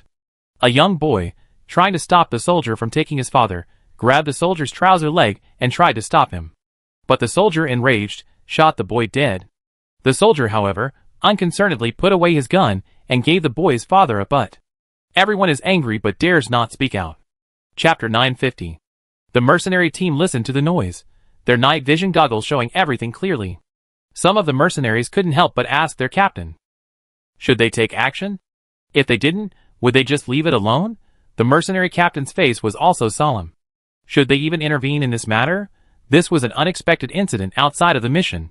The mercenary captain checked the map and discovered that these civilians were located in the sewers beneath the city lord's mansion. Or perhaps the city lord had hidden them there. The captain immediately realized that if he wanted to lead the team into the city lord's mansion, then he would have to pass by this group of ordinary people. Both for mission and moral reasons, they had to rescue these people. There's a saying that goes, a gentleman does not rescue. To the mercenary team, these dozen or so New West Empire soldiers posed no threat. Bayou bayou bayou. The silenced M4 carbine emitted a distinctive sound. Several New West Empire soldiers fell to the ground. The remaining New West Empire soldiers immediately drew their weapons from their backs and searched for the source of the surprise attack. But before they could react, several more gunshots rang out, and the remaining New West Empire soldiers were all killed. This terrified the poor people. They had never seen anything like this before. They screamed one after another. But soon they stopped, as the mercenary team approached them. He spoke directly and coldly. "No sound, or I kill you." Looking at the black muzzles of the mercenary soldiers' guns, the civilians resolutely shut their mouths. A mercenary soldier, walking at the end, glanced at the ordinary people with a hint of pity. He was a descendant of an honored noble, once the owner of a mine in the Holy Empire. He had naturally seen the miners, who toiled for a living, and they shared the same look in their eyes as these civilians. The kind of look filled with hope for life, yet tinged with a hint of despair. Life is like that. Life isn't what it seems, 8 out of 10 times. The mercenary team quickly crawled out. Then, they found the city lord's mansion. The mansion was now silent. The lord of Ironstone City sat in a pitch-black room, gazing at the map of Ironstone City on the table in the moonlight. What should he do? The lord considered ordering a surrender, but there were still 3,000 new West Empire soldiers within the city. These 3,000 soldiers would be the greatest obstacle to their surrender. The garrison officer reported the situation to Bonaparte. Upon learning of this, Bonaparte panicked. He knew the terrifying power of the Great Yan in persuading people to surrender. The Great Yan's success rate was as high as 60%. Even if they couldn't completely force the city to surrender, they could at least cause some of the people within to waver. Bonaparte thought about the iron ore in Ironstone City. Finally, he issued an order that took everyone by surprise. The garrison officer's residence. "Lord Bonaparte." "Speak." The garrison officer answered the phone with a fawning expression. "I heard the city lord wants to surrender. And it seems the ordinary people of Ironstone City also want to surrender?" Bonaparte asked over the phone, his tone brooking no room for doubt. The garrison officer spoke without hesitation. "Yes, sir, the city lord has already clashed with me on the city wall." Before the garrison officer could finish, Bonaparte interrupted him. "I don't care what method you use, but remember this. If Ironstone City falls, you will blow up all the iron mines and the entire city. I would rather destroy everything than let Ironstone City fall into the hands of the Great Flame," Bonaparte said somewhat frantically. The garrison officer blushed. "Sir Bonaparte? Are you sure?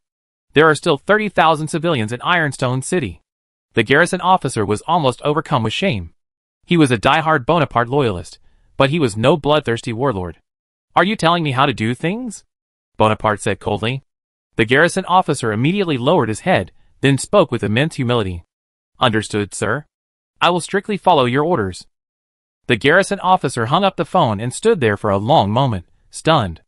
At that moment, outside the garrison officer's room, a beautiful maid heard everything and quietly left. She then crushed a magic crystal and passed on the message. At the Northwind Harbor Intelligence Bureau, a message receiver on duty received a message from Ironstone City. The receiver naturally knew that the mercenary group was recently attacking Ironstone City. So, upon hearing the news from Ironstone City, he immediately went to his superiors. The Intelligence Bureau's superiors were stunned upon receiving the information, because it clearly stated, "Bonaparte will not allow Ironstone City to fall into the hands of the Great Yin. If it falls, the entire city will be destroyed." Upon seeing this intelligence, the senior intelligence officials were instantly terrified. They immediately contacted the commander of the Northwind Port Military Base. The commander was summoned late at night. But before he could question them, he saw this devastating intelligence. Has Bonaparte gone mad? The commander read the intelligence twice over, finally confirming that Bonaparte was not joking. The commander immediately notified the mercenary corps commander. The commander was shocked upon hearing this news. He had assumed Bonaparte would at most order a fight to the death. But he hadn't expected Bonaparte to actually blow up Ironstone City, and the garrison officer had already ordered his men to plant the explosives. Knowing the urgency of the situation, the corps commander paced back and forth within the command center. The chief of staff and the political commissar beside him were also lost in thought. According to that, they wouldn't be able to break in. Because if they did, the garrison officer would detonate the explosives. And then it would be all over. The Legion commander suddenly remembered the team he had sent out to search for the city lord. Perhaps this was fate. This team would accomplish an impossible task. Inside the city lord's mansion. The city lord at this moment looked much the same as before, except that beads of sweat covered his forehead. Because 4M4 rifles were pointed at him. The mercenary team now controlled the entire city lord's mansion. But what the mercenary team didn't expect was that the Ironstone City Lord's household contained only 6 maids. And then, there were no other servants. "Men, who sent you?" The city lord asked nervously. He wasn't afraid of death, he was just afraid that if he died, No one would be there to help the residents. We are. The captain was about to speak when a voice came from his intercom. Captain? What? Okay, I complete the mission. The captain ended the call and looked solemnly at the city lord before him. Chapter 951. The captain of the mercenary team looked at the city lord before him and began to relay the news from the intelligence agency. When the city lord learned of Bonaparte's order, he was completely stunned. He couldn't believe Bonaparte would actually abandon Ironstone City. This was an unacceptable outcome for him. And abandoning it was enough, but even more devastating was Bonaparte's order to blow up Ironstone City. For the city lord, who deeply loved Ironstone City, this was simply adding insult to injury. The city lord was instantly like a frightened bird, completely panicked. He stood up and wandered around his office. The mercenary team didn't interrupt the city lord's thoughts. Instead, they gave him ample space. After all, deciding the direction of a city is not so simple. After 5 minutes of deliberation, the city lord finally made up his mind. Since you, Bonaparte, are unkind, don't blame us for being unjust. You keep saying you put the people first. But the problem is, they actually chosen to blow up the entire Ironstone City just to prevent Tian from acquiring the mine. This completely disregards the lives of all civilians. I'm willing to lead Ironstone City in surrender, but I hope to ensure the safety of the people. They suffered enough, they can't suffer any more. The Ironstone City Lord said firmly. The mercenary team leader's expression remained unchanged upon hearing the Ironstone City Lord's decision, but inwardly, he was beaming. The Lord's demands were already well within their budget.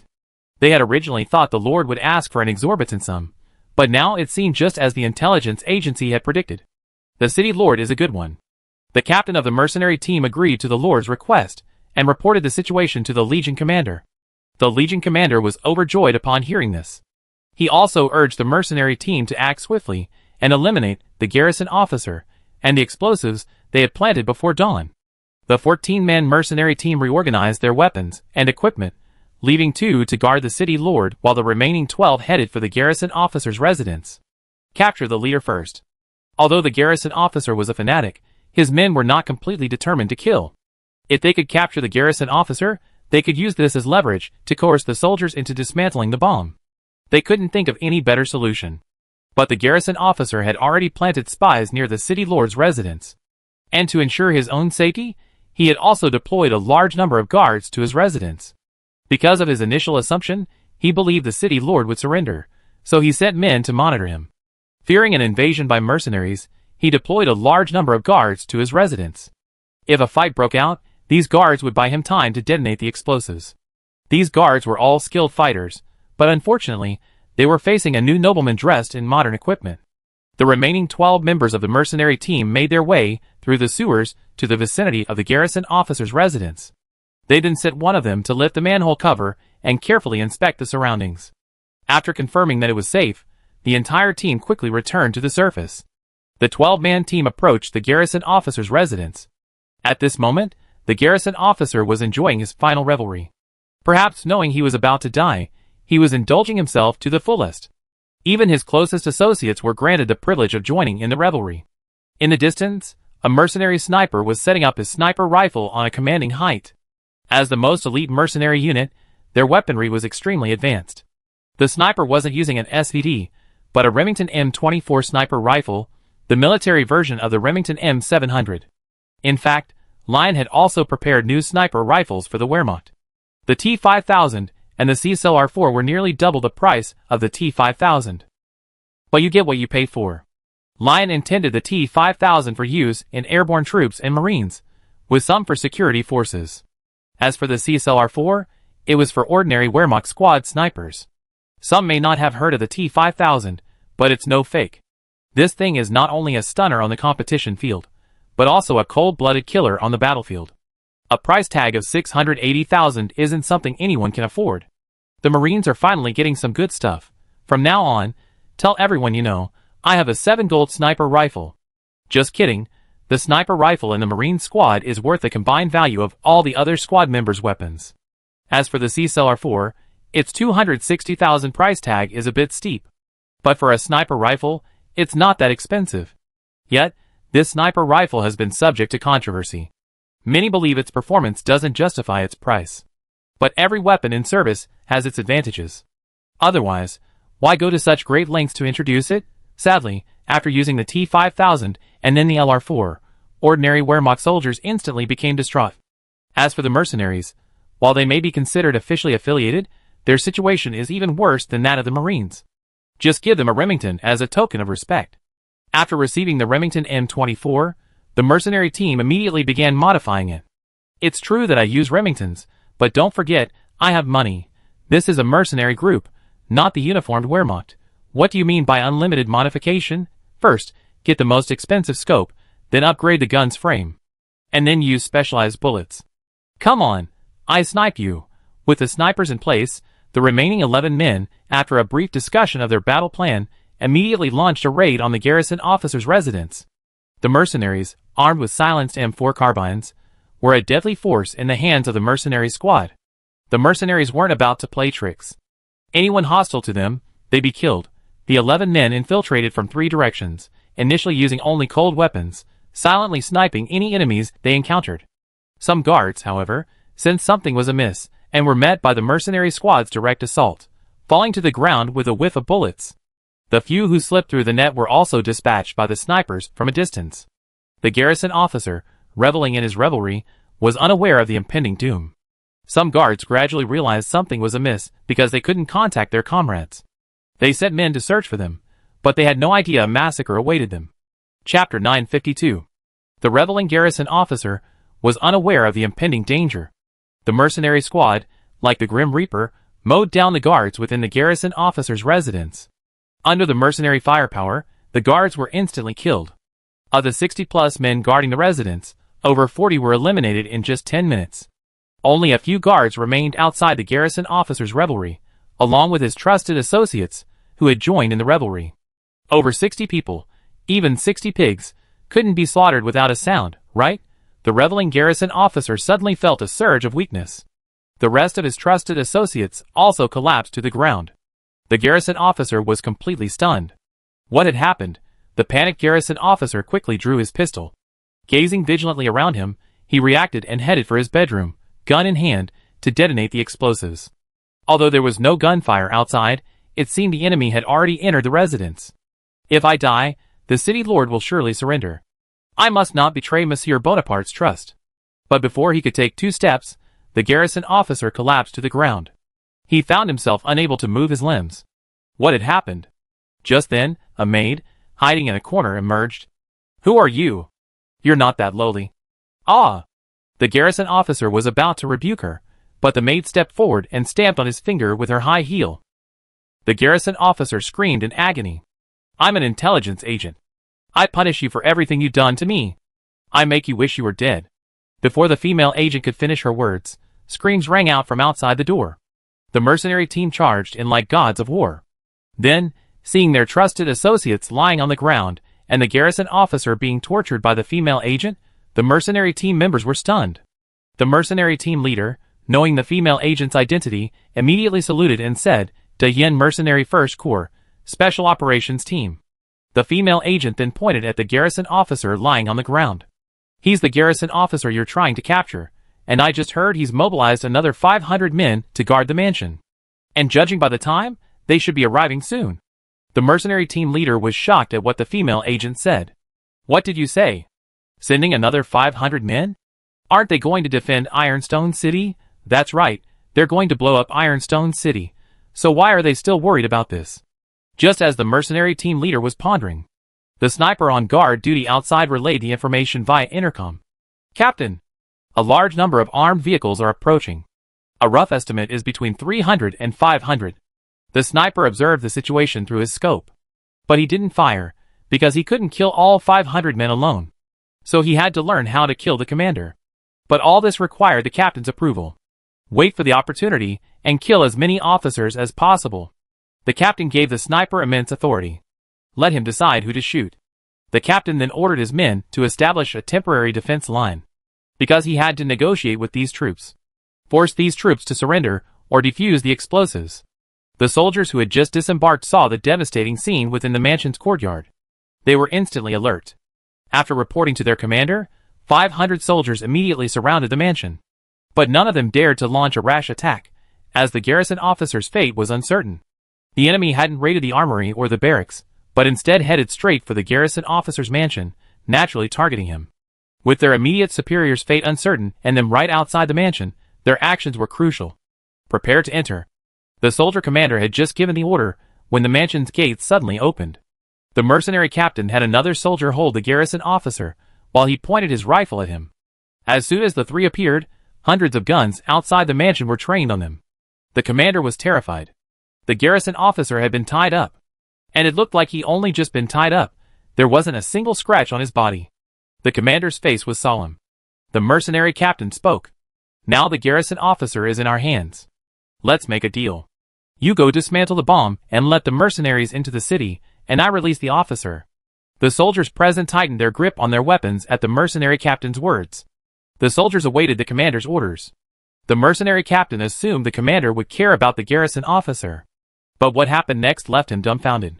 Bang! The commander shot the garrison officer dead with a single shot. Run! The mercenary captain roared, then threw himself at his comrades nearby. The next second. Bang! Bang! Bang! A barrage of bullets whizzed overhead. The captain and his comrades clung to the ground. The rest of the squad inside the mansion immediately returned fire. Bang! Bang! Bang! A PKM machine gun, mounted from a second-floor window, mercilessly mowed down the soldiers outside the courtyard. The sniper, the moment the commander gave the order to fire, shot the commander dead.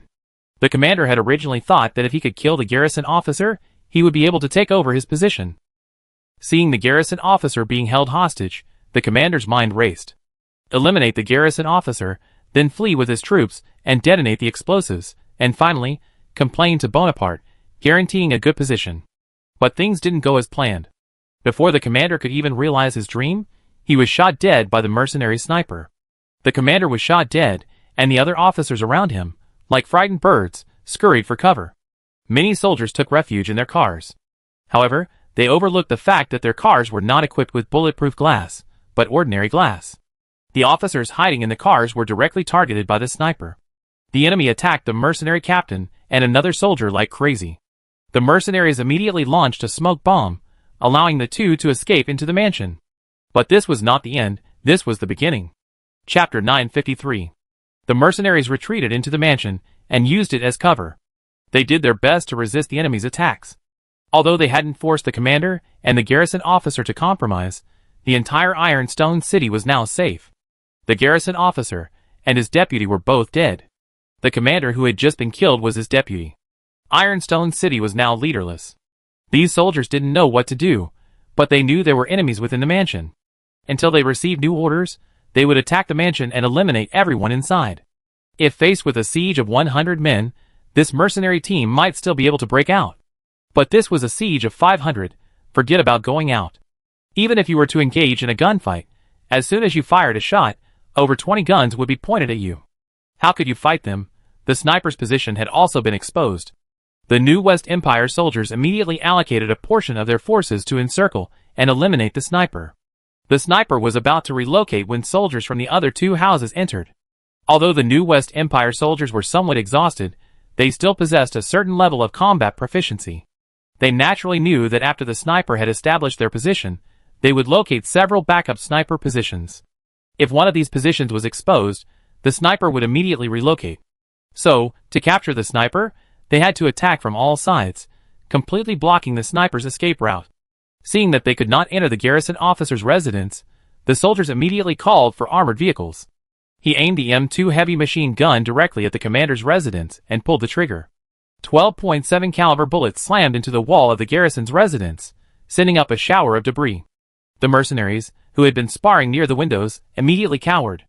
It wasn't that they didn't want to fight, but the Laoganma had simply torn the wall apart. Many bullets pierced the wall, striking the hallway decorations. More and more armed vehicles arrived. With their M2 heavy machine guns, the new West Empire soldiers were on the verge of destroying the entire garrison's residence. The captain of the mercenary team was looking at a photo in his hand. This photo was of his sister, but he actually had another identity. He was the grandson of Duke Brian and Sylvia's younger brother. Lakeston, as Brian's successor, Lackaston didn't sit back and enjoy the fruits of his labor, knowing that the honorary dukedom was merely a handout from Leon. Just Brian's previous misdeeds alone were enough to get him killed several times over. If Leon hadn't considered the greater good and wanted to better persuade the nobles to surrender their property, he would have chosen Brian as an example, making him an honorary noble. But Lackaston knew what kind of man Leon was. Although honorary nobles can be inherited, and Brian is his only grandson, but don't assume that Lackaston can inherit the dukedom without reservation. Who gave him the dukedom? That was Leon who gave him the dukedom. Lion gave him the dukedom, so he can certainly take it back. If Lackaston had no achievements, could he still keep the dukedom? The answer, of course, was no. Lion could certainly find a reason to reclaim his dukedom. So, Lackaston had always wanted to make a name for himself, but joining the National Defense Forces proved fruitless, leading him to join the mercenaries. Looking at the photo of Sylvia, this beautiful blonde, Lackaston couldn't help but recall his sister's admonitions. Although Sylvia was a noble lady and very polite, she wasn't a supportive brother. On the contrary, if Lackaston made the slightest mistake, Sylvia would instantly shed her ladylike facade and make Lackaston understand the meaning of flowers are so red. But Lackaston knew Sylvia was doing this for his own good. As the sole heir to the Duke's mansion, he was no longer just an ordinary playboy. But it was too late to say anything now. The soldiers of the New West Empire were about to attack. Lackaston, looking at his 2 remaining magazines, was ready to sacrifice himself. The situation for the other members of the mercenary team was also grim. They were almost all pinned down behind the wall, unable to move. Even then, upon hearing about the mercenary team, the city lord personally led his men there. He also dispatched men to dismantle the bomb. Now that the commander and garrison officer were dead, the city lord was the boss of Ironstone City. He could finally take back everything that belonged to him, but the mercenary team might be annihilated before the city lord arrived. The female intelligence agent also had a determined look on her face. She had already drawn her service pistol and attacked the approaching New West Empire soldiers. But a small pistol has its limits, and the female agent eventually ran out of bullets. Looking at the resentful female agent, Lacesden pulled out a pistol and tossed it to her. After checking it, the female agent discovered it only had 1 magazine. Understanding Lacesden's intention, she quietly put the pistol away. They must not be captured. After the New West Empire soldiers approached the mansion, they encountered no counterattack from the mercenary squad for a long time. Many speculated that the mercenary squad might be out of ammunition.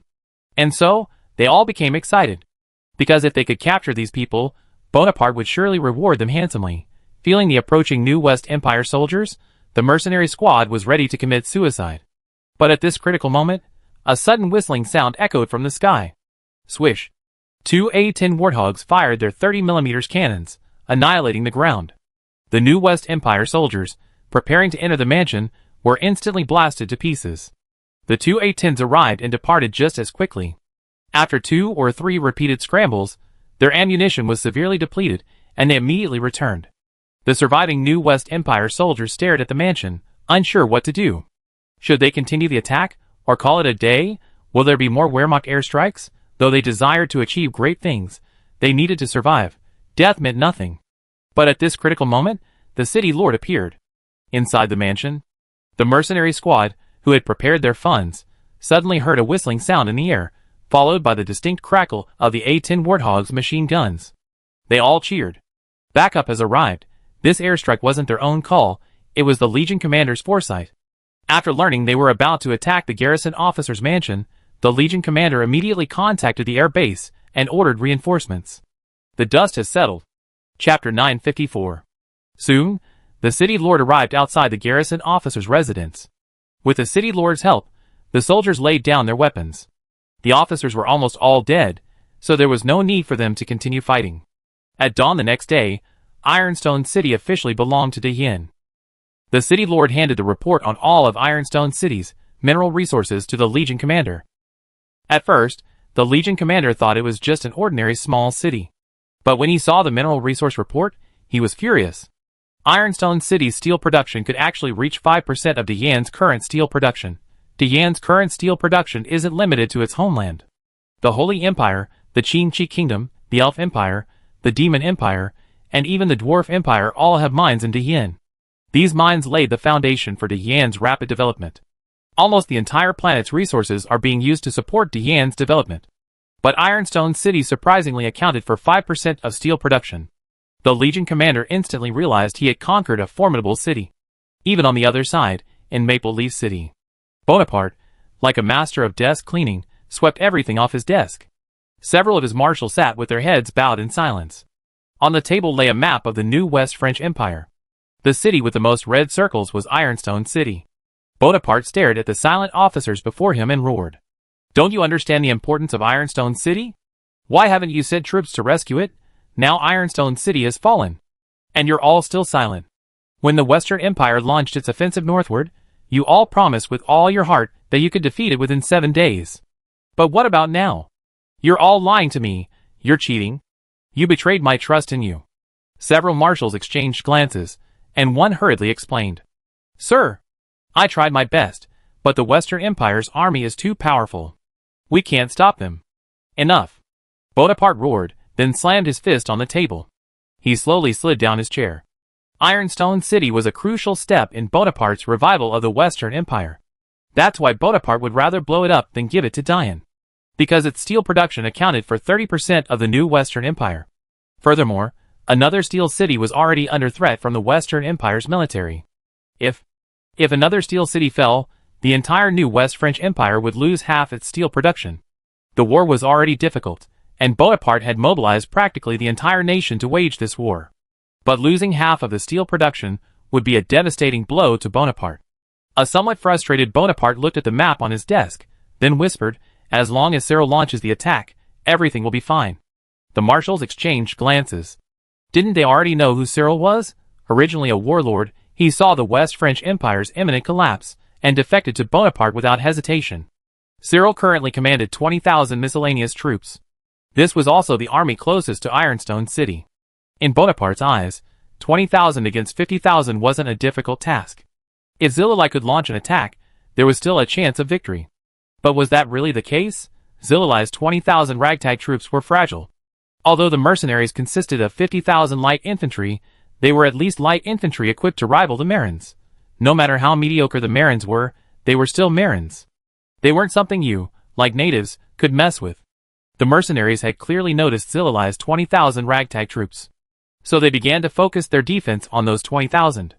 But what Diane didn't expect was that while the new West Empire remained silent, the West Empire did. The West Empire suddenly declared a truce with the new West Empire, and then launched an attack on the mercenaries. This left the mercenaries completely bewildered. "What are you doing? Didn't you say you were surrendering? Didn't you say you were professing your loyalty?" Time went back to the past. To defeat the new Shifa Empire, the Shifa Empire ultimately chose to accept the gods' support. But therein lay the problem. At the time, the Shifa Empire was controlled by ministers, who decided to align themselves with the gods. But they did not consult the emperor. After the emperor regained power, the entire Shifa Empire's political direction began to lean towards Great Yin. At first, the gods showed no dissatisfaction. After all, the Shifa Empire's primary enemy was still the new Shifa Empire. But later, Great Yin began to crush the new Shifa Empire. And the Shifa Empire continued its war of revenge. This drove the gods into a corner. Now, few nations in the world dared to go to war with Great Yin. Bonaparte finally mustered the courage to declare war. Yet now, the West French Empire and the new West French Empire are still fighting each other. This displeased the gods. The gods only care about their own interests, never the interests of ordinary people. In their eyes, the two nations were enemies at first, but now they have a common enemy. It's natural for both sides to cease fighting and unite against the enemy. But the emperor didn't see it that way. He no longer wanted to be a puppet of the gods. The Papal States and the Dwarf Empire were living examples. In this world, if you want to live like a human, you must go to war with the gods. Because you are human, not God, the emperor's arrogance exceeded the gods' expectations, but he lacked any power, so he eventually fell ill. Whether it was human or divine, that remains to be seen. As soon as the emperor fell ill, one minister immediately stepped forward to take charge, and the other ministers followed suit. The royalist faction, once at its peak, vanished overnight. Then came news of a ceasefire between the Western and New Western empires. The armies of both sides, engaged in a fierce battle on the frontline beachhead, were stunned. They've been fighting for 2 or 3 days, suffering over 100,000 casualties, and now you're telling me the two nations are suddenly calling a truce, and facing the same enemy? The new Western Empire's generals breathed a sigh of relief, but the Western Empire's generals wore solemn expressions. As generals summoned to the throne by the emperor with a kneeling ceremony, They naturally understood the Emperor's ambitions. With the beachhead so close to being captured, the Emperor wouldn't be so foolish as to choose a ceasefire. Even if a ceasefire were truly necessary to jointly defeat Great Yin, the Emperor would undoubtedly secure the beachhead first. How could he allow others to sleep beside his bed? But the Emperor announced the ceasefire without any warning. The generals were stunned. Great Yin was also stunned. Chapter 955. Lion, having just celebrated the Lunar New Year, was still resting inside the Duke's palace. Lion leisurely finished his breakfast, but the next moment, Hans, still on his annual leave, burst through the door. Leader, something terrible has happened. Lion looked at the flustered Hans, then touched Yunli beside him and spoke calmly. What else could have happened? The Western Empire has declared war on Great Yin. And the Western Empire and the new Western Empire have reached a truce. What? Lion leaped from his chair. The Western Empire has declared war on us? Have they lost their minds? Don't they know their own weight? After saying this, Lion fell into deep thought. Logically, the Western Empire couldn't have declared war at this critical juncture. Hans then spoke. It must be the gods' intervention. The Emperor of the Westfa Empire has suddenly fallen ill, and now the ministers are controlling the government. Listening to Hans' words, Leon immediately understood the Westfa Empire's dirty work and the gods' tricks. The so-called Emperor's illness was actually the gods' doing, most likely a covert operation to prop up a puppet regime. The Westfa Empire and the new Westfa Empire are now at peace. Their combined armies exceed 1.5 million. Even an army from the early days of the Cold War would be enough to threaten those 50,000 mercenaries. The mercenaries might even be destroyed. Lion already knew about Ironstone City's steel production. So, Leon was unwilling to give up Ironstone City. Lion paced back and forth in the living room, while Hans waited silently beside him. At this time, Caddis and Carl also arrived. They found Hans standing by, and Leon, deep in thought. The two learned from Hans that Leon already knew the whole story. Then, like Hans, they waited silently for Leon to think. How much money is left in the treasury? Leon asked. Apart from the 10 million gold coins reserved for disaster relief, the treasury still has about 5 million gold coins available. Hans began.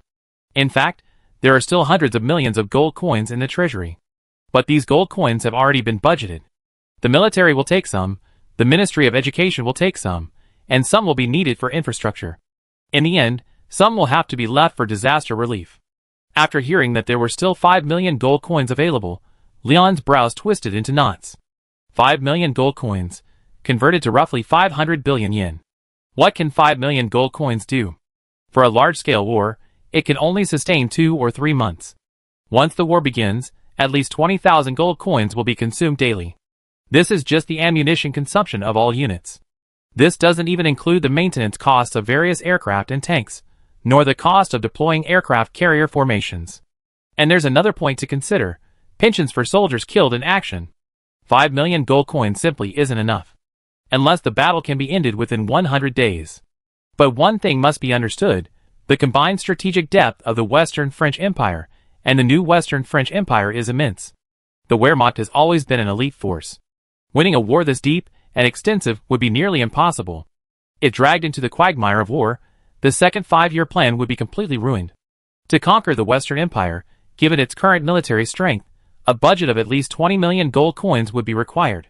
Add to that 600,000 troops, and at least 3 decisive battles would be necessary, wiping out at least 200,000 enemies, to possibly end the war within 6 months.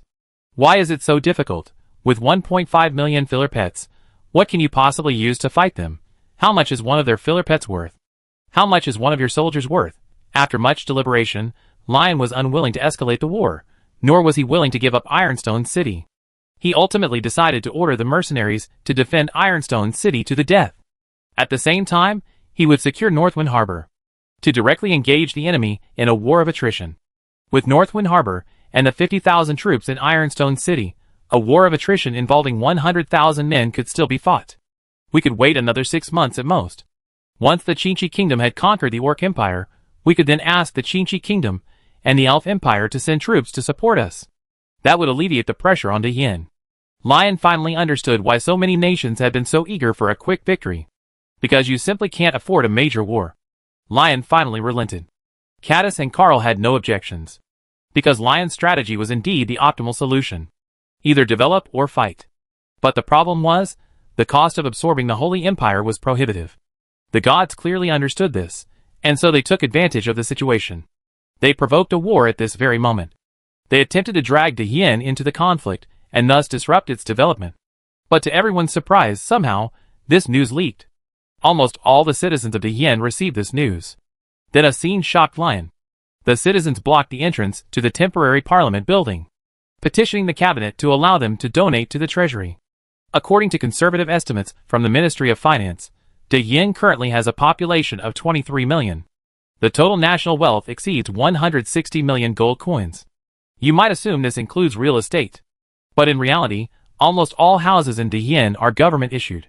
Of this 160 million gold coins, 20 million may have been used to purchase vehicles and other supplies. But conservatively, at least another 100 million gold coins remain in the hands of the people. You might ask why the people have so much money? Let's go back 3 years, to when Dayin was first established. Even in its early days, Lion did not impose excessive taxes. It relied entirely on foreign trade and industrial products to support the army and build Dayin. The average monthly wage for workers in Dayin was 6 to 15 silver coins. If you can spend 1 or 2 silver coins, that's a lot you spent this month. No excessive entertainment facilities, no gambling. Free education, free medical care. Tell me, how do you spend your money? If you can't spend it, you naturally have to save it. Because most people are terrified of poverty, they keep most of the money they earn. They don't put it in the bank. Even if the bank offers interest, they're reluctant to put it there. Because they prefer to count their savings every day. A worker can save about 1 gold coin a year. And that's just the workers, not to mention the many merchants in Dayin. After 3 years, the wealth in the hands of the people has accumulated to a terrifying figure. Especially when they heard that Leon was worried about not having enough money, they instantly went berserk. Lion has done enough for them. It's time for them to do something for Leon. Chapter 956. Lion, worried about money at home, suddenly received a notice from Congress. The treasury suddenly had money. And a lot of it. Lion inquired about the whole story, then froze in his tracks. What did the public mean by spontaneous donations? The sheer amount of donations left Lion completely stunned. How much had the public donated? So far, 15 million gold coins have been donated. And the number is still rising. It's expected to exceed 30 million in 2 days. That's 30 million gold coins. Not 30 million silver coins.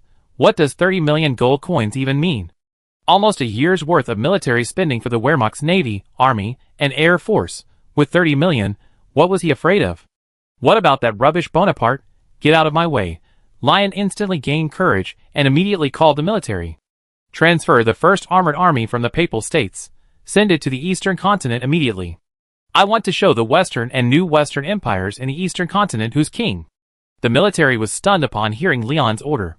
Leader, we don't have that much money, Leon said solemnly. The people spontaneously donated money. A conservative estimate is 30 million gold coins. How much? The military's voice rose an octave. 30 million gold coins. What a joke. The military immediately rushed to call the commander of the 1st Armored Army. 30 million gold coins. Sweep across the continent and be yourself. The 1st Armored Army, stationed in the Papal States, suddenly received an order from military headquarters. What? You're saying we're heading to the Eastern Continent? To fight the combined forces of the New West Empire and the West Empire? The 1st Armored Army commander was stunned. But he quickly began counting his troops. Gudry's 1st Armored Division had already returned to Leningrad. Those rebels were no match for Gudry's winter offensive. They were utterly defeated, and Gudry returned to Leningrad like a victor. But before they could even get comfortable, they received a redeployment order from the commander. The 1st Armored Army's 4 armored divisions all received their respective redeployment orders. They were to collectively head for Nanchuan City, preparing to join the 2 aircraft carrier fleets that had escorted Eleanor back to the East Road. At this moment, the Great Flame instantly sprang into action. This massive war machine unleashed its full power. All the arsenals were transporting weapons and ammunition. They were all dispatched to Nanchuan City and subsequently transported to the Eastern Continent via transport ship. The soldiers of the 1st Armored Army assembled in Nanchuan City in just 2 days. At the same time, weapons and equipment worth over 5 million gold coins arrived at Nanchuan port. Most of this was originally from the arsenal's reserves. The Great Yin Arsenal always maintains a large inventory of munitions, but adheres to a principle: whenever a portion is used, it is replenished. This is the only way to ensure a timely response. If a stalemate were to arise, these stored weapons would be of great use. Nanchuan Port had just celebrated the Lunar New Year, and it should have been a time for rest. But with the arrival of the First Armored Army, the entire Nanchuan Port was in motion. A large amount of weapons and equipment began to be loaded onto ships. At the same time, the Navy also provided the Army with a large number of ships to transport their weapons, equipment, and personnel. Although the conflict between land and sea had been going on for a year or two, at this moment, the Navy and Army no longer held each other in the same contempt as before. This was no small conflict. The West French Empire was different from the Papal States. The war against the Papal States was won with great difficulty, thanks to the Papal States' backward weaponry. If their weaponry hadn't been so backward, it might have been Great Yin that lost. 1.5 million troops in the early days of the Cold War. That's no small number. And one side had divine support. This made the situation even more confusing. The Air Force was also transporting a large number of fighters and bombers to Baiphong Port. From Baiphong Port, they would begin their strikes against the entire West French Empire and the new West French Empire. If a tiger doesn't show its might, do you think we're sick cats? As news of the First Armored Army's mobilization spread across the world, nations were shaken, especially the Western and New Western empires. They had received a clear message from the gods. The Great Yin treasury simply didn't have the funds to sustain a major war. But the problem now was that the First Armored Army had already received the mobilization order, and the throughput of Nanchuan Port couldn't fool anyone. What was going on? Where did they come up with the money? Nations were in shock. Even the Qingqi nation was urged by Leon to end the war as soon as possible. The Orc Empire was subjected to a saturating attack from the Qingqi kingdom overnight. Bahamut was completely stunned. He truly didn't understand why the Qingqi kingdom had suddenly put pressure on them. After losing the Orc Empire's capital, Bahamut led the remaining troops to defend the remaining territory. Because Bahamut knew that once the Wehrmacht airborne troops captured the capital, the fate of the Orc Empire would be sealed. But Bahamut clearly refused to accept this outcome, so he continued to struggle. The Qingqi kingdom also knew Bahamut's intentions and understood that if they pushed too hard, Bahamut would inevitably resort to desperate measures. The result would be a mutually destructive war. Bahamut still had at least 400,000 troops at his disposal. And these 400,000 troops were from the early days of the Cold War. 400,000 troops were no small number. If the Qingqi nation wanted to defeat the large army, it would inevitably suffer heavy casualties. It would be better to wear down the morale of the Orc Empire's army bit by bit. If this trend continued, the Orc army would surrender within a year. But then, Leon's order arrived. The Qingqi nation immediately sent Bachmet 5,000 rockets. Bachmet, thank you, my friend, for the rockets. I love you so much. Gnashing his teeth, Eastern Continent. Bonaparte was completely devastated. Because North Wind Harbor quickly received news of the First Armored Army's deployment. The commander of the North Wind Harbor military base also received orders from Leon. In a word, attack. The commander immediately ordered the Air Force to take action. Began to attack the new West Empire and key facilities within the West Empire. Focus on a single, precise strike on a high-value target. Severely damaged the industrial capacity of both countries, thus affecting their combat effectiveness.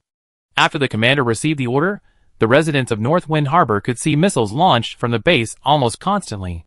Fighter planes roared past. Has the war begun? Perhaps the war will never end. Chapter 957. Impossible. Absolutely impossible. When Bonaparte heard about the Great Yin military deployment, he went completely crazy. Where would the Great Yin get the money? With the Holy Empire's size, it would take at least 3 years to recoup the investment. But the reality was that the Great Yin dispatched its most elite First Armored Army. Not only that, with the mobilization of the First Armored Army, the 1st Infantry Army also began to head towards Nanchuan Port. The 1st Infantry Army was no longer just a traditional two-legged infantry unit. They possessed a large number of troop transport trucks and armored personnel carriers. They even had a tank unit. However, the number of tanks was slightly less than that of the Armored Army. The Armored Army was centered around tanks, while the Infantry Army was centered around individual combat. They armed almost every ordinary soldier to the teeth. In the past, combat relied on the Armored Army, but now, the 1st Infantry Army was gradually replacing the 1st Armored Army's dominant position. Nonsense! They're carrying anti-tank missiles, grenade launchers, and even laser-guided missiles in their pockets. Tell me, are they still infantry? Not only did the 1st Armored Army and the 1st Infantry Army assemble at Nanchuan Port, The airborne division also received the order to assemble. It was transferred from Qinchi Kingdom to Nanchuan Port. When the Qinchi Kingdom saw that the airborne division was leaving, they immediately became anxious. The loss of the airborne division was a huge blow to them. The military headquarters also recognized the impressive strength of the Qinchi Kingdom and issued a decisive order. Let the Guards Division attack and quickly resolve the battle. After receiving the order, the Guards Division also rushed Bakhmut with 5,000 rockets that day. But it's on the Qinchi Kingdom's account. Accompanied by 5,000 rockets, the tanks of the Guards Division launched an attack, breaking through Bakhmut's frontline defenses in one fell swoop. Bakhmut was stunned. He had always believed his opponent was the Qinchi Kingdom, until the Guards Division appeared. In half an hour, the defenses Bakhmut had carefully cultivated over the winter were shattered. The overwhelming barrage of rockets, coupled with terrifying precision, made it impossible for Bakhmut to intercept the Guards Division's attack. Originally, Bakhmut thought the departure of the airborne division would make things easier for them. But unexpectedly, with the departure of one boss, another boss launched an attack. Nanchuan Port. Eleanor, escorted by a team of soldiers, officially set foot on the land of Diyin. Looking at the prosperous Nanchuan city, Eleanor felt like a frog in a well. She had originally thought that Beifeng Port was prosperous enough. But it wasn't until she saw Nanchuan city that Eleanor understood what prosperity meant. Of course, that was because she hadn't yet met Leongrad. Once she saw Leongrad, she would understand the might of Great Yen. As soon as Eleanor and Goya disembarked from the aircraft carrier, they saw the first armored army assembling at the harbor. Watching the T-72B3M tanks being loaded onto the transports, and the soldiers boarding the troop carriers in an orderly fashion, Eleanor felt a bit dazed. Why was this world filled with war? But soon, Eleanor saw the people of Great Yen bidding farewell to the departing troops. The faces of the Wehrmacht soldiers were filled with pride, while the faces of the civilians were filled with reluctance. It was the 1st Armored Division of the 1st Armored Army that liberated Nanchuan City. Now they were about to depart from here, embarking on an unknown journey. Eleanor was stunned, and so was Goya. It had been a long time since she had seen such a scene. The last time she had witnessed such close ties between the military and the people was when Bonaparte led his army south from North Wind Harbor. Ms. Eleanor. Ms. Goya. Just as Eleanor was lost in thought, a voice rang out. A white-haired, bunny-eared woman in a military uniform appeared before her, followed by several soldiers. Who are you? Eleanor looked puzzled. Lian asked me to meet you here. Come with me, the bunny-eared woman said, walking ahead, and Eleanor and her group hurriedly followed. She led the two of them into a black sedan, while Eleanor's servants boarded another. Looking at the port, which was filled with vehicles, Eleanor felt a little nervous. This wasn't just any vehicle, it was filled with military vehicles, tanks, and armored vehicles. But Eleanor was surprised to discover that her vehicle hadn't stopped at all along the way. The tanks and armored vehicles they encountered all stopped to make way. What was going on? Did Diyin attach so much importance to them? When leaving the port checkpoint, the car didn't even stop, instead using the dedicated lane. The car made its way all the way to Leongrad. Eleanor's astonishment never ceased. The road was filled with armored vehicles, all heading to Nanchuan Port. Looking at these tanks, Eleanor seemed to guess where they were going. Besides transporting these armored vehicles to the East Continent, Eleanor couldn't imagine any other destination for the port. The war had truly broken out. Outside the Duke's mansion, Eleanor made her way to the mansion. After exiting the car, Eleanor was about to talk to the white-haired, bunny-eared girl, as she wanted to find out her true identity. But as soon as she stepped out of the car, the guard at the gate saluted. Madam. Eleanor was stunned. Madam? Could it be? Xuanxing glanced back at the two stunned people, then spoke. What are you standing there for? Come in. Isn't it cold outside, you two? Xuanxing said, and walked straight in. The Duke's mansion wasn't particularly oppressive at the moment. Two little gluttons were playing with the two big gluttons, He Yanxin. The little gluttons were truly restless. Emochi was a good kid, always going to bed on time. But Yunli had never been a good kid. She jumped around when everyone else was asleep, and everyone called her when she wanted to sleep. The main character is a rebel. Lion nearly exploded with rage several times over at this leaky little quilt. Others are sweet and caring, but she's leaky, prickly, and rebellious. Yunli saw Eleanor and Goya as soon as they entered, but remembering everyone else was there, she simply continued playing. Thinking is too much trouble, just have fun. Puffy by is sleeping soundly. Lion was upstairs playing a war simulation with Caddis. Even though the gold coins had arrived, how this battle would be fought, what to use, and to what extent were still unknowns. That's why Leon, Caddis, and several staff officers were playing simulations. After all the back and forth, the final cost was conservatively estimated to be over 15 million gold coins. But the gains were enormous. Conservatively, they could at least capture the entire New Western Empire, and even a significant portion of the Western Empire's territory. The New West Empire's annual steel production is roughly equivalent to 12% of Great Yan's. For Great Yan, this is definitely worth a try. Leon, my greed is beyond your imagination. Chapter 958. Upon learning of the Great Yan's military deployment, the gods immediately urged the New West Empire to do everything in its power to prevent the Wehrmacht from reaching Beifeng port. Bonaparte was furious. The gods' urging compelled Bonaparte to exhaust every possible means. But after considering many options, Bonaparte ultimately failed to come up with a suitable one. Nonsense! Going to the sea to prevent the Great Yan from reaching Beifeng port. What's the point? The naval fleet could already tear the New West Empire and the West Empire apart. Not to mention, they simply didn't have any warships at their disposal. Bonaparte then turned his attention to Beifeng port. Because its importance was self-evident. If the Great Yan wanted to reach the East Continent, they would have to land at Beifeng port. So, if they could destroy Beifeng port's infrastructure, they might be able to delay the Wehrmacht's landing. But was Beifeng port really that easy to capture? Bonaparte, of course, knew it was a tough nut to crack. But tackling this tough nut is far easier than tackling that massive, ironclad 1st Panzer Army. Whoever wants to attack this massive nut can do it. Bonaparte acted decisively, mobilizing 400,000 troops from the southern riverfront, and within 3 days, they reached the area around North Wind Harbor. At the same time, he ordered the Western French Empire to lead 600,000 troops to attack Ironstone City. When the Western French Empire heard this, they only had Ironstone City to exploit. The Western French generals were practically overjoyed. He was actually quite nice. In reality, it was simply because Bonaparte didn't trust the Western French Empire's army, believing it would be easily defeated. But little did they know that they were the ones being crushed. North Wind Harbor.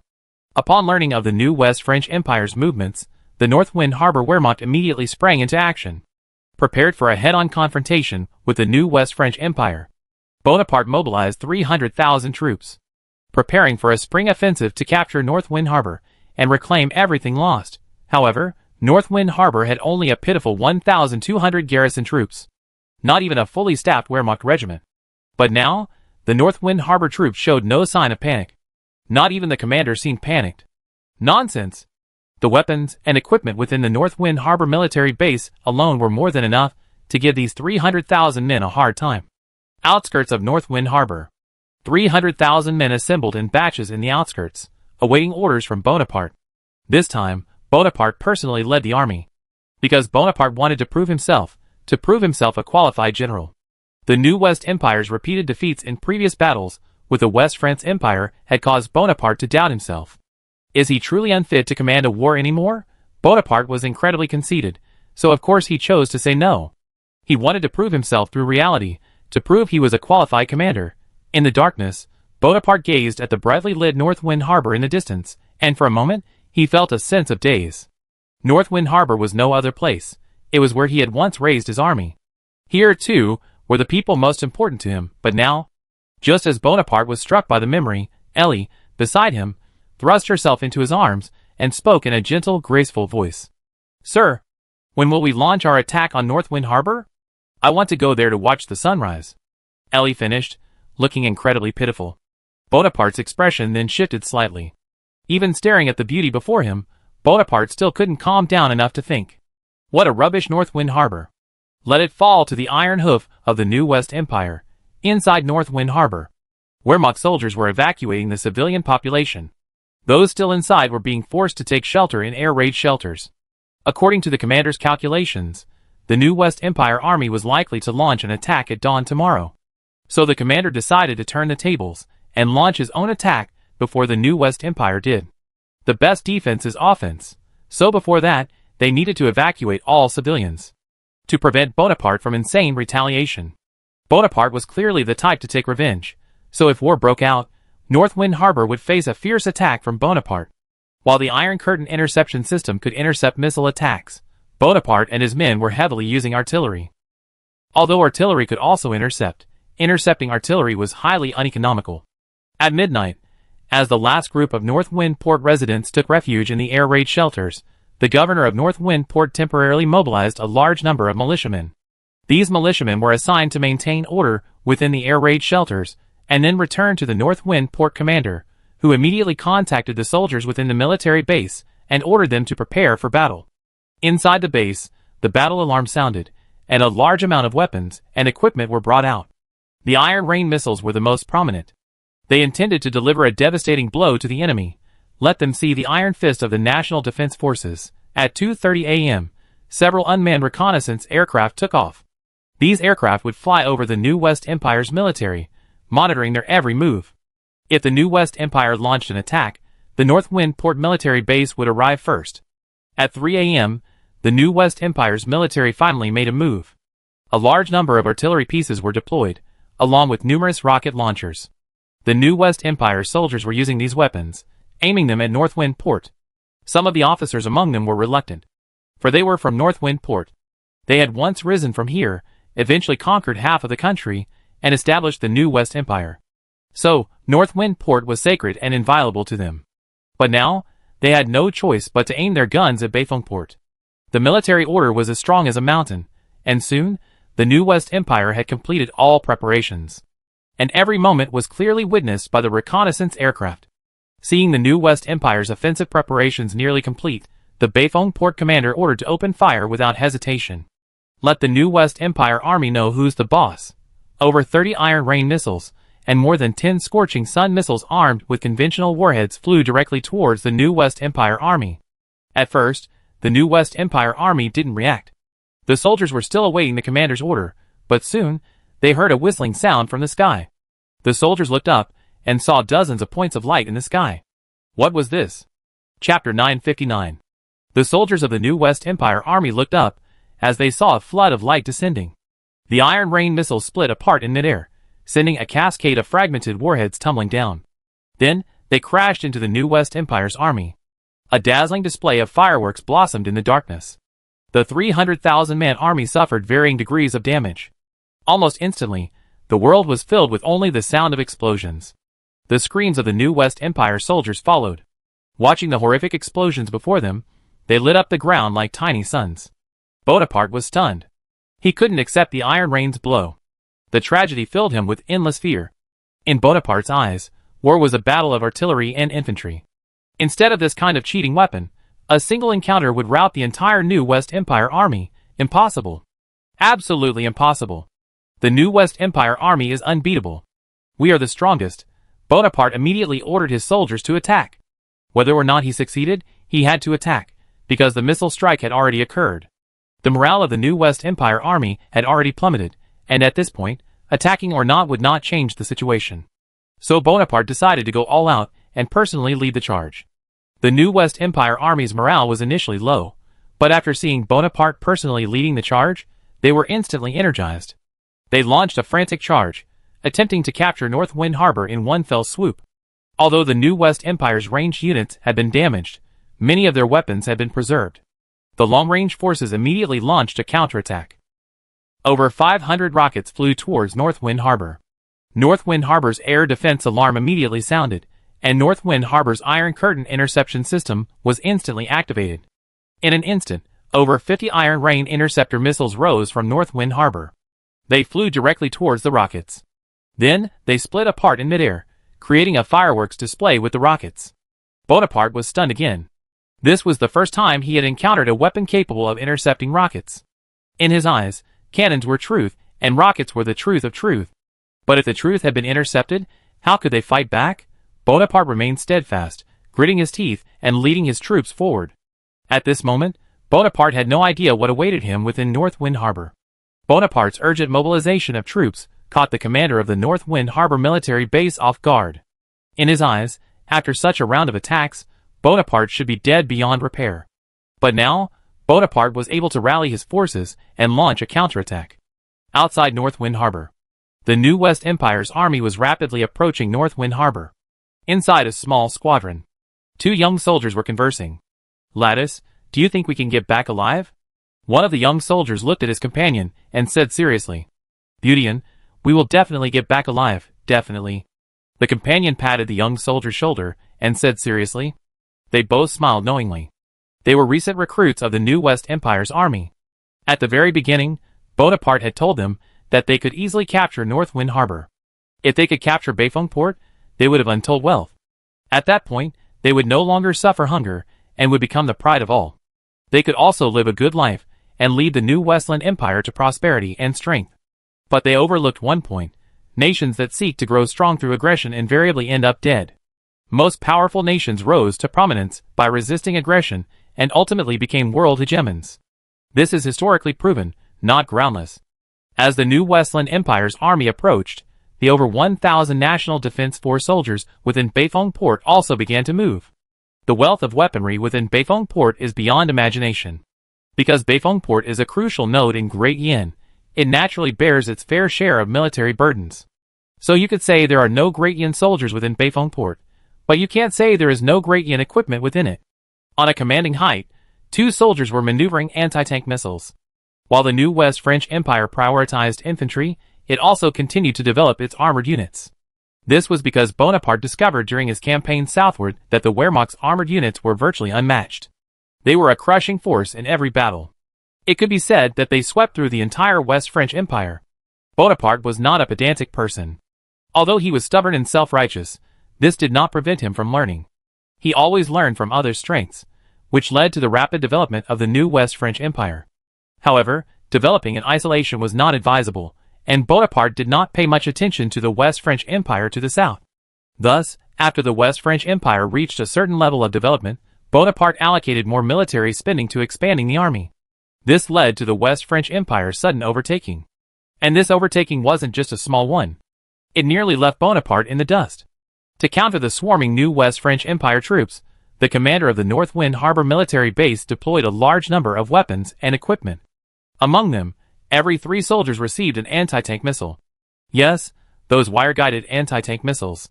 The infamous Red Arrow 8, this thing, not only against armored units, but also against infantry. And the commander of the North Wind Harbor military base had already issued the order. Let them fire freely, regardless of ammunition consumption. Destroy the morale of the new West French Empire. New West French Empire, listen to me, thank you. As a result, the new West French Empire's troops had just approached North Wind Harbor when they suffered a terrifying blow from the Red Arrow 8. The thin-skinned armored units of the new West Empire, developed independently, were shattered by the Red Arrow 8 missiles almost the instant they made contact. This was a direct demonstration to the surrounding soldiers of what manned space flight was all about. The soldiers had never seen such a terrifying attack before, and immediately panicked. Bonaparte, upon seeing this, quickly calmed the panicked soldiers and ordered them to charge into the city. By doing so, they could minimize the impact of these weapons. After all, the commander of North Wind Port couldn't possibly abandon North Wind Port, could he? But imagination is beautiful, reality is cruel. The North Port commander's orders were to ignore these buildings and just attack them with all their might, beating the new West Empire to tears. Because the commander had already stationed troops in key industrial and military areas, the rest of the area was mostly residential or ordinary. Even if they were destroyed, they could be rebuilt quickly. So, these poor new West Empire soldiers had no idea they were about to embark on a hellish journey. Chapter 960. The Wehrmacht soldiers used their Red Arrow 8 missiles. They launched a fierce attack on the new West Empire soldiers attempting to approach North Wind Harbor. These new West Empire soldiers hadn't expected anything. As the saying goes, the higher the virtue, the higher the evil. The new West Empire soldiers were completely crushed. The crackle of Red Arrow 8 missiles could be heard everywhere. Every blast signaled a blow to the new West Empire's army. Anti-tank missiles rained down upon the new West Empire's troops. They didn't care whether they hit high-value targets or not, they just focused on a rapid-fire attack. The new West Empire soldiers, who had just entered the city, were furious. They had just arrived, and they had already felt the terrifying blow. To combat them, the Wehrmacht had even deployed a large amount of explosives in the city. If they dared to enter the city, they would detonate the explosives and give them a true surprise. The new West Empire's army exploded. They had barely entered a location when they were met with a relentless assault from the Wehrmacht. The 2 young soldiers, having just entered the city, were instantly stunned by the bustling scene before them, but before they could even think, they heard the distinctive sound of anti-tank missiles. They witnessed a tank nearby being blown to smithereens. Instantly terrified, they rushed into a nearby building. Not only were the soldiers bewildered, but even Bona himself was bewildered. He simply couldn't understand why the Wehrmacht was launching such a frenzied counterattack. Did they abandon the city? To put it in the light of a truth the Wehrmacht adhered to. If we save the land but lose the men, we lose both the land and the men. If we save the men but lose the land, we save both the land and the men. The mission of these 1,000 plus Wehrmacht soldiers wasn't to repel the New West Empire's attack, but to do their utmost to kill and injure as many New West Empire soldiers as possible, to destroy their vital forces and lower their morale, to await the arrival of the main force and then complete the encirclement. The commander of the North Wind Port military base had this in mind. So, at the outset of the battle, he ordered all fighter planes to take off, to head directly for the temporary airfield built by the Succubus Kingdom. There, they awaited further orders. If Bonaparte launched a full-scale offensive, the North Wind Port airfield would be seriously threatened. It might even be attacked. By then, the planes would literally rot in storage, becoming useless lumps of metal. So, they had the planes take off early, heading for the Succubus Kingdom, awaiting further orders from the Wehrmacht. Over the sea 800 kilometers north of North Wind Port, a massive fleet was sailing toward North Wind Harbor. These were the other two carrier battle groups of the High Seas Fleet. These two carrier battle groups were originally headed for exercises in the High Seas Islands. Unexpectedly, midway through the exercises, news arrived that Bonaparte had declared war. The commander of the North Wind Harbor military base immediately recalled the two carrier groups. At the same time, the carrier group commander also learned of the attack on North Wind Harbor. Without hesitation, the carrier group commander ordered his aircraft to take off. North Wind Harbor was a crucial supply point. If it were lost, the vast high seas fleet would lose control of the eastern continent. For the infantry, abandoning North Wind Port was the best option. But for the Navy, North Wind Port could not be lost. Dozens of Su-33 carrier-based aircraft took off in the darkness and flew towards North Wind Port on the eastern continent. Bonaparte led his troops in a citywide battle. They attempted to pursue the Wehrmacht soldiers, but the Wehrmacht soldiers would not give them a chance. Equipped with night vision goggles and a high-powered scope, the Wehrmacht soldiers roamed the commanding heights, employing guerrilla harassment tactics, leaving the New West Empire soldiers scrambling like a fool. The New West Empire soldiers scurried around like headless flies. Bonaparte belatedly realized that the North Wind Port commander was trying to deplete their manpower. Bonaparte acted decisively and immediately ordered all soldiers to gather together. Don't you want to gradually dismantle us? I transform into a bulldozer and take Bafong Port piece by piece. Soon, the Wehrmacht soldiers conducting guerrilla raids suddenly noticed that the New West Empire's army was gradually gathering. And from all directions, they began to infiltrate Bafong Port. The strength of just over 1,000 men is ultimately limited. When facing hundreds of thousands of people, especially in a street battle where numbers are the key, just over 1,000 men are like a mantis trying to stop a chariot, completely vulnerable. The Wehrmacht could only fight and retreat, eventually retreating to Bafong Port's inner third ring. Without hesitation, upon learning that the army had retreated to the third ring, the Bafong Port commander immediately detonated the explosives in the outer third ring. He then blew up all the bridges connecting the outer and inner third rings. If the New West Empire army continued to attack the inner third ring, then they would have to detour west or east, forming a pincer attack and attacking from the left and right flanks. But the commander of the North Wind Harbor military base had been prepared, deploying tank units on both flanks. Although there were only a little over 40 of them, the T-72B3M was no match for a crappy tank like the Bonaparte. Originally, these T-72B3MS were allocated to the Mercenary Corps, allowing them to build their own armored forces. Because the tank factory had secretly begun production of the T-90, but production was low, the Wehrmacht had no choice but to order the tank factory to modify the existing T-72S. After all, the T-72 was still usable after some repairs. After all, it could still compete with the M1 even now. The tank factory modernized the Wehrmacht's existing 1,500 T-72S. And immediately after the modifications, they delivered all of them to the army. The Wehrmacht was then allowed to use them firsthand and report back on the situation. Focus on the guinea pig. Bonaparte led his army in an attack from both flanks. There was almost no pause, because Bonaparte knew that if he stopped, he would never be able to move again. While urging his troops to attack, he ordered his own artillery to launch a fierce bombardment. Although the Wehrmacht's retreat into the inner third ring had tightened its defenses, it actually made it more vulnerable to artillery fire from the new West French Empire. But it was a helpless move. 1,000 men were simply too few. Boom, boom, boom. Inside the headquarters, the commander of North Wind Harbor was looking at a map when a cloud of dust fell from the ceiling, nearly burying it. Damn it, You're the only ones with artillery, right? The commander cursed, and just as he was about to take a sip of hot water to warm himself, but the sand in the sip choked on him, and he vomited. I can't stand it anymore. Call someone. Chapter 961.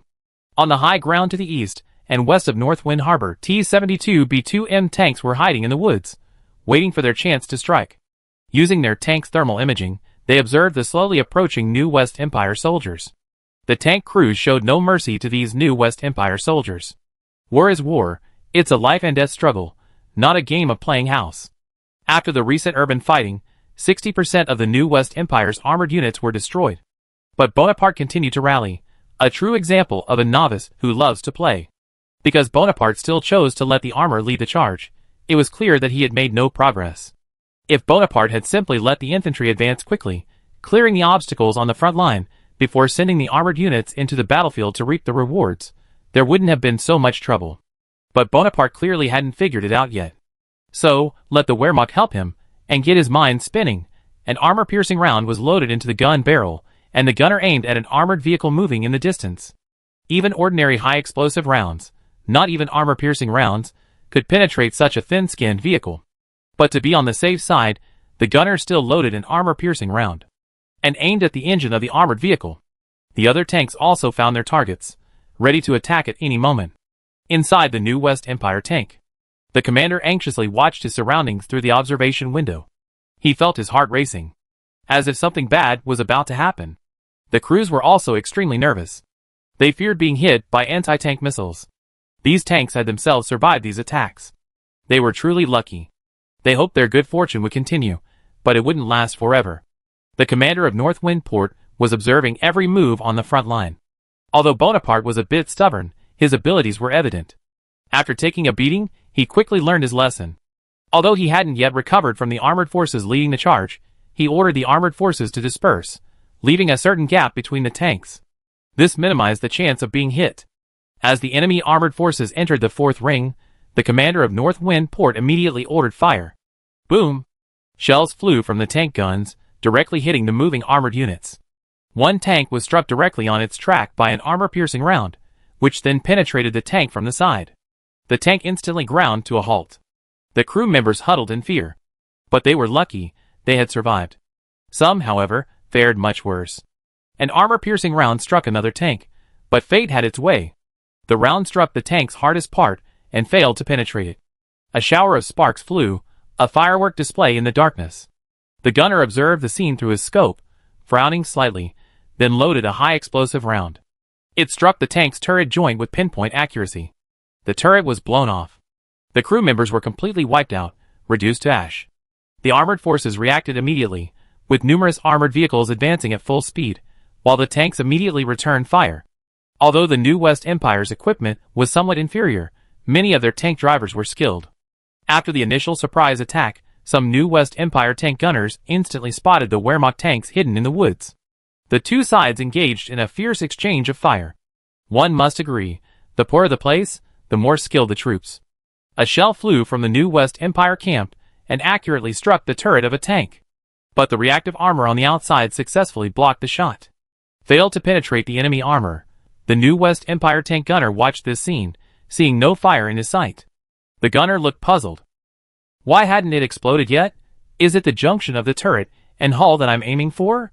But before he could even think, the gunner saw a burst of flames from the Wehrmacht tank's muzzle through his scope, followed by a flash of a shell. Then, the gunner's eyes went dark. The entire tank had been blasted to pieces.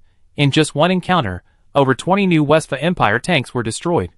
Bonaparte saw it all, and it pained him deeply. He couldn't accept the loss of so many tanks in such an instant. He was anxious, like an ant on a hot pan. Bonaparte paced back and forth in the command tent, suddenly remembering the trump card the gods had given him. Then a thought suddenly struck him. Right.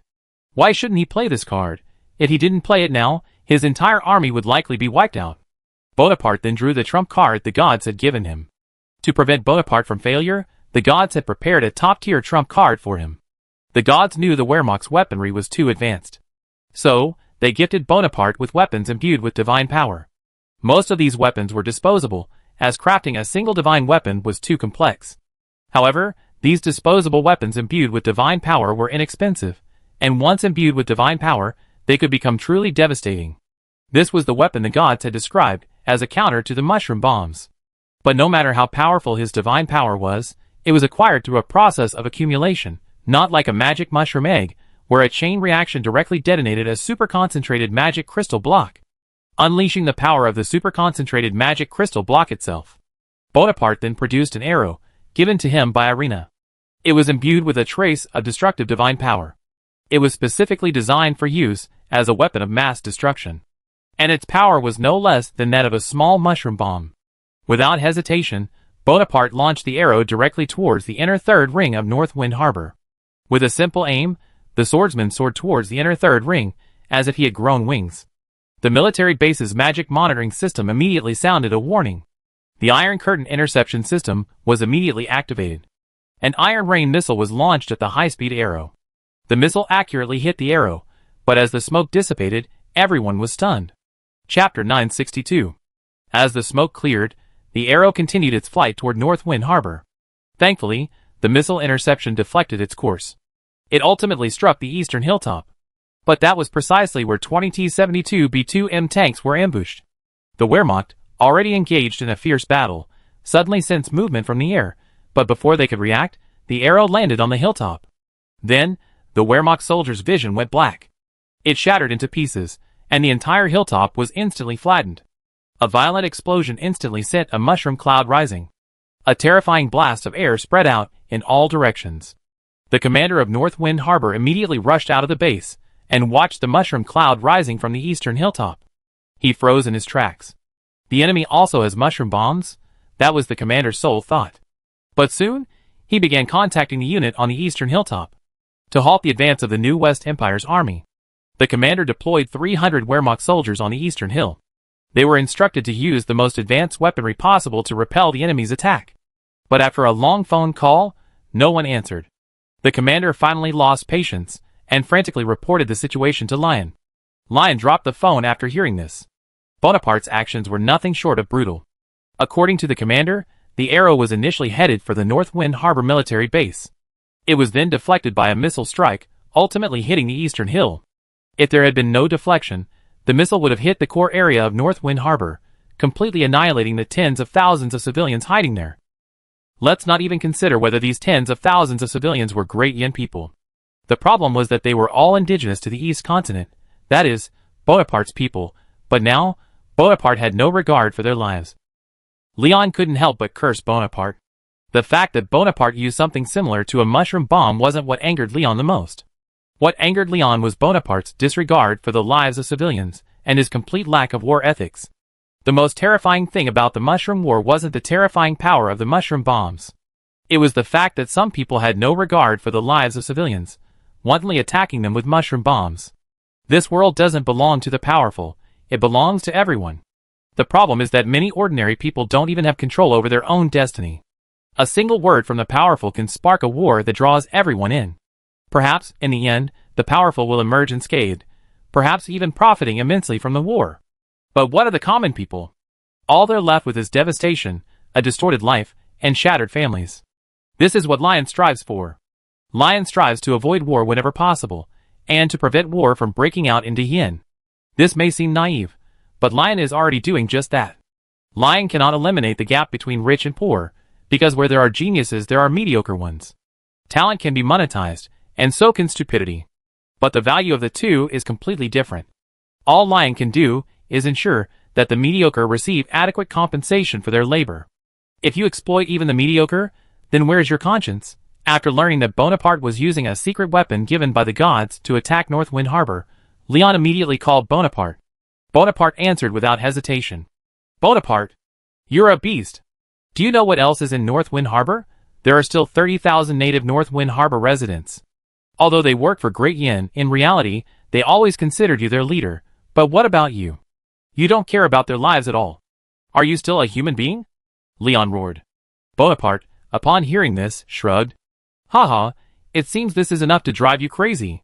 If so, I intensify my efforts. I make you feel the powerlessness of war. Bonaparte hung up the phone and continued to plead with Irina for more weapons.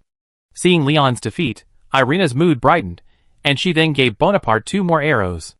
But Bonaparte didn't know that disaster was imminent. Elsewhere, Leon stood there, staring at the hung-up phone in his hand. His expression was remarkably calm, but even Caddis in the room sensed something was amiss.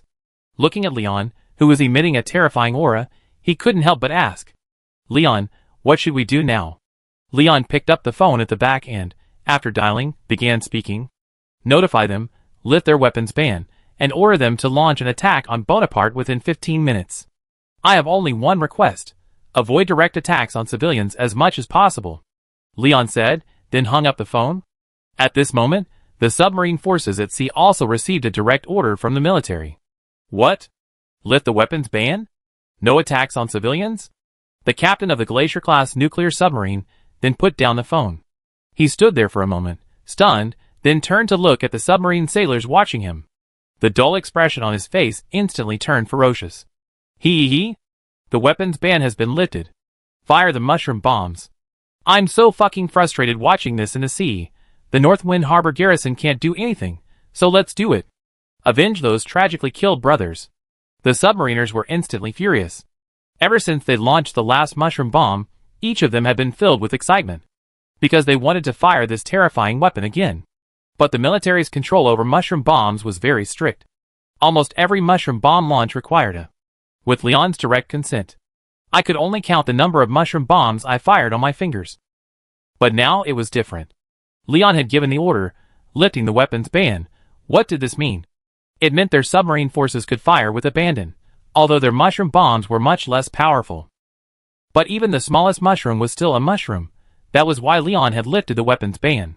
Although it was a type of mushroom bomb, in Leon's eyes, it was just a larger firecracker. Fire it. A Glacier-class nuclear submarine could carry a total of 12 mushroom bombs. The 24 mushroom bombs of the 2 Glacier-class submarines were already ready for launch. After unanimous deliberation, the 2 captains decided to test the waters with 2 mushroom bombs. Let's give our leader and comrades some vent. 2 submarine-launched surface-to-air missiles were launched directly from the submerged submarines. Dazzling in the pre-dawn darkness, they flew straight towards the new West French Empire's forces south of Northwind Harbor. Mushroom bombs? Who doesn't have them? I give them all. Chapter 963. 2 submarine-launched missiles flew towards the new West Empire army at breakneck speed. The soldiers, upon seeing the incoming missiles, rushed for cover. After all, they had just been hit by a round of missiles, leaving a psychological scar. They knew they couldn't escape. So, without hesitation, they chose to hide. But their commander ordered them to disperse. The soldier said self-deprecatingly. Disperse? What the hell? Disperse. They could wipe out this area in an instant. What's the point of dispersing? The officer's mouth twitched upon hearing this, but he ultimately said nothing. Yes, the soldiers were right. Iron Rain's splitting attack would instantly wipe out this area. Why would they hide? But they had miscalculated. This time, it wasn't Iron Rain. Some attentive soldiers noticed that the 2 missiles weren't launched from Beifeng port, but seemed to be coming from the sea north of Beifenggang. So what were these 2 missiles? Bonaparte couldn't help but look at them. He had just used his divine arrows and nearly destroyed Northwind Harbor. Logic dictates that people should reciprocate. Since they were nearly destroying Northwind Harbor, Yin would naturally have some lethal weapons. But why weren't these 2 missiles launched from Northwind Harbor? That didn't make sense. The high seas fleet couldn't arrive that quickly, could it? Just as Bonaparte and some officers were puzzled, 2 missiles landed among the troops. The next second, Bonaparte's vision went white. The bright light blinded him, and the entire world fell silent. After a long moment, Bonaparte finally opened his eyes. He gazed at the 2 mushroom clouds in the distance, unable to recover for a long time. Bonaparte was relatively safe. At least, he wasn't directly reduced to ash by the mushroom bombs. But the new West Empire troops were in dire straits. They were directly and accurately hit by the mushroom bombs. Over 50,000 of them were instantly reduced to gas. The soldiers who managed to survive the explosions weren't feeling well either.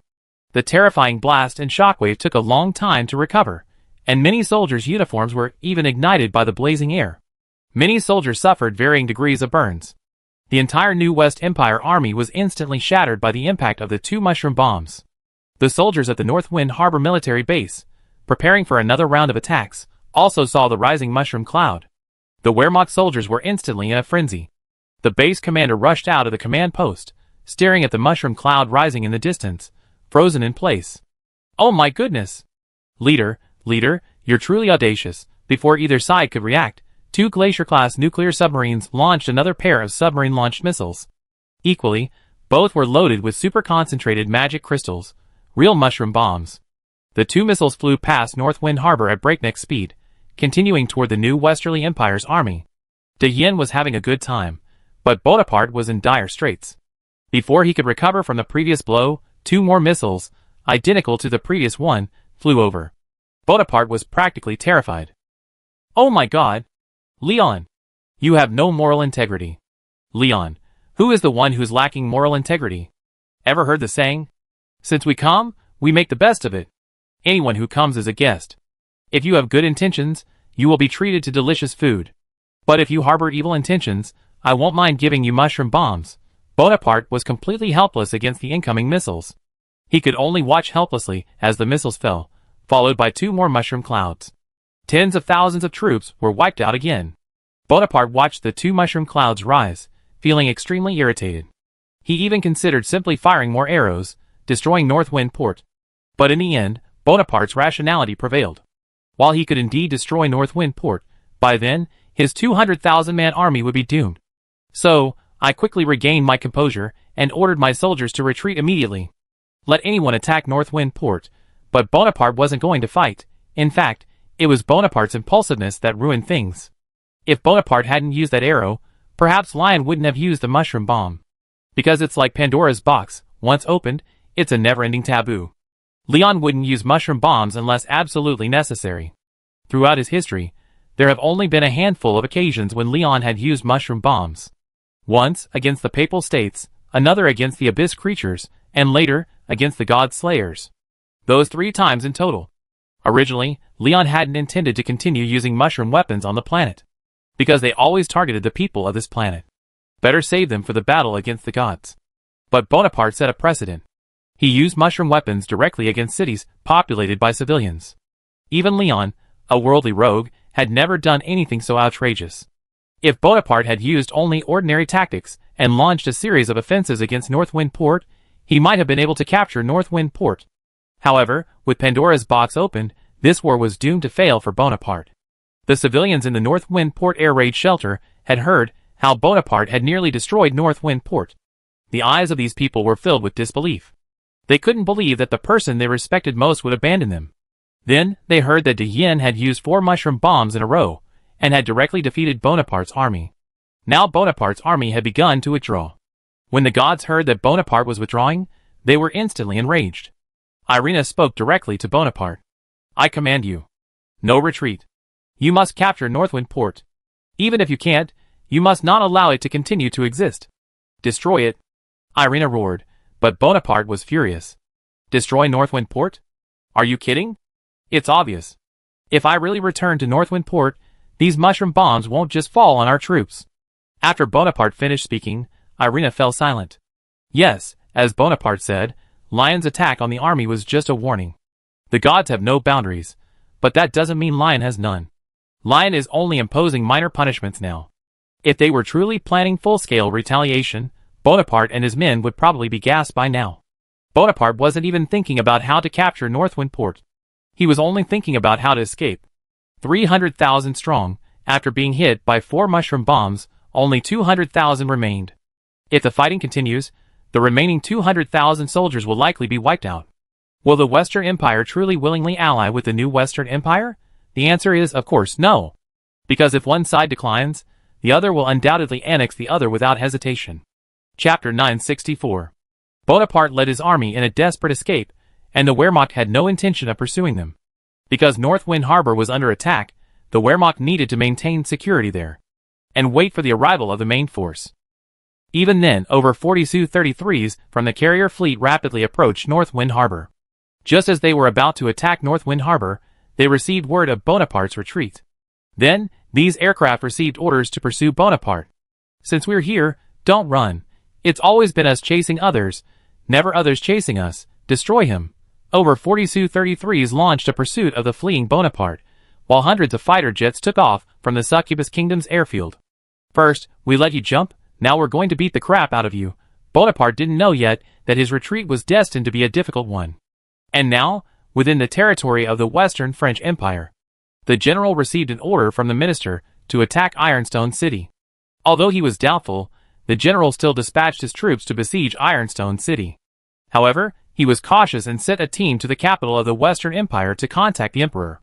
Inside the palace of the Western Empire's capital, the emperor, his face as pale as paper, lay in bed, and next to him, the sound of playful play came. A fat, sleazy man was toying with the emperor's concubine. He seemed certain that the emperor would not wake up. "General, you're hurting me," the concubine said delicately. If Leon were here, he would definitely shudder at the sound of this. "This is no ordinary woman. This is a top-notch clamp. I'm sorry, I offended you." The fat pig became even more excited upon hearing this, and then increased the force of his hands. This great general was the latest figure supported by the gods to lead the Western Empire. The original emperor had intended to fight the gods and ally with Leon. Because the Western Empire had been controlled by the gods for centuries, this emperor, born of ordinary descent, naturally knew how disgusting they were. Every time there was a natural disaster or man-made disaster, someone would stand up and claim it was punishment from the gods. Gods? I don't give a shit about them. But the emperor's actions naturally angered the gods, who cursed him with a poisonous snake, tormenting him to death, and causing him to fall into a deep sleep. This was why this fat, big-eared general was able to act lawlessly within the palace. Although the emperor was asleep, his external presence remained. So, the emperor was now clearly aware of everything happening around him. The emperor was about to explode with rage. But he was powerless now, only able to watch helplessly as all this unfolded. At this moment, a disembodied voice rang out. "Gaius! Poor child, wake up!" Gaius' eyes snapped open, and he found himself in a garden. He checked himself, finding nothing amiss. Then he surveyed his surroundings. "Where is this?" Gaius searched around, but soon found a small pavilion in the garden. After a long pause, he thought he saw a figure moving inside the pavilion. Someone. Gaius looked around, realizing that this pavilion seemed to be the only one there. He then walked over and saw a blonde woman sitting inside, quietly contemplating the flowers and plants. The sunlight shone on the woman's body, echoing with her golden hair, leaving Gaius momentarily stunned. Where had he seen this woman before? Gaius searched his memories of her, but found he couldn't recall anything about her at all. "What? You don't recognize me?" Galena looked at the dazed Gaius with interest. Gaius's expression darkened. The woman's words seemed to suggest that she knew him, or that she was a celebrity. The blonde woman. "Wait! The goddess of light." Gaius's head snapped up. Then he looked at Galena in surprise. "What? You remember who I am now? Stop daydreaming. I came to ask you something." Galena's expression darkened, becoming increasingly serious. "Go!" Gaius instantly became like a sweet child. This is a god, although he claimed to be irreconcilable with the gods. When the gods actually appeared before him, he instantly became obedient. Looking at the obedient Gaius, Galena spoke. "I want to ask you, what is your opinion of the gods? Or what is your opinion of Bonaparte? And what is your opinion of the puppet regime supported by the gods?" Galena asked all these questions in one breath, leaving Gaius bewildered. "Is that a question?" Galena seemed to understand what Gaius was thinking, then coughed twice, and pretended nothing had happened. "The goddess can't be wrong." "Absolutely not," Gaius quickly realized and spoke. "The gods are hypocritical." Puff! Galena spat out her tea, and fell to the ground. She struggled to her feet, and glanced at Gaius, unsure what to say. "Did I say something wrong?" Gaius scratched his head awkwardly. "No. You're right. Go on." Galena waved her hand, signaling her strength, and asked Gaius to continue. Gaius then continued. Bonaparte was an ambitious and capable man, but he was always swayed by greed. Once greed took over, he was no different from a beast. The puppet regime supported by the gods are merely tools for them to oppress the lower classes. I don't know why the gods oppress the lower classes, but I do know that puppet regimes are the gods' dogs. Gaius said seriously. "Do you really believe that?" Galena asked. "I swear to heaven, I'm not lying," Gaius declared firmly, his chest ablaze with fire. He was nearly mad with rage, driven mad by the fat pig general's close-range attacks. His hatred for the gods had reached its peak. If he could do it again, he would have slain the general and all the gods. Gaius gave a wry smile. He should be dead by now, otherwise he wouldn't have met the goddess of light. After all, this was supposed to be heaven. "Since you made up your mind, I take you back." Galena's voice rang out. Gaius? Chapter 965. Looking at the bewildered Gaius, Galena's lips twitched. You didn't think you were dead, did you?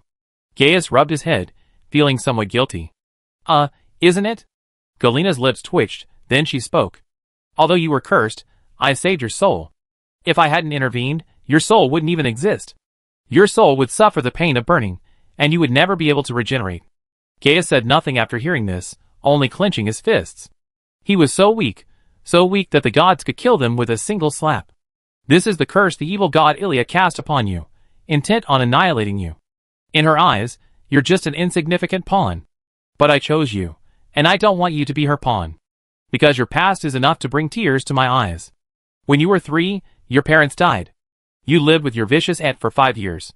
Finally, at 8, you could no longer bear her beatings and scolding. You simply fled, fleeing to Northwind Harbor. You lived there for 10 years, initially begging for a living and often visiting the harbor to chat with the dock workers. You slept in the dock shacks with the workers, and eventually, as you grew up, you became a dock worker. But the good times didn't last long. War broke out, and Bonaparte launched his rebellion in Northwind Harbor. You gradually learned about your origins. You are the great-grandson of the great-grandfather's younger brother of the previous Western Emperor, Nerati. You are cousins of the previous Western Emperor, Nerati. But your life wasn't much better. After your ancestors split up, your lineage gradually withered away. By the time of your generation, your clan had long since become peasants. But you didn't know you had a cousin who was an emperor. Fate had chosen you.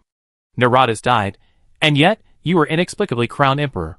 You were destined to stand against Bonaparte. Galena told the story of Gaius. Gaius clutched his clothes after hearing it. Galena was right, he was destined to stand against Bonaparte. Neratus had believed the gods' slander, and ultimately turned to ash, having to stand against the gods. Only half of the vast West French Empire remained. So, after becoming emperor, Gaius set about reforming the West French Empire. The West French ruling class was divided into 2 groups. One was the reformists, represented by the new nobility. They accepted Gaius's proposals, completing a top-down reform. The other group consisted of the conservatives, represented by the old nobility and powerful officials. These conservatives were deeply hostile to the reformists, believing that everything they did was undermining the rule of the West French Empire. This was why they opposed Gaius. However, the reformists were too powerful, and these conservatives were unable to stop Gaius's reforms. But now, these conservatives had the support of the gods. With the gods' support, these conservatives gradually rose to power and, taking advantage of Gaius's coma, began to attack the reformists. They planted their own forces within the army, dismantling the West French Empire's army and causing its combat effectiveness to plummet. But the conservatives disagreed. They believed their actions had actually enhanced the army's combat effectiveness. Can an army without nobles commanding it still be called an army? In just a few days, everything Gaius had done was reversed. The fruits of his reforms were almost ripe, but the conservatives were trying to throw them to the ground. Gaius's face was filled with anger. He truly hated to see this happen. However, at this critical moment, Galena gently tapped Gaius' forehead and said with a smile, "This is heaven, yes, but I think there's a word that suits you better. It's hell and back," Galena said, then gave a gentle push. Gaius instantly flew up, soaring away, watching helplessly as he drifted further and further away from the ground. Finally, his vision went completely black.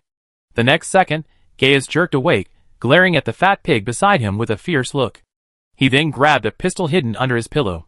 The general panicked, frozen in place. Bang! Gaius pulled the trigger without hesitation. The bullet easily shattered the general's head. The fat body collapsed to the ground, and the flushed concubine screamed instantly. Then, looking at Gaius slowly sitting up from the bed, her face filled with disbelief. "How is this possible? How could you wake up? I was the one who killed that snake," the concubine stammered, collapsing on the ground. "What? Surprised? I saw the Grim Reaper, and he told me to take you adulterers down with me. That's why I returned from hell," Gaius roared. "Guard the Emperor."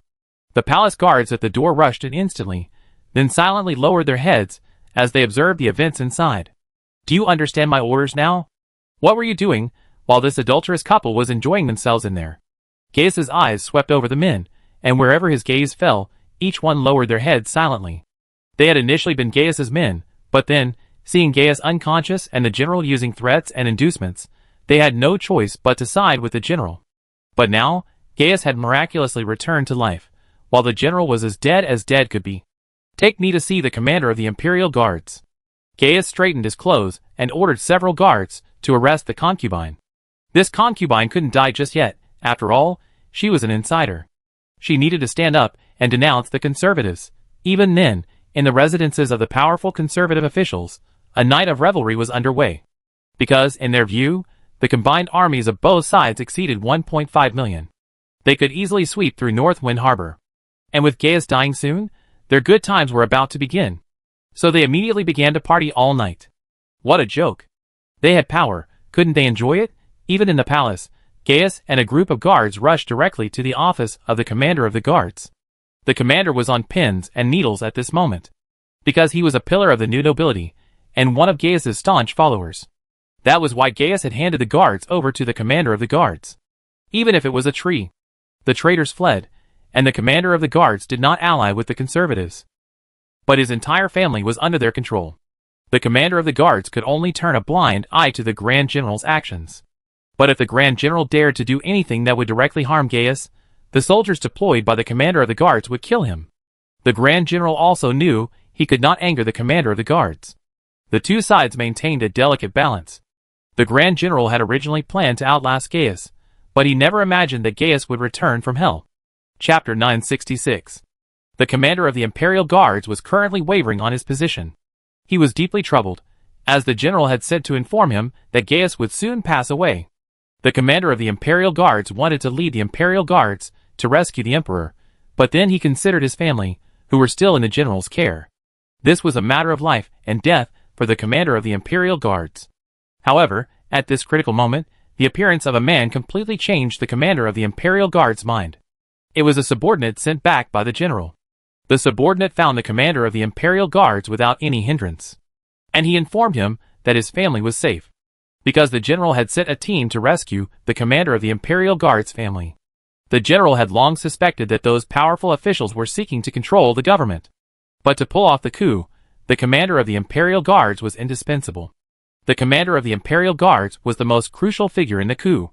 Whoever controls these 100,000 Imperial Guards will become the next emperor of the Western FA Empire.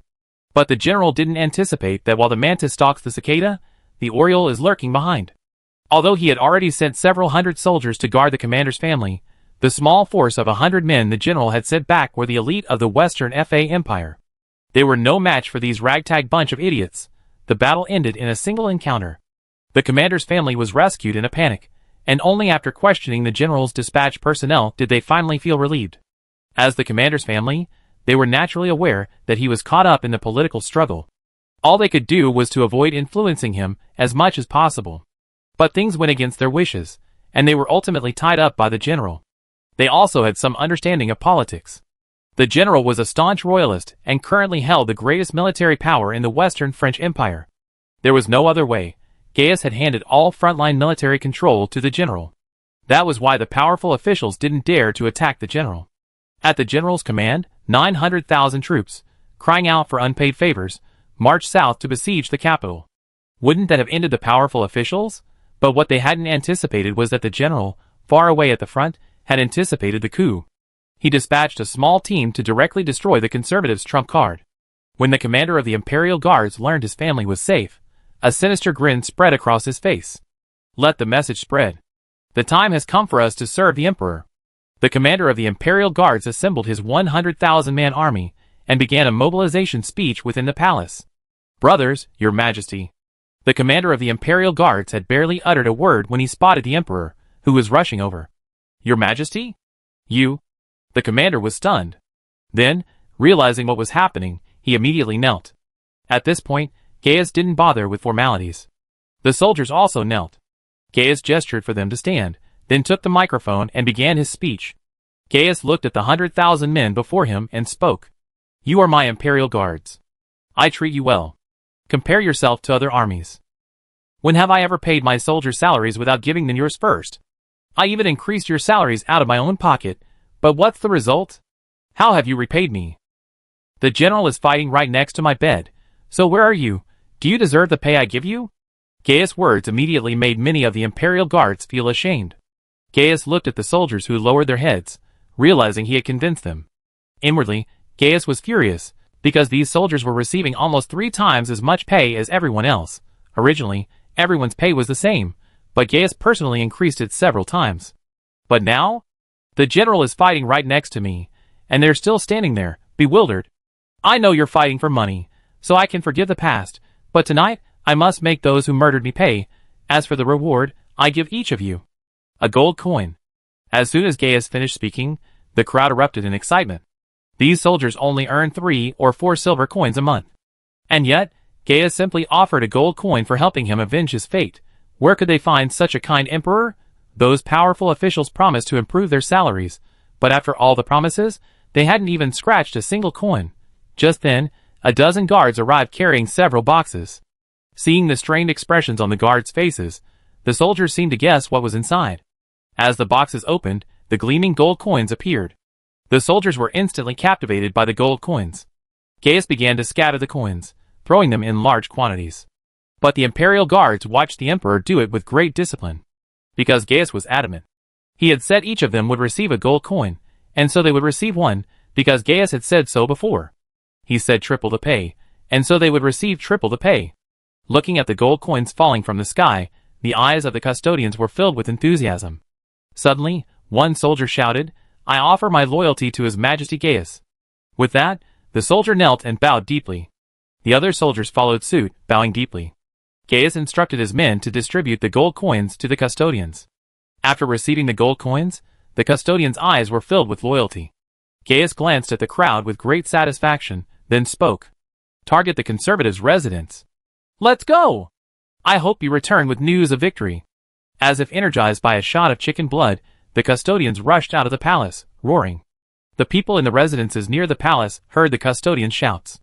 Before they could even comprehend what had happened, the imperial guards stormed in. According to the names on the list, the imperial guards began slaughtering the conservatives. The general's family suffered even more. As the saying goes, God will take his own way, and no one escapes punishment. Gaius was a man of vengeance. The imperial guards tactfully abducted the general's family and brought them to the palace. Gaius had originally planned to send them directly to a reunion. But then he looked at the general's wife and 16 concubines. These women still have their charm. Gaius smiled wickedly. He wasn't a lustful man, but revenge was necessary, right? Here comes a murderer? General, what a beast! What a beast! Chapter 967. In just one night, under the siege of 100,000 troops, the conservatives were completely wiped out. Next door, Bonaparte was still on the run, unaware that his allies had already turned against him. What kind of legend is this? When the alliance was first formed, both sides praised it, believing it to be unbreakable. But within 5 days, it had collapsed. After eliminating these conservatives, Gaius immediately chose to disassociate himself from Bonaparte without hesitation. At dawn the next day, Gaius eliminated all opposition, and then delivered a speech to the entire West French Empire. After all, these days of confusing operations had left the people confused and like headless flies. At this critical moment, Gaius knew he had to step forward, to appease the people, and give an explanation to everyone. Fellow countrymen, after last night's struggle, we have eradicated those old guard insects. They attempted to subvert our efforts and turn the Western Empire back into a puppet of the gods. We will not allow this. We will absolutely not allow it to happen. The Western Empire is our so-called home, not a dictatorship. Bonaparte attempted to drag us down, and the war has plagued us for a long time. This northern war is simply to unify the empire and reclaim our lost lands. I have promised to put the empire back on track after the war. But the old guard is trying to escalate the war, forcing more people into it. And they are taking advantage of this opportunity to profit from it. Gaius paused, then spoke. And they do this because of the gods' instructions. The gods fear us humans. They fear we will surpass them, because our diligence will make us even more powerful. The gods are not only afraid of us, but also jealous of us. That's why they allow those conservative, poisonous tumors to oppress us and go against our will. So, I declare the official end of our alliance with the new Shifa Empire. Order the frontline troops to cease all military operations against the Yin and instead besiege the new Shifa Empire. We only want to reclaim what is ours. We will not plunder. But we will not allow others to dominate us either, because we are kind and hard-working Shifa people. After Gaius finished speaking, almost everyone in the Shifa Empire who heard his speech was stunned. They had never imagined that His Majesty the Emperor valued them so much, took them to heart, and made them feel the care of the ruler. Compared to Gaius, Narati was a qualified politician, but not a good emperor. Or rather, He was not someone who was good at manipulating people's hearts. But Gaius was a master at manipulating public opinion. He knew that public opinion could not be defied.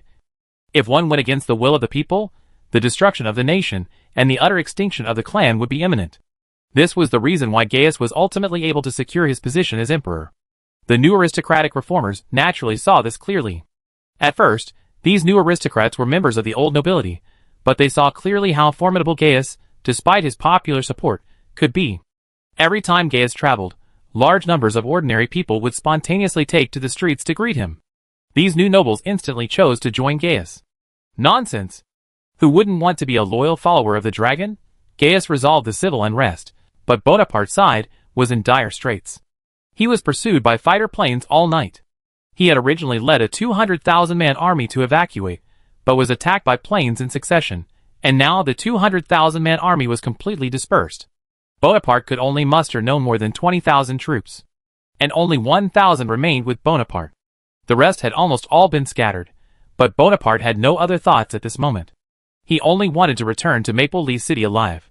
With 200,000 troops still in Maple Leaf City, he could still make a comeback, but the next moment, his adjutant rushed over and said seriously, "General, something terrible has happened." Gaius suddenly awakened and launched a purge, killing all the ministers who controlled the government of the Western Empire. He then regained power, severed our alliance, and declared war on us.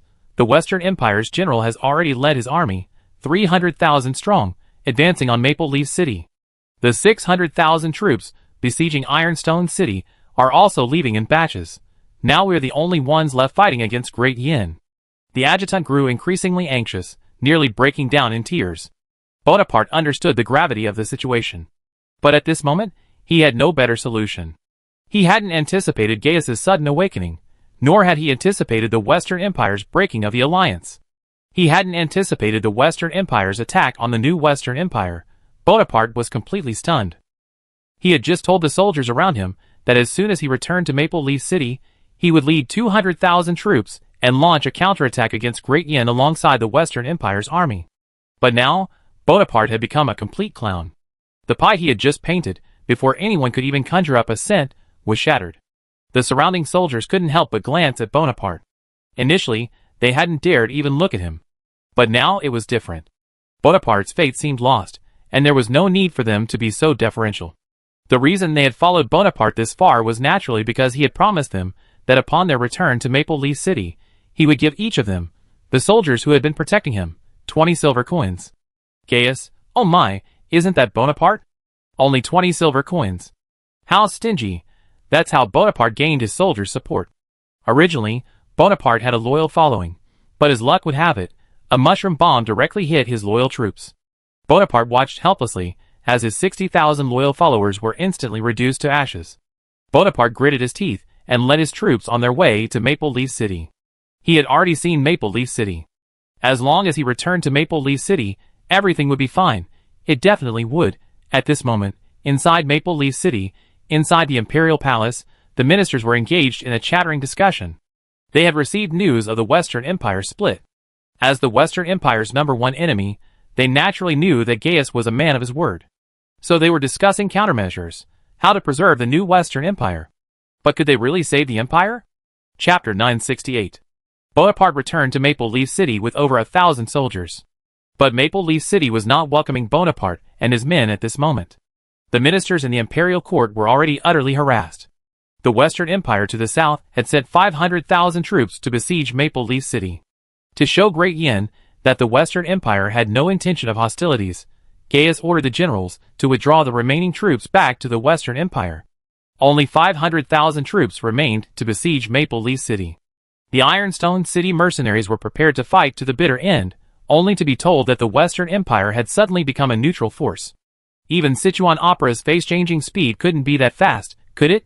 The mercenary commander watched the retreating Western Empire troops from the city wall, his eyes filled with solemnity, yet a flicker of relief flashed through his eyes. If the Western Empire had truly launched an attack on Ironstone City, their mercenary group would have suffered heavy casualties. For the military, this would naturally be a disastrous victory.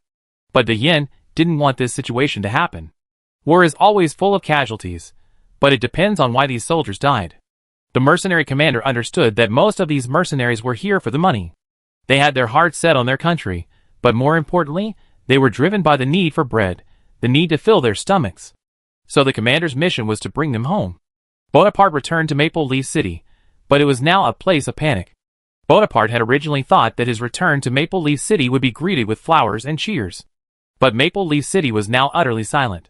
The streets were deserted, and almost all the civilians were packing up their belongings, preparing to flee. Only a few scattered leaflets fluttered through the streets. Bonaparte, stunned, then picked up a fallen leaflet. He read the large characters on it. The 500,000-strong Western Empire army will soon be at the gates of the city. Citizens, please leave as soon as possible. The ministers of the new Western Empire were not all mediocre. They understood that this was a battle between the new Western Empire and the Western Empire, not a battle between ordinary people. So, seeing the enemy approaching, these ministers immediately ordered the civilians to evacuate, because staying here would only result in more casualties. After all, bullets have no eyes. This was why Bonaparte saw so few people on the streets. Because most citizens of the new Western Empire were fleeing east. To the north, Bonaparte and Diane were fighting. To the south and west, the battle zones were between the new Western Empire and the Western Empire. Perhaps only the paradise in the east could allow them to live and work in peace. In just one day, 40,000 of Maple Leaf City's 50,000 citizens fled. The remaining 10,000 weren't trying to escape, but were simply packing up their belongings. In their eyes, property was more important than their lives. Bonaparte gazed upon the deserted Maple Leaf City, seething with rage. He couldn't bear to see his people desert him. He had already prepared to defend the city to the bitter end. He even planned to gather all the surrounding civilians in Maple Leaf City as a backup force, attempting to fight the Western French Empire to the bitter end. Bonaparte didn't realize he had become the very person he once hated. In his former glory, he valued his people above all else. But now, on the brink of defeat, Bonaparte lost his former pride and looked like a wild beast blinded by rage. Bonaparte quickly returned to his palace and began discussing with his ministers how to respond to the aggressive West French Empire and Great Yin. "Why are you so silent, my dear ministers? Tell us your opinions, and let us discuss them together," Bonaparte asked shamelessly. The ministers fell silent, but inwardly they were already cursing Bonaparte countless times. The reason was simple.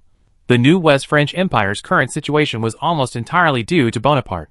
If Bonaparte had been able to control himself and not harbor so many evil intentions, perhaps the story would have been different. But there was no way around it. Bonaparte was too stubborn. 10 years of forbearance had reached the limit of his endurance, especially after becoming the ruler of the new West French Empire. Bonaparte's pride had reached its peak. Hence, everything that had happened. Confidence is a good thing, but complacency is a terrible evil. Seeing the ministers remain silent, Bonaparte gradually grew angry and spoke. "I didn't keep you around to be mascots. I hope you have self-awareness. If the West French Empire invades, none of us can escape. After all, you were capitulators back then, betraying the West French Empire. Do you think you surrender again?" Bonaparte's words were like a sharp bayonet, unbearable for them. But they couldn't refute him, because everything he said was true. They were indeed capitulators, but they also had their own dignity. They had surrendered so that the people in their territories could live a good life. But Bonaparte devalued them, leaving them furious. Without their help, Bonaparte might have been annihilated by the Western French Empire long ago. The Western French Empire initially assembled a massive army to encircle and suppress Bonaparte, but Bonaparte relied on their strength to repel the Western French Empire. Originally, the ruling class of the new Western French Empire also had a piece of the pie. But Bonaparte kept reducing their share, until even they themselves were unwilling to eat it. But Bonaparte was happy. If no one else wanted to touch the pie, then Bonaparte could enjoy it all to himself. In that case, urgently recruit 150,000 civilians from the surrounding areas and form a temporary militia to defend the capital, Maple Leaf City. The ministers were dumbfounded upon hearing this. Their original worst-case scenario was to use 200,000 troops to defend Maple Leaf City to the death, to repel the Western French Empire's attack and await the gods' help. Because they no longer wanted to involve others, they naturally knew that if many ministers even sold their property for this cause. Because they knew full well that if they failed, their fortunes would be lost. So they simply threw everything at it, a top-level clash. But doing so was like hitting a rock with an egg. But this was reality. A minister's son watched the departing civilians, then glanced at the order Bonaparte had issued in his hand. He tore it into pieces, and let it fly away in the wind. Some truly lived, while others lived as if they were dead. Chapter 969. Bonaparte was caught in a dilemma, and Bachmet's situation was no better. Under the siege of the Guards division, Bachmet lost his territory. The carefully constructed defenses were shrinking again, and the Chechen army, following behind to exploit the gaps, was grinning from ear to ear. But only the higher-ups were happy. The soldiers at the lower levels all had heavy expressions. Outside a village in the Orc Empire, a Chechen army was advancing towards Bachmet's position. The village had already been captured by the Guards division. If nothing else, considering the Guards division's speed, perhaps only Guderian's armored forces could rival them. The Chechen army was advancing in an orderly manner towards the front line. Although the Wehrmacht had captured the village, it had not caused any harm to the people inside. They simply informed the village chief that the Chechen army would take over. You asked the village chief why he didn't resist the National Defense Army? Given the National Defense Army's weapons and equipment, if you dared to resist, they smash your head. The orcs, who had been smiling, suddenly lost their smiles upon hearing this news. Because the orcs and orcs already had a deep-seated feud, the National Defense Army might not do anything to them, but the Chechen nation's army was a different story. Elsewhere, outside the village, the Chechen nation's army finally arrived. But they paused because their company commander was surveying the village. The instructor, somewhat puzzled by the company commander's behavior, approached him and asked, "What's wrong with you? Shouldn't we just go in and take over the village?" The company commander then spoke. "Didn't I say it before? I escaped from the Orc Empire. And this is my homeland." The instructor and the other soldiers were stunned by the company commander's words. Many soldiers silently placed their hands on their guns. The reason was simple. Almost all the orcs who fled to the Chechen kingdom, without exception, suffered inhumane abuse in the Orc Empire. Many even hesitated to talk about their experiences there, because it was a bitter past. The company commander paused for a moment, then, with a gloomy expression, led his troops toward the village. When the orcs, who had been cleaning the village, saw the orcs appear, they instantly dropped their brooms and fled back to their homes in panic. The soldiers drew their weapons and watched the orcs warily. The company commander walked straight into the village, arriving at a dilapidated thatched hut. The thatched hut had fallen into disrepair, the thatch on the roof stolen, and the earthen walls torn down. One could faintly see traces of past life inside. The company commander walked into the kitchen, opened the cupboard, and found only 1 or 2 broken bowls left. The dishes had all vanished. The company commander clenched his fists upon seeing this. For no other reason than this was his home. 10 years ago, having just turned 12, he was still living with his mother. But then, the policies of the Orcish emperor, Baramert, were implemented. The orcs' living space began to shrink. Under the emperor's new policies, the property of orcs could be confiscated at will, and orcs could be bought and sold at will. The reason for this was simply that orcs were more intelligent than ordinary orcs. Orcs possessed brilliant brains, but their physical strength was far inferior to that of ordinary orcs. Orcs, however, felt that they possessed strong bodies but no wealth, and so they were deeply jealous of the orcs. This is how such a tragedy unfolded. The founding of the Chechen kingdom was no small undertaking. It was the product of the blood and tears of tens, perhaps even hundreds of millions, of orcs. Although the Chechen kingdom currently boasts a population of nearly 10 million, the total orc population far exceeds that. The Imperial Guards rescued over 5 million orc slaves during the war. With almost every city they conquered, tens of thousands of orc slaves were found in the dozens of noble mansions within. According to incomplete statistics, there were still 5 million orc slaves within the Orc Empire, waiting to be rescued. You might be wondering, there are only a little over 20 million orcs here, so where did those hundreds of millions come from? As for the other tens of millions, they were tortured to death by the orcs long ago. Good deeds will be punished, and evil deeds will be punished. Leon will not stop the Chechen kingdom's retaliation, because the orcs themselves are to blame. Besides, this is a deep-seated blood feud, and Leon would never be foolish enough to interfere. It's like the rabbit and the chicken, hatred cannot be erased. And yet, some foolish person suddenly jumped out to act as a peacemaker, saying that in peacetime, there should be no fighting, and that we should use love to influence others. I influence you, Mahua. For the orcs, the deep-seated hatred over tens of millions in red envelopes is their only motivation to survive. If it weren't for Leon's appearance, the orcs might have been wiped out long ago.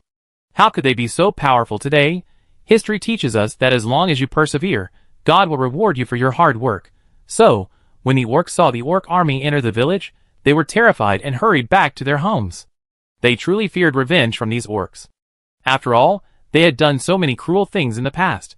Now that the orcs had finally risen in power, they would take back everything they had lost. And they, the orcs, would inevitably face the consequences. The orcs hid in their rooms, staring outside in terror.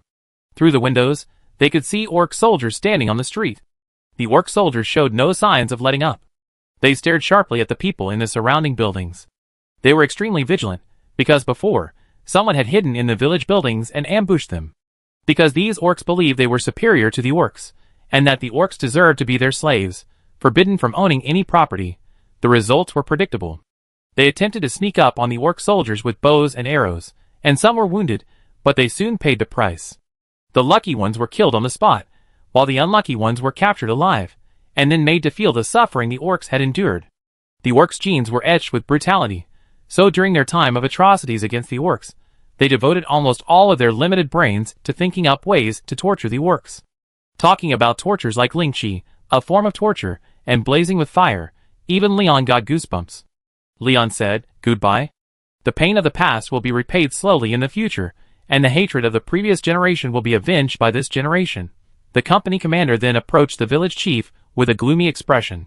He demanded an explanation. Chapter 970. The village chief perked up as he looked at the officer before him. At first, when he was brought out, he tried to play dumb, but when he saw the officer's rank, he perked up instantly. "Captain!" This wasn't just any ordinary guy. His expression changed dramatically, from initially resisting to instantly beaming. The smile on his face made everyone feel sick. "Military officers, may I ask you something?" "I'm a good citizen," the village chief said flatteringly, speaking the truth to everyone and lying to everyone else. "That's just how they are. Zymes? Stop pretending. I just want to ask you something. How did my family become like this?" The company commander interrupted the village chief's flattery and said solemnly, "Ah? Sir, are you?" The village chief didn't recognize the company commander at first, and his face was filled with confusion. "I'm Olivier, the orc who escaped from you 10 years ago. The little orc boy whose mother you beat to death," the company commander said coldly, and the village chief reacted instantly, his voice trembling. "Sir, this is unjust. I had nothing to do with what happened back then. I'm innocent." The village chief, knowing he was facing disaster, tried his best to exonerate himself. He knew exactly whether he was guilty or not. He now only hoped that Olivier would forget what happened. But for a 12-year-old child, witnessing his mother's tragic death right before his eyes.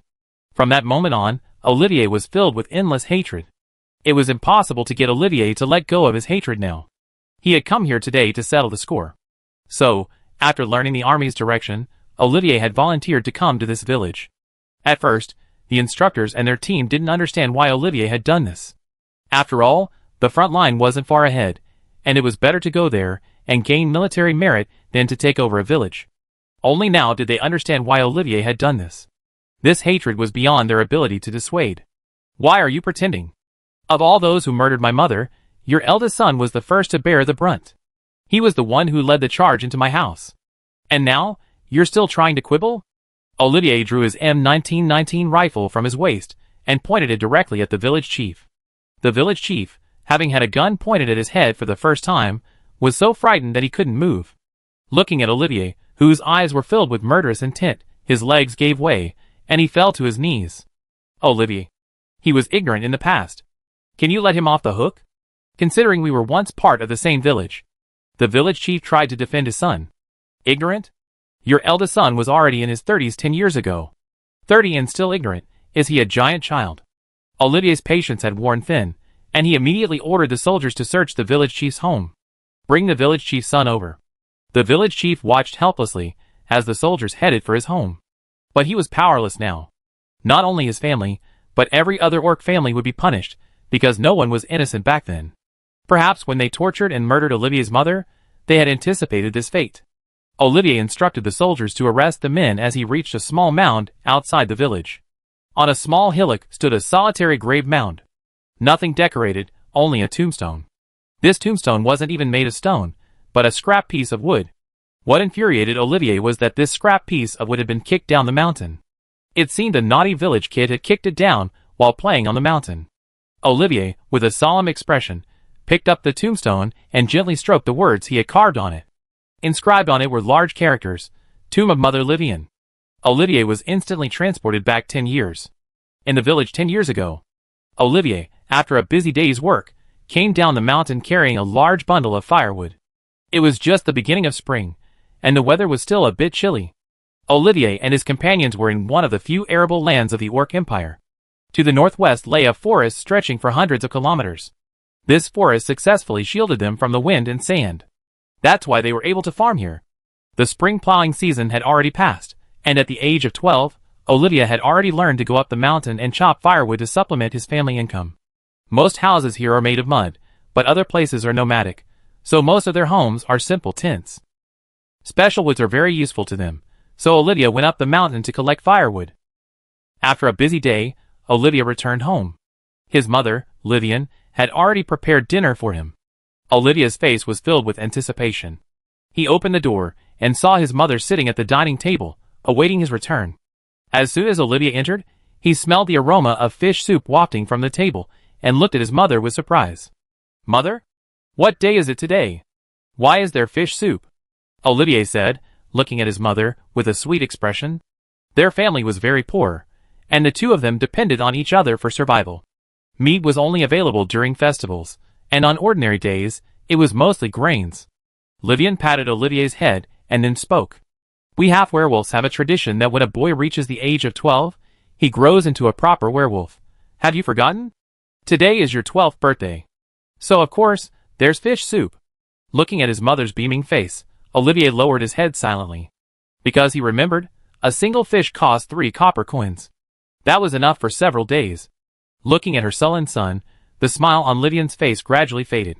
Her son was good in every way, except that he was too sensible. The Orc Empire's various bizarre policies had continuously reduced the living space of the half-orcs. Olivier hadn't had a full meal in 2 years. Especially after the Orc Empire's defeat against the Holy Empire last year, Emperor Baramert has once again intensified his exploitation of the orcs. He hopes to maintain the Empire's operations by exploiting the orcs' wealth. "Okay, stop standing there. Drink quickly. Once you're full, how about I tell you a story?" Livian patted Olivier's little head and said kindly. Thinking of this, Olivier's eyes welled up with tears. Because it was not only his 12th birthday, but also the anniversary of his mother's death. Chapter 971. That night, a group of orcs stormed into Olivier's home. They dragged Livian out of the thatched hut and into the courtyard. A large group of orcs surrounded Livian, pointing and joking. An orc woman spoke up. "That's her. I lost a silver coin today, and I was wondering who stole it. Then I saw the fish she bought, so it must have been her. Otherwise, how would she have gotten the money to buy fish?" Another group of orcs rummaged through the house, eventually finding a bag of coins, over 60 copper coins. The orc woman's face lit up with greed. Livian, hearing these groundless accusations, tried to defend herself. "No, I didn't steal. I sold my jewelry for the money. Today is my son's birthday, and I want him to have a good meal," Livian said humbly. Because within the Orc Empire, as Baramult's policies became increasingly harsh, the orcs' living space continued to shrink. Livian's pleas met with no sympathy, only intensified the orcs' violence. The orc woman simply pocketed all the copper coins and then pointed at Livian, cursing. "You say these coins are yours? Just shout, will they agree?" Olivier, who was inside, watched the scene with horror, taking in the woman's ferocious expression. He didn't understand why. The villagers had always been kind to them, but in recent years, they had grown increasingly hostile to their family. "Pa!" Suddenly, a resounding slap rang out. Livian was slapped hard by the woman, falling to the ground. "Bitch! What do you want?" Livian had just grabbed her purse when the orc woman slapped her to the ground. The orc woman tried to wrest the purse away, but Livian held on tightly, as if defending her last bit of dignity. This was nearly a month's worth of food for her family. She couldn't just give it up like that, for herself and for her son Olivier. Olivier, upon seeing this, immediately rushed out of the house and stood guard over his mother. "What are you doing? Is there any law? You are not allowed to harm my mother." The orcs laughed at this. "Law? Don't you know? His Majesty Baramert has decreed that the property of you orcs can be unconditionally confiscated." The orc woman spoke, her words filled with sarcasm. With that, the orc woman stepped on Livian. "Come on, hit her. I want to kill her," the orc woman said jealously, because she was extremely jealous of Livian's beauty. Why are these orcs so rich and beautiful, and they, the orcs, are left to suffer poverty? Then why don't you, my acquaintances, think about why you're not as hard-working as the orcs? God rewards hard work. How can you expect to be paid without working? Watching the woman assaulting Livian, Olivier wanted to rush over to help his mother, but was stopped by the orcs. Livian clung to the purse tightly, for it held the lifeline for her and her son. The orc woman, initially unimpressed, then found a stick and swung it at Livian. Livian remained speechless, lying on the ground. After an unknown amount of time, the orc woman gradually realized something was amiss, as she found Livian motionless. She seemed to have killed someone. She panicked for a moment, but quickly recovered. She had only killed an orc, so what was there to fear? The law wouldn't punish her. The orcs watching around her also realized the body was dead, and loosened their restraints. Olivier stumbled over to his mother's body, reaching out to touch the still warm remains, then sank into a daze. The fish soup in the room was still warm, but his mother had already departed this world. Ah! Olivier roared, then grabbed the orc woman. The orc woman had never expected Olivier's sudden attack. Unable to dodge, Olivier grabbed a piece of flesh from his face. The orc woman screamed in agony, but no one present stepped forward to restrain Olivier, because Livian was already dead.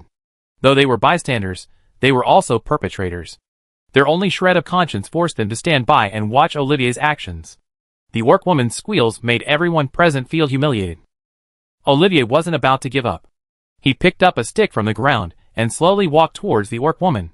With every step, the orc woman, slumped on the ground, subconsciously moved back a little. The orc woman sensed a terrifying murderous aura from the 12-year-old. As a warlike people, she shouldn't have been afraid of a 12-year-old, but now, looking at Olivier, she felt a wave of fear. But at this moment, the village chief arrived with his men and, without questioning Olivier, stopped him. He ordered the orc woman and Olivier to be separated. After inquiring about the entire situation, he simply said, "Half-orc woman? Dead, no big deal. Keep an eye on this little beast, you can sell it for a good price." The village chief's words completely broke the camel's back.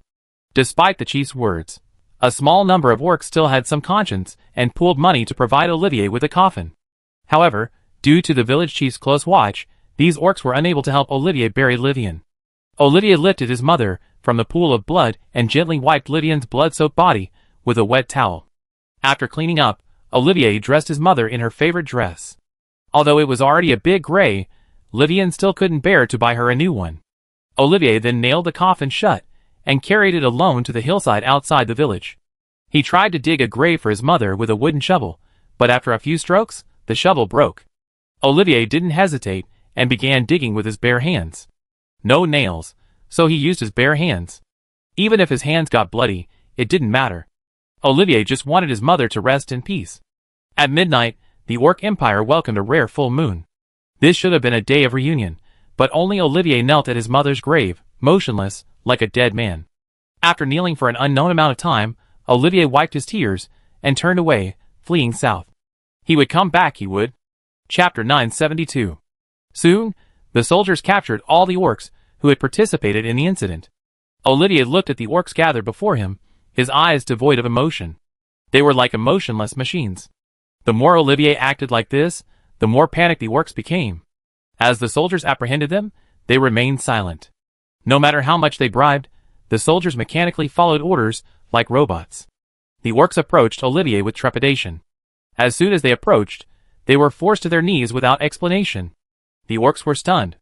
Even though you're an officer, you can't do this, right? Some disgruntled orcs couldn't help but glance at Olivier.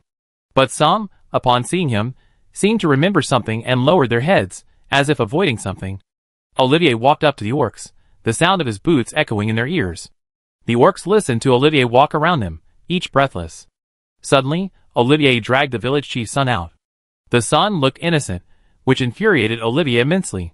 He grabbed the son by the collar and shouted, pretending to be innocent, "Do you remember? 10 years ago. That half-orc woman you killed." Olivier's words stunned the son for a moment, then he silently lowered his noble head, as if trying to avoid something. Pretending? Olivier slapped him hard in the face. Then he tossed the son aside and searched the crowd for the orc woman. The one he most desired revenge on was the orc woman, because it was she who tore him from his mother, but Olivier couldn't find the orc woman in the crowd. He then walked up to the village chief's son and began questioning him directly. "Where's your wife? Where is she? The village chief's son couldn't help but ask. I don't know. Maybe she left here?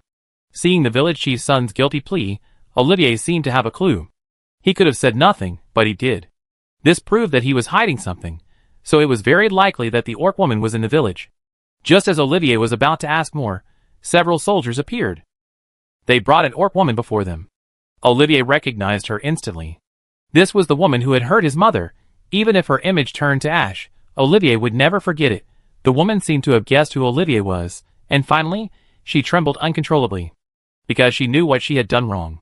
Looking at the over 100 orcs in the village, the woman seemed to have known her fate. Before, she was arrogant and proud, but now her life was in jeopardy. Olivier's gaze made the woman dare not even look up. But Olivier would not give up on pursuing the responsibility. Finally, he came directly to the woman and asked word by word. Do you remember the orc woman you killed 10 years ago? Your life will repay the debt you once owed me. Olivier drew his pistol and pointed it at the woman. The woman panicked instantly, but she had no intention of resisting, for the soldiers around her were no pushovers. She buried her head in the ground, muttering repeatedly. I'm sorry. I was wrong. I was truly wrong. The orc woman's pleading couldn't persuade Olivier to let her go. Because his own mother had pleaded the same way before, but received no help. Olivier then ordered the soldiers to take the woman and the entire group to the hillside outside the village. He would use their blood to honor his mother's spirit, but Olivier was not a bloodthirsty man. After further interrogation, Olivier singled out 5 individuals with serious crimes and sentenced them to death. As for the others with lesser guilt, Olivier chose to send them to prison. The orc woman, the village chief, his son, and 2 accomplices, 5 in all, knelt together at Livian's grave. Olivier, gun in hand, paced back and forth behind them. The 5 men were filled with fear. They already knew they would be killed, but Olivier hesitated, simply walking aimlessly behind them. Olivier was asking them to repent. But it was clear that these simple-minded orcs simply couldn't understand Olivier's intentions. So, they knelt before the grave, doing nothing. Finally, Olivier's patience wore thin. He then personally drew his pistol and approached the orc woman. He placed the muzzle of the gun against the back of her head. The orc woman was instantly terrified, losing control of her bladder and speaking in a horrified manner. Please let me go! I'd do anything. Besides, your mother and I are good friends. Good friends, you idiot. Olivier's fury was uncontrollable upon hearing this, and he kicked the woman to the ground. He grabbed the orc woman's hair and said with a ferocious expression, Come on, repeat what you just said in front of my mother. Do you think she'd come down from heaven and kill you? Olivier was about to pull the trigger. Just then, a bespectacled, polite officer approached. Olivier, stop! You can't kill them!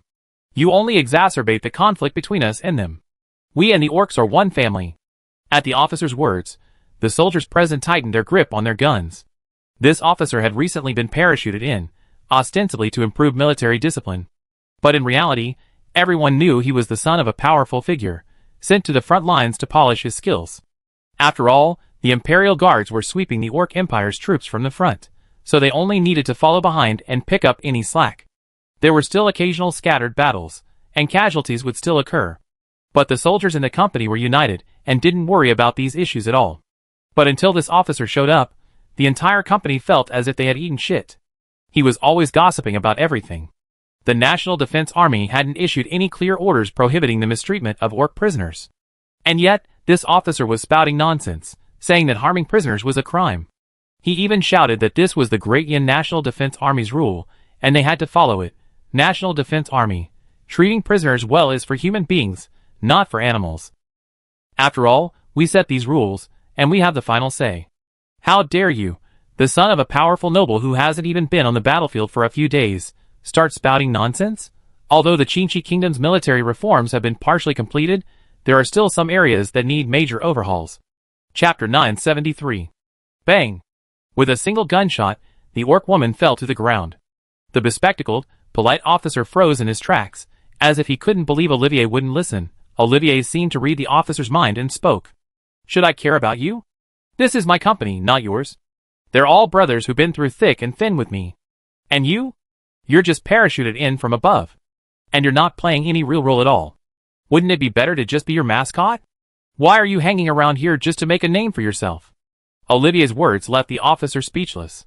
Because Olivier was stating the indisputable truth. The officer, instantly furious, wanted to argue with Olivier, but Olivier ignored him and fired 4 shots. Bang, bang, bang. 5 bodies fell neatly in front of his mother's grave.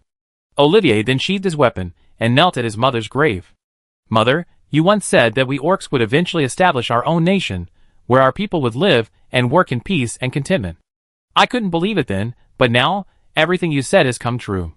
We have our own nation, and we have a powerful ally. No orcs will ever be bullied by orcs again, but you can't see it." The officer, furious at Olivier's disregard, was about to confront him, but was stopped by the soldiers standing nearby. The soldiers didn't want this foolish officer to bother their superiors. The officer felt mortified, as if everyone was targeting him. On the front lines, Bachmet's defenses were instantly shattered by the Guards division, supported by artillery, aircraft, and rocket launchers. The Wehrmacht swiftly melted their lines. Not only that, even many of the fortresses along the lines were destroyed by the Wehrmacht's long-range strikes. The precision of the missiles made it impossible for the orcs to evade. Bachmet was utterly overwhelmed, with reports of defeat arriving almost constantly. The officers under him also looked troubled. There was nothing they could do. The disparity in weapons was a dimensional blow to them. They had no power to resist. It was like children fighting adults, with no chance of fighting back. But just then, an idea struck Bachmet. "I have a little plan," Bachmet spoke to his generals. "Since the Guards division wants to rush through us, then we let them do so, but we're going to use a trade-of-home strategy with them." The generals present were slightly stunned by Bachmet's words. They couldn't understand what a trade-of-home strategy meant, but they soon understood Bachmet's intention. A fully staffed Guards division has approximately 28,000 to 32,000 men. With such a small number of men, they launched an attack along a front of over 200 kilometers. Despite their formidable firepower, they were no match for Bachmet and his men's infiltration. While Bachmet couldn't achieve a direct victory, he could send troops to infiltrate and launch a counterattack in the occupied territory to contain the Guards division. The Imperial Guards division had clearly taken this into consideration and ordered the Qinji army to closely follow them. This was to prevent Bachmet from sending troops to infiltrate the rear and launch harassment tactic. However, what they didn't expect was that Bachmet didn't resort to harassment, instead opting for a direct counterattack. Over 100,000 Orc Empire soldiers received the infiltration order and divided into battalions of 500 men. They then infiltrated stealthily along the long front, preparing to launch a massive counterattack in the occupied areas. Bachmet had learned his lesson. He chose not to attack large cities directly, but instead had these counterattack troops attack villages. This was because if they captured enough villages, they could significantly limit the Wehrmacht's logistics. Capturing a village might only require a few dozen men, but capturing a city could require thousands. If more than 10 villages were captured near a transportation line, the Wehrmacht supply lines would inevitably be severely threatened. Soon, a mighty force of 100,000 orcs infiltrated the occupied territory. Naturally, the Imperial Guards division discovered this infiltration. But now, they had no extra troops to reinforce the occupied territory, so they immediately ordered the Qinji troops in the occupied area to engage in defensive operations. Upon learning of this, the Qinji troops immediately issued defensive orders to all units. At the Imperial Guards division headquarters, the commander, deputy commander, and staff were gradually analyzing Bachmet's intentions. But upon learning that at least 80,000 Orc Empire troops had infiltrated the occupied territory from various directions, the commander instantly understood. Bachmet is going all out, and he's going to be hard to resist. But the division commander didn't show any hesitation. Instead, he was ecstatic. Because, as the intelligence had suggested, Bachmet was no mediocre opponent. This tactical display proved that Bachmet was indeed a worthy opponent. There should be some challenge to demonstrate the combat capabilities of their guards. But soon, the division commander's face turned worried again. It didn't matter to him, he could just fight as he pleased. But what about the Qinji kingdom? The order quickly spread to each company. The Qinji kingdom army immediately took up defense. Equipped with AK-47s, they were confident they could repel the orcs and reap a huge military victory. But was reality really as simple as they imagined? Inside the village, the moon was bright and the stars were sparse. Olivier was personally leading his soldiers in digging trenches. He had also received direct orders from their division headquarters. He then immediately led his men in digging trenches. Because 100,000 troops infiltrating the occupied territory wasn't a good thing, it was a catastrophic event. The Qinji soldiers knew a fierce battle was coming, and they swung their shovels so fast they left after images. Olivier dug for a while, then gazed at a distant road, lost in thought. Maybe it was luck, but the village where Olivier was staying was almost directly connected to the Wehrmacht supply line. This place was bound to be attacked fiercely by the Orc Empire. There were only 180 of them now. Chapter 974. 100,000 orcs easily crossed the battle line and rapidly approached their designated position. Bachmet's order to these orcs was to capture as many villages as possible while simultaneously cutting off the Wehrmacht supply lines. The Wehrmacht's lightning offensive relied on its powerful firepower. This meant that the Wehrmacht's logistics were crucial. Any disruption to these supplies would inevitably slow the offensive. But the commander of the Guards division wasn't worried. After all, the Qingqi kingdom had sent over 300,000 troops to follow. If these 300,000 troops couldn't defeat the 100,000 orcs, then what was the point of having them? They should be able to defeat the orcs, right? After entering the occupied area, the orcs immediately began their respective combat preparations. Bachmet ordered troops of 500 men each, with a commander assigned for every 2,500 men. These 2,500 men were to control an area the size of a small town, thus preventing information blockages from hampering combat capabilities. The 100,000-strong orc army arrived at their respective positions in batches, but they weren't rushing to attack. Instead, they bided their time. They were currently assigning combat missions. Initially, the orc commanders considered capturing the villages to force the Guards division to return for reinforcements. However, after capturing several villages and interrogating the orcs and half-orc captives within, the orcs learned that the Qingqi kingdom had dispatched a 300,000-man army. So, the orcs immediately abandoned their priority of capturing the villages, and instead began preparing to target the Wehrmacht supply lines. If they simply occupied a few meaningless villages, they would be gradually eroded by the 300,000-strong army arriving later. Their primary task now was to disrupt the Wehrmacht's frontline offensive. As luck would have it, Oliver's village was located not far from the front line. And because it was located on a key transportation route, it was immediately targeted by a 2,500-man Orc Empire force. But the Orc Empire commander couldn't send all 2,500 men to attack this single village. The commander's orders were to capture the entire area. And the Qingqi Empire soldiers in this area totaled over 4,000, but they were scattered across more than a dozen villages. They could simply divide their forces into 5 groups and attack 5 villages simultaneously, capturing them as quickly as possible. This way, the big fish would prey on the smaller ones, minimizing casualties. However, in order to quickly capture the transportation hub where Oliver was stationed, the Orc commander sent 800 men to siege the village. And since they had just infiltrated, the Orc Empire's weapons and equipment were still in peak condition, unscathed by the fighting. For Olivier, this was a truly fierce battle. Village. It was already midnight. Olivier and his men had been digging their positions since receiving the order in the evening. The trenches were basically complete. Originally, their company was organized according to the Wehrmacht structure, with a total of 254 soldiers. However, due to casualties in previous battles, and the fact that they were only the 4th company, they were already in the trenches. So the battalion commander transferred some soldiers from his company to the 1st, 2nd, and 3rd companies. Because the war wasn't over, the replenishment of troops was delayed. As a result, the company now only had 3 platoons. This was exactly what Olivier was worried about. Without enough soldiers, how could he defend the village? In the trenches. Some soldiers fell asleep, clutching their AK-47s. A smaller number served as sentries, keeping a vigilant eye on everything outside the village. This village had both advantages and disadvantages. The disadvantage was that it was located on a vast plain. It was almost inconspicuous. But the advantage was also the vast plain. The Qingqi army hadn't replaced its machine guns with new ones. In other words, they were still using the MG-42 general-purpose machine gun. However, the rate of fire had been reduced to 800 rounds. They were using a weakened version of the MG-42. Yet each squad was equipped with an MG-42. And on such a vast plain, the machine gun would become an absolute predator. Not far from their position. In the northwest forest. The Orc Empire army had circled back to their northwest. The Orc commander was currently observing the distant position from the forest.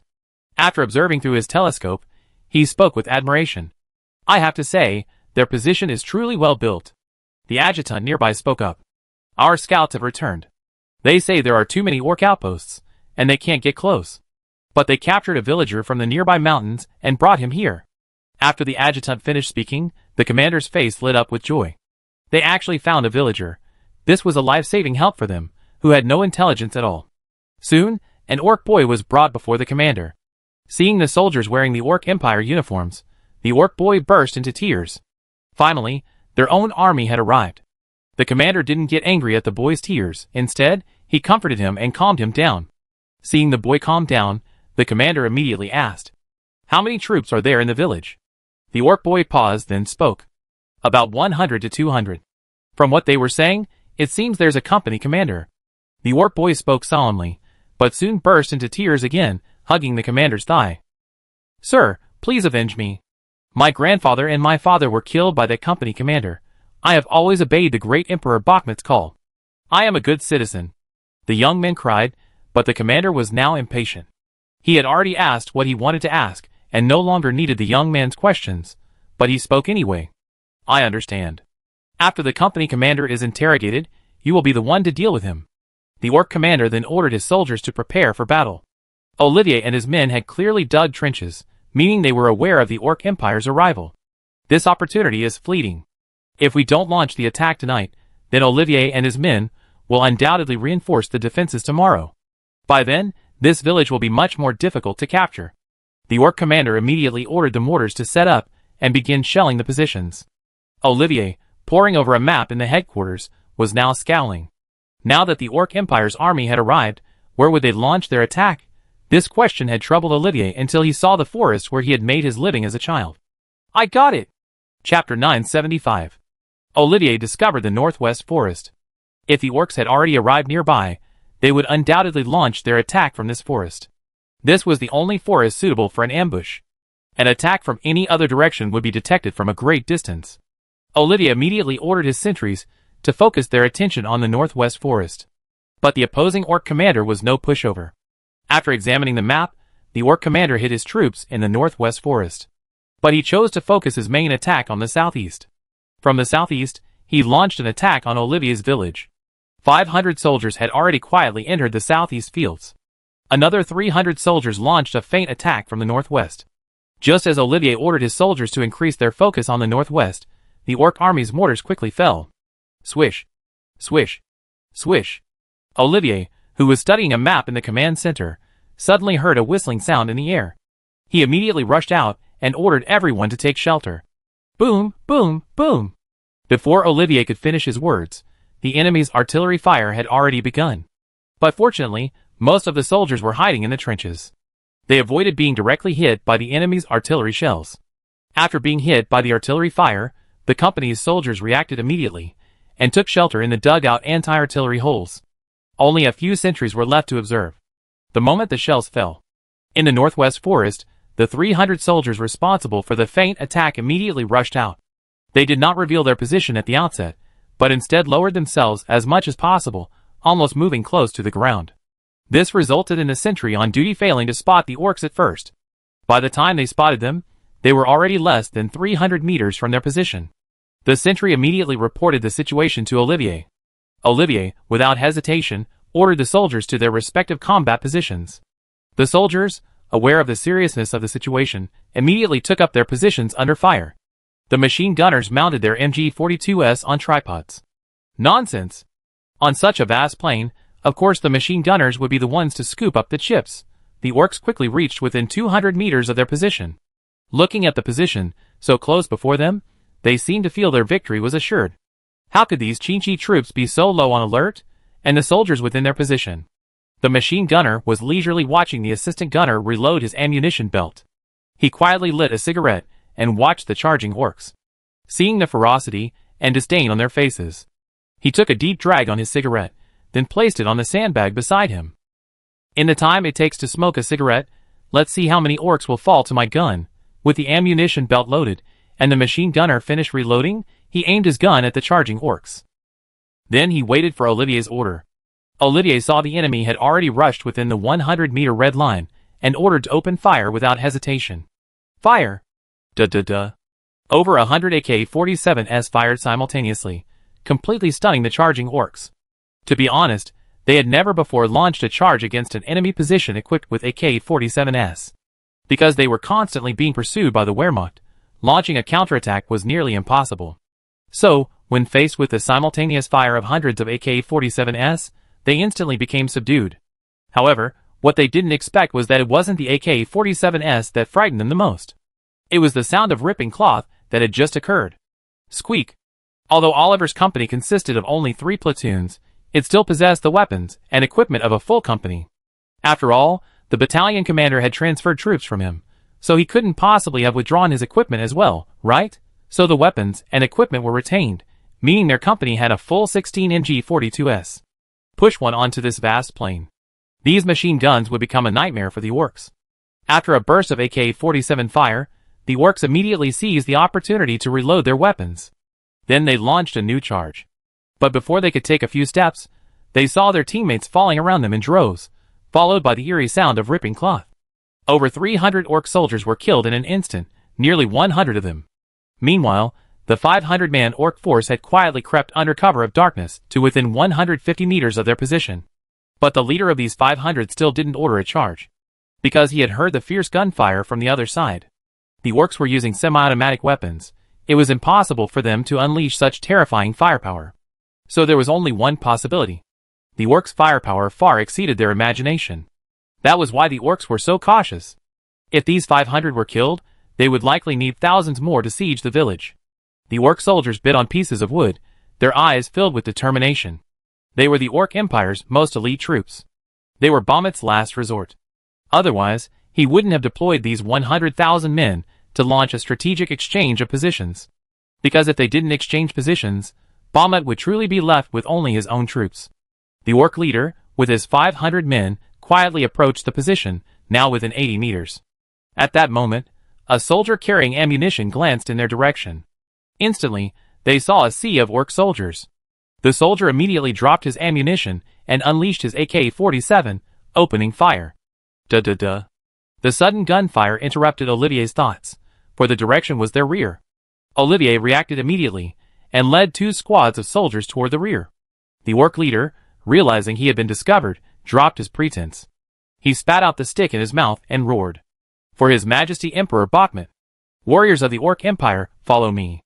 The orcs instantly began to charge upwards. The soldier finished a magazine and, looking at the incoming orcs, decisively abandoned his AK-47. He grabbed an M24 grenade from a nearby ammunition box, pulled the fuse, and hurled it downwards. The terrain of their position was 2 or 3 meters higher than the fields. This meant that the orcs would need to climb a small slope before they could reach their position. But this slope provided the perfect location for the grenade to land. Chapter 976. The grenade rolled directly down the slope and exploded below. Boom! Boom! Boom! Without even a second thought, the soldier pulled the fuse and threw it down. As long as he was fast enough, the orcs would be hindered by the grenade and would not have the chance to successfully attack the position. The shooting just now was not only to stop the orcs, but also to warn his comrades. To let them know that something was wrong behind. At this moment, Olivier was leading his troops in a hurry. He had learned that the Orc Empire had sent over 80,000 troops to infiltrate the defenses. So, it was very likely that the orc force he faced was far more numerous than he saw now. Or perhaps, their numbers were far greater. At first, Olivier wondered why the enemy had sent so few men. It wasn't until gunfire sounded from behind that Olivier realized what was happening. This was the front wolf feigning sleep to lure the enemy. Olivier, with 2 squads of soldiers, hurried back as fast as he could. Upon seeing this, the deputy company commander immediately pulled back one of the 3 platoons from the front. The gilded officer observed this without comment. However, the deputy company commander noticed that the orc force attacking from the northwest was actually showing signs of retreat. He immediately realized that the force attacking from the southeast was the Orc Empire's main attacking force. He then directly pulled back one of the 2 remaining platoons from the front. The deputy company commander's operation was flawless, and could be said to be completely efficient. The soldiers immediately packed up their equipment and prepared to relocate. At this point, the officer from earlier became dissatisfied. Because he was extremely afraid of death, he was already somewhat dissatisfied with the withdrawal of one of the 3 platoons. Now, with 2 of the 3 being withdrawn, the officer was instantly panicked. He then decisively stepped forward and called out to the 2nd platoon, which was about to move. "Who told you to leave? Listen to me, stay here. The Orc Empire will definitely launch another attack from here." The 2nd platoon leader paused briefly at the officer's words, then continued to lead his soldiers towards the company commander, Olivier. The officer felt his face instantly tarnished. He pointed his gun directly at the platoon leader. I'm a captain. You have to listen to me. The platoon leader was also unequivocal, drawing his gun and confronting the officer. At this moment, the orcs were about to charge up the small mound. The half-orc soldier was ready to die with the enemy. At this critical moment, Olivier arrived with 2 squads of soldiers. He watched the orc soldiers about to enter the trench. Olivier immediately made way for a special soldier behind him. The soldier carried a large canister on his back and held a strange weapon. He aimed it directly at the orcs climbing over the battlefield. Sizzle, boom! A dragon of fire erupted from the soldier's gun and pounced upon the orcs. The gasoline ignited the orcs, sending them tumbling down the slope. It was a flamethrower. The Qingqi Kingdom had modeled its organization after the previous Wehrmacht. So, the flamethrowers were still present. Each company would be equipped with 2 flamethrowers. This was to prevent any unforeseen circumstances. When facing an enemy charge, flamethrowers proved incredibly effective. This flamethrower, including its fuel tank, weighed over 25 kilograms. Yet it could spray flames over 90 meters. This long dragon of fire directly hindered the Orc Empire's advance. The Orc leader's eyes blazed with anger upon seeing the scene. They were about to charge, when suddenly a flamethrower appeared. It had completely delayed everything. The Orc leader immediately ordered his soldiers to hurl grenades upward. The Orc soldiers tossed their grenades into the trenches. This was a very dangerous move, as if the grenades weren't thrown into the trenches, they would roll down the slope and explode. So the Orc leader mobilized some skilled grenade throwers to throw the grenades. However, several grenades still rolled down the slope, injuring many Orc soldiers. Over 10 grenades landed in the trenches. This posed a significant obstacle to Oliver and his men as they retreated to defend the area. The trenches they had dug were extremely hastily constructed. They were straight trenches, not W-shaped. Grenade fragments would significantly increase their lethality within the trenches. An Orc soldier, marching ahead to call for reinforcements, was directly struck by the flying fragments. Thankfully, protected by his body armor, he was only temporarily incapacitated and did not die instantly. Olivier ignored the situation and, while ordering his men to throw grenades, forced his way into the trenches. The flamethrowers wouldn't hold out for long. Once exposed, they would quickly become targets for enemy sniping. Especially in this kind of offensive and defensive battle, the flamethrower remained rooted to his position like a turret. It wasn't that the flamethrower didn't want to relocate, but rather that the flamethrower's recoil was inherently severe. Plus, the flamethrower's primary task now was to contain the enemy's charge, not to force them. After 20 seconds of continuous spraying, Olivier immediately ordered the flamethrower to retreat. Any further spraying would make them vulnerable. Sure enough, the flamethrower had just jumped into the trench. The next second, bullets flew over his head. The flamethrower didn't act like a mascot, but instead drew his pistol, ready for close combat. With the flamethrower's pause button pressed, the Orc leader immediately ordered his soldiers to charge. Meanwhile, the Orc commander in the distant forest witnessed the entire scene clearly. He then immediately ordered the mortars to continue their attack on the northwest position. A messenger was sent to stop the 4 recently departed armies, and 700 Orc Empire soldiers were urgently transferred from them. The Orc commander had already keenly sensed that this position was not easy to capture. More troops were needed. Mortars were fired upon the northwest position, providing cover for the Orcs conducting the feint attack. At first, the Orc officer commanding the 300 men prepared to retreat. But they received no message to retreat, and the Orc officer immediately realized. The commander was ordering them to continue the attack. Turn the feint into the main attack. It must be said that this unit was truly Bahamut's elite. The mortar's accuracy was far beyond the reach of other lesser-known units. The Orc officer produced a purple flag and planted it in the ground. Chapter 977. Mortars pounded the position, and the defending platoon immediately took cover. At this moment, the second platoon leader was still arguing with the officer. The deputy company commander had ordered him to support the company commander from the rear, but the officer, concerned for his own safety, had chosen to leave the second platoon behind on the northwest defense line. The second platoon leader initially didn't want to argue with the officer.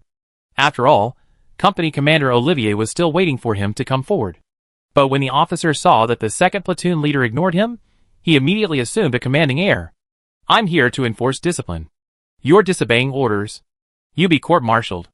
Seeing the officer's stern expression, the soldiers present tightened their grip on their guns. The second platoon leader's face also shone with rage. At first, the officer was arrogant, but then he realized something was amiss. Then he looked at everyone warily, realizing something was amiss. What are you doing? I'm warning you. I'm sent down from above. Do you know who my father is? The officer said, backing away as the platoon leader inched closer. Looking at the tall, muscular platoon leader before him, the officer stuttered for a moment. What are you doing? I'm telling you. If you touch me, I make you pay for it. Before the officer could finish, the platoon leader kicked him to the ground. I've been fed up with you for a while now.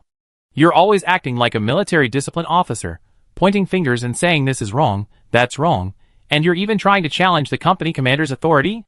The platoon leader wouldn't tolerate such a spoiled brat. These words completely stunned the officer.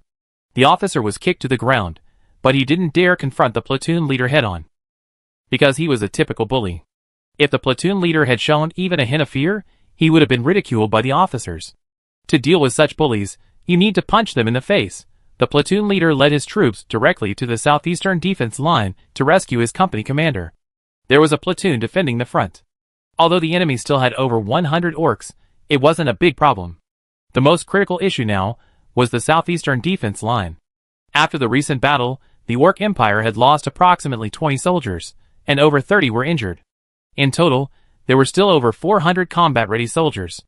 But on Oliver's side, only 23 soldiers were left. 5 were injured in the recent battle, injured by grenade fragments. After a brief respite, the two sides quickly engaged in combat around the small mound. The orcs, with no skill to speak of, charged directly up the mound, bayonets drawn. They attempted to clamber into the trenches and engage the orcs in hand-to-hand combat.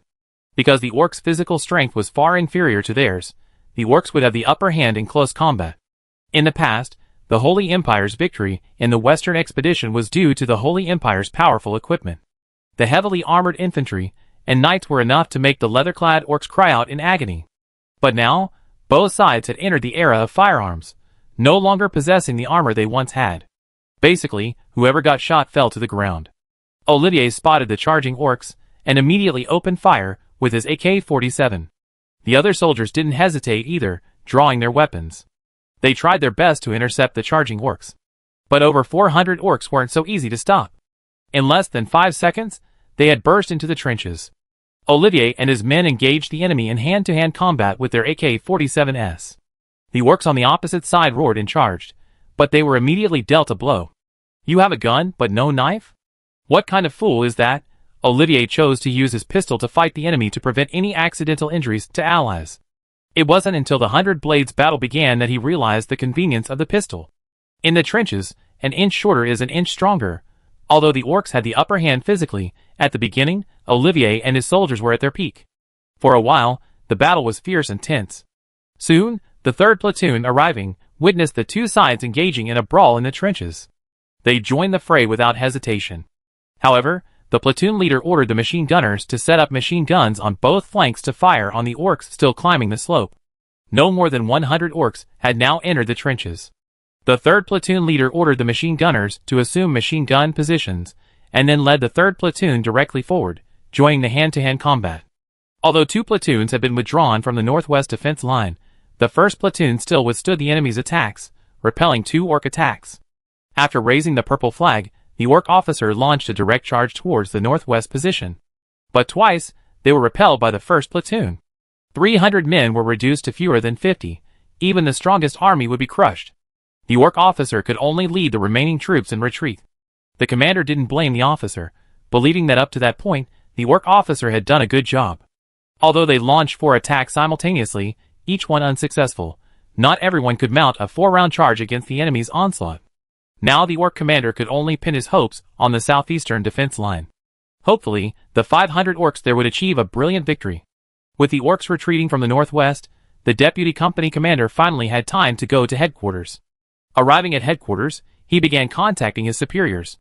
Due to the unique circumstances, the deputy company commander called division headquarters directly.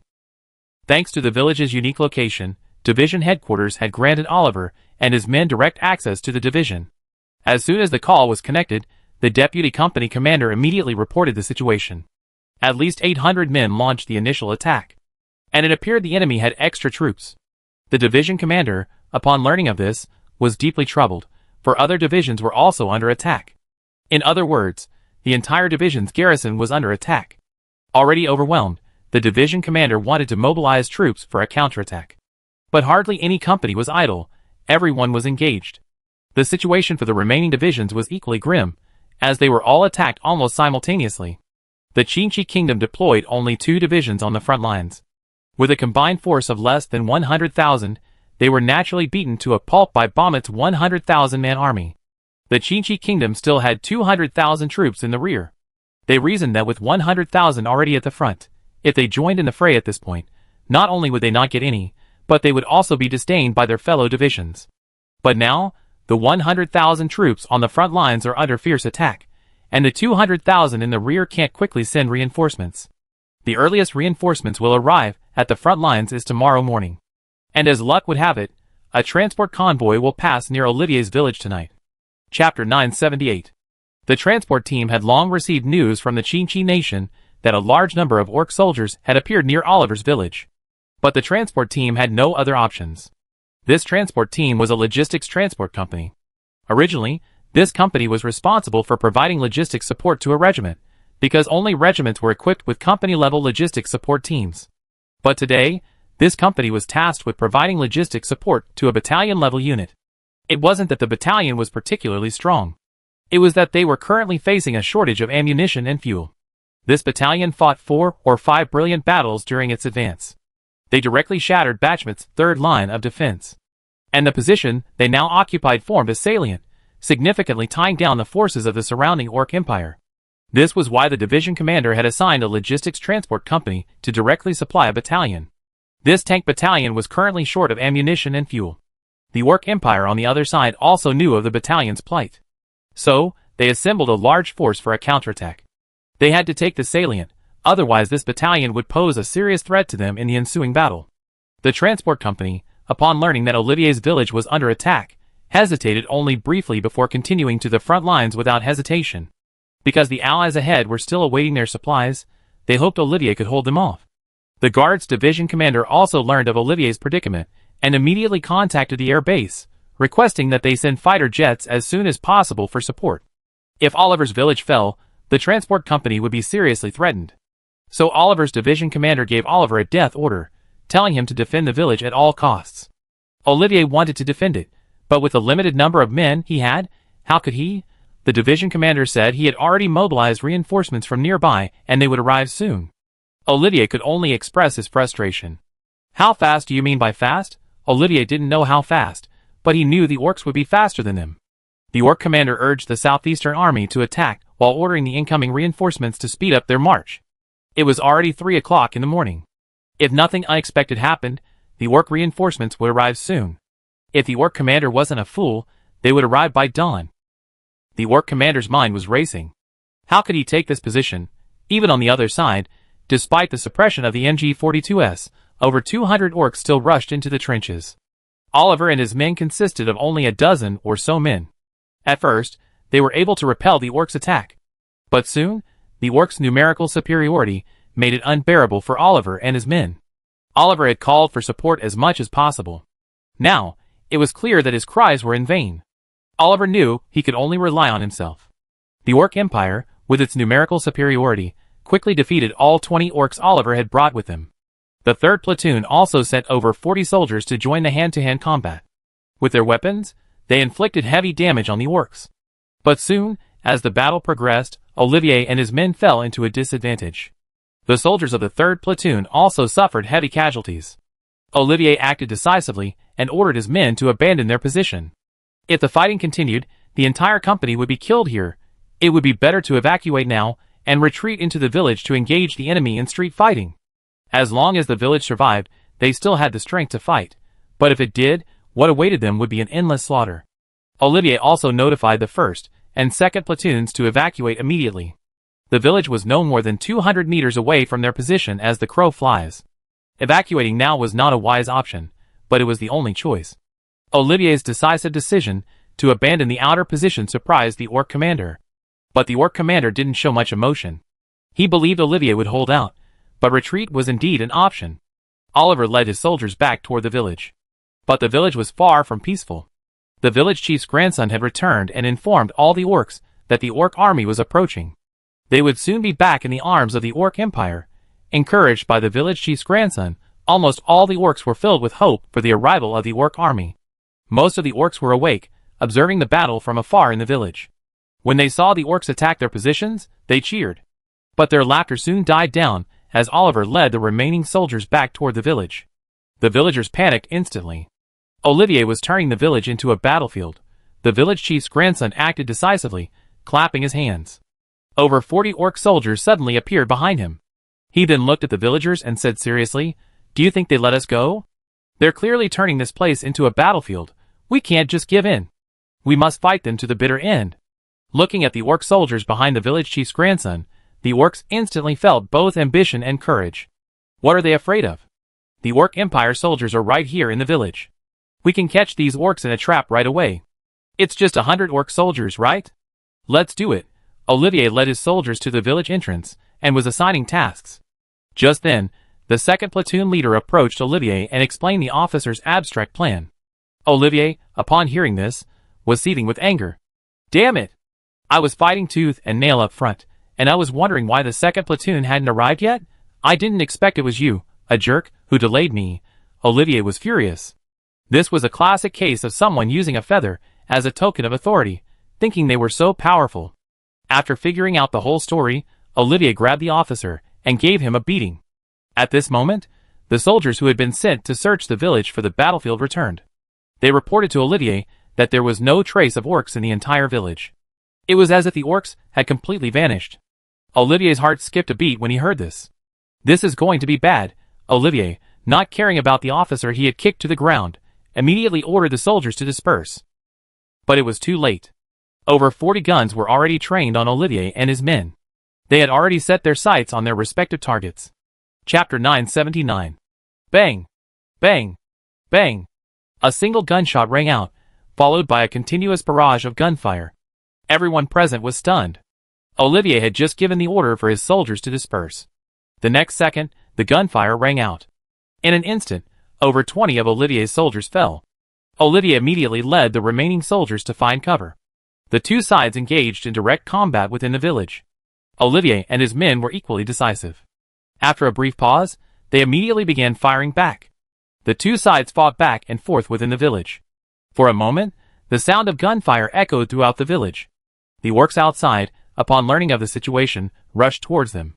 They wanted to devour Olivier and his men. Only after they had devoured them would the village officially fall into their hands. Over 500 orcs were rushing towards the village. But at this critical moment, the sound of a transport company's vehicles could be heard from the distant highway. After a brief hesitation, the orc commander immediately ordered his soldiers to intercept the supply vehicles. If the soldiers could stop the supply vehicles, they would be considered to have performed a great deed. Even Emperor Bakhmut would reward them. Of the 700 soldiers who had been withdrawn, 500 were assigned to intercept the transport vehicles. Each of these soldiers, armed with their own weapons, treated the transport convoy like lambs to be slaughtered. But when they saw the front and rear of the first vehicle, their laughter ceased. It was an armored Humvee. Not only that, but two BMP-2s were trailing behind the Humvee. This completely stunned the orcs present. The orcs repeatedly glanced at their weapons, then at the terrifying convoy in the distance. How could they possibly fight? The enemy was clearly outmatched. Just as the orcs were debating whether to launch an attack, the Guards Division's transport corps took the lead. They had already spotted the orc soldiers ambushed along the road using thermal imaging. In other words, the Wehrmacht was monitoring every move of these orcs. The orcs were unaware that they had been discovered by the transport convoy. And the orcs were still debating how to launch a surprise attack. The orc commander ordered them to use weapons similar to RPGs to attack the armored vehicles. But the Orc Empire's army was so hastily assembled that many soldiers had no idea how to use anti-vehicle weapons. However, some orcs had learned to use anti-tank weapons. The orcs unsheathed their anti-tank weapons and aimed them at the transport company advancing along the road. Inside the Humvee leading the charge, the soldiers on the roof had already manned their M2 heavy machine guns, trained their rifles on the orc soldiers. The orc soldiers had no idea they were being targeted. Within 200 meters of the enemy, the machine gunners immediately began firing. Bang, bang, bang. Muffled gunfire echoed, and bullets flew towards the orc soldiers hiding on either side of the road. These orc soldiers had no idea what was happening. They had deliberately used weapons and equipment that lacked any light source. It was all about a brilliant ambush. But it was clear the Wehrmacht had already discovered their ambush and generously treated them to a barrage of 12.7 caliber bullets. The orc soldier, having been hit by the bullets, remained motionless, completely at peace. Just a little torn apart. The orc anti-tank soldier, upon seeing this, immediately fired his anti-tank weapon. If he didn't fire now, there would be no chance. But at a distance of 200 meters, with the Orc Empire's technology, their anti-tank weapons were only effective at ranges between 150 and 100 meters. Within 100 meters, they could only penetrate the equivalent of 500 millimeters of armor. Above 100 meters, the effectiveness of their anti-tank weapons decreased exponentially. In the panic, the accuracy of these anti-tank weapons plummeted. The 6 rockets fired simultaneously almost missed their targets. Only one rocket landed near the Humvee, its shrapnel injuring the machine gunner on the roof. But the machine gunner didn't flinch. Instead, he became even more ferocious. He manned the M2 heavy machine gun, shooting at everyone he saw. He kept firing at anyone who showed an orc in his thermal imaging camera. One orc, grazed by a volley of bullets, complacently hid behind a tree, believing the machine gun wouldn't penetrate it. But the next second, the machine gunner unleashed a volley of bullets directly at the tree. Several bullets penetrated the tree's weak points, striking the orc soldiers hiding behind it. The other 2 BMP-2 infantry fighting vehicles also immediately began to demonstrate their prowess. They launched a long-range attack from a distance of 200 meters. As had been previously tested, the orcs' anti-tank weapons seemed incapable of reaching that far. But just to be on the safe side, 2 BMP-2s were mobilized and circled the transport convoy, launching their attack. The orcs, ambushed in the distance, cried out in pain. The orcs did have armored units, but this time, they were conducting an infiltration operation and had brought almost no armor. The limited heavy firepower they had was likely heavy machine guns, rocket launchers, and mortars. As for other weapons, perhaps they had them, but they had none at all. The transport company had 4 armored Humvees. 2 remained to guard the rear, while the remaining 1 joined the battle in the front. The orc commander, commanding these 500 men, felt the terrifying pressure from the Wehrmacht and knew they could no longer sit idly by. He immediately ordered his orc soldiers to flank the rear of the transport company. They planned to give the transport company a good kick in the ass. Let them know why the flowers were so red. But their every move looked ridiculous on the thermal imaging camera. When they learned the enemy was attempting a outflanking attack, the 2 armored Humvees protecting the rear row also began to attack the moving orcs. The transport trucks also began to retreat. Although they had the armored vehicles as cover, anyone with a discerning eye could see they were being surrounded. Staying would only hinder the armored vehicles. Watching the transport trucks slip away, the orcs felt like they were hitting cotton. This wasn't a transport company at all. This was a combat company, wasn't it? The orcs could only rage helplessly. Chapter 980. The soldiers of the Orc Empire were caught off guard. For a moment, they were unable to defend themselves. They even came up with a new idea, to launch a surprise attack on the transport company by circumventing the enemy's rear. However, with the help of thermal imaging, these orcs' attempted ambush had nowhere to hide. The orcs' fighting spirit was instantly crushed. After only a brief moment of deliberation, the orc leader ordered a retreat. If the battle continued, these 500 men would be dead. Although the orcs weren't very good at fighting, they were certainly fast at running. At least much faster than their previous attack. The orcs' retreat gave the transport company a respite.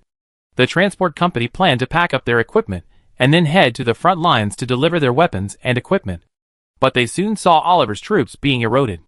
After a brief moment of deliberation, the transport company commander immediately ordered 2 military Humvees to reinforce Oliver. Although Oliver was just an ordinary orc soldier and had no significant connection to them, they still helped whenever possible. They were friendly forces after all. 2 military Humvees were a deadly sight against these enemies, who had no anti-vehicle capabilities. Of course, the roof was still a bit dangerous. Snipers were always keeping an eye on the machine gunners. With luck, they could easily claim the machine gun position. With bad luck, they'd probably end up as the deadly machine gunners. The 2 Humvees immediately headed for the village to provide support. Upon hearing this news, the orc commander was furious. They had a total of 2,500 men, and although they had allocated 1,000 to attack the 2 villages, they had 1,500 men in front of them, yet they were being toyed with by 2 companies with less than 500 men combined.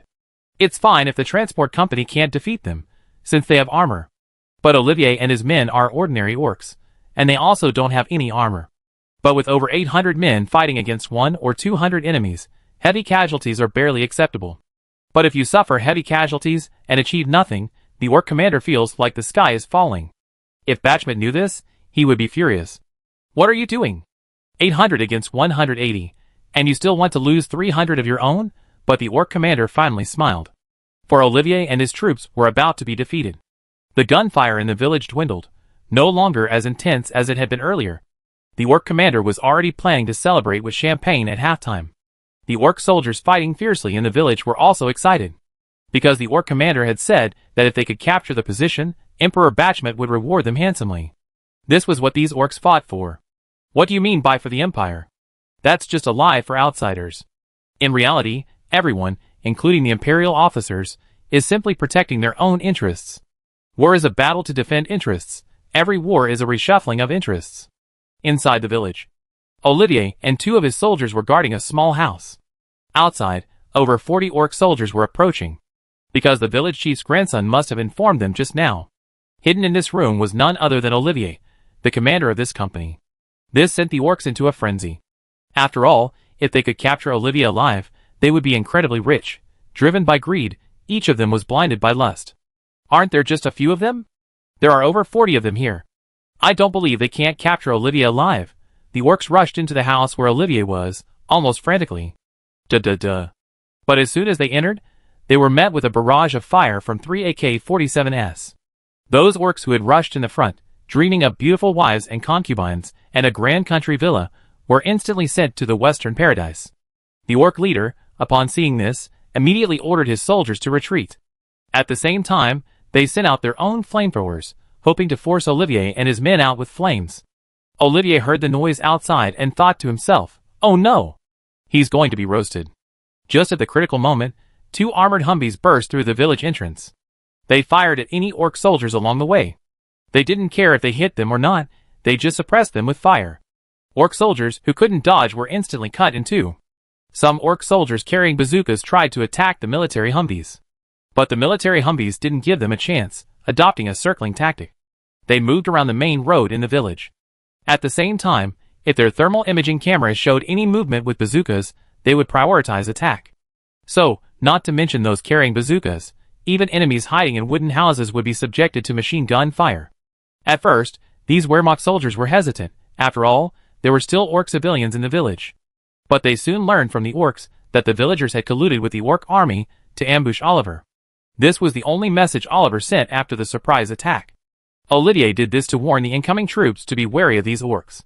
The Guards Division and the Qingqi army shared intelligence, so they naturally learned of this situation. In that case, there were no innocent people. M2. Start. Boom, boom, boom. The heavy roar of machine guns echoed through the village, instantly suppressing the over 400 orcs.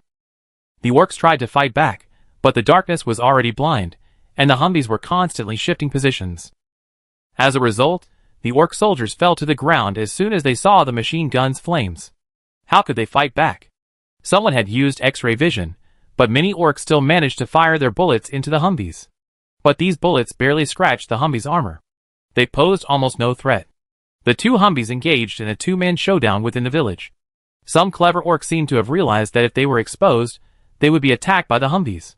Many orc soldiers had given up on capturing Oliver alive and earning Bachmet's reward. Because they had to survive to receive Bachmet's reward. The orc commander was furious. Are they really taking us for granted? But the next second, a large number of lights appeared on the southwest horizon.